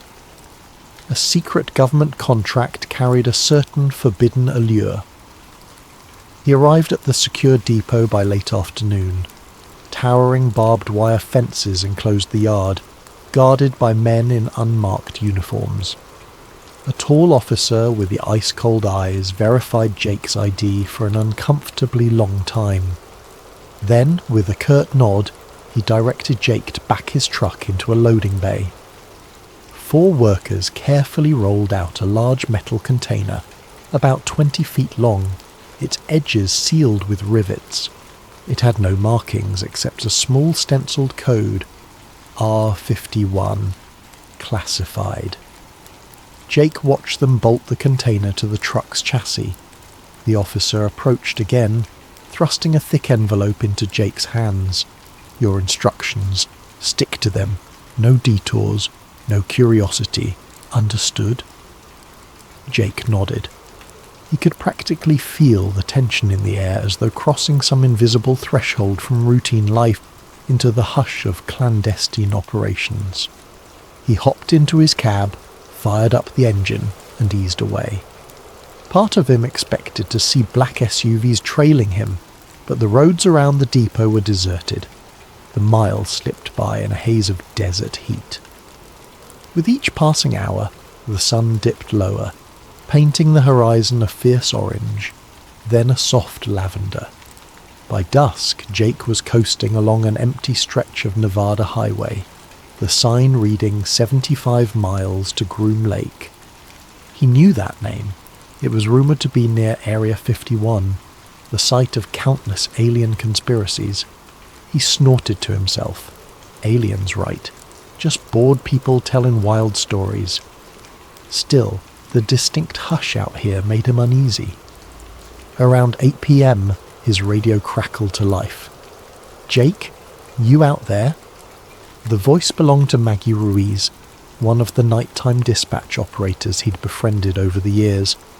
She was a talkative soul who often kept him company on lonely drives. "Heard you took some big job," Jake hesitated. The instructions had been explicit, speak to nobody, but Maggie wasn't exactly nobody. She was a friend. "Yeah, Mags. Some weird government contract. Pays well, though." "Government, huh? They got you on hush-hush duty." "You could say that," Jake admitted. "Hey, can't chat much, the instructions." "Gotcha," Maggie said, sounding intrigued. "Well, I'll be on the line if you need me. Don't let them spooks get you." She ended the call with a laugh that only half concealed her curiosity. Silence returned, broken only by the whir of tyres on asphalt. Jake's mind drifted. Why all the secrecy? A new weapons system? High-tech gear? It's not your place to ask, he reminded himself. Then, from behind the truck, a faint sound reached his ears, a hollow clang like metal tapping on metal. He tensed. The cargo container was sealed. No reason it should make noise. Could something inside be shifting? He decided to ignore it. For half an hour the clang repeated every few minutes. Then it stopped. Jake's heart, however, continued to pound. He told himself it was just the rig's suspension or cargo settling. But a nagging thought persisted. What if something's alive in there? Night fell fully, and the desert around him turned into an expanse of blackness. With less than 60 miles to go, Jake planned to skip rest stops entirely. The job instructions demanded no stops. Fine by him. But the truck's fuel gauge told a different story. He'd miscalculated. He needed fuel or risked stalling short of the drop-off point. That spelled trouble on all fronts. Checking his map, he spotted a lone truck stop about 10 miles ahead. He considered the risk, but thirst and necessity overrode caution. He pulled in around 9:30 p.m. The place was half lit by flickering neon, a relic of the golden age of roadside diners. Only a couple of vehicles sat in the lot, an old station wagon and a battered pickup. Perfect. Less chance of prying eyes. Jake filled his tank, then stepped inside to pay. An elderly cashier nodded at him, barely curious. But just as Jake reached for his wallet, he felt something slip into his back pocket like a paper note. He whirled, scanning the aisles. He saw no one suspicious, only the old cashier slowly bagging items. Outside in the dim lot, Jake fished out the note. Scrawled in shaky handwriting were the words, "You're delivering more than just cargo. Watch your back." That was it. No signature, no explanation. Adrenaline surged in Jake's veins. Someone at this dusty rest stop recognized him, knew his job, and decided to warn him. He stuffed the note into his pocket, hurried back to his truck, and slammed the door shut. The container sat inert, moonlight reflecting off its metallic surface. "Watch my back," he muttered. "What's going on?" He stared at the container. The clang from earlier echoed in his memory. Curiosity gnawed at him. The contract said not to open the cargo, but the contract also never mentioned risking his life for ignorance. Gritting his teeth, Jake hopped down, grabbed a crowbar from the side compartment, and approached the sealed panel. If the old soldier at the checkpoint found out, Jake would lose his entire paycheck, maybe face legal trouble. But sometimes you have to see for yourself what you're hauling. He slid the crowbar under a seam, testing if the rivets could be pried loose. The metal groaned, then relented. Slowly, Jake lifted the edge, heart thudding with each inch. The interior was dark, but a faint chemical smell wafted out, a sterile tang reminiscent of hospitals. Then in the shadows he saw something that made his blood run cold. A heavy steel pod with a thick glass window. It was empty. Straps hung limp, as if they'd once held something in place. Jake felt the nape of his neck prickle. Something had been in that pod, but it wasn't there now. And that meant only one thing: it was loose, possibly inside the container, possibly outside. A flurry of possibilities seized him. He had to close it and drive, pretend ignorance, or he could investigate. But with each second his safe timeline shrank. The clock was ticking toward midnight. The cargo door he'd pried open wouldn't fully reseal without leaving evidence of tampering. Just then, a metallic clang echoed again from behind him.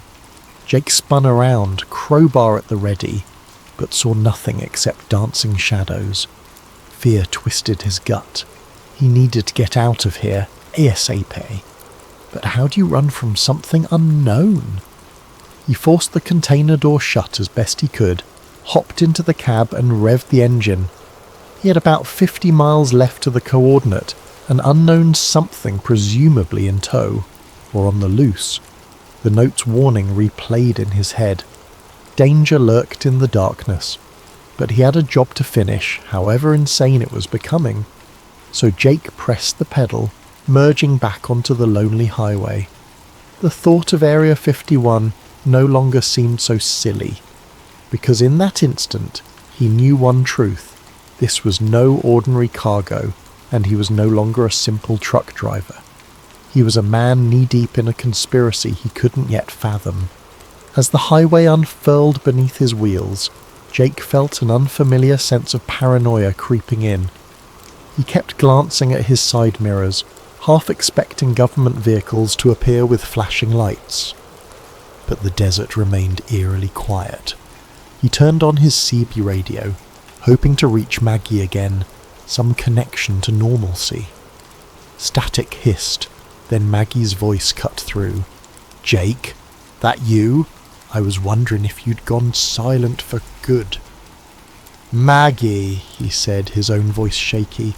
"Listen, something's off. This cargo, whatever's inside it, it might have... I don't know, it's just not right." He hesitated to reveal everything, scanning the empty road ahead. I opened it, found a locked pod. Empty, like it was meant to hold something alive. The line crackled with tension. "Alive? Jake, that's not good. Did you see anything else?" "No, just straps." Then I heard noises, like metal scraping. "Something's loose, Mags. Could be an animal, or..." He couldn't bring himself to say the word alien, but the possibility danced in his thoughts. She inhaled sharply. "This is big. You sure you want to keep going?" Jake's foot pressed on the accelerator. "I've come too far. I've got to finish the drop. Maybe once I'm at the base they'll handle whatever it is. Then I'm done. Paid. Out." "Okay. But keep me updated. I'll see if I can dig up anything on that container code you mentioned, R51. Might be referencing Area 51, or it could be something else. Just be careful." He ended the call feeling slightly better, knowing someone had his back. The desert night pulled him deeper in. A battered sign reading "Restricted access beyond this point" loomed up, complete with additional warnings about lethal force. His GPS insisted he was on course. The drop-off coordinate flickered on the screen, still about 30 miles away. A swirling dust devil crossed the highway, forcing Jake to slow. For a moment he thought he spotted headlights behind him, but when he looked again, they were in. Another flicker of paranoia. Focus on driving. At the next bend, the road became narrower, lined with chain-link fences sporting no trespassing placards. This was definitely a different world, someplace built to discourage visitors. At last, around 11:20 p.m, the GPS beeped. You have arrived at your destination. He found himself at a tall automated gate. A small speaker next to it crackled. "State your clearance code," a monotone voice demanded. Jake fumbled through the envelope for a badge with a printed code. He read it into the speaker. The gate groaned open. No turning back now. Beyond the gate, wide asphalt fields stretched out, dotted with hangars and low buildings. Dim security lights revealed soldiers patrolling. Jake was directed by glowing cones to an underground entrance, reminiscent of a bunker. The entire operation exuded secrecy, and the air felt thick with tension. A pair of uniformed men flagged him down. One motioned him into a cavernous elevator platform large enough for the truck. As it descended, the walls became concrete. Jake's heart hammered. He was going underground, presumably beneath the base's surface. The platform settled in a subterranean loading area, bright fluorescent lights washing everything in an antiseptic glow. Armed guards approached. One barked, "Power down the truck. Step out with your hands visible." Jake complied, squinting under the stark lights. Another guard used a scanning device over the container's locks. Jake tensed. Would they notice I pried it open? A beep. The guard frowned. "The container's seal is compromised. Sir, did you tamper with this?" Jake's breath caught. He forced an even tone. "No. Must have come loose on the road." The guard stared daggers at him, unconvinced. Before the interrogation could deepen, a tall figure in a crisp suit appeared, a man exuding authority. He wore no name tag, but his demeanour demanded respect. "Take the container," he told the guards. "I'll handle the driver." He turned to Jake, his gaze cold. "I'm Agent Nathan Cole. Follow me. Now." Jake had no choice. Agent Cole led him through a set of steel doors into a windowless corridor that seemed to stretch forever, each side bearing identical sealed rooms. They reached a small antechamber where Cole fixed him with a glare. "You're not to speak of anything you see here. I assume you read your contract?" Jake swallowed, trying to maintain composure. "Yes." "Good, because if you break your silence, we'll know. We always know." Cole paused, as if relishing the intimidation. "You'll wait here until we confirm the cargo. Then you'll be escorted off the premises." Jake gave a stiff nod. The door slammed shut, leaving him in a Spartan waiting area with 2 chairs and a silent guard. Minutes bled into an hour. Jake's mind whirred, replaying the ominous note, the empty pod, the possibility that some creature roamed free. He couldn't just leave. He had to at least see it through. Yet now he was stuck, evidently untrusted. Suddenly, a blaring siren echoed down the corridor. The guard stiffened, pressing a finger to his earpiece. Muffled orders came through. Another beep, a door slid open, and a frantic voice barked, "We have a breach. Unidentified subject loose in Sector C. Secure all entry points." Jake's eyes widened. Sector C? Is that where they took the container? The guard dashed out, leaving Jake momentarily unguarded. Fear and adrenaline collided. If something truly broke loose, a creature perhaps, this place was about to become a war zone, and Jake had no desire to be trapped in the crossfire. He took a risk, slipping out of the waiting area into the corridor. Sirens kept howling and red emergency lights strobed. He turned a corner, nearly colliding with a cluster of uniformed men sprinting in the opposite direction. They ignored him, focused on the crisis deeper inside the facility. Jake spotted a sign that read, "Warehouse access, authorized personnel only." Heart pounding, he reasoned that was likely where his cargo had been stored. Maybe he could glimpse the truth. Maybe he could find answers, and maybe find an exit, because once the base settled, they'd probably arrest or worse. If I see something incriminating, maybe I can force my release. Steeling his courage, he slipped through the door and descended a short flight of steps. The hallway ended in a large open area that resembled an aircraft hangar, only it was buried underground. Harsh fluorescent lights shone over crates, pods and containers, and near the centre, resting on a heavy-duty dolly, was his container, the side panel still parted from his crowbar attempt. Military personnel crowded around, rifles at the ready. A slender, bespectacled man in a lab coat kneeled by the container, rummaging through what appeared to be alien-like apparatus inside.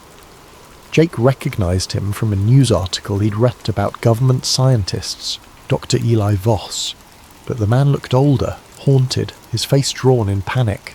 Jake crept closer, ducking behind some crates. He glimpsed inside the container, strange devices with glowing lines, a cylindrical capsule that must have once held the occupant of the steel pod. Dr. Voss fiddled with an electronic console as if trying to lock something down. Another soldier shouted, "We have movement in the vents, Sector C!" Chaos reigned. In the swirl of confusion, a shadow flickered across the far wall, tall and spindly, shifting unnaturally quick. Jake's blood chilled. Was that the creature? A guard fired a shot. Shouts erupted. "Hold your fire! We need it alive!" Another soldier scrambled to raise a tranquilizer rifle. Then, to Jake's horror, the shadow vanished from the wall and reappeared on the ceiling, impossibly defying gravity. Staccato gunfire erupted, the muzzle flashes lighting up the space in blinding arcs. Something hissed, a weird, unearthly keening. Then silence, broken by a guard's scream.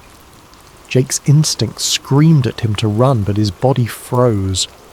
A part of him was transfixed by the bizarre reality unfolding.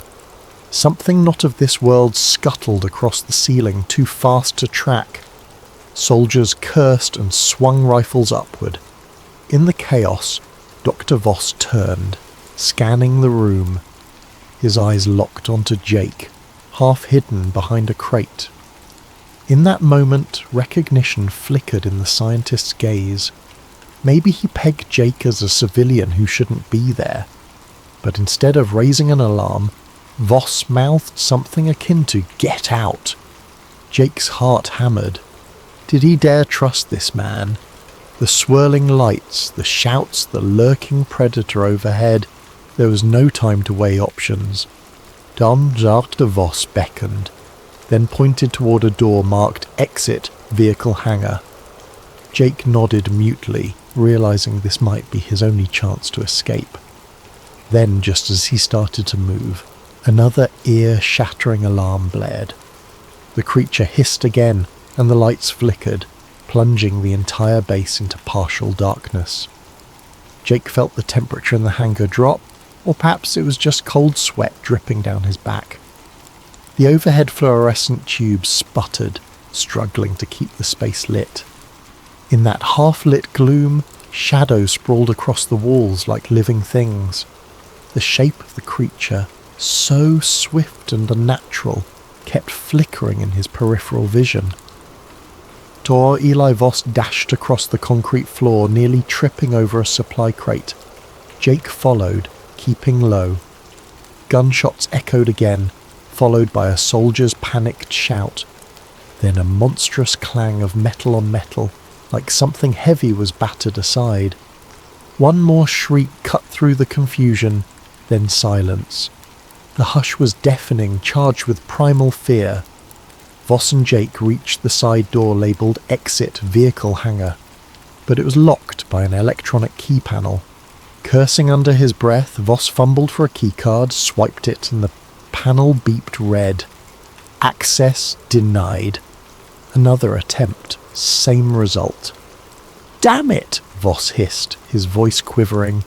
He slapped the panel in frustration. "They must have initiated lockdown. I need a higher clearance." He glanced over his shoulder. "We'll have to find another way out." Jake's mind reeled. "Doc, what the hell is in here? Did something break out of that container?" Voss closed his eyes briefly as if in pain. "Yes, it's an entity we recovered from a crash site. Part biological, part mechanical, still learning about it, but we call it Xenoform Beta. We had it sedated, locked in stasis, until your container got compromised." He cast Jake a conflicted look, half guilt, half blame. "Now it's loose." Jake's stomach clenched. "This is insane. Let's just get out. If that thing's dangerous, the soldiers can handle it, right?" A bitter laugh escaped the scientist. "You think a few bullets can handle something not made by human hands? We've barely scratched the surface of its capabilities. That's why they keep it here, in these underground labs. They have been trying to replicate or harness its technology. But God knows if they truly can."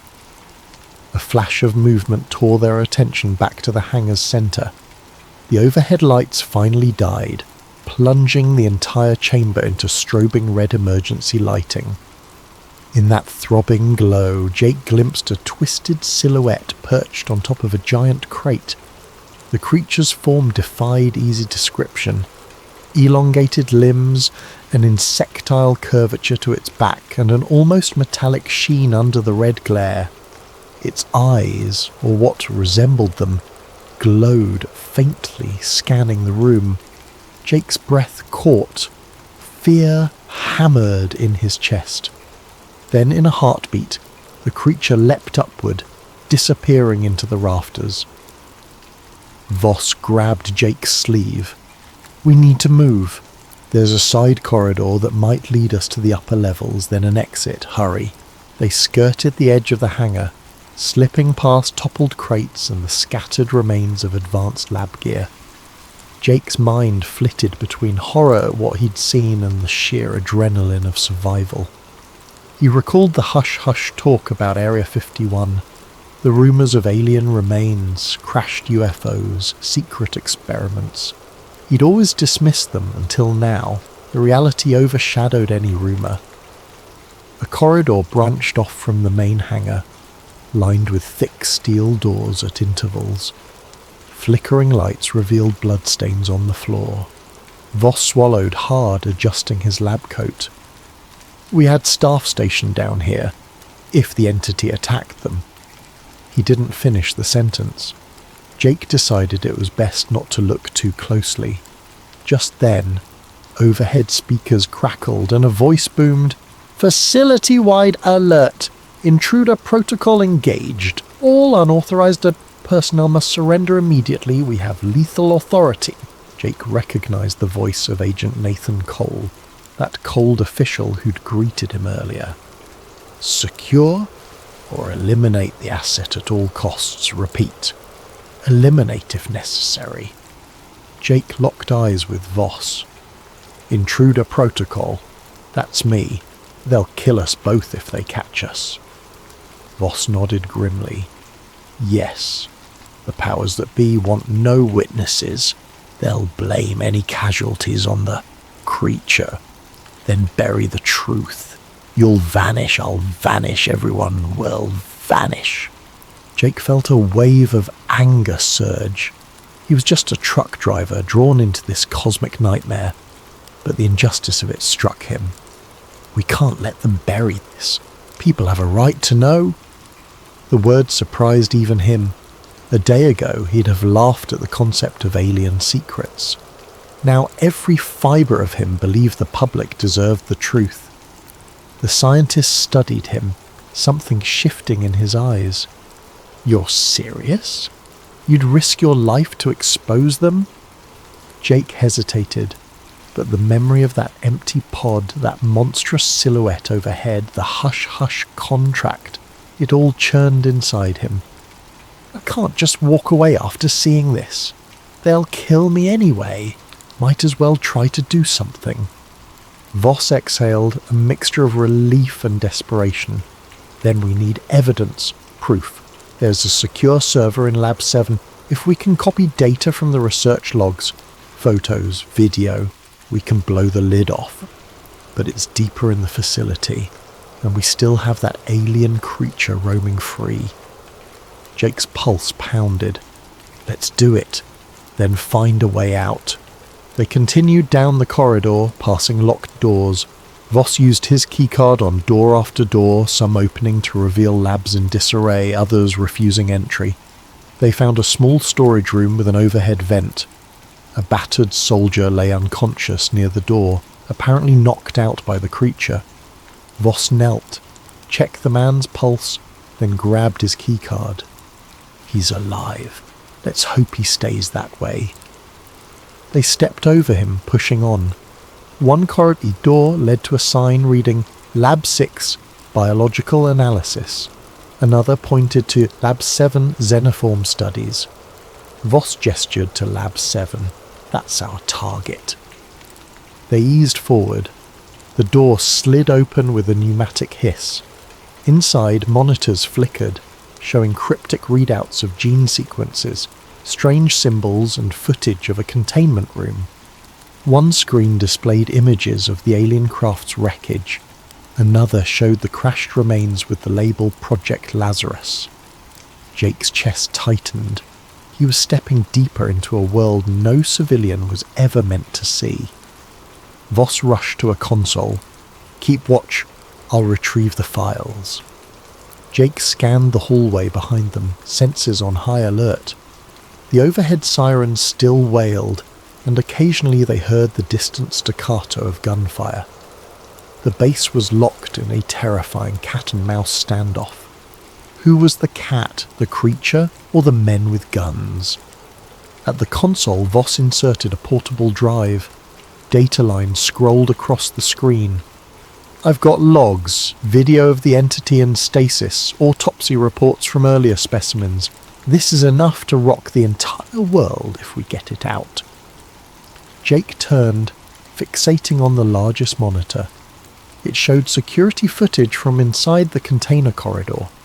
Black and white graininess, a timestamp flickering in the corner. He recognized his own truck parked there, the container being moved. Then the feed jumped to a chaotic moment. Engineers scattering as the alien burst from the pod. Jesus, Jake muttered. No one's going to believe we got all this proof, but it's real.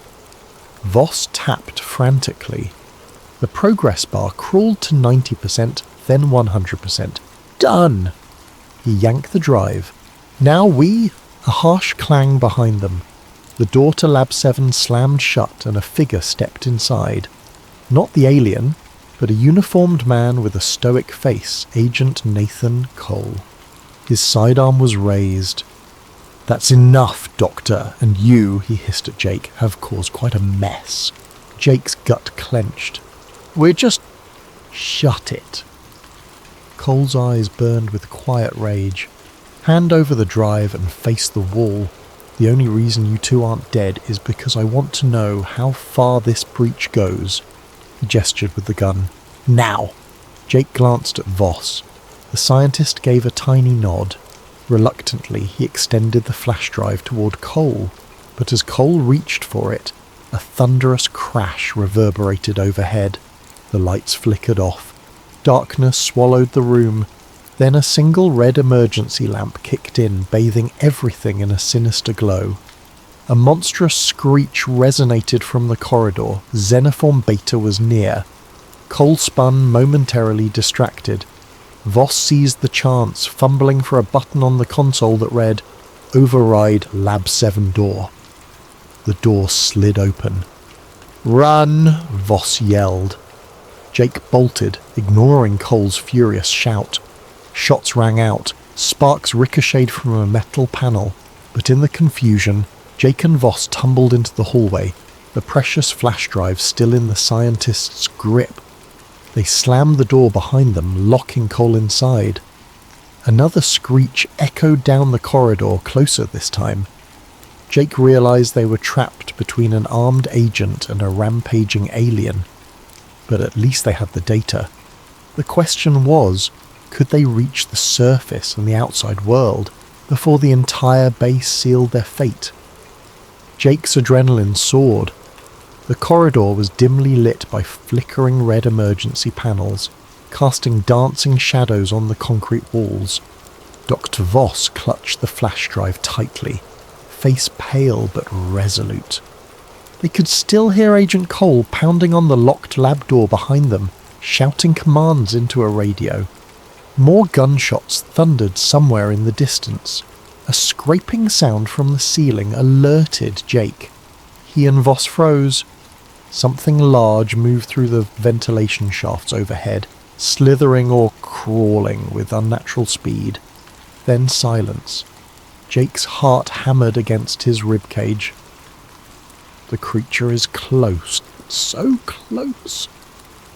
Voss motioned him forward. If we can reach the main elevator, we might get to the surface, unless they've locked it down. They crept forward, the corridor branching in multiple directions. Each intersection was marked with cryptic signs. Sector E, testing labs. Sector F, holding cells, armory, data center. Sparks arced near a half-destroyed control panel. The air smelled of burning wires. They passed a lifeless soldier slumped against the wall. Jake tried not to stare at the man's blank eyes. This base had become a battlefield, or maybe a slaughterhouse. They turned a corner and spotted the main elevator at the far end. A steel gate sealed it off. Another keycard panel blinked red. "We can try," Voss whispered. He ran up and swiped his card. Nothing. He typed a code, still no response. The screen displayed "Lockdown protocol engaged." Jake cursed under his breath. "What now? A staircase?"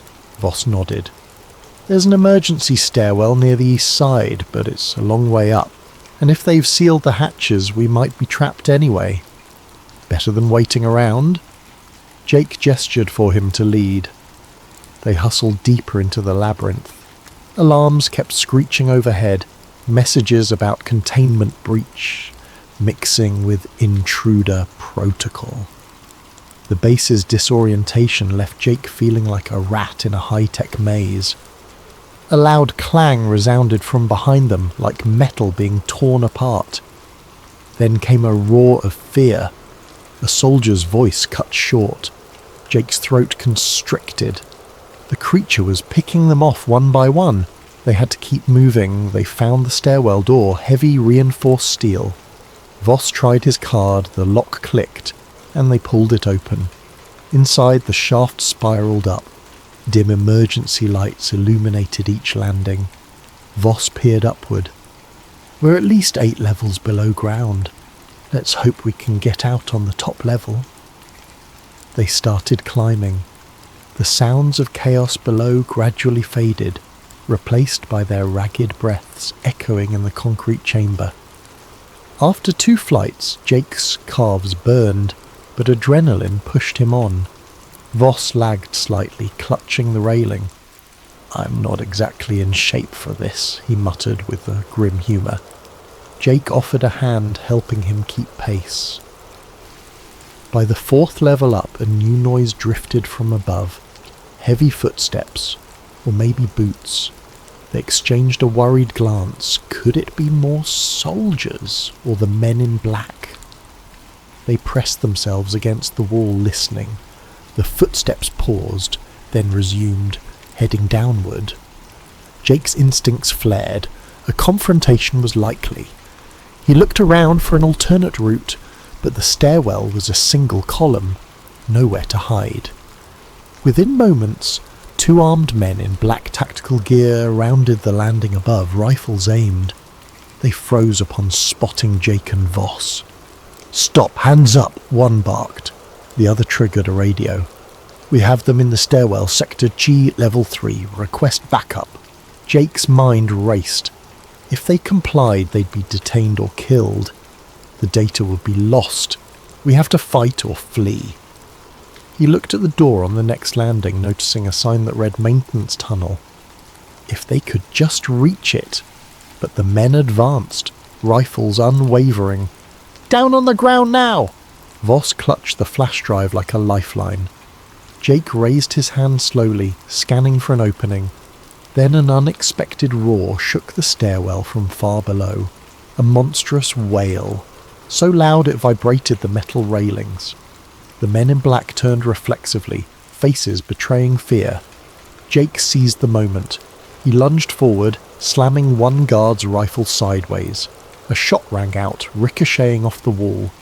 The second guard spun, but Voss, fueled by desperation, tackled him. The guard stumbled, lost his footing, and pitched down a half-flight of stairs with a sickening thud. Jake wrested the rifle from the first guard, who reeled from the blow. Another savage roar echoed. The guard's eyes widened with terror. He's heard that sound before, Jake realized. Without hesitation, the guard wrenched free, scrambled up the stairs, and fled. Clearly dealing with an alien nightmare outranked capturing them. Voss panted, adrenaline surging. That was close. He retrieved the rifle from the second guard's limp form, then eyed Jake. "We can't do that again. Let's get to that maintenance tunnel." They ascended the last steps, prying open the door labelled maintenance tunnel. A narrow corridor greeted them, pipes running along the ceiling. Dim overhead bulbs flickered. The air smelled of chemical coolant. This wasn't a typical hallway for staff, more like a service route for engineers. If they were lucky, it might lead to a less guarded exit. They threaded through tight passages. Machinery hummed behind grated walls.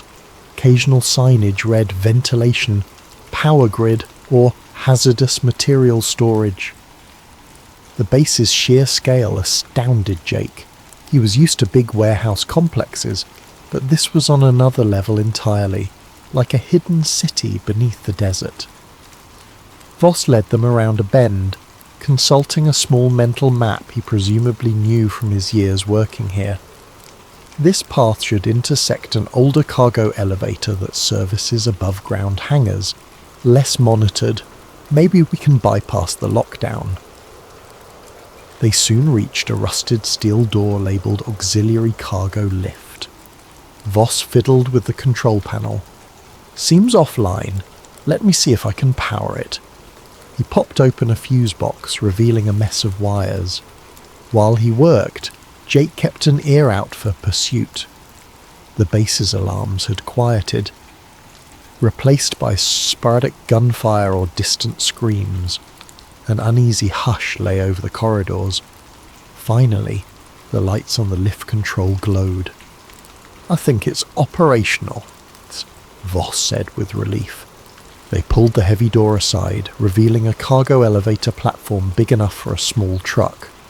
A single overhead bulb cast feeble light inside. Voss stepped on, tapped a control. "It might take us near the surface, at least. Let's hope the power supply holds." The lift groaned to life, lurching upward at a crawl. Each second felt interminable. Jake exhaled, letting tension slip momentarily. They had come so far, risked so much. If they could just break free. Halfway up, the entire platform shuddered. The overhead bulb flickered wildly. Voss paled. Powers dropping? Another violent jolt. The lift screeched to a halt, suspended in darkness, then a mechanical whine, and it resumed, but painfully slow. "Stay calm," Voss urged. Jake stared at the grated walls sliding by. "Doc, if we get out, how do we expose all this? The government will come after us." Voss swallowed. We'll need to broadcast the data widely, upload it to multiple news outlets, leak it online, something unstoppable. Even Black Ops can't erase everything once it's out, but we must move fast. The lift ground to a stop at what looked like a storeroom. A faint overhead sign read, "Surface access, authorized only." The door's lock glowed red. Voss tried his card, no luck, he exhaled, frustration seeping in. "Security clearance. We need a high-level code, possibly from someone like Agent Cole," Jake cursed. They were stuck again. They peered through the grated door at the corridor beyond. It was dim, no immediate sign of guards. Jake gave the door a shove, solid. He read the sign, "Biocontainment, please decontaminate." Another reminder they were dealing with top-secret alien research. Just then, a banging noise echoed from below the elevator shaft. Jake froze. Could the creature be climbing? They saw nothing, but the clang repeated, rising. Voss's eyes widened. "It might sense us. We have to go now." Desperation blossomed. Jake scanned the storeroom. Near the door, a small control panel with a numeric keypad flickered. If only they had a code. Then Voss had a frantic idea. "Check that dead guard's keycard. It might have higher clearance than mine." But they'd left the guard behind. They had no card. A metallic screech from the elevator shaft triggered panic. Voss rummaged in his pockets. "I have partial override code. Might not be enough, but let's try." He typed a sequence. The panel beeped, then displayed invalid. Another attempt. Invalid. The banging grew louder, closer. Jake braced himself, rifle in hand, finally on Voss's third try. The panel beeped green. The door hissed. They burst into the corridor, slamming it behind them. A heavy mechanical lock engaged. For now, they had a barrier between them and the horrors below. They found themselves in a wide hallway leading to a large blast door. Painted above it was surface hangar access. Jake's heart soared. They might just make it. But the corridor wasn't empty. At the far end stood several men, the men in black, tall, expressionless, each clad in black suits incongruous in a facility like this. They stared at Jake and Voss with cold detachment.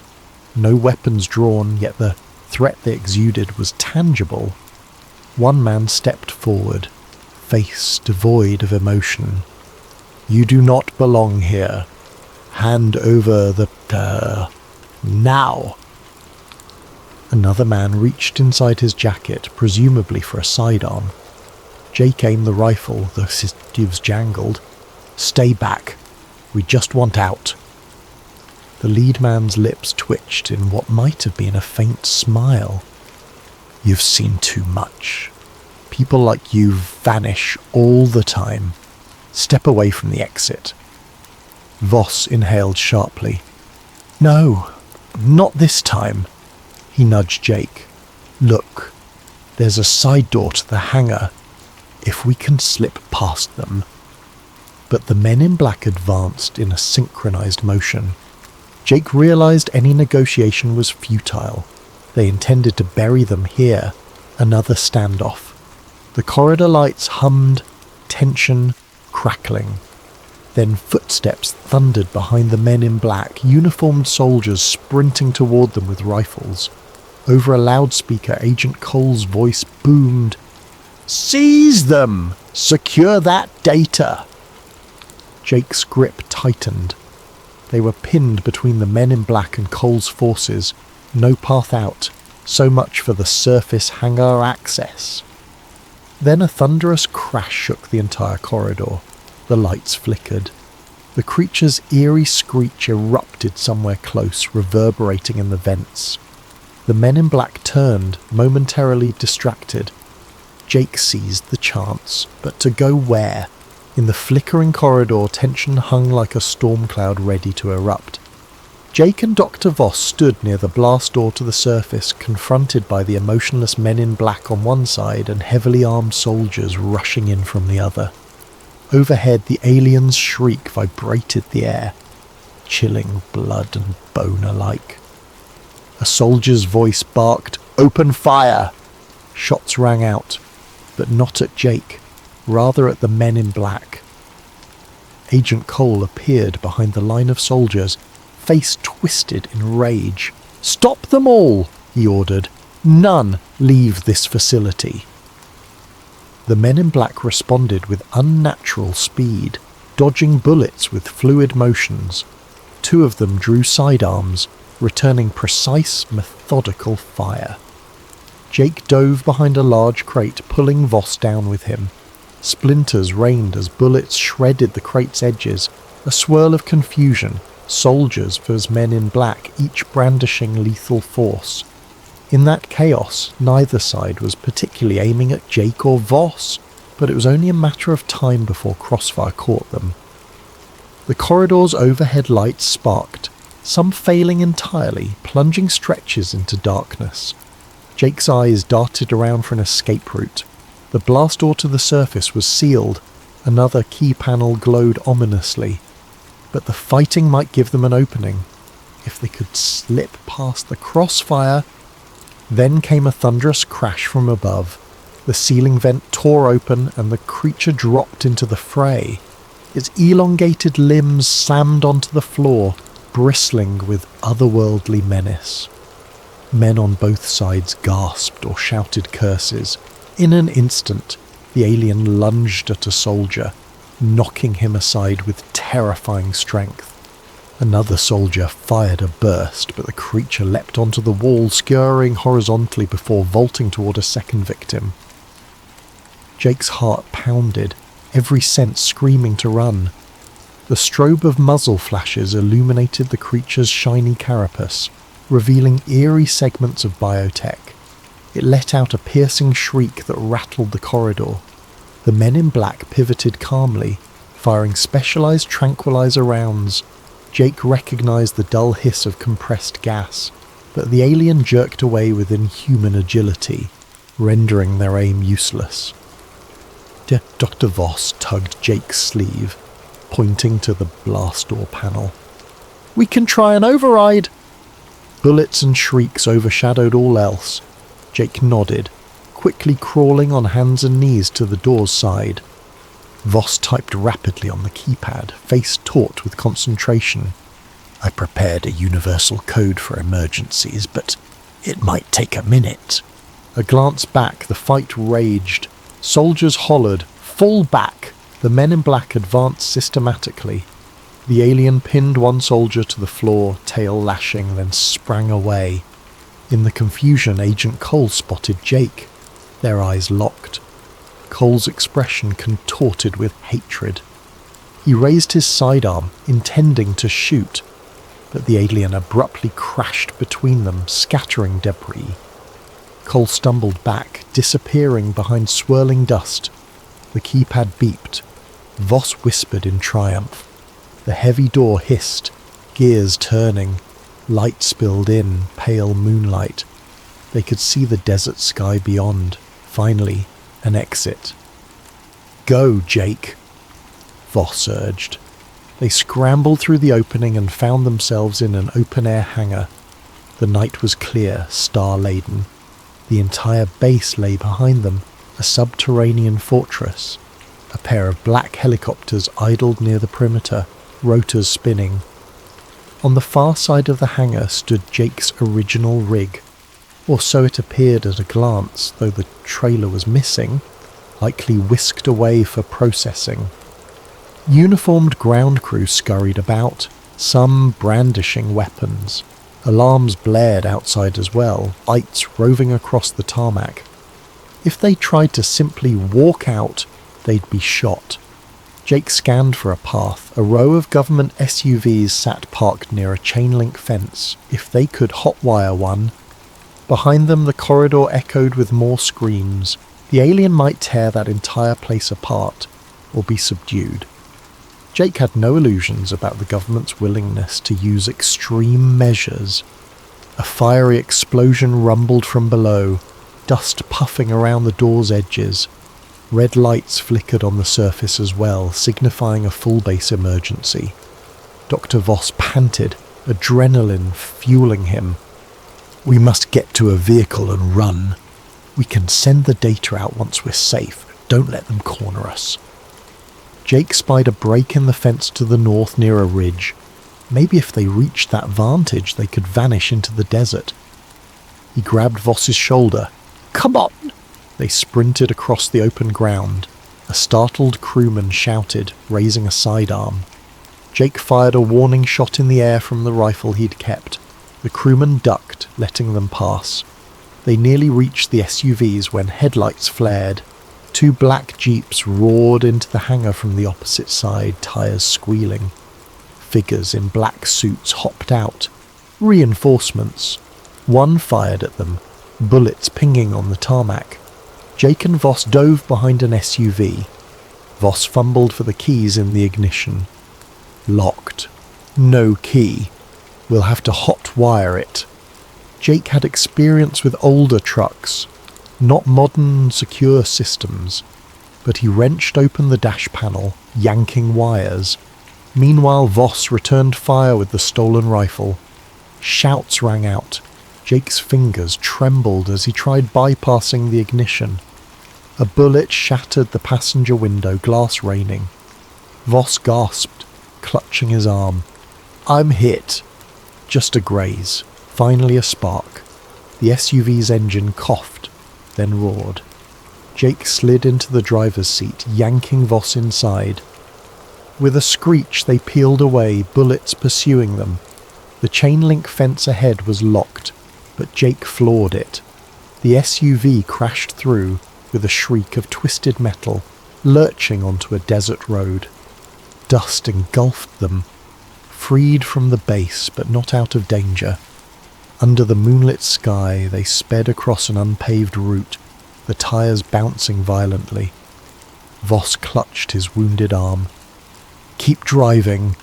We have to get as far as possible from their perimeter. They'll have drones, helicopters." Jake glanced at the overhead starlight. "Then we need to lose ourselves in the terrain." He recalled a canyon area about 5 miles east, where the ridges might conceal them. The SUV's high beams carved a path through the dark. The night felt endless, the desert an expanse of shadows. Maggie's voice flashed in Jake's mind. "I'll be on the line if you need me." They had no stable radio here, but the SUV's console might have a secure channel. He fumbled with the radio dials, static, then an open channel. "Jake, you there? I heard rumours.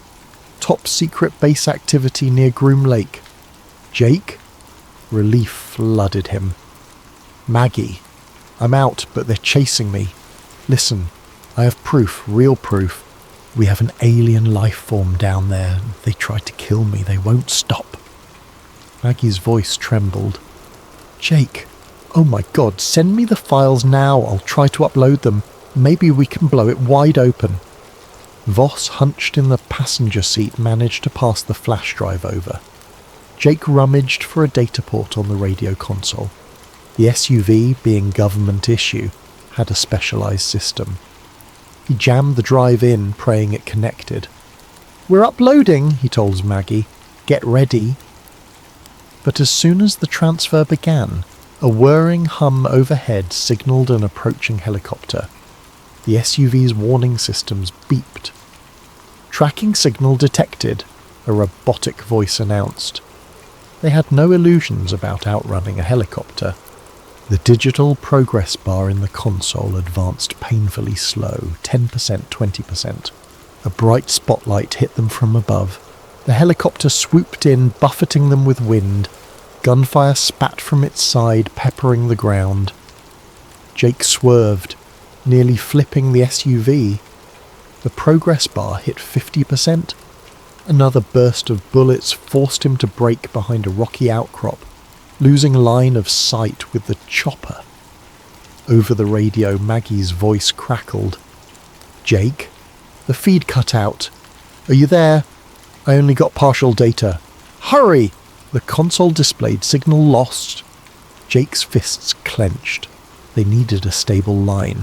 Voss gasped from blood loss, eyes drooping. We can't hold them off. Maybe we should hide the drive. Let the next person find it. Jake refused to accept defeat. We're so close. He looked around, noticing a side canyon. If they could lure the chopper away or jam its sensors, they might resume uploading. But even if they do, would the government manage to shut it down? Suddenly, a second helicopter roared over the ridge. The spotlight pinned them again. The SUV's engine coughed under the strain of the rough terrain. The dash flickered. This is it, Jake realized. They're pinned. No clear escape. He turned to Voss. Doc, you did your best. Let me try one last Hail Mary. He grabbed the mic. Maggie, if you can hear me, get the word out. Even partial data might be enough. Don't let them bury this. The only reply was static. The swirling rotors whipped up a sandstorm around them. A mechanical voice from overhead blared on a loudspeaker. Jake Mercer, surrender now, Mom. Agent Cole's tone, no doubt. The first helicopter descended, kicking up a hurricane of dust. Jake shielded his eyes. Voss, hang in there. Men in black tactical gear leapt from the copter, guns drawn. Jake tried to reverse the SUV, but the engine sputtered. A bullet shattered the windshield, grazing his shoulder. He cried out, slumping. Another bullet took out the front tire. The SUV lurched to a stop. Doors flung open, men yanking them out. The next moments were chaos. Voss wailing in pain, the flash drive knocked from his grip. Jake tried to fight, but a rifle butt slammed into his temple. Stars exploded across his vision. He heard muffled shouts, felt his arms wrenched behind him. Then a final memory. Agent Cole's face looming over him, eyes cold. You led me on quite a chase, Cole hissed, but it ends here. You disappear now. All of this remains classified. Jake's world blurred. Dust stung his eyes. The last thing he saw was the starlit sky spinning, then darkness. 3 days later, Maggie Ruiz sat alone in her cramped radio dispatch office, eyes red from lack of sleep. She'd tried every trick to reconnect with Jake. Nothing. No calls, no signals, no sightings. Rumours spread about a massive incident near Area 51, some folks claiming to see unmarked helicopters, strange lights, entire roads sealed off. But official statements mentioned only routine military exercises. Maggie replayed the partial data Jake had managed to send. It contained half a dozen cryptic file names, fragments of lab notes referencing something called Xeniform Beta, and low-resolution images of a bizarre metallic skeleton. Not conclusive proof, but enough to imply something momentous. She'd attempted to share it with certain media outlets, only to face immediate pushback. The files vanished from her email drafts. Her online posts flagged or removed for violating guidelines. She feared her phone might be tapped. In a last-ditch effort, she posted the partial images on fringe conspiracy forums. A handful of responses trickled in, some proclaiming fake, others calling her a hero. Then the forum threads disappeared, replaced by 404 errors. The sense of an invisible hand erasing the truth weighed heavily on her. She found a single note in her mailbox one morning, typed on plain paper, "Cease and desist for your own safety." No signature, of course. Her blood ran cold. Days turned to weeks, and official channels gave no news of Jake Mercer. His trucking company listed him as having resigned abruptly. No missing persons report seemed to gain traction with authorities. As for Dr. Ely Voss, the stories varied. Some said he died in an accidental lab fire. Others claimed he never existed. The desert swiftly swallowed their footprints. Meanwhile, inside that hidden base, Agent Nathan Cole compiled a final report. With the alien recaptured, barely, the facility resumed its hush-hush research. The Jake Mercer incident was chalked up to infiltration by a rogue civilian. Every mention of him within government databases was systematically purged. It was as if Jake had never been born. The same fate befell Dr. Voss, consigned to an unmarked file in an undisclosed archive, but scraps of data lingered. On a battered laptop in Maggie's apartment, partial logs remained. She spent her nights analysing the code, searching for a key to decrypt more sections. She discovered references to a Project Lazarus, possibly indicating repeated attempts to resurrect alien biology. She found mention of trans-species synergy. The deeper she dug, the more horrifying the inferences. Something beyond her comprehension was happening under those desert sands. One quiet evening, her CB radio crackled with unexpected static. She grabbed the mic. "Jake, is that you?" The only response was white noise. Then a faint beep-beep, like a heartbeat. It could have been an electrical glitch, or something more. She tried to respond, but the static swallowed her words. Eventually the signal faded. She was left alone in the dark, tears welling.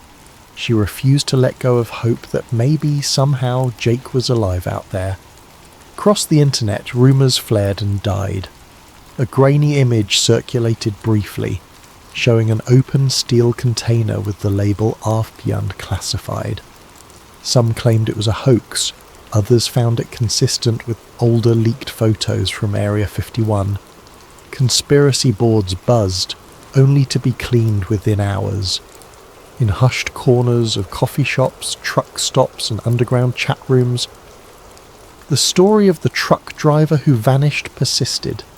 People swapped theories. He was abducted by aliens, he's in a government black site, he faked his death, no official answers came. Meanwhile, out in the desert, the night-time winds scoured the highways, whistling through barbed wire fences. Far from the public roads, a discreet runway glowed softly, where black helicopters landed silently. Deep below the Earth, experiments continued on Xenoform Beta. Powerful people ensured no slip-ups occurred again. Another near catastrophe might expose too much. If you drive that lonely Nevada highway late at night, you might glimpse a phantom taillight flicker in the distance. Some folks say it's the ghost of Jake Mercer, forever hauling secrets across dark roads. Others dismiss it as a trick of the desert wind. But if you recall his story, you might wonder, could he still be out there, a prisoner of secrets too big to reveal? Or did they truly vanish him to a place no one returns from? In quiet moments, Maggie whispers a final promise to the empty radio waves. "I'll keep searching, Jake. I won't let them erase you." For she believes wholeheartedly that truth has a way of surfacing, even if it takes time. Perhaps one day, a new whistleblower will unearth the full evidence. Alien bodies, advanced craft, living entities that defy human understanding. And the name Jake Mercer will stand as a testament to the ordinary man who got too close to the heart of secrecy. Until then, the desert remains silent, and the perimeter of Area 51 stands vigilant. Bright spotlights scanning for intruders, watchtowers manned by stoic guards, and hidden cameras capturing every movement.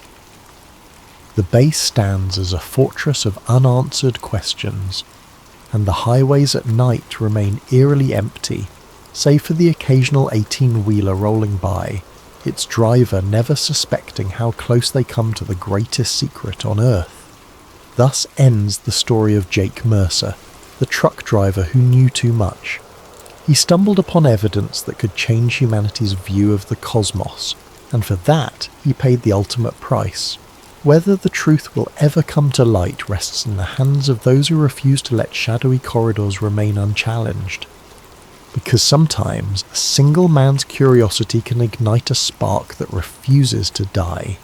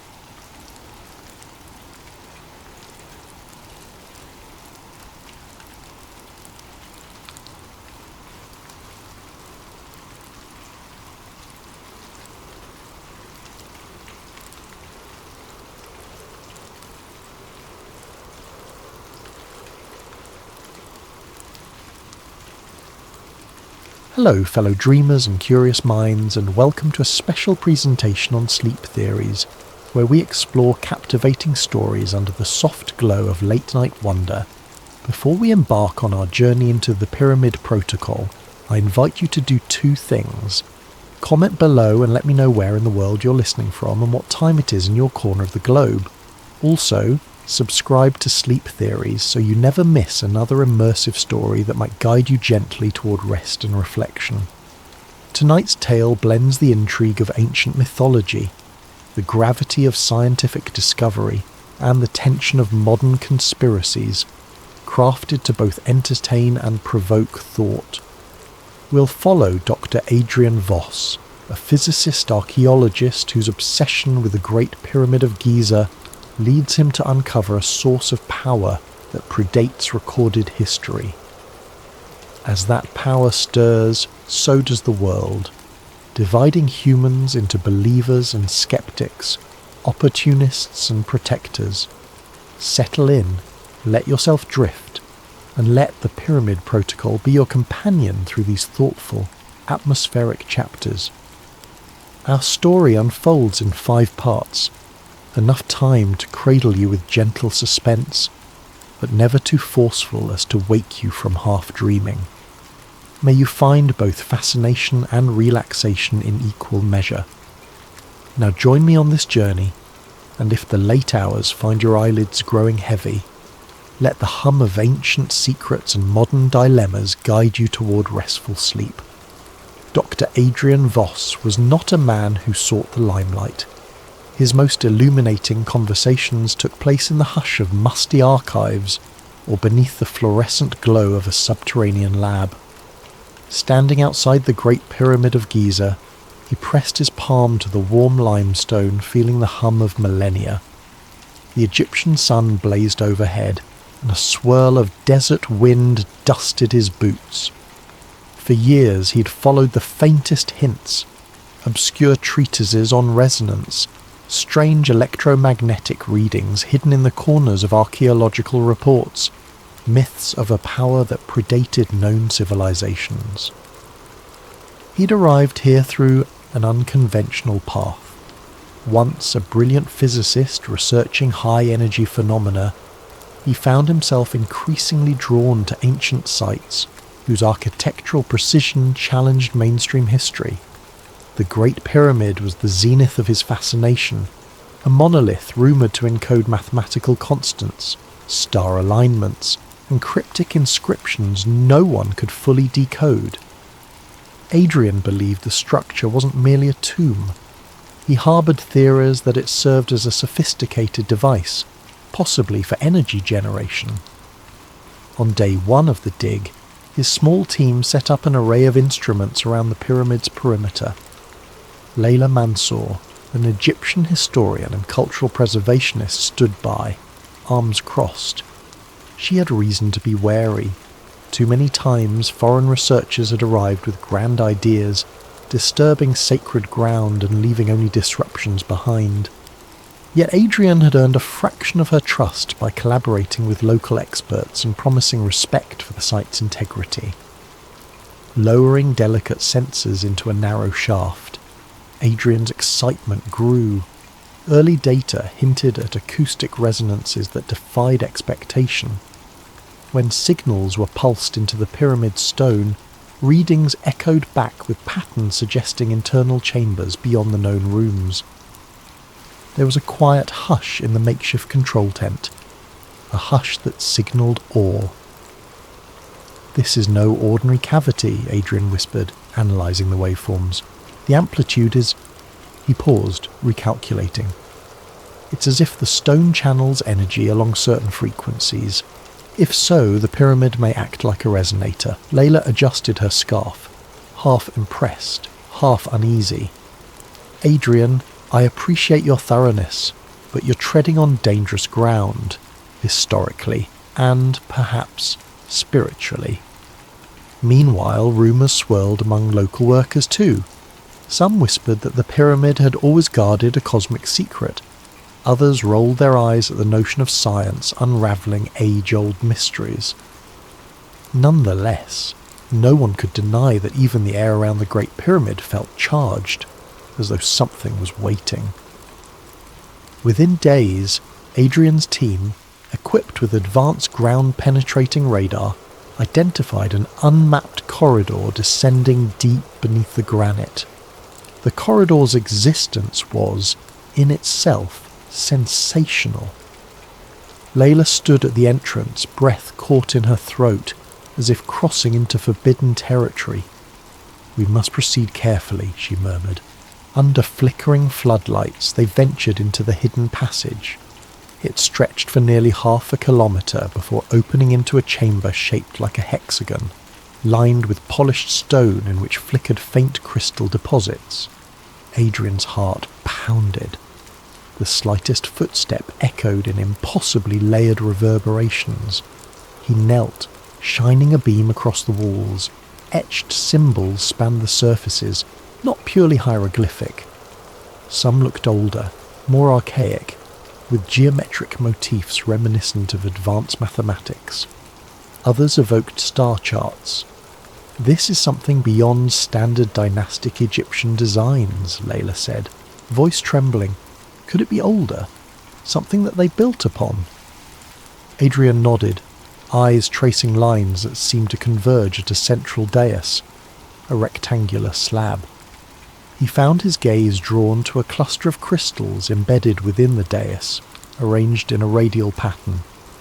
He recognized them as a type of quartz-like mineral with potential piezoelectric properties. "This," he breathed, "could function as a power node if the entire chamber resonates. Possibly the ancients harnessed natural vibrations from the Earth or cosmic sources." The next weeks blurred in a flurry of meticulous documentation. Mineral samples were tested, electromagnetic scans performed. The data left Adrian's team baffled.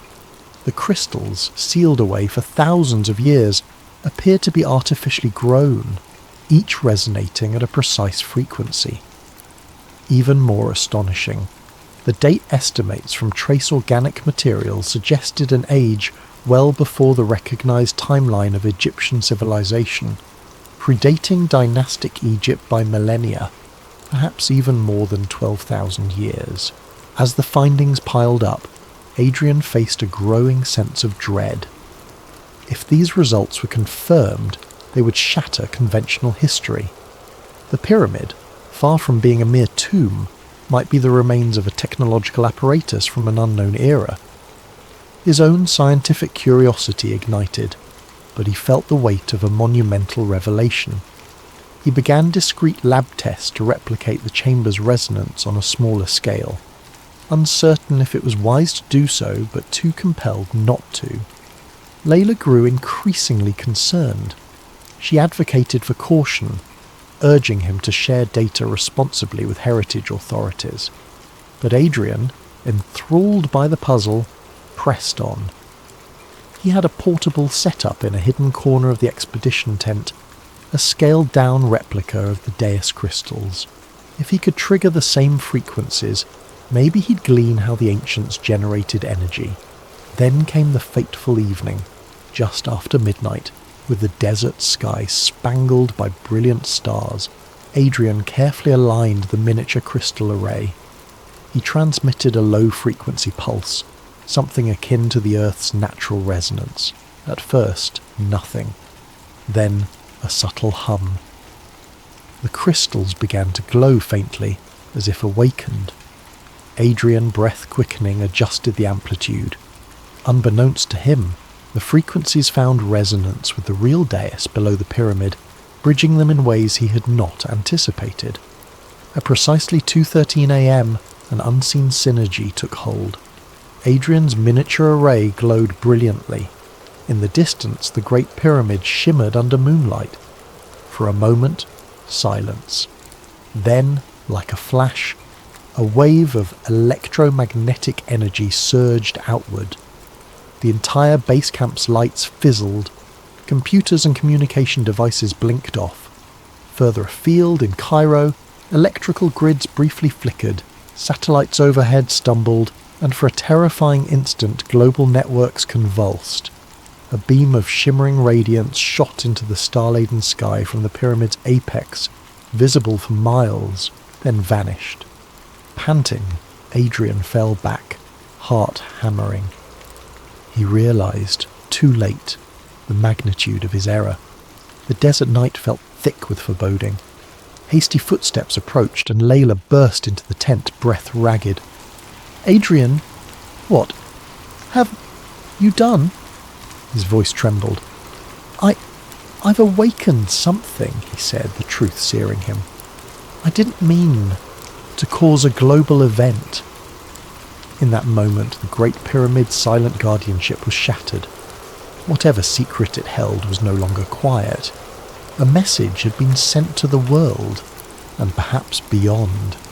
By dawn, the world was buzzing. Hasty rumours of a pyramid beam spread through social media.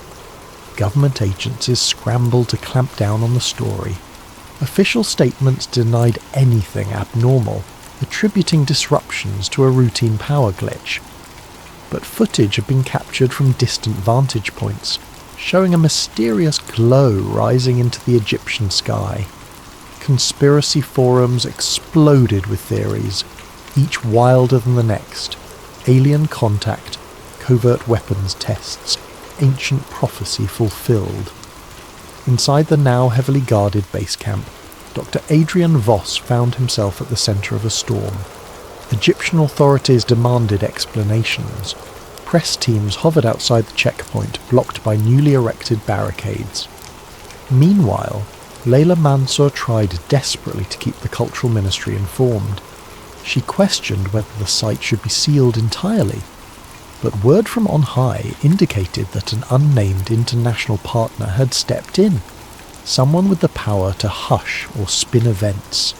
That someone revealed himself as General Reed Colton of the US intelligence apparatus.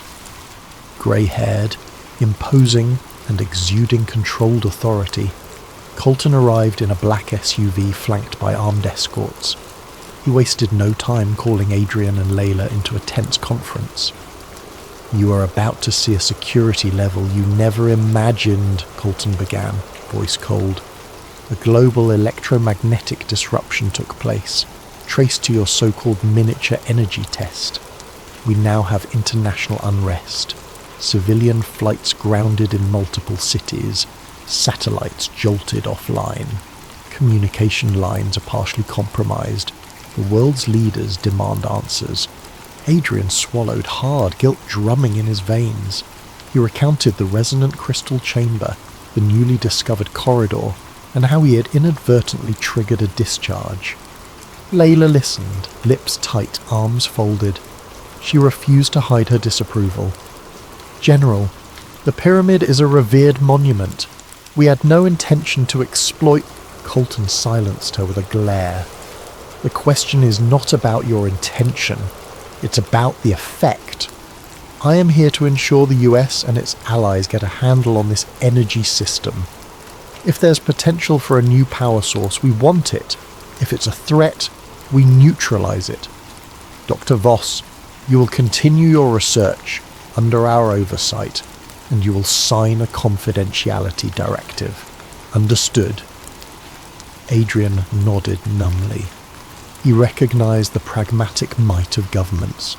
The secrets he had uncovered transcended private ownership. Fear of misuse gnawed at him.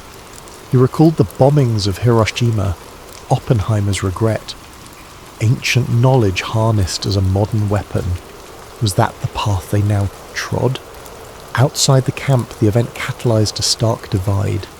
Group A, consisting of scientists, open-minded scholars, spiritual seekers and curious civilians, believed wholeheartedly that the pyramid beam was genuine. They argued it proved advanced technology from an antediluvian civilization or even alien origin. Online, hashtags like Pyramid Truth and Had Ancient Tech soared to top trends. Citizens demanded transparency. Some travelled to Giza, praying or meditating near the cordons, convinced of a cosmic awakening.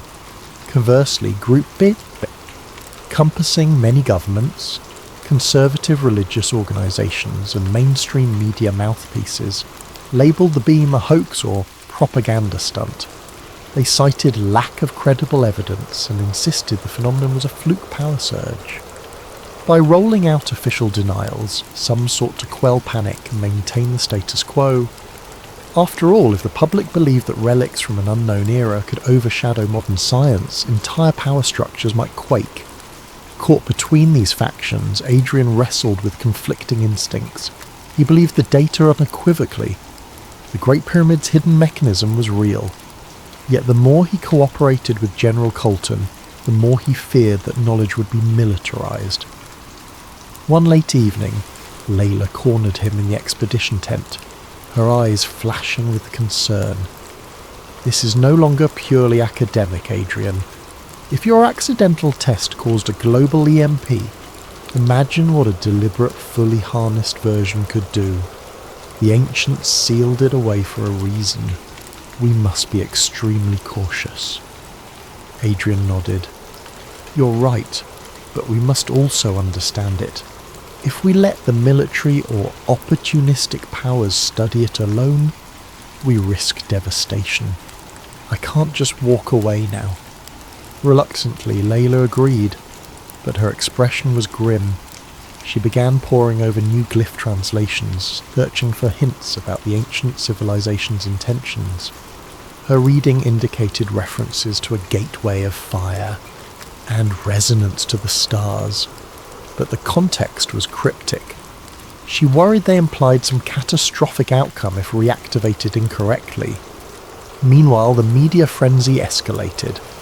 Document dumps, presumably leaked from well-placed insiders, revealed partial translations describing advanced crystalline technology within the pyramid. This triggered a global wave of conspiracies and fervour. Some believers championed the event as a sign humanity was on the cusp of a new era. Others predicted apocalypse. In certain cities, small riots broke out as protesters clashed with police, shouting for the truth about the pyramid beam. Under increasing pressure, the Egyptian government tightened its hold around Giza, but even they seemed overshadowed by the presence of General Colton and his allied forces. Tensions rose by the hour. One day, an Egyptian official arrived, demanding a full lockdown, but was rebuffed politely yet firmly by Colton's men. Adrian, overhearing the standoff, felt the noose tightening. The historical guardianship of the pyramids was overshadowed by global power plays. In a temporary lab within the site, Adrian demonstrated the new data for Colton, scans showing deeper resonance channels within the pyramid. "General, the pulses run throughout the structure. If we attempt further activation, it could reignite the effect on a larger scale." Colton rubbed his chin, eyes betraying keen interest. "So, you're saying it can produce energy on command? Potentially we could refine it, control it?" Adrian hesitated. "Yes, but the system's complexity is enormous. We must figure out how to stabilize it. One slip could trigger another global outage. Or worse, I'm urging caution." The General offered a thin smile. "As am I, Dr. Voss, but progress sometimes requires risk. We want you to replicate a larger version of your earlier experiment under our safe protocols, of course. Imagine the implications. Clean energy for the world, or at least for those who earn it." Adrian caught Layla's distressed look. He recalled how Oppenheimer must have felt at Los Alamos, an unstoppable momentum behind a discovery that could change the world for good or ill. Already rumours whispered of other world powers sending covert teams to glean whatever intelligence they could. A dread settled in Adrian's heart. The knowledge gleaned from the pyramid might catapult humanity into an era of unstoppable power, or it might tear civilization apart. As night fell, Adrian found no solace in the desert's quiet. The pyramid loomed against the starry sky, once a stoic monument, now a loaded gun. He wondered if the beam had been a mere flicker of the system's potential, and he worried about the unknown advanced civilization who had built it. If they destroyed themselves, Was that tragedy about to repeat? Despite every caution, events marched forward. The tension would only deepen. Adrian felt certain a bigger storm was coming, one that would shake humanity to its core, pitting beliefs against facts, ancient heritage against modern greed, and caution against ambition. In the days that followed, Giza became a flashpoint of global intrigue. Journalists, investigators, and spiritual pilgrims crowded Cairo hotels, vying for proximity. Rumours that the Great Pyramid's interior chambers were awake surged online. The media, starved for tangible updates, latched onto any scraps of inside information, fueling a near-hysterical environment.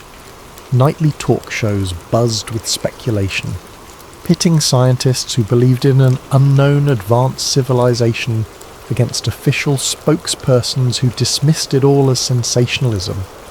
Meanwhile, Dr. Adrian Voss found himself under round-the-clock surveillance. The hush that once cocooned his work was gone. Every measurement he took, every conversation with Layla Mansour was shadowed by uniformed guards or inconspicuous men in suits. In addition, leaks from the research, spurred by hackers or inside whistleblowers, became impossible to contain. Within a week, diagrams of the hidden hexagonal chamber and partial translations of the ancient glyphs appeared on digital forums. Rival powers scrambled to replicate or interpret the technology. In the midst of the chaos, Layla delved deeper into translations. She discovered references to a cataclysmic event from prehistory. Hieroglyphic figures suggested a global flood or cosmic collision, implying the Great Pyramid was erected to harness energy that could either protect or accelerate such a cataclysm. These lines talk about star alignment, the alignment of fiery gates, and something described as a peak resonance that could tear the sky, Layla told Adrian late one evening, voice hushed. Adrian read over her notes, heart sinking. If these ancients turned this power on at full capacity, maybe they unleashed unimaginable destruction. We might be walking the same path. He touched the scribbles, half in awe, half in horror, imagining an advanced society undone by their own creation. Beyond the base camp, the world's reaction grew fractious. Widespread Group A adherents believed humankind stood on the threshold of cosmic knowledge. They pressed for open disclosure, seeing this as a chance to unify humanity under a grand revelation. Some proposed that the pyramid's energy was meant to uplift civilization, not destroy it. Rallies formed under banners proclaiming "Embrace the lost wisdom" and "Prepare for the dawn of true history."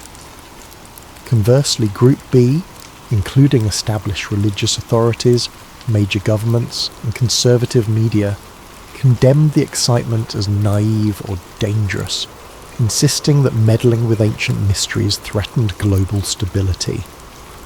The conflict spilled onto streets worldwide. Scenes of looting and protest flickered on newscasts. Unsurprisingly, the militarization at Giza intensified. General Reed Colton, entrenched in a secure command post near the pyramid, advanced a plan to build a larger prototype of the crystal resonance system. Officially, they framed it as an energy independence initiative. Adrian, forced into reluctant complicity, tried to ensure safety measures. He wanted detailed fail-safes, wanting to prevent a second EMP or worse. But as construction accelerated, corners were cut. A hush of urgency pervaded the site. The tension was palpable. One afternoon, a haggard lab technician quietly confided to Adrian that General Colton's team was bringing in specialized nuclear regulation modules. They might be hooking up weapon-grade control rods, something akin to it, the tech whispered. They talk about harnessing the pyramid's resonance to amplify destructive yields. Adrian felt a cold shiver. The sense of marching towards doomsday was real. Layla, sensing Adrian's despair, pressed him. "Is there no way to halt them? They can't open the pyramid up for a weapon test. The cultural ramifications alone, Adrian's eyes flickered. They control the site now. The Egyptian government has been sidelined by the alliance of major powers. They block any official protest. I'm the only one who can slow them down from the inside. But if I sabotage everything, they'll brand me a traitor. The data's already out. They'll find a way to replicate it. In parallel, a troubling phenomenon emerged globally. Scattered blackouts, electromagnetic anomalies, and sporadic pulses interfering with radio frequencies. Some scientists hypothesized these were aftershocks from the initial beam event. Others argued they were coincidences, but Adrian suspected the partially reactivated pyramid was pulling subtle energy from Earth's geomagnetic field, like a lever precariously half-lifted. Could the entire planet become a battery fueling an unstoppable reaction? Tensions crested when a rogue nuclear state announced it had gleaned enough data from leaked files to attempt its own crystalline array. Another corporate conglomerate boasted breakthroughs in their R&D lab. The technology was too hot to handle, yet too tempting to ignore. The world's superpowers scrambled, each wanting to be the first to claim mastery, stoking new arms race fervour. Amid the mania, Layla uncovered further glyphs suggesting the ancient engineers recognised the risk. They speak of a core meltdown with language akin to biblical wrath, words like the incineration of the horizon and the silent cataclysm that devours breath. I suspect they refer to some unstoppable chain reaction if the system is overloaded. Her voice trembled as she set the tablet aside. These people might have perished by their own technology, a cautionary tale.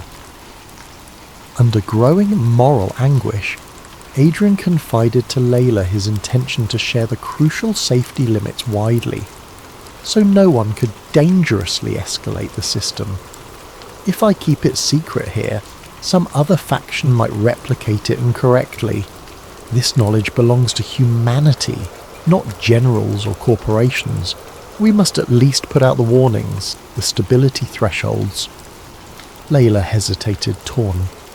You risk fueling more experimentation, but you're right, lack of knowledge can be equally deadly.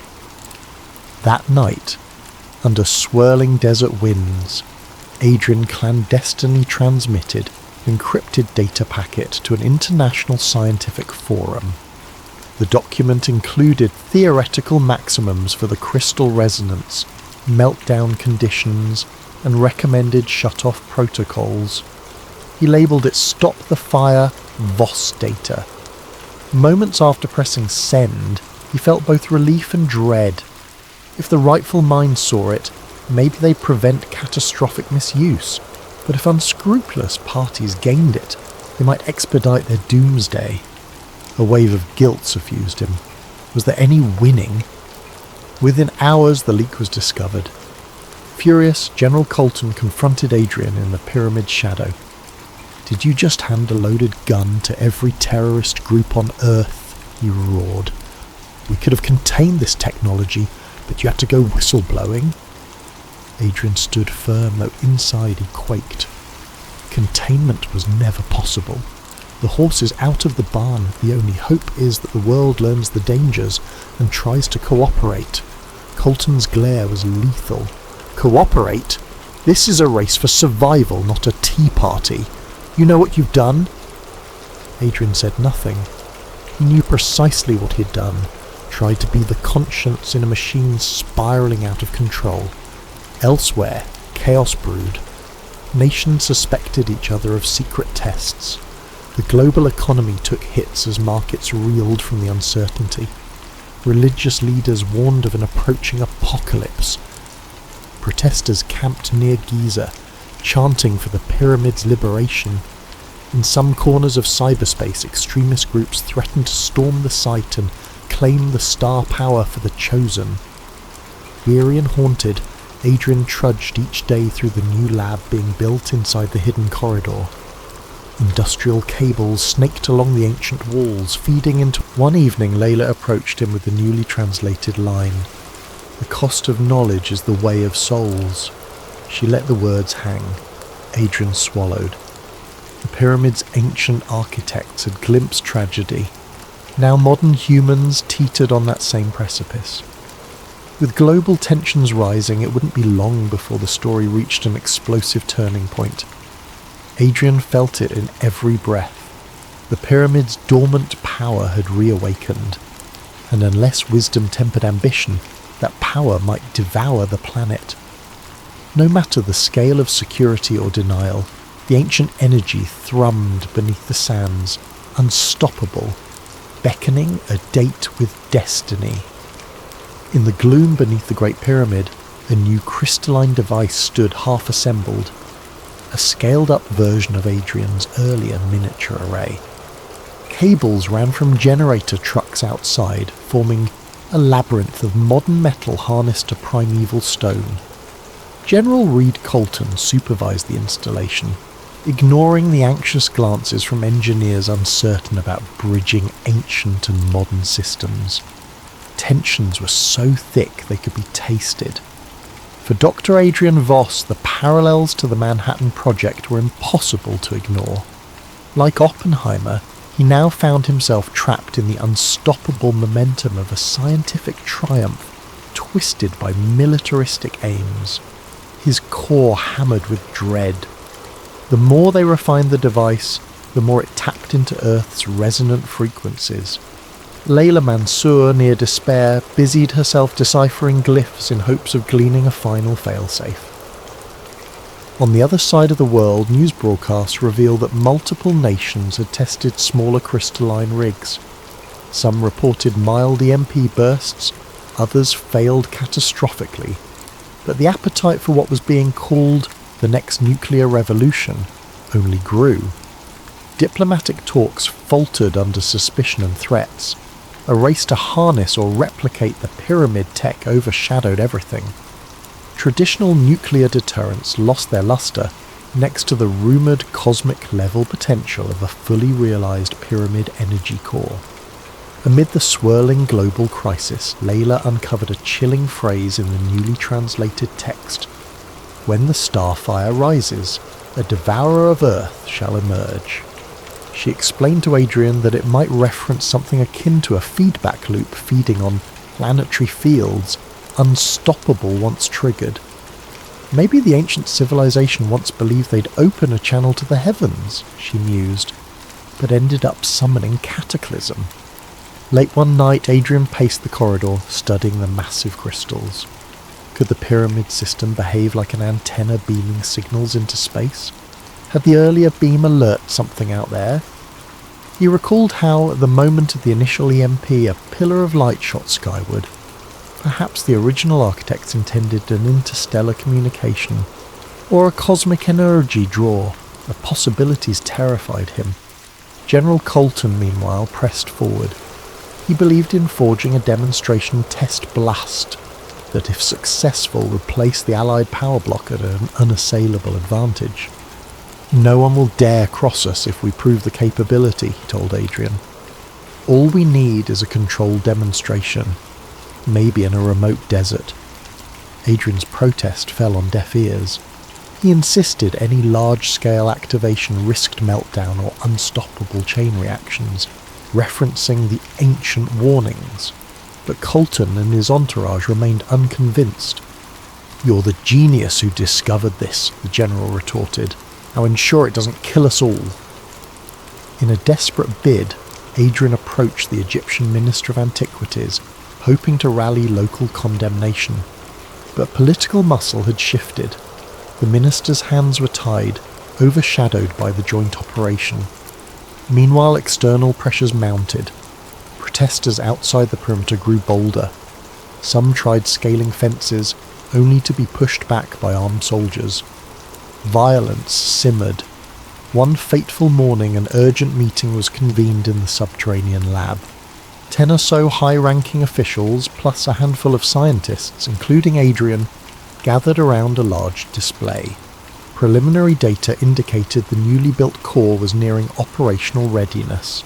The general, standing at the table's head, declared that a small-scale test would be performed within the week, verifying the weaponizable properties. Once we demonstrate control, we'll deter any rogue nation from igniting a chain reaction, he stated confidently. Adrian found his voice shaking as he tried to reason. General, the historical context suggests the chain reaction can't be easily stopped once initiated at full magnitude.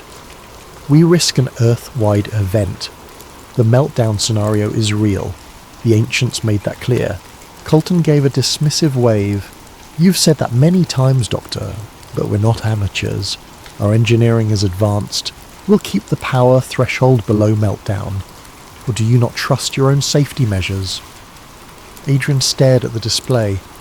The data was incomplete, the potential for miscalculation enormous. Even so, the die was cast. He was witnessing unstoppable inertia.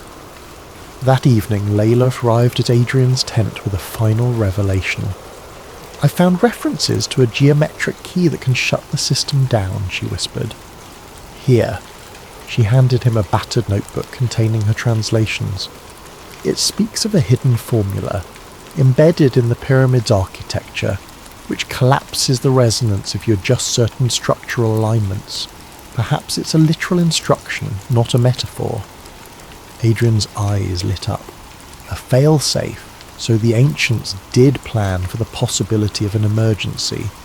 They must have coded the pyramid's geometry so that if you realign certain keystones, the entire energy cycle halts. Elated but also fearful, they realized implementing such a fix would require direct tampering with crucial structural points.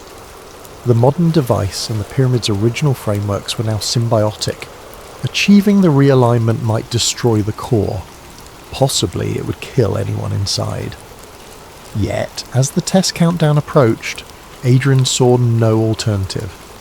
The day's final straw came when General Colton asked him to quietly prepare for a low-yield demonstration outside Cairo. If that test succeeded, the next step might be a full demonstration to intimidate the world.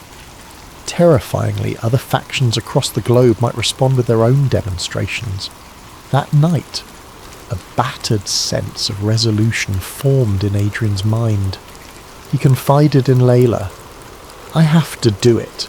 If they throw this switch, we might tip the planet into meltdown. I won't let my life's work end in global ruin. Layla nodded, tears brimming. I'll help. This knowledge, it can't be used like this. The ancients meant to seal it away for a reason.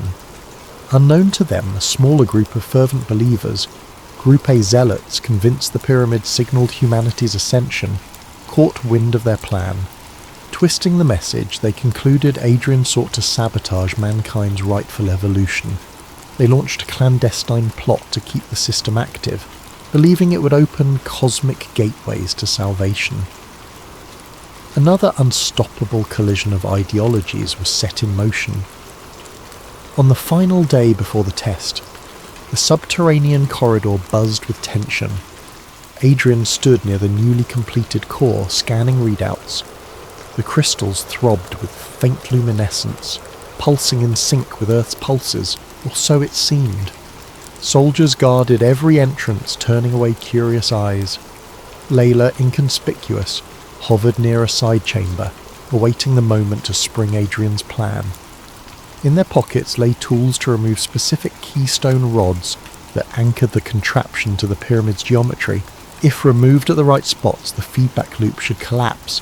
The risk, the device might discharge violently, or the entire structure might cave, burying them. General Colton strode in, flanked by advisors. We're almost ready for the test, Davos. In 1 hour, the controlled ignition begins. We'll keep output low. The world needs a demonstration of leadership, not an apocalypse. Adrian forced a calm nod. Inside, adrenaline pumped. Layla discreetly gestured the question, Now? He imperceptibly shook his head. They had to wait until the system was fully powered, ironically so that neutralizing it would be final and absolute. In the swirling hush, Adrian glimpsed a reflection in the polished granite walls, his own visage, overshadowed by the looming crystals. He recalled that beam of light from the original mishap, and the thought of a dormant signal awakened in space. Could something or someone out there be responding? The notion rattled him. 1 hour ticked closer. Already control panels lit up as the device's resonance climbed. Engineers nervously input commands, verifying coolant lines, surge protectors. Soldiers braced for potential EMP flares. Outside, a dusty wind battered the tents. The entire pyramid seemed to hum. Thus the stage was set. A confluence of forces, Colton's militaristic drive, Believer's fanatic hope, Adrian's moral redemption, Layla's cultural devotion, would converge in a final confrontation. Whatever the outcome, the Great Pyramid would bear silent witness, as it had for countless centuries, to humanity's struggle between knowledge and destruction. The appointed hour arrived beneath a desert sun partially obscured by swirling haze. Inside the pyramid's hidden corridor, spotlights cast harsh shadows on ancient stone. Dr. Adrian Voss hovered by the control station, heart thudding. The new crystal array glowed with an unsettling brilliance. Layla Mansour stood across the chamber, subtly positioning herself near the mechanical couplings that anchored the device to the pyramid's geometry. Soldiers flanked them, all waiting for General Colton's final go-ahead. Outside, the base camp was a cauldron of tension. Protesters and believers gathered at the perimeter fence, chanting, singing, or shouting pleas for peace. Some carried signs urging the pyramid's rebirth. Others brandished warnings of doomsday. Media drones circled overhead, capturing partial glimpses. Meanwhile, global newscasts braced for a rumoured historic demonstration. The world's eyes were on Giza, collectively holding its breath. At exactly 1400 hours, General Colton gave the order. A flick of a switch ignited the newly built core. A low thrumming sound arose, resonating through the stone. Adrian felt it in his bones, like standing near a colossal heartbeat. On a monitor, the frequency wave spiked, approaching the threshold Adrian had repeatedly cautioned about. His mouth dry, Adrian adjusted a dial. "We're approaching Dawn 2. That's near meltdown territory," he warned. But the general stood firm, arms crossed, gaze unwavering. "We'll be cautious," Colton responded, eyes gleaming. "Just a short demonstration to prove our capability." Layla caught Adrian's eye. The subtext was clear. If they waited too long, the risk soared. She discreetly unlatched a small panel near the dais. Hidden behind it was the keystone rod described in the ancient glyphs. Step 1 in the failsafe. See as tension coiled in her chest. She'd need to twist it free in perfect timing. Then, before they could act, a sudden commotion erupted near the corridor entrance. A group of zealots from Group A, believers who had managed to slip past the perimeter, or possibly infiltrators' staff, rushed in, brandishing improvised weapons. "Do not stop the starfire," one screamed. "This is our path to ascension." Another flung a smoke canister that hissed, releasing a pungent cloud. Soldiers reacted with shouted orders, training rifles on the intruders. Chaos exploded, shots rang out, the clang of metal echoed. 2 zealots dashed toward the crystal array as if to guard it. The rest lunged at Adrian and Layla, shouting about protection from the meddler. In the confusion, an accidental bullet ricocheted into a control console. Sparks flew. The reading soared dangerously. The thrumming rose to a shrill pitch. General Colton barked orders for everyone to stand down, but panic reigned. The array's glow intensified, verging on blinding. Crackling arcs of energy danced across the dais. Layla coughed through the smoke, stumbling forward. With trembling hands, she found the keystone rod. She yanked it sideways, feeling a jolt as the mechanism whined in protest. Adrian, pinned by one of the zealots, wrestled free just in time to dash to the second anchor point. Soldiers, uncertain whether to aid him or quell the intruders, gaped at the swirling chaos. A strange resonant hum rose to a crescendo that drowned out even gunfire. Adrian located the next pivot mechanism. With a grunt, he forced it. The rod screeched, rotating halfway. For a split second, the chamber shook violently. An unearthly roar filled the corridor, as if the pyramid itself was keening. Overhead, bits of rubble and dust cascaded. The crystal array flickered, then flared so brightly that onlookers shielded their eyes. The meltdown scenario had begun. The partial failsafe was engaged, but it needed all keystones undone to fully collapse the resonance. Layla scrambled to a third anchor. She could feel the floor vibrating beneath her. The glyphs on the walls seemed to shimmer in the flickering light. She recalled the line about the devourer of Earth, and realized with horror how literal it might be. If this meltdown advanced, an unstoppable wave of energy could envelop entire regions, possibly the planet. General Colton, battered from the scuffle, staggered upright, shouting, "Stop them from destroying the device!" Even at this dire juncture, he clung to the hope of harnessing the power. Some soldiers obeyed, but confusion ran rampant. One soldier aimed at Layla. Adrian, breathless, lunged to intercept, shouting, "No! If we don't shut it down, we all die!" In that heartbeat of hesitation, Layla wrenched the third rod. A jolt of raw energy coursed through the dais. The device flickered, half stabilizing, half raging. The meltdown teetered on a razor's edge. Adrian realized the final anchor was beneath the dais, near the massive crystals. He locked eyes with Layla across the swirling haze. She nodded, tears streaming. He dove onto the dais, ignoring the arcs of electricity that seared his coat. Beneath, a labyrinth of mechanical braces and crystal conduits glowed white-hot. The heat was immense. One misstep and he'd be incinerated. His mind raced. The plan required realigning or removing a final segment. In the half-blinding glare, he found it, an ornate, elongated rod plugged into the largest crystal cluster. With trembling hands, Adrian grasped it. A monstrous wave of energy nearly flung him back. He forced himself to hold on, calling upon a will beyond logic. The rod was jammed. Summoning the last of his strength, he twisted and pulled. A shriek as metal tore. In that instant, a massive pulse surged out, a flash that consumed the corridor. Searing brilliance, then a vacuum of silence. Every occupant felt as if the air had been stripped away. For a moment, time froze, then came the collapse. The dais flared with one final cataclysmic burst, and the energy field imploded, forming a sphere of electromagnetic nullification that expanded outward. It swallowed the corridor, the base camp, the pyramid's immediate surroundings, leaving behind an eerie hush. Outside, watchers saw the apex of the pyramid glow bright as a miniature sun, then blink out. For miles around, electronics shorted out in unison. A hush fell across Cairo's outskirts. Helicopters whirled out of control but managed emergency landings. The protesters were knocked off their feet by a silent wave. Inside the corridor, fragments of stone rained down. Layla coughed amid dust, searching for Adrian.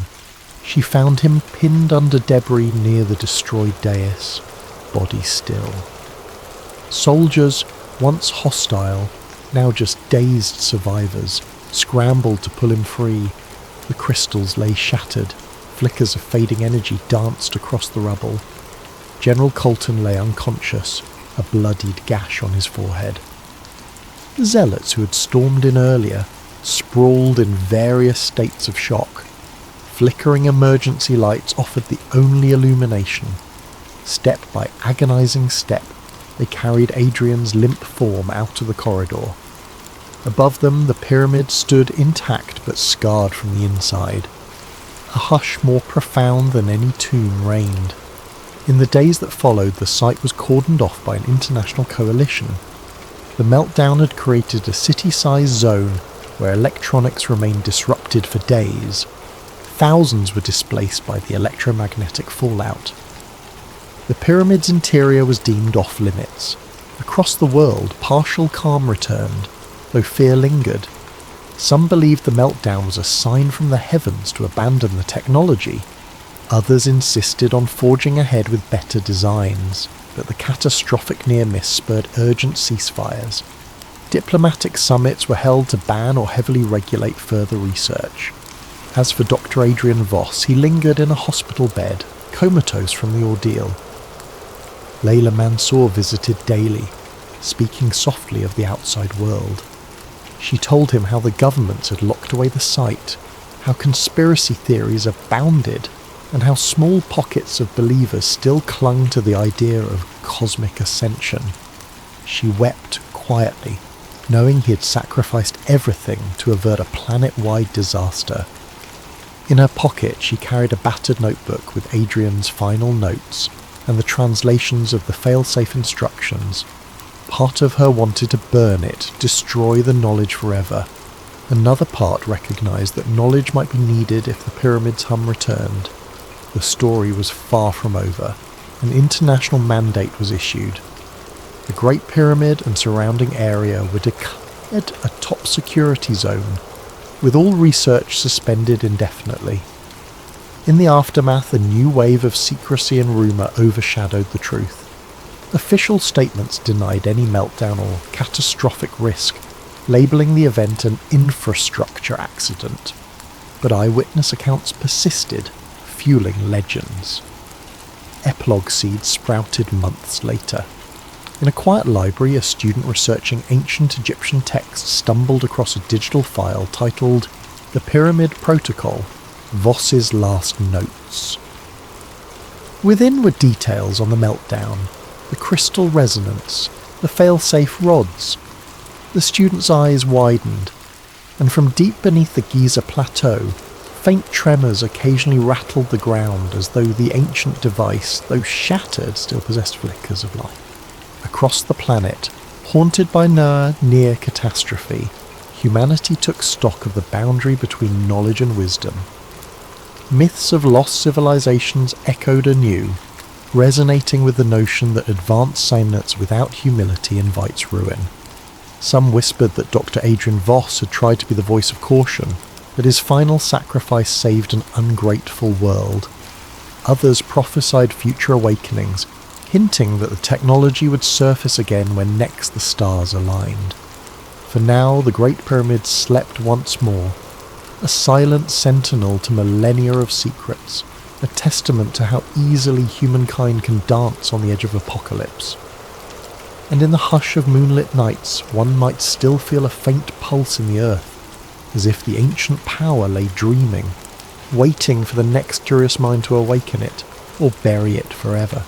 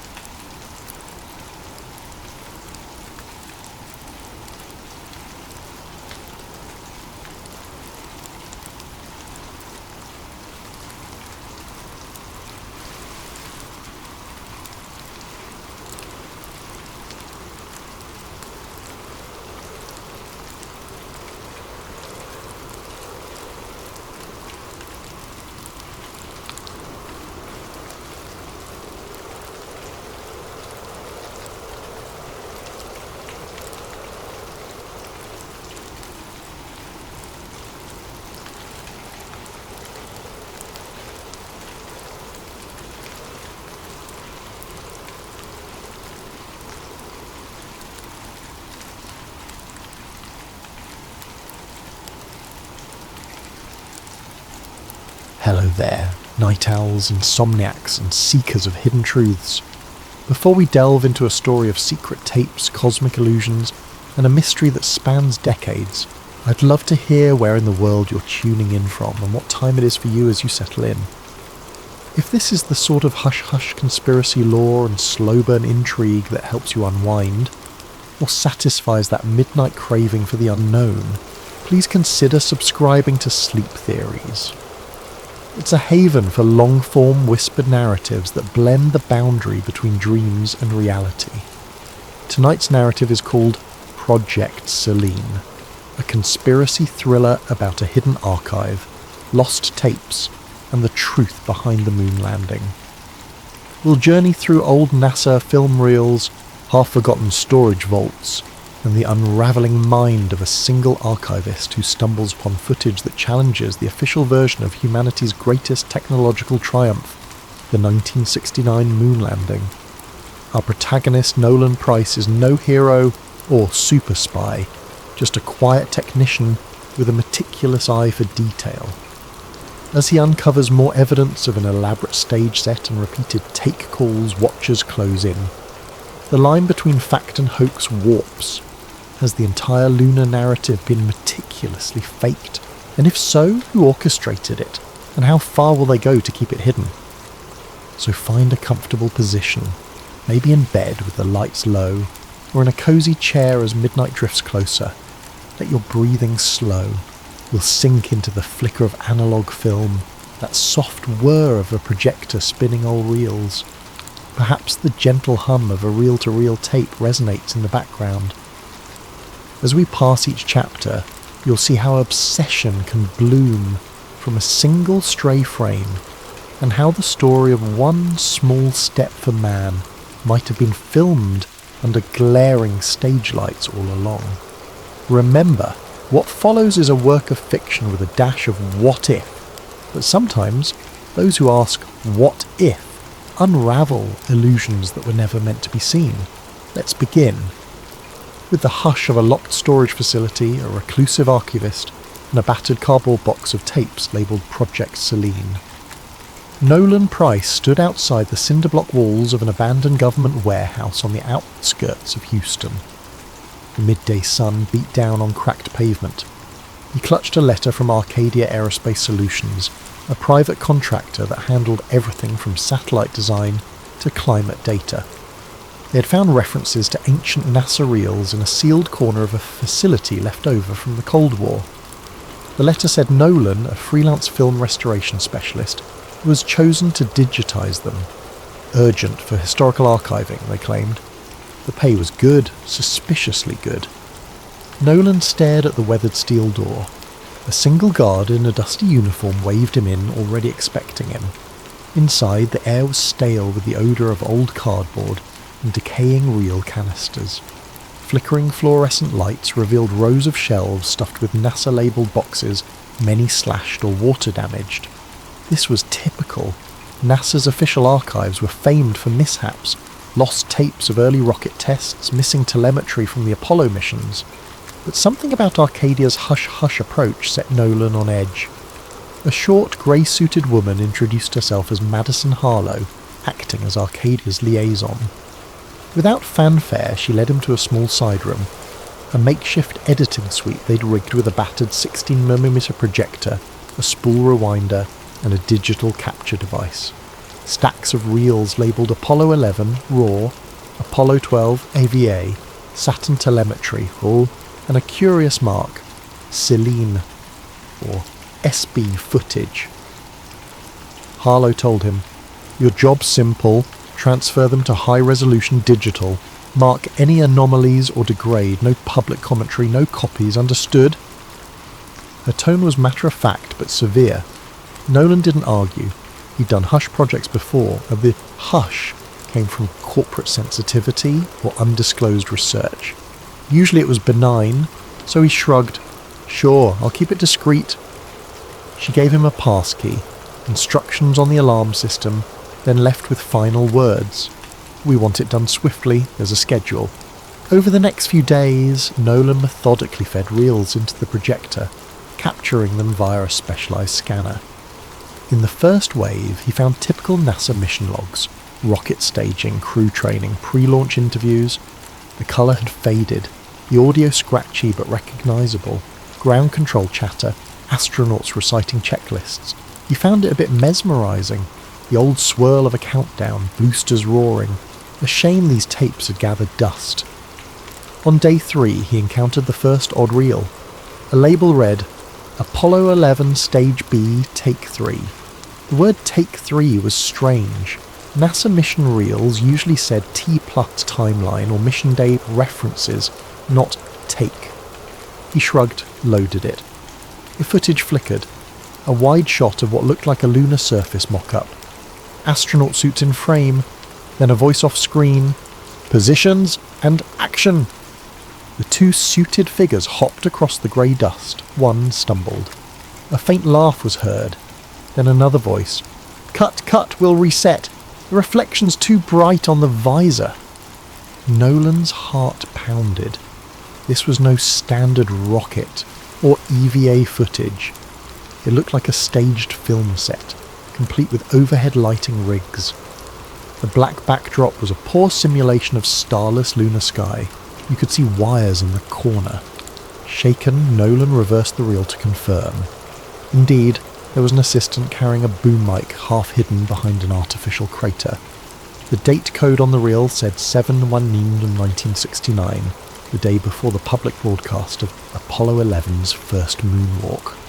Could this be a training simulation?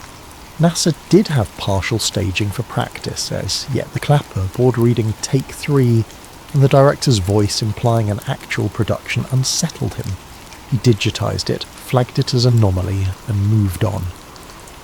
Over the next few canisters, normal mission footage resumed, so he chalked it up to a weird test shoot. NASA might have used it for PR or promotional B-roll. But that night, lying in a cheap motel, Nolan replayed the snippet in his mind. Why such hush around these older reels? NASA training footage was typically labelled as such. The next morning he dug deeper. Opening a battered can labelled Selene B, he discovered a reel that started with a NASA colour bar pattern, then abruptly cut to a behind-the-scenes environment. Men in suits conferring around what looked like a partial lunar lander set. A man in a white shirt read from a script. Lunar surface continuity, camera feed approach. We must ensure the horizon line matches the predicted lens angle. Another man wearing thick-rimmed glasses nodded. We fake it right, or we fail. Understood? Nolan's breath quickened. This was no trivial training. The group on tape specifically talked about fooling an audience. They discussed vantage angles to hide stage edges, how the overhead rig should mimic low gravity. One phrase jumped out. Public must see only the broadcast feed from the designated channel. He set the reel aside, heart pounding.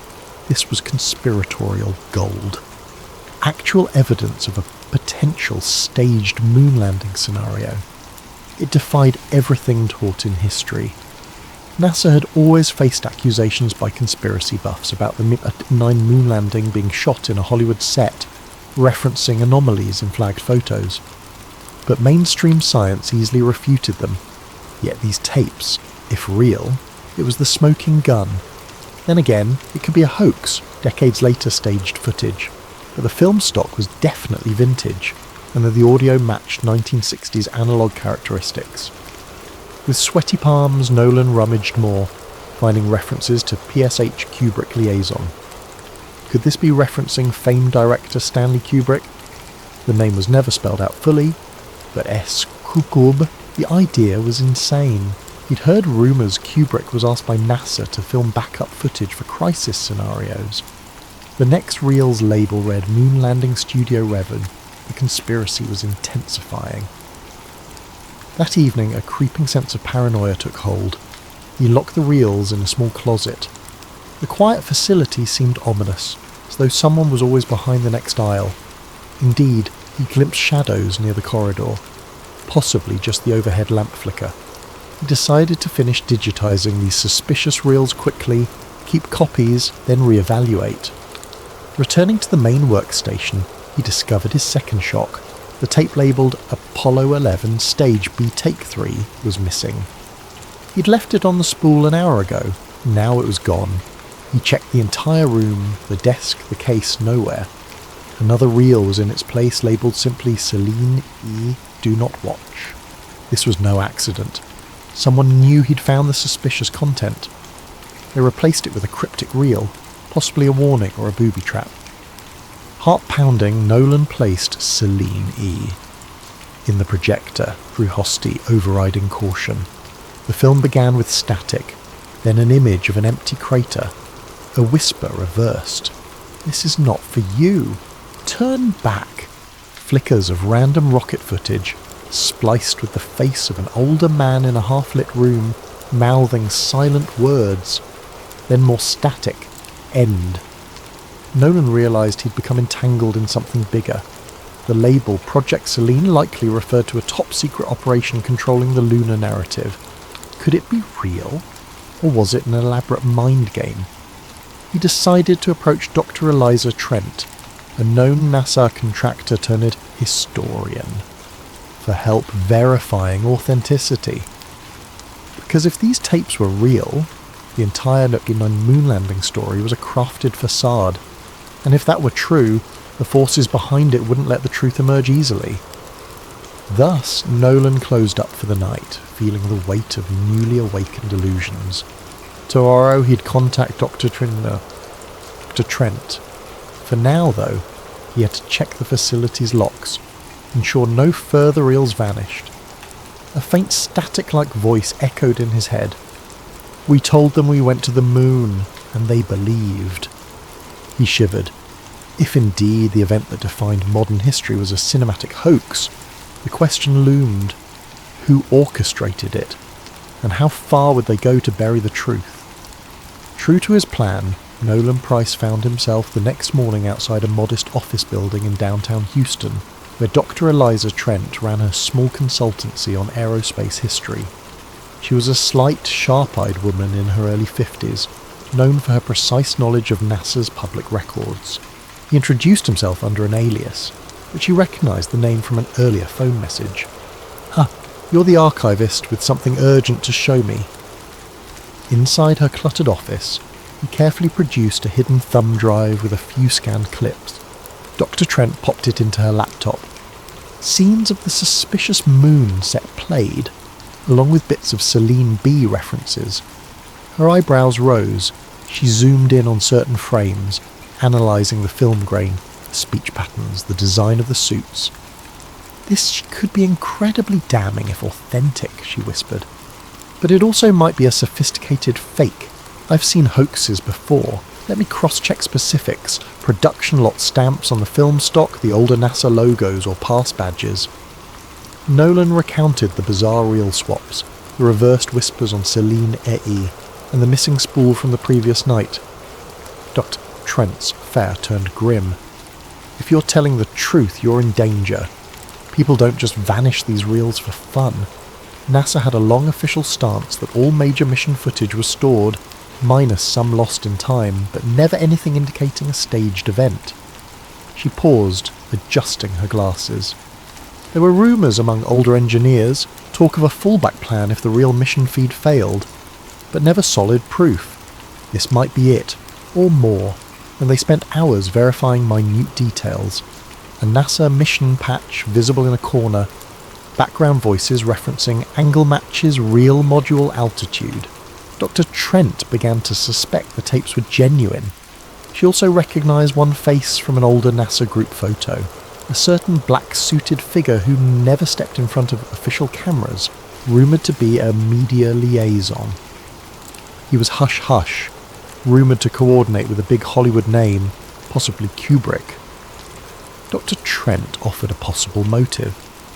During the Cold War, the pressure to beat the Soviets was immense. If real landings were uncertain, they might have staged footage as a failsafe. But from these tapes, it looks more elaborate. A total simulation? She exhaled. This changes everything. She urged Nolan to gather more evidence, but do it safely. That night they parted ways, planning to regroup once she did further checks in NASA's official archives. Meanwhile, Nolan returned to the old facility. The next morning he discovered the entire building locked, a renovation sign posted by Arcadia. Harlow, the liaison, was nowhere. Security had orders that no one enters, as the project was on hold. Furious, Nolan realised they intended to shut down any further rummaging. He tried to call Harlow's number, disconnected. The job was effectively over, the suspicious reels presumably removed. He retreated to his small apartment, heart pounding. If the conspirators had the tapes again, that left him with only a few digital copies. Enough maybe if the file survived. He backed them up to multiple flash drives, but as he tried emailing Dr. Trentmore footage, an error flagged. File blocked, suspicious content. Some large-scale infiltration of his system was in effect. The Watchers were definitely onto him. In the swirl came a break. Rummaging through older, unlabelled reels he'd already digitised, he found an odd snippet showing a man in a starkly lit corner, mid-70s style, glancing nervously at the camera. The film was scratched and audio was reversed. By reversing the track, Nolan deciphered fragments. Project Selene? Never meant to see. We built illusions for a greater cause. The man coughed, spat out. We lied. Or we lost the war. I left a final record in the Saturn archives. Then static. Confused, Nolan tried to see if Saturn archives might reference Saturn V rocket logs, but Dr. Trent had all standard Saturn V data.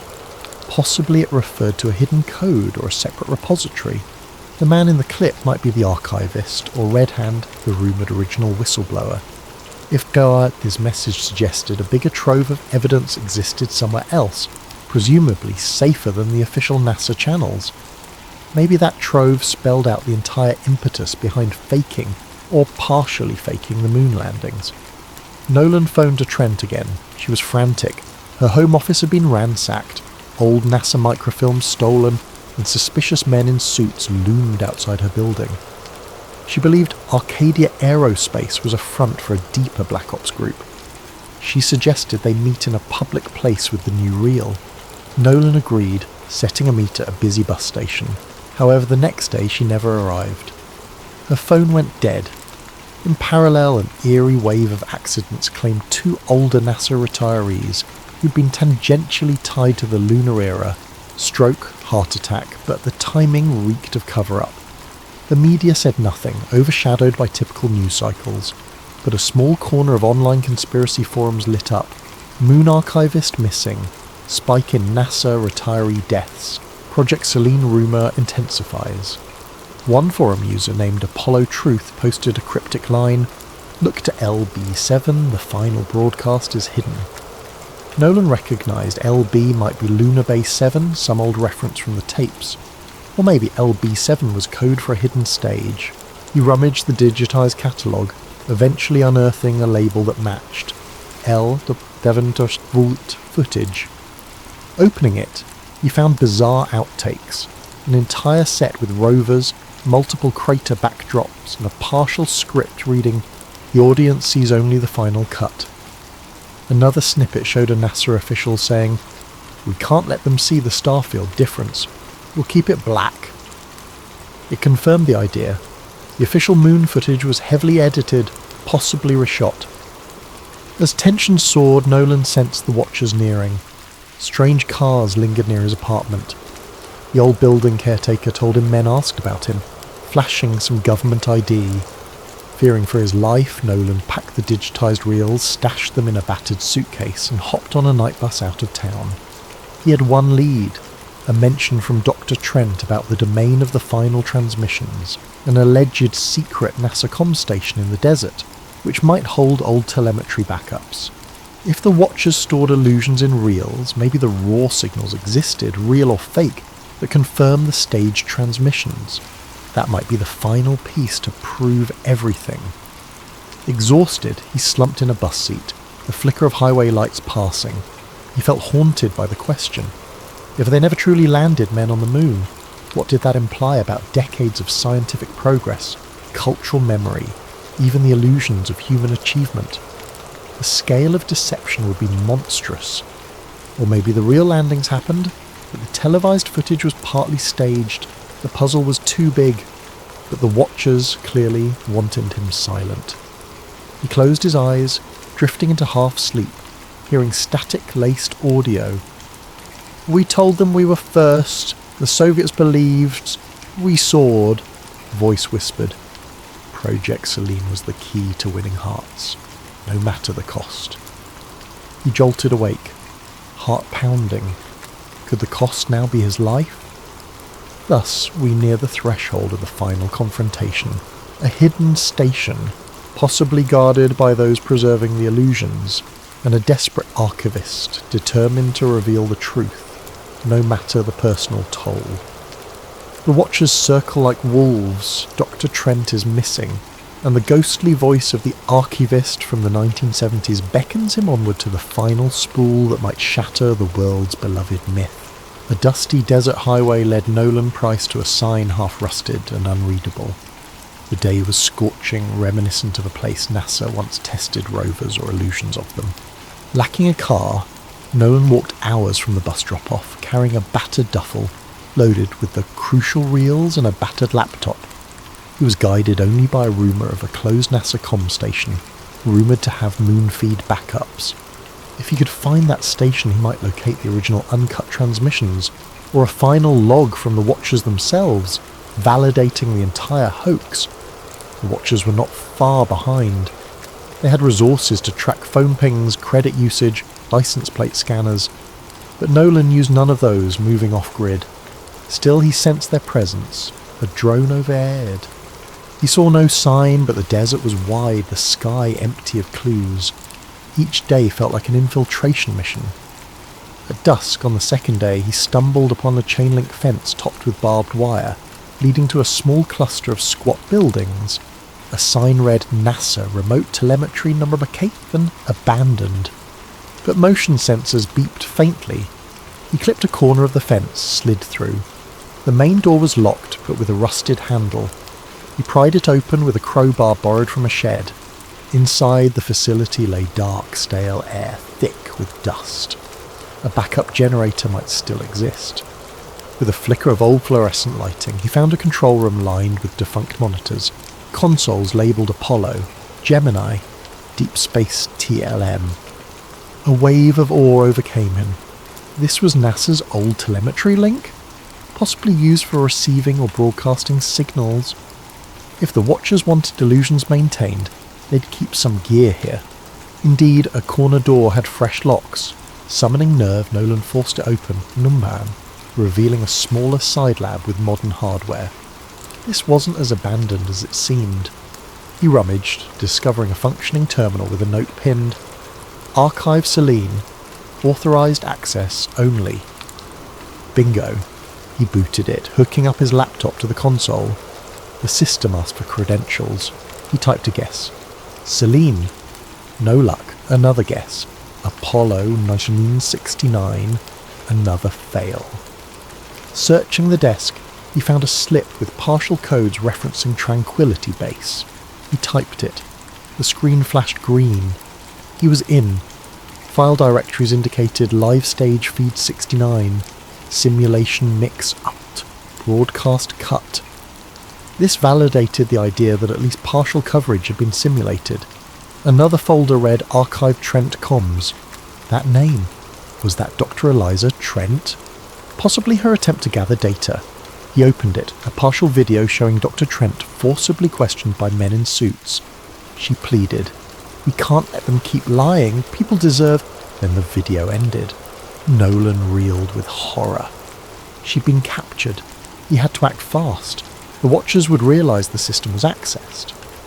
He found an old satellite uplink control ironically used in the 60s for deep space transmissions.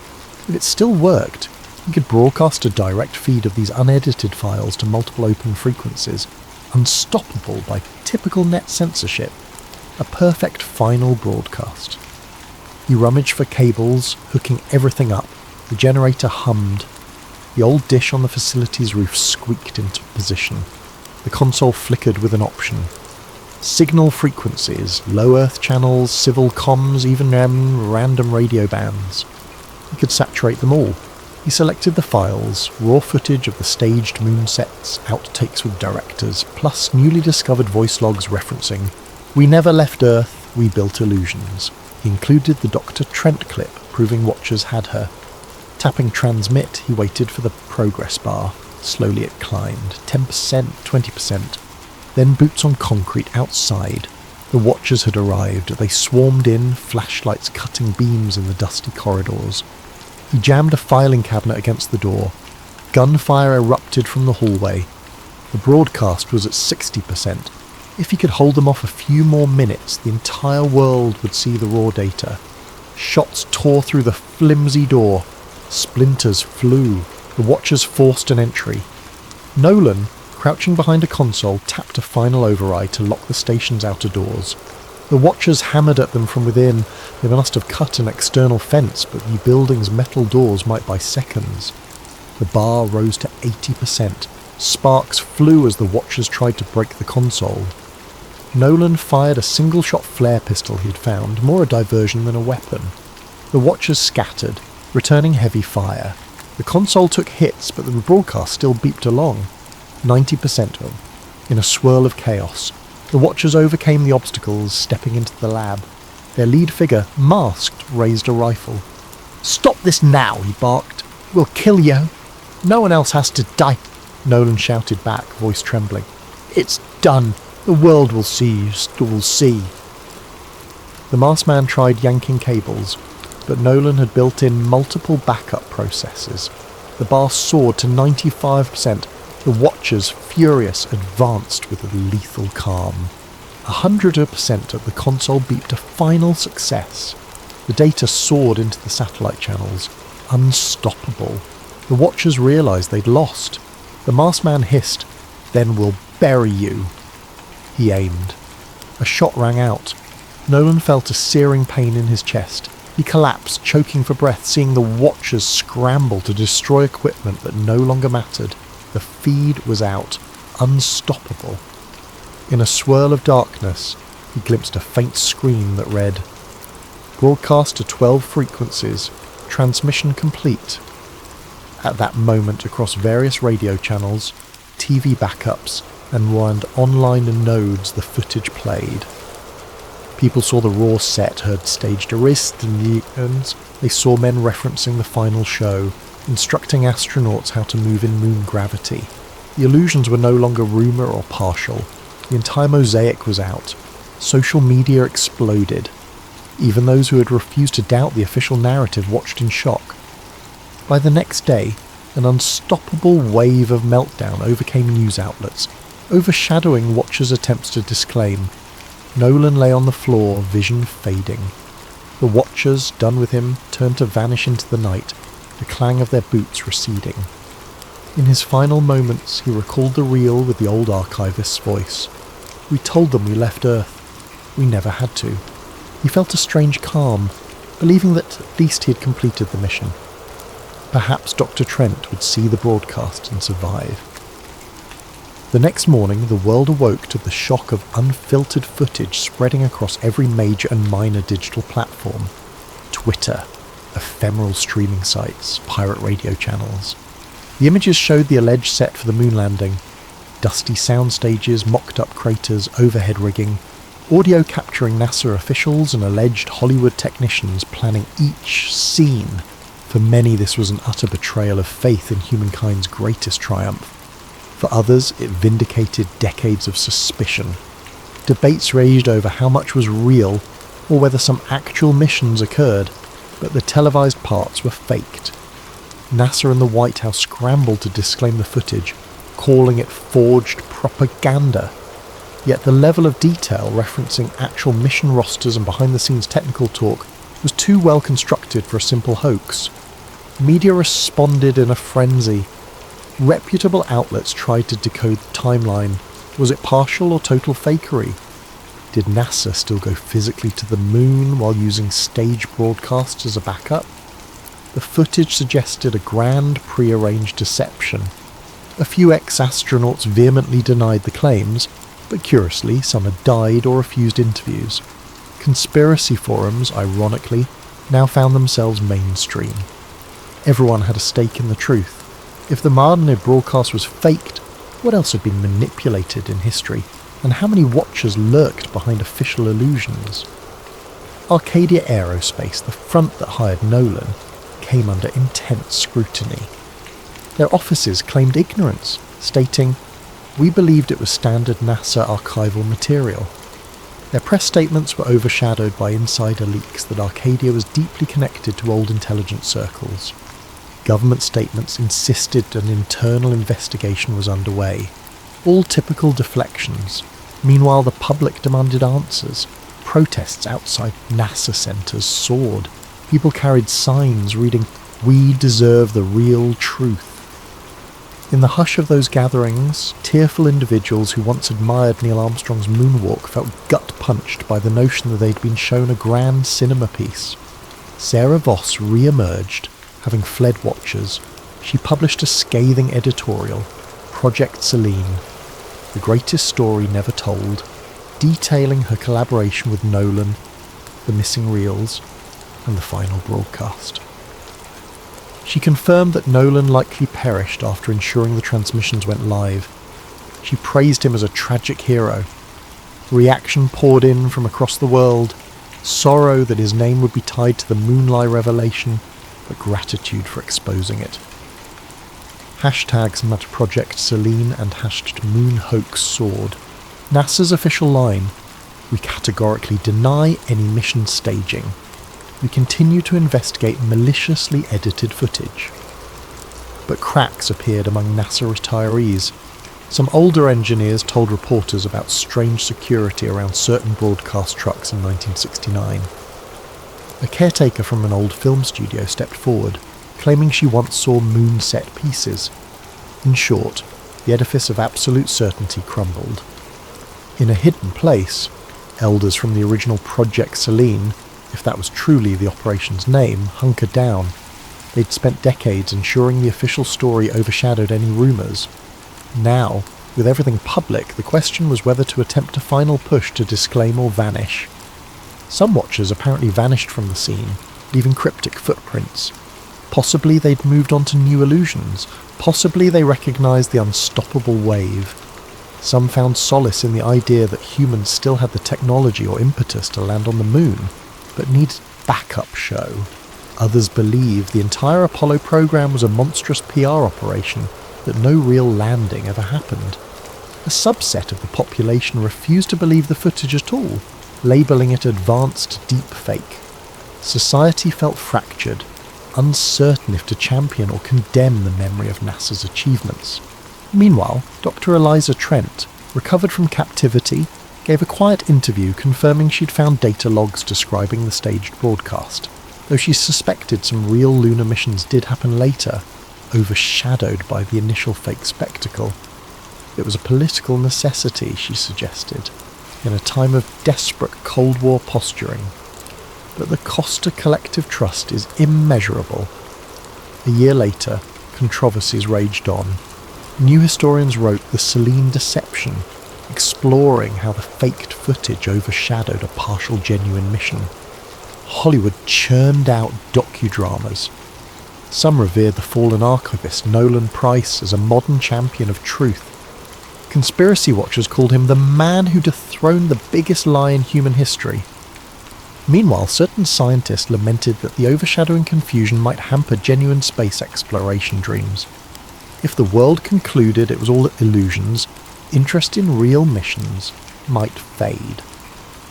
In the dusty corners of a thrift store in rural Florida, a battered film can labelled Selene at Sea Launch Rehearsal 5 sat unnoticed among old VHS tapes, possibly a leftover reel not confiscated by watchers. A curious shopper glimpsed it, recognised the NASA imprint, and thought it might be valuable. They purchased it for $1. The can sat in a living room shelf. If they ever played it, they'd see a single take that never made it into the final broadcast. An astronaut stumbling under bright stage lights, removing his helmet mid-moonwalk, complaining about the heat. The can's label was faint. For final illusions, keep locked.